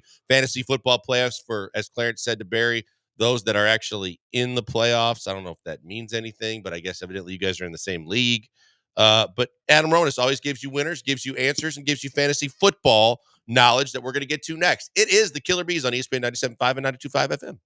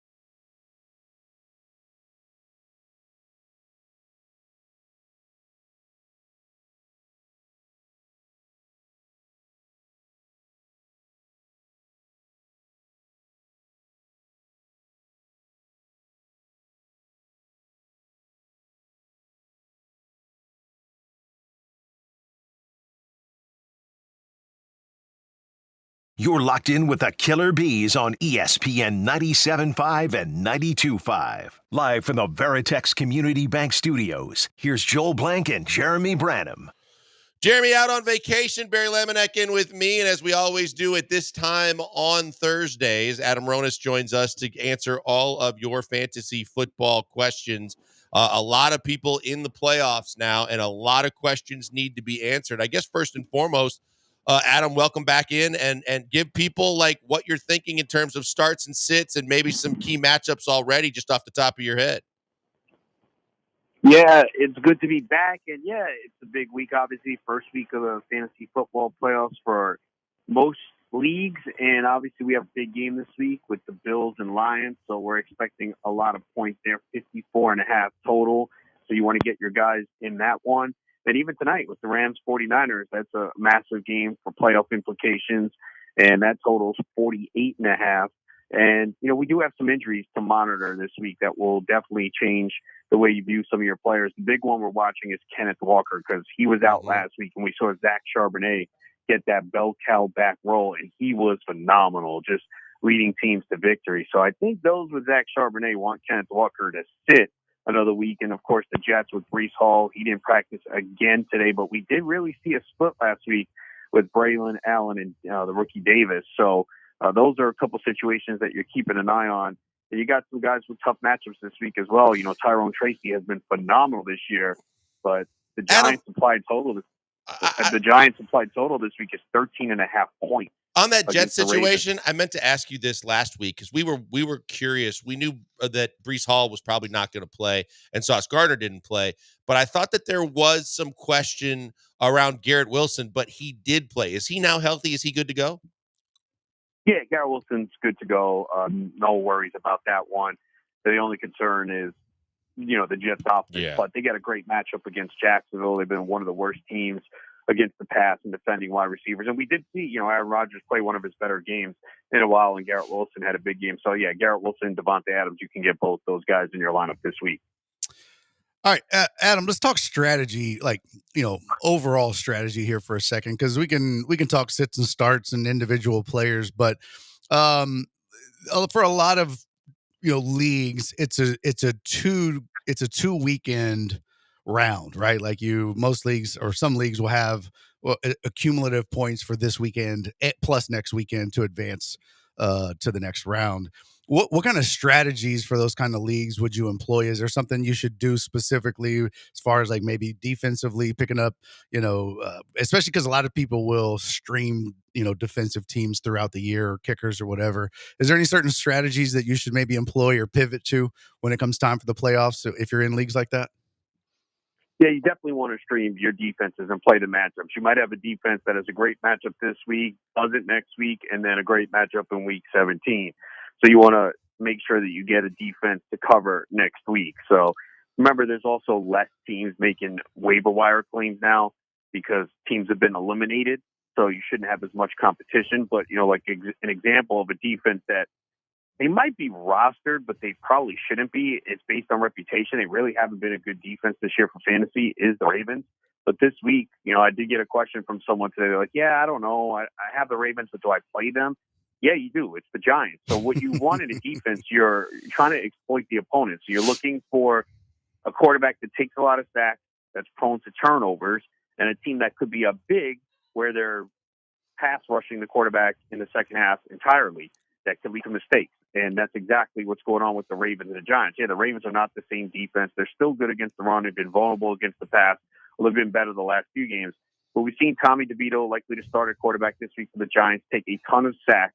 He's going to put the ball in the air. It's going to give the Ravens an opportunity to be aggressive. You know, a team like the Commanders this week, you know, they're not a great defense, but going up against the Saints, and whether it's Hayner or Rattler at quarterback, it's a bad situation for them. You know, Broncos are rostered in a lot of leagues. Philly's rostered in a lot of leagues, you know, in Minnesota.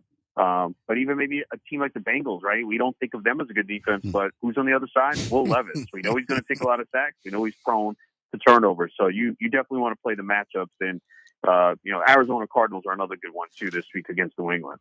Adam, I'm curious from a local perspective. This is something that you can probably imagine we never stop talking about, but C.J. Stroud, what is it, a sophomore slump? Has he been less than he was a year ago? Now you got to match up against the Dolphins. Now you got to Tank Dell and how that situation is viewed in terms of Tank not being who he was even a year ago. How do you view this Texans offense and some of the key players? We know Nico has been really, really good, but from a Tank perspective and a CJ perspective.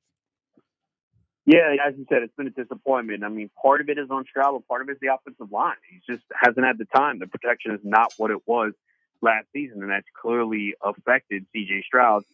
And he's also had Nico Collins missed time. Stephon Diggs getting hurt, tearing his ACL now for the season didn't help matter. So, yeah, it's pretty simple for me when it comes to the Texans. I'm playing Joe Mixon and Nico Collins, and really that's it. I mean, Tank Dell, especially now, right? We have no team on bye. It's the playoffs.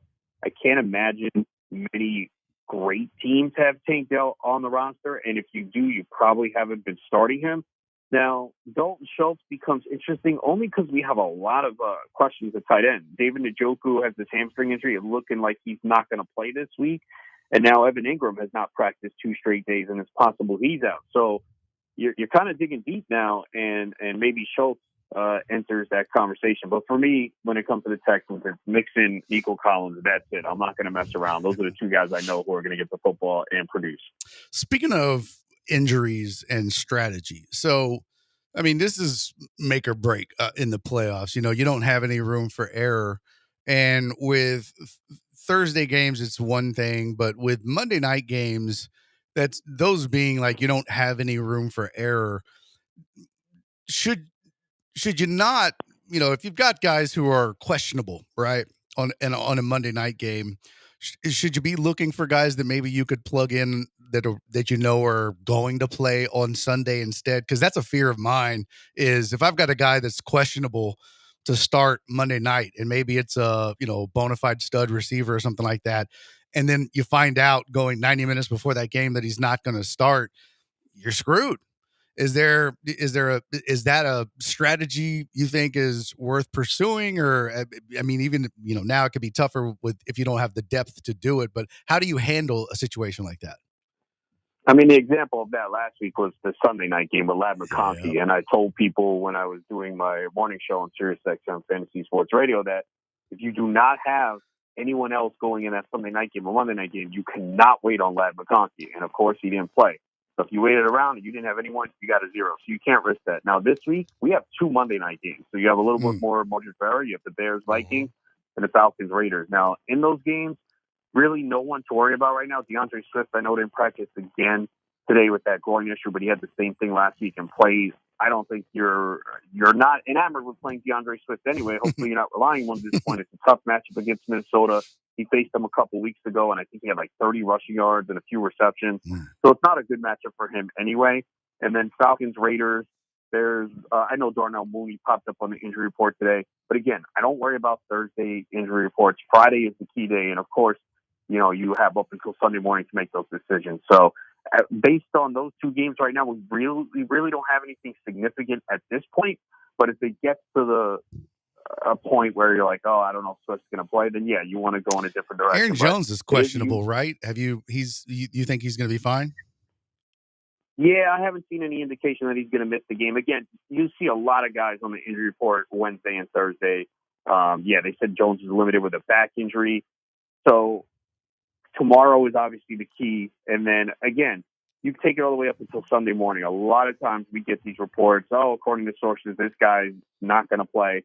So I always take it into the last minute, like making these decisions. If you don't have anyone playing tonight, you should not make any decisions on Sunday games. It is now Thursday evening. Like anything in life, you make an important decision with the most information in hand. We don't have the most information right now, and people panic. Oh, this guy didn't practice. So many veterans don't practice late in the year on a Wednesday and Thursday. And, even like Mike Evans didn't practice today. They said they've been doing that every Thursday. So there's no reason to panic now. Now, when you see that, you just want to go in your head, okay, if this guy doesn't go, what is my backup plan? That's fine, but you don't need to make that decision tonight, obviously, unless you have players with the 49ers Rams. And for the most part, you're playing most of those guys anyway. I mean, Jawan Jennings has elevated him to a spot where you want to get him in your lineup. Puka Nacua Cooper Kupp, Tyron Williams. Most of the guys playing tonight, you're getting in your lineup anyway. He's Adam Ronas from SiriusXM Fantasy, Monday through Thursday, 11 to 1 Eastern, and also, which we're going to get to eventually, his Dub Club is picking winners and helping you out. Adam, I was just going to mention and ask your opinion on anything special tonight, any matchups, any keys that you might be looking at tonight in that Rams-Niners game as you start this important weekend for fantasy football play. Yeah, I'm really excited to see this game. The big question mark tonight is Isaac Guerrero, and that's what we've been basically trying to figure out all day because reports indicated that he's going to play tonight. But remember, he had a foot injury on Sunday. It's a short week, and no one knows. I brought up two examples from last week where Bucky Irving, there was no really concern over him. He was on the injury report for the back and the hip. He went, he played, he left the game early and crushed people. Malik Neighbors, there was a report on him saying he was going to be limited with his snaps as he was playing with the groin issue that's been bothering him since college. And then I think it was a hip also. I think he had a second injury. So there were reports, he's going to be limited. People probably saw that and said, you know what? It's a bad Giants offense. He's limited. I'm not going to play him. He wound up playing over 90% of the snaps. And he gave you what he usually gives you, double-digit points in PPR. He hasn't scored a touchdown, I think, since week 4 because the offense is brutal. But he gave you what he usually does. So you can sit here and be cautious and say, I'm going to sit Guerrero, but we really don't know what's going to happen tonight. And to me, it's kind of a gut call, and also what else do you have?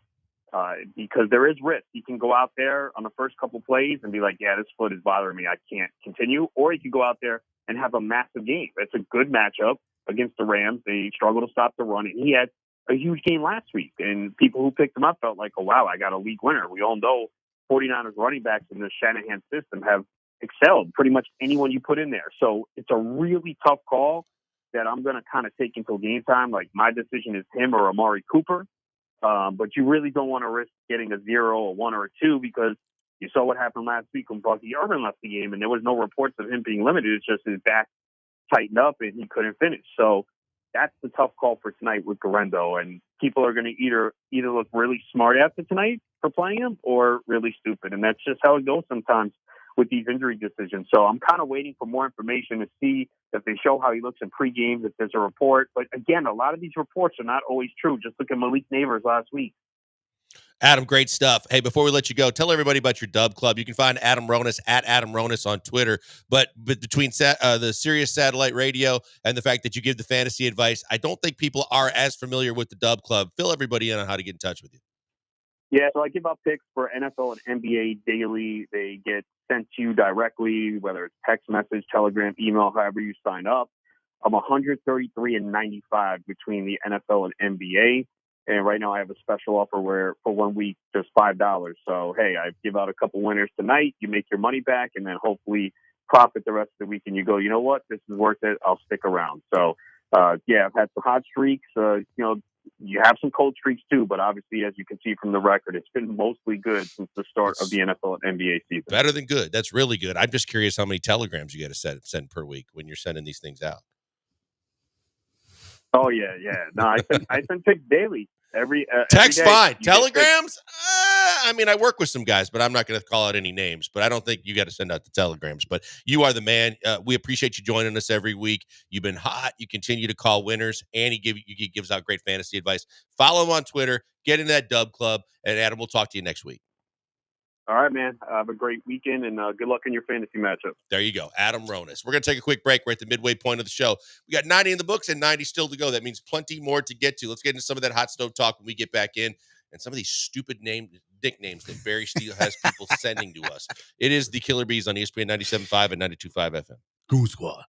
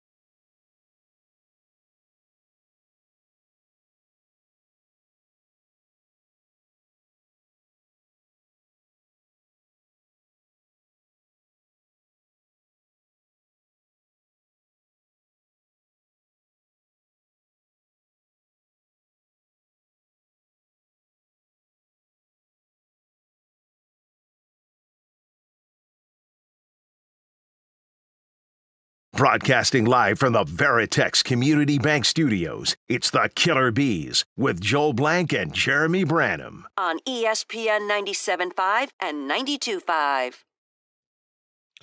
Hey, 90 in the books, 90 still to go. Second half of the show starts right now on the Killer Bees, ESPN 97.5, 92.5 FM. Jeremy getting some much-deserved time off, unlike BMAC, who has more time off than Charlie Palillo, and is always not here. AJ has been generous enough with his time, energy, and bad timing to come back in and sit on the fence while he produces Behind the Glass. And my good friend Barry Laminack tomorrow. I mean, you deserve it, and you're a rookie, and you're going to get hazed anyway. But the fact that I got done propping you up, and then you completely crapped the bed on 3 different things in the first segment. I mean, you're going to pay for that.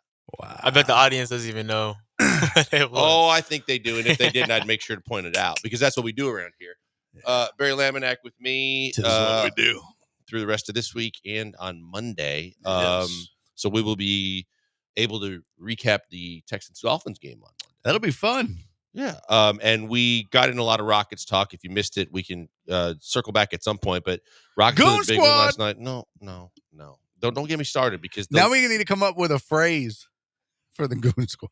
He's gonna be like a short phrase. This is AJ. See, this is what I'm talking about. This is exactly where it doesn't need to go. I'm just asking. I'm not. Some I'm not other person chimed in. I mean, these niggas. So let's call them the Goonies now. Now it's gotten all the way to movie to the Goonies. That is a legendary movie. Oh, see, legendary. I liked it when I was house. Goons house.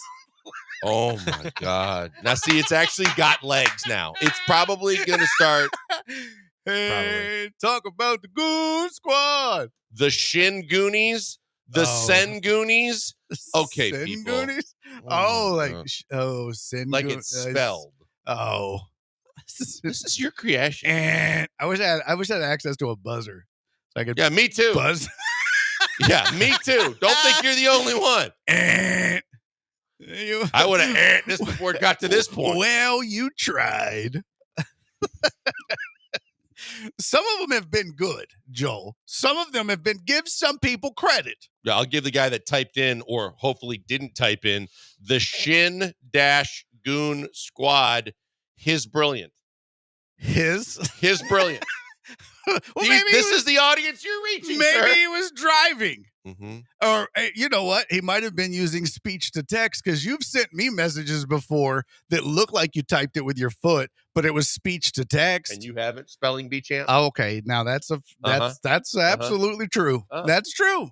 Then, that's what I'm saying. I'm not. That wasn't a knock. This is what you get. No, the next that one, wasn't a knock. No, but the next one chimes in, and this is the same. I said you used really speech to text, upstanding so it citizen that's already texted us 18 times today. We're trying to be critical at first. The chin straps, strap up. You can't even tell me that he was typing something else because you don't strap up if it's the shin strap. He included his own saying already. Strap up. What are we doing, man? Like, literally, what are we doing? This is what you created. He said strap up. He indeed did. Yep. And there you have it.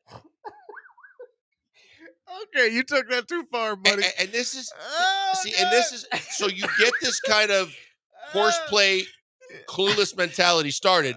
And then you get someone that texts in, does blank really not know what a telegram is?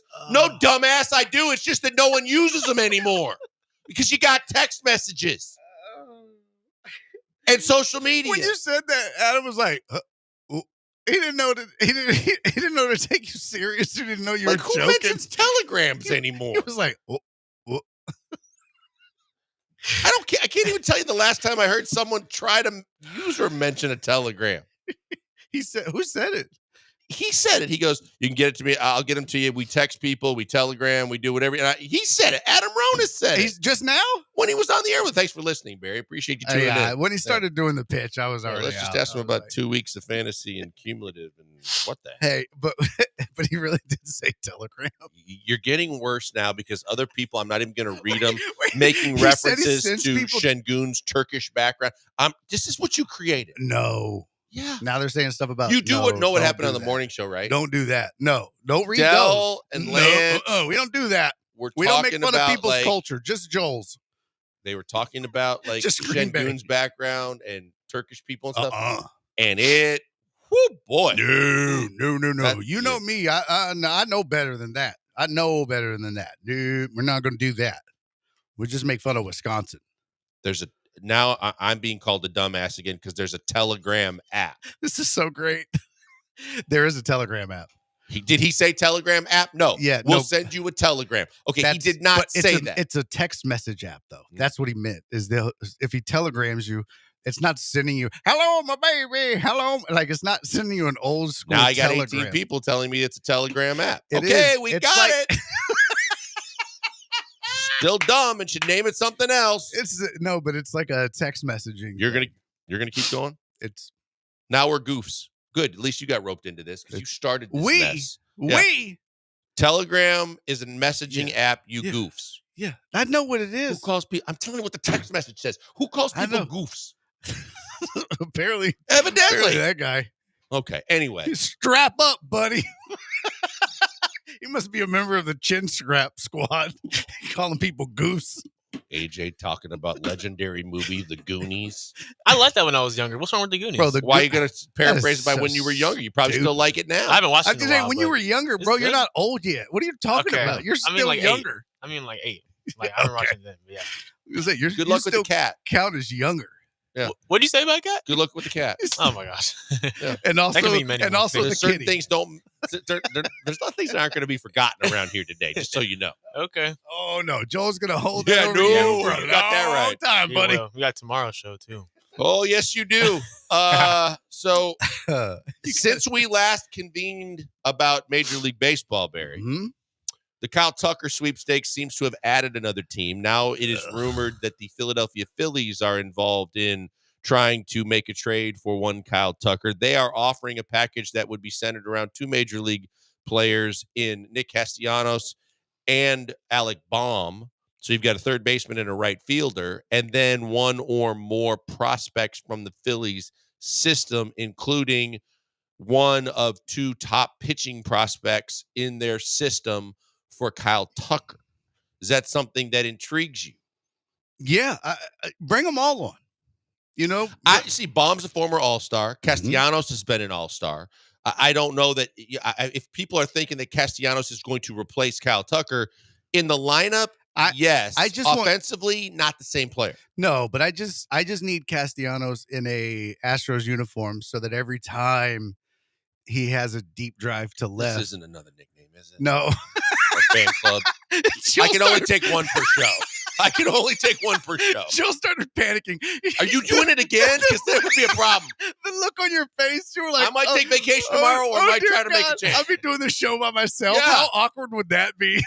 The fill-ins by himself. Your face you look so paranoid. If you were doing it again, I wasn't once doing it is again. enough. But I would think it would be, we could reminisce about the time that dude's mic was hot and he was using inappropriate slurs. And he was apologizing, and then mid-sentence, he's like, and there's a deep drive to left, and Castellanos makes it a 4-1 game. And I'm sorry that I said that inappropriate. Like, you don't remember that apology? No. You know what I'm talking about, right? Is that AJ? Tom Brenneman with the red? Yes. Oh. You remember when you grabbed the audio? So everybody knows? It's Tom spelled Thom. Thom. Yes. Dude, it's Brenneman. It's the best ever because he's in the middle of this. I just want to He got say, fired for that, didn't he? he's like, this is probably my last game that I'll ever be doing. I am so sorry if I hurt. And there's a deep drive to left, and Castellanos it's the best. That's the only reason I want him here, is so that every time he hits a deep drive to left, we can all reminisce together. So I'm down for that. There's yeah, logic. 100%. Yeah, no, okay. but seriously, I'm down for any trade that brings you, like we discussed yesterday. You get a star, you get a budding star, and you get legitimate top-end prospects. See, I don't think you can get a star that's on the major league level currently. I think why? Well, because, and we can talk about after the break. We'll give people your options because the Yankees. Yeah. And we know at least in some detail what they were offering or what we've heard rumored. The Cubs right now, to me, have the best offer. The Phillies. There's other teams where we haven't seen what's being offered, but we've heard Red Sox, we've heard Giants, we've heard Blue Jays. we've heard Reds to some degree, but we haven't heard players involved like we have with some of those other teams. To me, you're not getting a star if you think Castellanos or Baum No, this are stars. offer is not. No, it's not the same. But you also don't know who the prospects are. Like if the prospects, if it's the number one prospect in baseball, or something like that, and I can look it up. But they had mentioned there were two top end pitchers in their minor league system, and it would be one of those two pitchers, is what I had heard. Let me see. Phillies farm system. Phillies top prospects. Aiden Miller's a shortstop. Andrew Painter, right-handed pitcher. He's the number 2 prospect in the Phillies organization. So I don't know if it was Andrew Painter or not. Now the list won't show. Oh, there we go. Mick Abel is also a right-handed pitcher. He's in the I think that might have been one of them. Mick Abel, yeah. And then he's the 6th rated prospect in their farm system. I like the fact that you get 2 plug-and-play major leaguers, but I think I would need more farm. See, because if your objective is truly to trade Kyle Tucker, I think that you need to rebuild your farm system as well as getting maybe at least one guy. Because I tend to agree with you. Look, I don't want him going to the Yankees no matter what. And I understand that that's not what everybody wants to hear. You're supposed to take, and Jeremy has said, take the best prospects package given to you and the best offer given to you regardless of American League, National League. And I understand that. But at the same time, I hate the Yankees so much that I personally don't want to see them replace Juan Soto with Kyle Tucker and believe that I'm going to be okay with it. If all things are relatively similar, I'd rather have him go to the National League where I don't have to have him get revenge back on the Astros and or play for the Yankees, if that makes any sense. No, it makes a ton of sense. It really does. Because I tend to agree with you that the Cubs, I like Isaac Paredes at the trade deadline a year ago. And he can play first and he can play third. And if you throw in either Suzuki, probably Suzuki more so than Bellinger. Well, they talked about the Chandler Rome reported this, and so did like a Cubs beat reporter. But they were saying that the Cubs are really hesitant and not really wanting to trade. But the Suzuki. Cubs wanted to play DH, and he didn't want to DH. Yeah, but on the one hand, they're not loving the contract, but then other people are saying that they're not ready to move him. So I don't know who to believe, but okay. I'm with you. Yeah. Like you throw those 2 guys and a prospect in, I don't need much more than that. I'm good. I'm telling you what, those names that they threw out in the farm system, and again, I'm not out at Cubs minor league games scouting these guys, so I don't know, but just based off of rankings and, look, those were 2 of their better prospects. Mm-hmm. They fill needs upcoming on your roster, especially with Altuve aging out and about to retire here in a couple of years, and Bregman could be gone. And look, that the Cubs trade right now is the best trade offer on the table, including what the Phillies have. And I'm looking up here's what it says. Former Phillies GM puts together blockbuster trade idea to land Kyle Tucker. I don't know what this is. Yeah. So, but I didn't see what. Oh, so okay. Yeah, it was what you said. It was Tucker and Presley for Baum, Castellanos, Mick Abel, or Starlin. Right. Now, you unload Ryan Presley, too. He's got to waive his no trade. But if you get rid of Ryan Presley, I'm fine with it. And I think at $14 million a year, everyone should be fine with it because he wasn't going to be anything more than probably a 7th inning guy with Abreu and with the back of the bullpen. So you paid too much to ever think that he for your closer for the next 4 years to ever believe that Ryan Presley's going to be in the mix. You get rid of him. You unload Tucker because you have to, but you get a top prospect and you get 2 starting caliber everyday players that help you because if Bregman more than likely goes, Baum is your starting third baseman, problem solved. Mm-hmm. And if Tucker goes, then Castellanos is your right fielder. He's your starting third baseman. He was an all-star in 2024. He had a good start to the year last year, and then he didn't finish strong. Here's his 162 averages. They're just not that impressive. He's averaging 77 runs, 16 home runs, 91 RBIs. Not terrible. What's his batting average? 277, which is really, I mean, that's not what you want to look at. His OPS is 743, right, which is meh, but his OPS plus is 105. It's just barely above average. So, I mean, average OPS plus starts at 100. That's what the average major league OPS should be, is 100. So anything over 100 is above average. So if you're 101, you're just a tick above average. You're just barely above average. I mean, so in fact, I could look up Kyle Tucker and tell you what it is to give you an idea. We'll go to break. You look that up. We'll come back. You guys can weigh in and tell me, who do you think is the best offer on the table so far for a package for Kyle Tucker? And we can also, get into, again, how many guys are you willing to trade? Dr. Dre is sitting here telling us right now, trade Presley, trade Trucker, trade Tucker, trade Fromber, and let JV walk. I don't disagree with any of that for the most part. So let us know what you think. 713-780-3776. Call, text, hit us up on Twitch, Twitter, or otherwise. It is the Killer Bees with Barry Laminack and myself and Age behind the glass on ESPN 97.5 and 92.5 FM.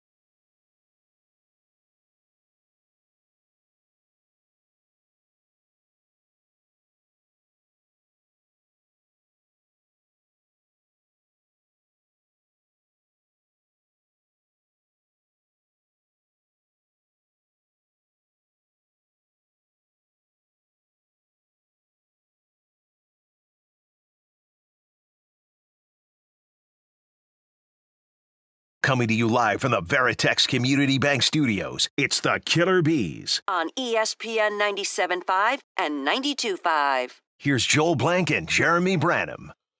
Branham out on vacation. Be back on Tuesday. Barry Laminack in with me today, yesterday, tomorrow, Monday, and then AJ will be in depending on how I feel, based on the fact that he's got to quit riding the fence. I mean, he's bobbing his head to Nirvana right now. Tell me you're a Nirvana fan. Yeah, I like some of his stuff. I like Kurt Cobain. You just like the album cover? No. I've been listening. My dad introduced me to Smells Like Teen Spirit when I was 9 years old. So you love the album cover? I don't know about that. Not for the reason that you're trying. Barry on the album. What did you say? I don't know if you knew that. What? Never mind. Okay, so more of the dumb, stupid, idiotic. Barry started this Shengun fan club nicknames. I didn't know. Crab Shengun has been mentioned.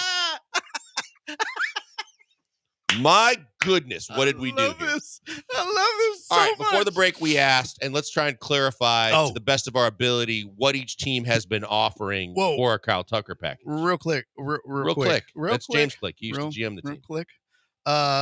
Who was I telling you about their OPS plus? Oh, their 162 OPS plus. Yeah, it was a 105. Just to give you an idea, if he's replacing Alex Bregman, his OPS plus is 162 game average OPS plus 132.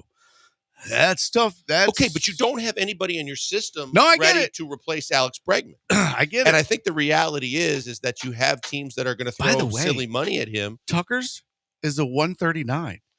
Bregman 4 behind Tucker. I'm just going to tell you, and you know this because we've worked together enough in the past. I've not ever been the biggest Kyle Tucker fan. I know. I don't see Kyle Tucker as the kind of like franchise player for the future that a lot of people do. I'm glad that he finally picked it up after a very, very slow start to his professional career with the Astros. But at the same time, I'm okay if he goes. And I think you take the best offer. I think to me, and a lot of people seem to have the same sentiments on text message, anything to keep one, if not both, Bregman and Tucker out of pinstripes is something that I would prefer. And I understand I'm with you on that. But if you're the Yankees and you're offering Clark Schmidt, you're offering Heel, so you get 2 unbelievably strong young arms for this team, and you get Jason Dominguez, I don't know that you need even much more than that. And I go, you know what? That's a really good package of players that can really do both set you up for the future and contribute pretty much right away if you're this Astros team. Now, I know you have a surplus of pitching, but then that means Dana Brown has got a whole bunch to work with in terms of repurposing some of that other pitching to get maybe something else you might need down along the way. Yeah, you could definitely move some of those arms. But you're right. I mean, what the strength of this team has always been is the consistency in the lineup, and then a rotation that's been really, really deep. Now, it's not been the same rotation, but it's always been strong. A deep and strong rotation. Like you didn't know you were going to stumble on JP France. You didn't know at the time what you were going to get out of guys like go all the way down the list, but you got Javier, you found Garcia, who had never really even pitched in the minors at anything close to AA. Suddenly he became a huge piece of your rotation for until he got hurt. You've had plenty of guys come in and out, but even the guys that have come in when you've needed them, they've pitched really well to where, even last year with Spencer Arrighetti and then Blanco, who wasn't even supposed to be a starting pitcher at the start of the year. He was supposed to be a situational reliever, and he ends up being your best pitcher in the first half last year. Yeah, but see, so part of me agrees about this going and getting these young arms from the Yankees, but then part of me says, look, you've got a ton of arms already. You do. A ton of really good arms. Help. You need some bullpen help. You don't really need a lot. And you could address that pretty easily in free agency, especially depending on who you sign and how and what the trade is and whatnot. But, man, and some of those arms might actually even be converted to the bullpen, just depending on what the rotation sets up like. Now, I mean, there's obviously questions about health for some of these guys and effectiveness coming off of some of these injuries. So there's that. But I think if you really assess this team right now, what's the weakness? It's the corners, and I don't want to see Jake Myers and Chaz McCormick in the lineup in the same outfield ever. No, I'm with you, but it's the corners because on one end obviously you just have a huge void at first base, but then you have a question mark at third. Now, if they sign Bregman, it's a whole different thing. But then you still have the question at first, and what are you going to do about Tucker? Right? So you still have those two questions. But this lineup still, it was at one point, man, this used to be a lineup that 1 through 7, 1 through 8, you didn't want to face. And now, you're right. I it's think, 1 through 5. But I also look, and again, I think that of the teams that are making offers and this Phillies Pedrog offer on to Twitch. This Phillies offer is boo boo. it's not sexy at all. Pedrog on Twitch throws out, can you get Suzuki and Bellinger and Smith out of the Cubs? The answer to that is no. I think that what they've said all along is it's one or the other, Suzuki or Bellinger. To your point, they would prefer to keep Suzuki, but they don't know if they can keep him happy because he wants to play the outfield. Bellinger's a short-term big money deal. I don't know that the Astros should be interested in that. That's why if you can get Suzuki and get some of their prospects and you can get a Paredes, now I'm interested in the Cubs. I just worry about what Bellinger are you getting? And I don't know want what I mean? Cody Bellinger. But I also don't think that the answer long or short term is Baum and Castellanos. No, it's not. And because I don't think either one of them are true. And this is what I was talking about when we first started this discussion yesterday. It just depends. Are you getting upper echelon replacements, or are you just getting depth? And I think that Phillies trade is depth. I think those guys are the depth best to me. offers that you can get is if you can dictate who you get from the Cubs and you can eliminate Bellinger from the discussion. I think the Cubs right now is the best offer. I'm with you. I think the prospects that they've presented as part of the package, along with the major league players that I think it's the best. I don't want them to. I don't want either one of any of the guys going to the Yankees. But the Yankees, look, I think Dominguez, based on when he first got called up, it was here, and he hit like 3 bombs in 2 games, and then he got hurt, and he was out for the rest of the year. Since he's come back, he's been a liability in the outfield, and he hasn't been what he started off being in terms of his power numbers and his ability to hit the ball. But there's no doubt he's been one of their top prospects. You already know that there is polish in the fact that Heel's ready to go right now. I mean, he was the American League Rookie of the Year. He can pitch. You know that he's got a plus arm. Clark Schmidt is a guy that could be another guy that's your 4-5 type starter with a pretty good live arm, but you already got enough guys that could be your 4th or 5th starter. I don't know that I would rather look at another prospect than Schmidt, and I think they need him more than you do. But that's why I'm just not interested in dealing with the Yankees if I don't have to. Yeah. That's why I say I think the Cubs, and I'm trying to find what was that offer again so we could Talk about the one from yesterday where they had the 2 infield prospects and I'll look. All right, look for it up, and we got 1 hour to go on the show, so we'll get to that. We got some Texans discussion we can get into. Is there something on your mind you want to get in here? If it's not another stupid nickname for the Shengun fan club, 713-780-3776. Call, text, hit us up on social media. We got an hour to go on the show. It's the Killer Bees on ESPN 97.5 and 92.5.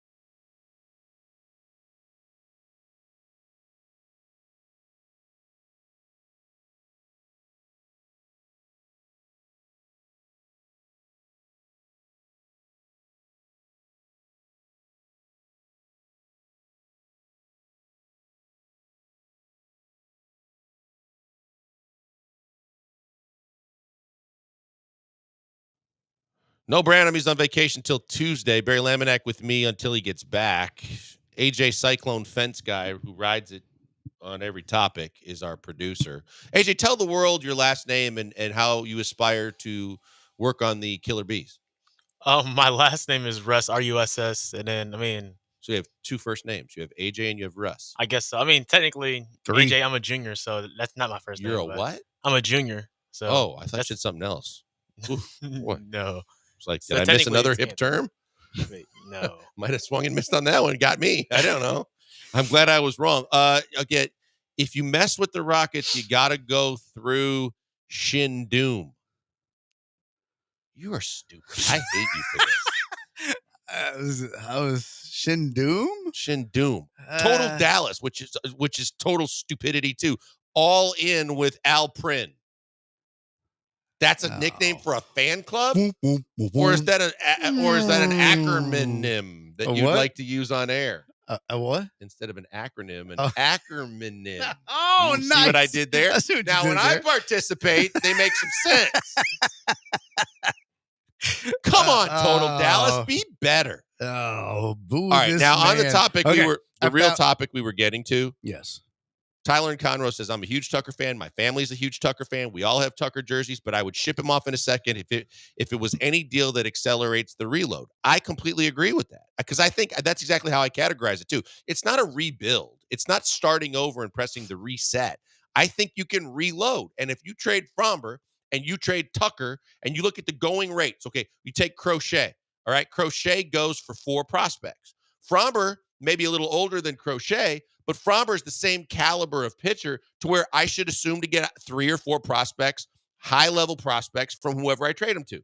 So if I take that haul and I package it with Tucker, and you can look at the Soto deals, both the ones that from the Nationals, what the Yankees gave the Padres, and say, okay, somewhere in the middle, I can get a combination of ready, like a heel, a pitcher ready to contribute on the major league level and be above average now, and even more prospects. Now I have totally added possibly 7 prospects that could really restart my farm system that's been depleted, and I can get a major league player or 2. Plus I shed so much salary because I don't have to pay 15 plus for Tucker, 15 plus for Fromber, depending on what happens with Bregman, and or if I get a prospect or a player that means like a Paredes or a Bomb, just throwing it out there, that I don't have to replace Bregman in free agency for this upcoming season. I've got money to play with to add and fill other holes on my team.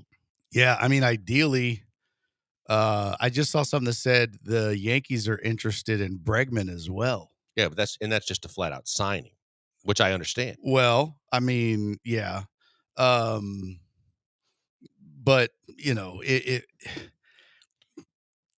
like 4661 says trades got to hurt a little, even for the team getting the prospects and giving up the player. And I don't think the Phillies are offering enough to get the deal real quick, done. If the Yankees sign Bregman, then that means that they're probably not trading for Tucker. I disagree with that. Oh, I totally disagree with that because I don't think they said that if they didn't sign Soto, because if they sign Bregman, then they know they're going to have to spend equal or more on Tucker. But I heard that if they didn't sign Soto, they would be interested in Christian Walker, Alex Bregman, and one pitcher, which started out being Corbin Burns, but could end up being Max Fried, who they already signed. Yeah. So you can sign Walker and Bregman. You already got Max Fried, and now that takes Tucker out of the equation. Yeah. But if you don't do that, nothing precludes you from saying, I can give you a package of players that can at least get me the rental of Kyle Tucker, knowing I still have to sign him, but at least I replace Soto for this year. I don't know. I don't think they would do that, though. I don't think they would give away prospects just to rent Kyle Tucker. Not high-end They're going prospects. to be under the assumption. You know what I mean? If they were willing to pay Soto, they'll be willing to. We know the Yankees never spare expense. No, but also I don't think they were just going to throw away top-tier assets for a rental either. I think they would. I think for them, it's either they're going to trade for Tucker or they're going to sign Bregman. One of the two. Maybe so. But Eric said Cubs for sure. Why can't we be the team that takes advantage again, like they did when Luno was here? I don't know exactly what he's referring to. I thought Luno obviously did a phenomenal job as a general manager, aside from the whole cheating scandal. But I think that Daryl Morey used to be famous for fleecing teams. Mm-hmm. I think that the one way that you can really endear yourself to Astros fans and to people like us that talk about the team on a daily basis is get this right. Evaluate. You're supposed to be a guy that has an unbelievable and uncanny knack for evaluating young talent, getting them to the big leagues, and whether that's Michael Harris or Fried or some of the guys that he was involved in with the Braves, if you can pull off trades for these two guys, if you can pull off a trade for Ryan Presley, then you already get a gold star because you got to want him and want his $14 million contract, and he's got to waive a no trade. But if you trade Fromber and you trade Tucker and you get about 7 or 8 prospects out of the deal and 1 or 2 major league players, you have more than done your job in keeping this team relevant and setting up a future for this squad. 100%. And I found the Cubs trade on MLB Trade Rumors, and the 2 prospects that they listed that the Astros are interested in says Cubs, by contrast, are flush with young talent that the Astros seem to prioritize. Top infield prospect Matt Shaw is primarily a second baseman by trade. And then they're also interested in Cam Smith, who was their last year's, or I think 2024 first round pick. So third baseman, I think. Yeah. So Cam Smith is a third baseman. He's right now he's rated as their 7th best prospect in their farm system. Matt Shaw is rated as their number 1 prospect in their farm system. So you would be getting Paredes, Matt Shaw, and Cam Smith. So you'd be getting their 1st and their 7th best prospects in their farm system, plus Paredes, who plays 2 positions. He plays third and first. Yeah. And now he had, I'm looking at his numbers, and you can't really judge it off of last year with the Cubs because it was only 52 games. He had an 82 OPS plus. That's not good. Going from the American League to the National League. Right. Too. For the year, he had a 112. He had a 127 at Tampa. Yeah, so that's great. And then 127 and hear me is out now. fantastic, and he's only 25. You pull that trade off. I'm happy. But you could still sign Alex Bregman. If you sign Alex Bregman, now your first base woes are completely solved because now Paredes plays first, Bregman plays third. Everything on that team is still set. Yes, you have to figure out outfield, but at the same time, you're better already offensively in the infield for sure. And Matt Shaw becomes your he's kind of like a utility because he could play second. He can play short. He could play third. He could play first. So if you do lose Bregman, then you know what I mean? Now the question would become, if you did that, would Crane, and you have options. You could trade Fromber if you wanted to go out and get another outfielder or in another in another haul. If you traded Fromber and said, okay, I didn't address losing Tucker in right field. And I personally, I've said, I don't want to see Chaz and Jake in the same outfield. If I could get a ready-to-play outfielder and some more prospects for Fromber Valdez, I believe my team's better than it was a year ago. I think you'd have to. I think at that point, you'd have to trade somebody. You'd have to trade an arm. You already have a plethora. Would you say I have a plethora of gifts? Name that movie. AJ, you know that movie? Of course he doesn't. He's still stuck in the Goonies. You don't know that movie? No, I don't. Bro. I don't either, but he likes the Goonies. Three Amigos. Bro. You never seen Three Amigos, have you? Oh, no, I haven't. Chase I'm just wondering what his beef is. Steve Martin. Is El Jefe when he goes, would you say I have a plethora of gifts? This is already Anyways, you already have a plethora of arms. You have too many. Right. And so you could, even if it's not, I mean, you're not replacing Tucker in that spot, but you have replaced essentially his value, right? In the lineup. Get like a Teoscar Hernandez or a corner outfielder, even if you pull this trade off, unless I think you would probably have to tap into, whether it's Fromber or other starters, you would have to tap into those guys to trade to get a player before he would dip in to free agency and want to spend the money. I have an idea. Oh boy. Trade Fromber to the Cubs for Tucker. AJ, we'll go to break. We'll come back. We'll have plenty more discussions to be had. Because on that note, I'm not dealing with any more of that. I've already had enough of that today. All right, this is the Killer Bees, ESPN 97.5 and 92.5 FM.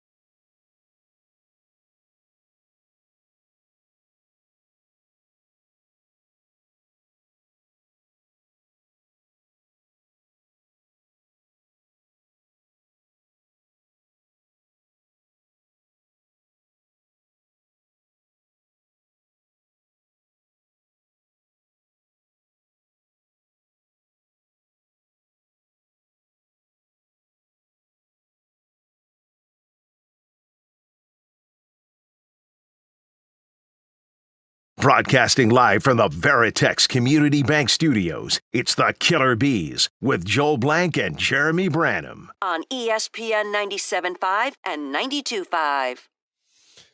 Jeremy's out till Tuesday. Barry's in. Barry Lemonak joining me along with AJ Russ behind the glass. We just call him Age. And I call him the fence rider. As we covered a lot of ground and bases, Rockets started the program, got into a lot of hot stove with these Astros trades that potentially could happen. Haven't talked to a lot of Texans today. We will get into more of that tomorrow. Dell's going to join us, the resident Dolphin expert, as we get to preview even more of the big showdown at NRG between the Fins and the Texans, as we know how important that game could be. You brought up something yesterday I thought was interesting because it's something that I've been kind of keying on. I wasn't as high on the Texans in totality for the season as Brian and Jeremy were, but I said I thought they'd win 9 games. I thought they could win 10 games. When they got off to the hot start, 10 was a possibility for me, but I had said 9, and now I said, I think last week, and then look at going into the bye week, this team looks like it's going to lose their next 3 games. And regardless of what the Colts do or don't do against the Broncos, they could have a game on their hands against Tennessee, which is what you don't want in the final game of the regular season, because they just haven't convinced me that they're playing good enough football. And with that being said, you came back and said, do you think right now, the way the matchups are set, if they had to play Baltimore, is this a one-and-done Texans team? Then I said to you yesterday, what if they played the Broncos? What if they played the Chargers? What if they played the Steelers? To me, leaving the studio, I was more convinced than ever that if your barometer for a successful season is you've got to do at least what you did a year ago, then you're going to be disappointed, because I don't think this team wins a playoff game. I certainly don't think they beat the Ravens. And so, therefore, I don't think that they're going to have the same success as a year ago. And that's not to take away from the talent on this roster, but for this season as a whole and just how underachieving they've been, I just don't see this team winning a playoff game. Yeah, and part of it is injury. Part of it is, inconsistency and the line, right? Part of it is the O-line and just the bad play of the O-line. And, it's all of those things. And of course, the old cliche, everybody's dealing with injuries. No, I get that.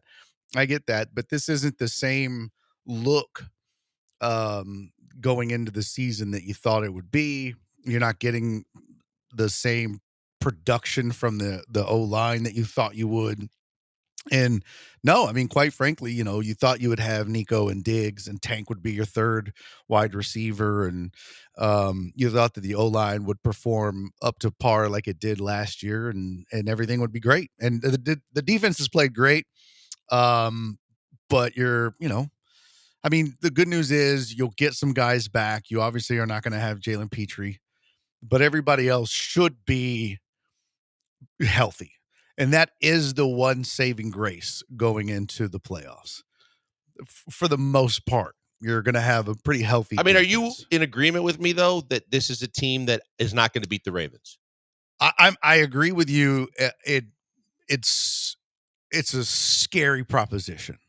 It is a very scary. Now, I'm not even talking about regular season. I'm saying if that's your first round playoff matchup.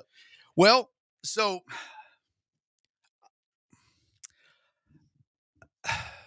I want to see how healthy they are by the time they get to the Ravens, right? Like, to me, that's going to determine a lot. You say that, but you already just said you're not going to have Jalen Petrie. We don't know what version of Christian Harris you're going to get. We don't know. When you talk about the health, we already know that Petrie isn't going to be there, and there's no savior coming through the door that's going to play as well as he has in the nickel for this team to salvage the rest of the season. Now, Jimmy Ward's going to try, but Jimmy Ward was already limited by age, injuries, and the fact that he ain't great at covering either. Christian Harris, everybody is just expecting, with Aziz out, he's just going to step right in and he'll be fine. He hasn't played a game all year. So you're limited in terms of your depth at linebacker. You know that from an offensive standpoint, you're not bringing in any solutions on the offensive line. You're trying to put Band-Aids on things, knowing damn well it's going to be a complete rehaul possibly in the offseason on multiple positions. So I don't understand from a health perspective, aside from, God forbid, getting key players hurt, how anybody is coming in to help save this team from an injury perspective. Well, like you said, Christian Harris he's due back, right? Like he's been practicing now. Yeah. I don't know that they'll activate him for the Miami game, but he's in that window. Says Harris was designated return for injury reserve Monday. That was 3 days ago. Yeah, so he's got a 21-day window. Yeah. Brandon Hill. Yeah. Okay. So, then of course you have Aziz Ansari here, who's suspended. But I can understand if there are fans out there and listeners that believe they can beat the Steelers. I can understand if you think they can beat the Broncos. But I don't understand anybody that thinks they can beat the Ravens. Well, okay. Here's the problem with them going up against the Ravens is the Ravens love to run the ball, and obviously losing Jalen Petrie puts a big dent in that game plan and stopping the run, because that was a big part of what your defense does and how your defense stops the run is Jalen Petrie, right? I mean, that's what he does. But that doesn't mean that this defense still can't perform, still can't do it. My bigger concern, quite honestly, going into the playoffs, and this is going to sound crazy, it's not the defense. I'm not concerned about this defense. You shouldn't be. It's been their calling card all year. Yeah, but that's my point, though. But now you're losing guys that have made it your calling card. Yeah, what do you mean? Well, like Aziz can't practice with the team. Yeah, he's going to be fine. Going into the playoffs, he's got 1 week to get ready to get back after 3 weeks sitting out, not practicing or hitting anybody. He'll be fine. I'm really not worried Christian about Harris. that. Yeah. That's don't know a if he's gonna concern, contribute up. but this defense has been just fine without him. Petrie's out. Yeah, that sucks. And that also means that you're losing depth if Jimmy Ward moves up. Well, you just got through saying that there's not a concern about the injuries, and now you're no, but I'm saying from a defensive now perspective, you're proving my point defense for me. was You talked if the me out of defense it, what it's been and now you're most of proving the it for me. season, then I would say, yeah, you do have a good defense. But even on the defensive line, when Mario Edwards has been out and now Foley's out, and you don't know the interior defensive line, which has been a problem. And Foley's not going to play this week, I don't think. And Foley's, I think he's a couple weeks away from being ready to play. It says 2 days ago he was still just marked as questionable. I don't think he's going to play. But regardless, I don't see any. If he plays, is he going to be what he was before he got hurt? Probably not. No. So I think that, but he'll be ready. He should be ready to go by the playoffs. Here's the other kicker. Baltimore doesn't have the pass defense that they've had in the past. That's. But how are you going to pick it apart when their pass rush is going to go right by your offensive line? Well, so that was the point I was getting to. I'm not as concerned about this team defensively. I mean, obviously, Baltimore loves to run the ball. Mm-hmm. That's their calling card. So you have to gear up to stop the run. And I don't even know where the Texans rank in stopping the run. I'd have to look it up. But they still can pass the ball. They're better receiver-wise than they've been previously. Yeah. I mean, don't get me wrong. Yes, but let's see. Hold on. They are I want to say they're the number one rushing offense. Well, they should be. If you got Lamar and you've got Derrick Henry and, regardless of anything else you've got. Well, Saquon. And Saquon. Yeah. But Baltimore is second with 179 yards. Okay. And they are 243 yards passing, so top 5. And then from a passing perspective, you got Likely, you've got Mark Andrews, who's really starting to play good football and looks like his old self. This is crazy. Again. Yeah, talk about a resurrection. Yeah, they've got deep threats too. But you're healthy at the corners. Obviously, you've got to do some shuffling at safety to make up for Petrie. But again, this is what DeMeco Ryans does. And you saw him do it in San Francisco, because you talk about he had team dogs all across the board. In San Francisco. But he's got dude. This team is deep. That defense is deep. They've got some dogs on that defense. Yeah, I agree with that. Yeah, but their interior defensive line is in question right now because we really haven't seen a whole hell of a lot of settle. Foley's hurt. Edwards came off a suspension. Autry, they're moving around. He's been good, but now your linebacking core is depleted. The defense worries me because I have believed that they have been the reason why this team has been as good as they have been, regardless of how good you think they've been all year. I'm more worried. Look, this defense has been the cornerstone for this team all year. Yeah. So I'm not worried about it. My concern is, can you outscore Baltimore? Can you outscore anybody that you face in the playoffs with the fact that you can't protect CJ Stroud? It's almost to the point, too, where Barry, I'm if you're doing like concerned. a whiteboard and saying, can you rush the ball like Baltimore? The answer is no. No. Can you pass the ball as good as they pass the ball? Right now, I would say the answer is no, and that's primarily because you can't protect the quarterback who can pass better than their quarterback, but can't get the time to throw to the guys when they're open. And that's why I'm concerned. Baltimore's putting up almost 30 points a game. You can't outscore Baltimore. Nope. That's what even with your defense, even if your defense holds them to 27, 25, I mean, the Texans are still putting up 23 a game. That's not going to get it. You're not going to outscore Baltimore. They've had your number last year, too. That's what concerns me more. I'm not as worried about this defense, even with some of the shuffling and the injuries. That's what D'Amico does. It's just, and it's not CJ. I'm not concerned about CJ Stroud. I'm not either. I'm not concerned about, in a vacuum, I'm not concerned about Joe Mixon or Nico Collins or any of the individual play. It's just, as a unit, this team has just not looked good offensively. And it starts and ends with the guys up front. And it's been like that week over week. And you go and look at statistically some of the numbers they've put up. Yeah, points wise, they're scoring some points. Some of that credit goes to the defense, bailing them out, getting some turnovers and putting them in good field position and stuff like that. But this offense does not look good. And going into the playoffs, that's not what you want. No, not at all. And I think that's why there should be cause for a lot more concern.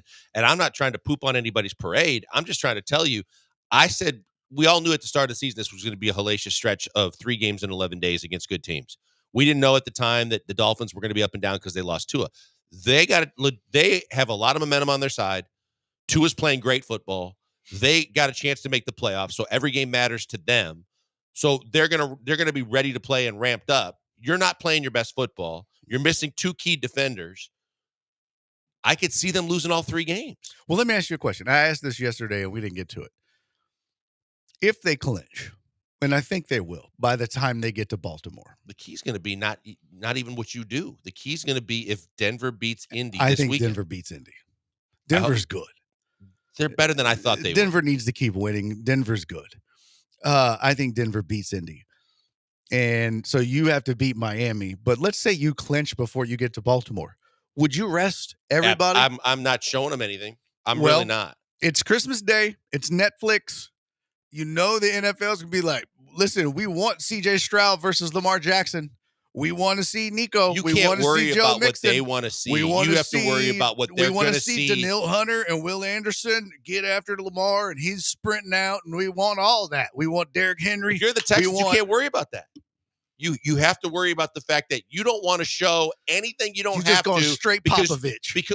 Probably because you know you're going to see. If you know that it looks like you are going to see them, not Denver or the Chargers or the Steelers, if you know you're going to see Baltimore in the playoffs or the chances are really good, I'm not showing them anything if I already have clinched the division. I'm with you, but you understand how pissed the NFL is going to be. I don't really care. Christmas Day, first Netflix. Do you think Nick Caserio cares? Because he came from the Patriots. I don't think he cares. I don't think he cares, but get ready for a sternly worded letter and some rule changes. Great. I'll put it up in the bathroom stalls. But you know what? This is why the NBA starts finding people and has new rules, because they're going to be like, hey, from now on, when it's the big time games or certain that you can't rest people. But that's what's going to happen. Management. That's what's going to happen. This is just straight smart, intelligent gamesmanship. If you know you're going to play them, I don't know how any team in their right mind says I'm going to show them a lot of looks that I'm going to end up showing them in the playoffs. I don't want to do that, because I would imagine they're the same way. Harbaugh's smart enough to sit on it. Well, they're 8-5. They're not at risk of being passed. Like, you can run the football, and because you know that's what they do. There's no secret to the fact that they're going to hand the ball off to Derrick Henry. So yeah, so they're 8-5. Houston's 8-5. The Chargers are 8. Everybody's 8-5. Everybody in the top 7. Well, I shouldn't say everybody. Houston, Baltimore, the Los Angeles Chargers, and Denver are all 8-5. We got to get you a break. I'm going to ask you a question that follows up that question. So maybe they do have to I mean, is it better for you to not show whoever, regardless of who you're playing? Is it better once you wrap up the division to not show anybody what you may show them in the playoffs? Or is it better for you to be playing your best football and therefore polishing your act now, getting ready for the playoffs? Think about that. We'll come back and get into the final half hour of the program. It is the Killer Bees on ESPN 97.5 and 92.5 FM. Before we go to the break, didn't I have Linda? Okay.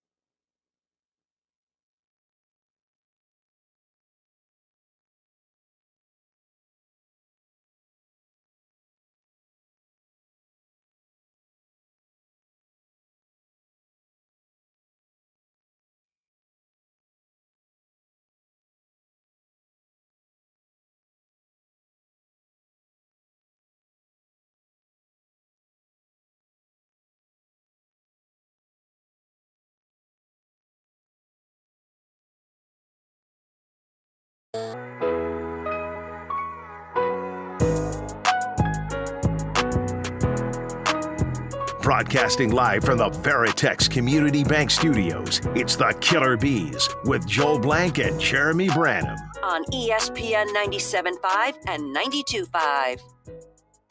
Hey, back, final half hour of the program, give or take. It's Barry Laminack, myself, AJ Russ behind the glass. We'll call him Age. As we get closer to 6 o'clock, we're going to have national programming at 6 o'clock. Got Car Wreck of the Day coming up. If you guys got nominations, 713-780-3776. Send us a text, call in the program. Give us your suggestions for Car Wreck of the Day. I did find one that was rather amusing. Before the break, I threw out to you. I just want to say real quick. You do this a lot. I just want to say thanks to everybody on X for the kind words. Oh, I don't. Everybody's just saying nice things. I just want to say thanks. Not everybody. It's but it's good to see you guys. And thanks for the kind words. Thanks for speeding it up. Okay. So I threw up before the break to your question. Like, regardless of who you play, this team, I think we can both agree, has underachieved offensively, and they've got issues with the offensive line. And now this week we've heard that they've made another change at left guard, and that Juice needs to rest his foot. So therefore, Zach Thomas is going to play left guard. So I throw out to you the question, would you rather do what you had suggested if you're going to play Baltimore, maybe even if you're going to play anybody, but kind of vanilla, once you clinch the division, to be very vanilla and not show anybody anything so that they don't have as much to prepare for the playoffs? Or would you rather use this 3 and 4 week stretch of games against 3 at least quality opponents and then Tennessee to try and do your best to get right what has been ailing you all season long, whether it be the inconsistency of the run game, the inconsistency of the pass game, and specifically as it relates to everything, the offensive line? It's a really interesting question because their schedule, they've got what? You got Miami, Baltimore, Kansas City, and then Tennessee. And 2 of those for sure you could see in the playoffs. For sure. If you face Baltimore and beat them, next up, Kansas City. Yeah. So that's a tough call That's what I'm saying. Yeah. Because it's one thing to 'Cause you say, do I wanna don't be- want to give away any secrets and show anybody anything. It's another thing to say, it hasn't been any secret that you haven't done anything close to what you were supposed to do all year offensively, injuries or not. Yeah. And I mean, they have a ton of tape on you already. It's not like Right. it's not like all of a sudden you come out and you're like, hey, look at us. We're running the flying V or the run and shoot. You know what I mean? Like, you're not completely changing up your offense. I There's think wrinkles, you know? I think from a locker room perspective, Barry, too, you need to show your locker room that you're doing everything to beat teams that you are going to compete with. Here's the that problem. you think you're on the same level as. Here's the problem. You go, all right, boys, we're like, we want to be at our best when we hit the playoffs. We're going to the playoffs, but when we get there, we want to be at our best. So we're going out there, we're going 110%. We're giving it all we got. And then you go out and just get stomped by the Chiefs, stomped by the Ravens, walked by the Dolphins. And then you're like, damn, that was the best we had too. And now you got to go into the playoffs with that on your mind. That would not be good. I just maybe think you know what? That answers my question. I'm team suck. I'm not. I'm team folded up and just I'm team you got to get I might right do it before against it the all Titans. goes wrong when it matters the most. I'm for this team trying to get it right now, because if you get it right and you pull off a victory or two in this three-strat game of the next three, you don't even have a clue how deep that goes in that locker room to say, okay, no matter what happened, and I'm not saying you personally. I'm saying from a fan base perspective, you get 2 out of 3 here, and suddenly all is forgotten of the woes of the past and the loss to Tennessee and some of the slip-ups. The confidence is through the roof for the players. I get it. And you know what else you've done? You've given those 2 teams that you've beaten, and if it's Kansas City and Baltimore, and if it happens to be those 2, you've given them, okay, so we know this is what they will do to us to exploit us in the playoffs. Yeah, I think that Which you is not always what you run want the to risk, do. but I think that when you think about all of professional sports, and specifically against those teams that rely on film study, like football and basketball does, at a certain point, you got to throw caution to the wind, knowing everybody's going to know, have a pretty good idea of what we're going to run and how we're going to run It's it. like I said, you're not going to. But we gotta get this machine fine tuned and well oiled before. No matter how much talent we have on paper, we pee all over ourselves and lose in the first round. AJ, you team get it or team suck? I would probably be with getting the team right beforehand. Okay. So I probably favor what Joel's saying, because I mean, you do want to win against the Ravens, but at the end of the day, you ultimately want to make sure you're right for the postseason. But I think the Texans could lose in the first round, but that's another conversation. So then if the Ravens beat you by 20 Mhm. in week 17, Mhm. and then you go ahead and you beat Tennessee by a field goal and you limp into the playoffs because you got your ass whooped by the Ravens in week 17. You're trying to talk. No, I'm just saying. You are trying to talk him into it. You're telling me that's not a possibility? Everything's a possibility with this team at this point. It's a possibility they lose the division. It's a possibility that they lose in the first round. It's a possibility they win 2 playoff games too. What do you think is more of a possibility? They beat the Ravens by 10 or they lose by 20? Lose by 20. Okay. But they got a better chance of losing by 20 if they don't get the offense right and the line right before the playoffs. I was talking week 17. What do you think is a better possibility? They beat the Ravens by 10 or lose by 20? No, you're going to be at home. Doesn't matter. What is the better? What do you think is the more realistic I probably possibility? still lean that they lose by 20. Okay. Do you really want that? Like, knowing you went out and but gave in it that your all. scenario, then you're basically admitting the inevitable is going to happen, and you're going to get beat no matter who you play in the playoffs anyway. But not if mentally you tell your guys, hey, man, we're just going to go in and be very vanilla. But you didn't put that as part of the equation you threw at me, No, and I still that's what felt I like was they were going to telling you. lose by 20. No, that's what I'm telling you. You don't go out. You go out and run very vanilla. Barry, I don't think that they have to go out and run vanilla. They'd lose by 20. There'd be a better chance they lose by 20. That's how bad they've been playing in my mind. No, I agree, but that's why I'm saying if you know that you going out and playing as best you can right now, given all the circumstances and the problems that you're having, because I think full strength, if they're playing like to their capabilities, like we saw they could last year, There's no doubt they could beat the Ravens. There's no doubt they could get all the way to the Super Bowl. There's no doubt.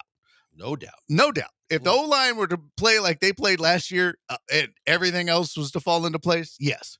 That's just not happening this year because the O-line is trash. But they're not playing well enough for me to think there was no Everybody else is. Everybody else is. Who's not playing well besides the O-line? Tank? Bro, Tank is literally becomes the third or fourth option in the passing game. He probably falls behind Joe Mixon and Ogunbowale in the passing game. Like literally, it would go Nico. Well, I mean now, Nico, Diggs, Dalton Schultz, Mixon, or Ogunbowale. I can never say his name right. And then Tank. Yeah, sorry. I mean, literally, you don't. Is he Wisconsin guy? He went to Wisconsin. Like, I mean, literally, you don't have to rely on Tank to be the guy. And now Mechie is starting to be a player a little bit. Is he? Yeah. Okay. Yeah, you can rely on Mechie. I can't. Yeah. All right. We got a break to get to before we get to the car wreck of the day. So we're going to take that, but stay with us. We'll get to the car wreck and put a bow on it. It's Killer Bees on ESPN 97.5 and 92.5 FM. Before we go to the break, though, I do want to tell you about my good friend, Doc Linville. Doc Linville, as the holidays are upon us and you're looking for that perfect gift for your significant other, Doc Linville does Botox. He does spa treatments. He does plastic surgery. I mean, whatever you are thinking about doing, check with Doc Linville because he's really good at a bunch of stuff. But the one thing that I'm always talking about is the NeoGraft procedure and the PRP treatments that he does for guys that are trying to get their hair back. And it gets results. And newsflash, you get your hair back. It's your hair. It's the same color. It grows the same direction. He gets results. He did it for me. He did it for Granado. He can do it for you too. And because you're listening to me right now and you're interested in what he could possibly do for you, you can go to 975hair.com right now and get a free consultation with Doc and his staff that normally costs $150 for people coming in off the street. You listen to me. You want to talk to him? It's free if you go to 975hair.com and set up that consultation. Go in and ask questions, get answers, have them explain everything to you from PRP treatments to the NeoGraft, and you'll find out like I did. You're never going to lose the hair on the sides and the back of your head, no matter how bald you go in other areas. He takes some of that and repurposes it to where you need it most. It might be your hairline in front. It might be that baboon's butt that's shiny on the top of your head that you don't like the looks of. They're going to take care of you because they are the best in the business, and they're right here in the Med Center if you go to them by going to 975hair.com. Another news flash and another kind of Cliff Notes version, 95 to 99% of the follicles that he's going to move from the sides and the back of your head to where you need them are going to be with you for the rest of your life and never go away.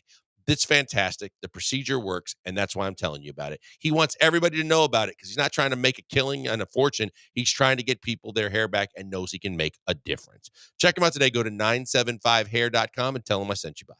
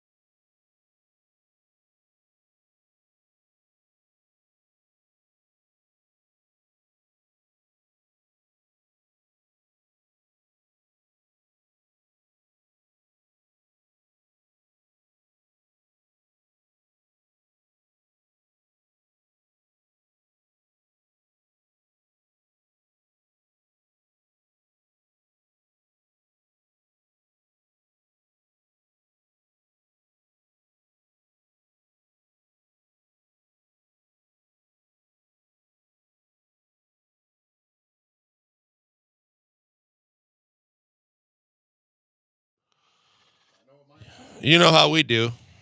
We get this in before we get out. I thought we had time to do a little bit more, but the man with a plan behind the glass just decided that we're opening the opening of Car Wreck of the Day. So therefore, it's limiting me in what I can do to get as much covered in a short period of time. But hey, credit goes out to and shout out to my good friend AJ Russ for doing everything today, producing the show. I know it'll get better tomorrow. My Car Wreck of the Day, I'll start today. Colin Cowherd, next to Stephen A. Smith. I thought it was going to be this segment. Colin Cowherd, much like Stephen A. Smith, for working at big-time networks and having big-time shows, how do you not have better production staff to stop you from putting your foot in your mouth over and over again? In the latest edition of Did I Say That, Urkel style, Colin Cowherd was trying to think of Kirk Cousins' top playoff moment, and it sounded like this. Kirk Cousins coming off an Achilles got like 45. Is he getting that? Kirk Cousins wins and has what been Kirk Cousins excellent. won? Kirk Cousins he will be in the NFL record book multiple times. For what? For stealing completion percentage, yards. Off the top of your head, give me the most memorable Kirk Cousins playoff victory. Well, Go. The Minnesota Miracle isn't that him? Maybe I'm wrong. I don't think that was him. I think it was like that Case Keenum or something? Yeah, my bad. Kirk Cousins Well, it playoff was in the vicinity. On a national program, my bad? Yeah, Colin, you're bad. That sounds like something I would say. Now, Jeremy would have corrected him right away because that's his favorite player of all time, Case Keenum. Go Cougs. I'll say it for him. And AJ did the same. But Colin Cowherd, come on, man. You got to be better than that. That sounds like something I would say, Colin. Jeez. That's ridiculous. Yeah. And I don't know that he's right and even accurate about Kirk Cousins being in the record books either. Like, because Kirk Cousins has been really good regular season as a quarterback. But I don't know if he's been that good. Kirk. Huh? I said just for money, essentially. Just for money. Oh, he's cleaned up in terms of financials. How did he not go to the You Like That game? That would have been my answer. Was that a playoff game? That was when he was with Washington? Yeah. Was that a playoff game, though? I don't know if it was a playoff game. Colin, was that a playoff game? Well, it doesn't matter. I would have just said that's what he's most noted for. But I think, didn't he say playoff? Oh, what well, playoff? Yeah, if it was a playoff game, then okay. But I would have just been like, yeah, that's is what like he's when noted Stephen A. for. is talking about matchups on Monday Night Football, and the guy he's telling is going to be a hell of a matchup has been on IR for the entire season. Or the fact that one year he was talking about the Angels and talked about Mike Scioscia being the manager that could make a difference, and he got fired a year and a half ago. Like, you got to be better, and if you're not, then your production staff has to. Man, no one benefits from a production staff than Stephen A. Smith. He doesn't use it. No, he does. Because when you watch Sit Down or Get Out or Shut Up or whatever that show is, whatever it's called, you can tell that he doesn't watch half of the sports he talks about. My point exactly. Because what he'll do is he'll recite a bunch of stats and a bunch of talking points that are very vague, very shallow, that he's been handed and that he's read and memorized, and he puts in his own words, but it is very surface level. Why? Why? Carmelo Anthony better than Chandler Parsons? I mean, why? He screams a lot. That's it. But you'll see him talking about like the WNBA, or you'll see, and this was years ago, but you'd see him talking about that, or you'd see him talking about, especially when it comes to like UFC and boxing and stuff like that. He's supposed to be an expert, and he's brutal. Yeah. But you'd see him talk about the PGA, or you'd see him talk about lacrosse. It's like, bro, you don't know anything Molly about put him in this. his place today. I hope so. He was killing Belichick for taking the Carolina job. And she's like, you just don't like it because you think everybody needs to play in LA or with your favorite teams, the Knicks, the Yankees. You always go with the front runners, but you can't understand where a smaller situation might be the best story that everybody wants to say. And I was like, good for Molly for speaking up. Mm-hmm. She can speak whatever she wants, by the way. And I know AJ's with me on that. Yeah, for sure. You better be careful. He'll get you fired too, Molly. Look what he did to Max. He did. He Max's literally career. bumped Max right on out. Ruined Max's that's when career. it did become Get Out. Yeah. Instead of, he made sure of that. Yeah. What do you got for a car wreck? My car wreck for the day has to be the start of this segment. No, it was It's on you, AJ. It's not. It has to be all of the texters sending in their ideas for the Goon Squad. Time out. So it's on the texters for following the lead of who should get the car wreck of the day. It's the me. dumbass that came up with the idea. Hey, send in all your nicknames for the Shengun fan club. Gee, that was going to end well. Did you just call me a dumbass? I did. Okay, it's me. I'm the problem. It's me. It is. Me. That's my theme song. Shin music. And he said chin music. Shin music. And then AJ likes the Goonies, we find out. Okay. I'm the car wreck of the day. Fine. I thought that. Hey, fence rider, you gonna argue or do you go along with Barry being the car wreck of the day, AJ? Some of the answers. I'm not gonna argue. I'll go along. Oh, look at that! Boom! He finally picked a side. Now you that want was to pick only a on side. one thing. On one thing, So basically, you're saying you can't pick a side. You picked a side with me on the Texans option too of playing to try and get the offense right or going vanilla. You sided with me twice. Now you pick a side. Now you're becoming smart. See how it is. That's what you think. The Goonies. What is wrong with that movie? Shingun. The Shingoonies. I'm indifferent on that.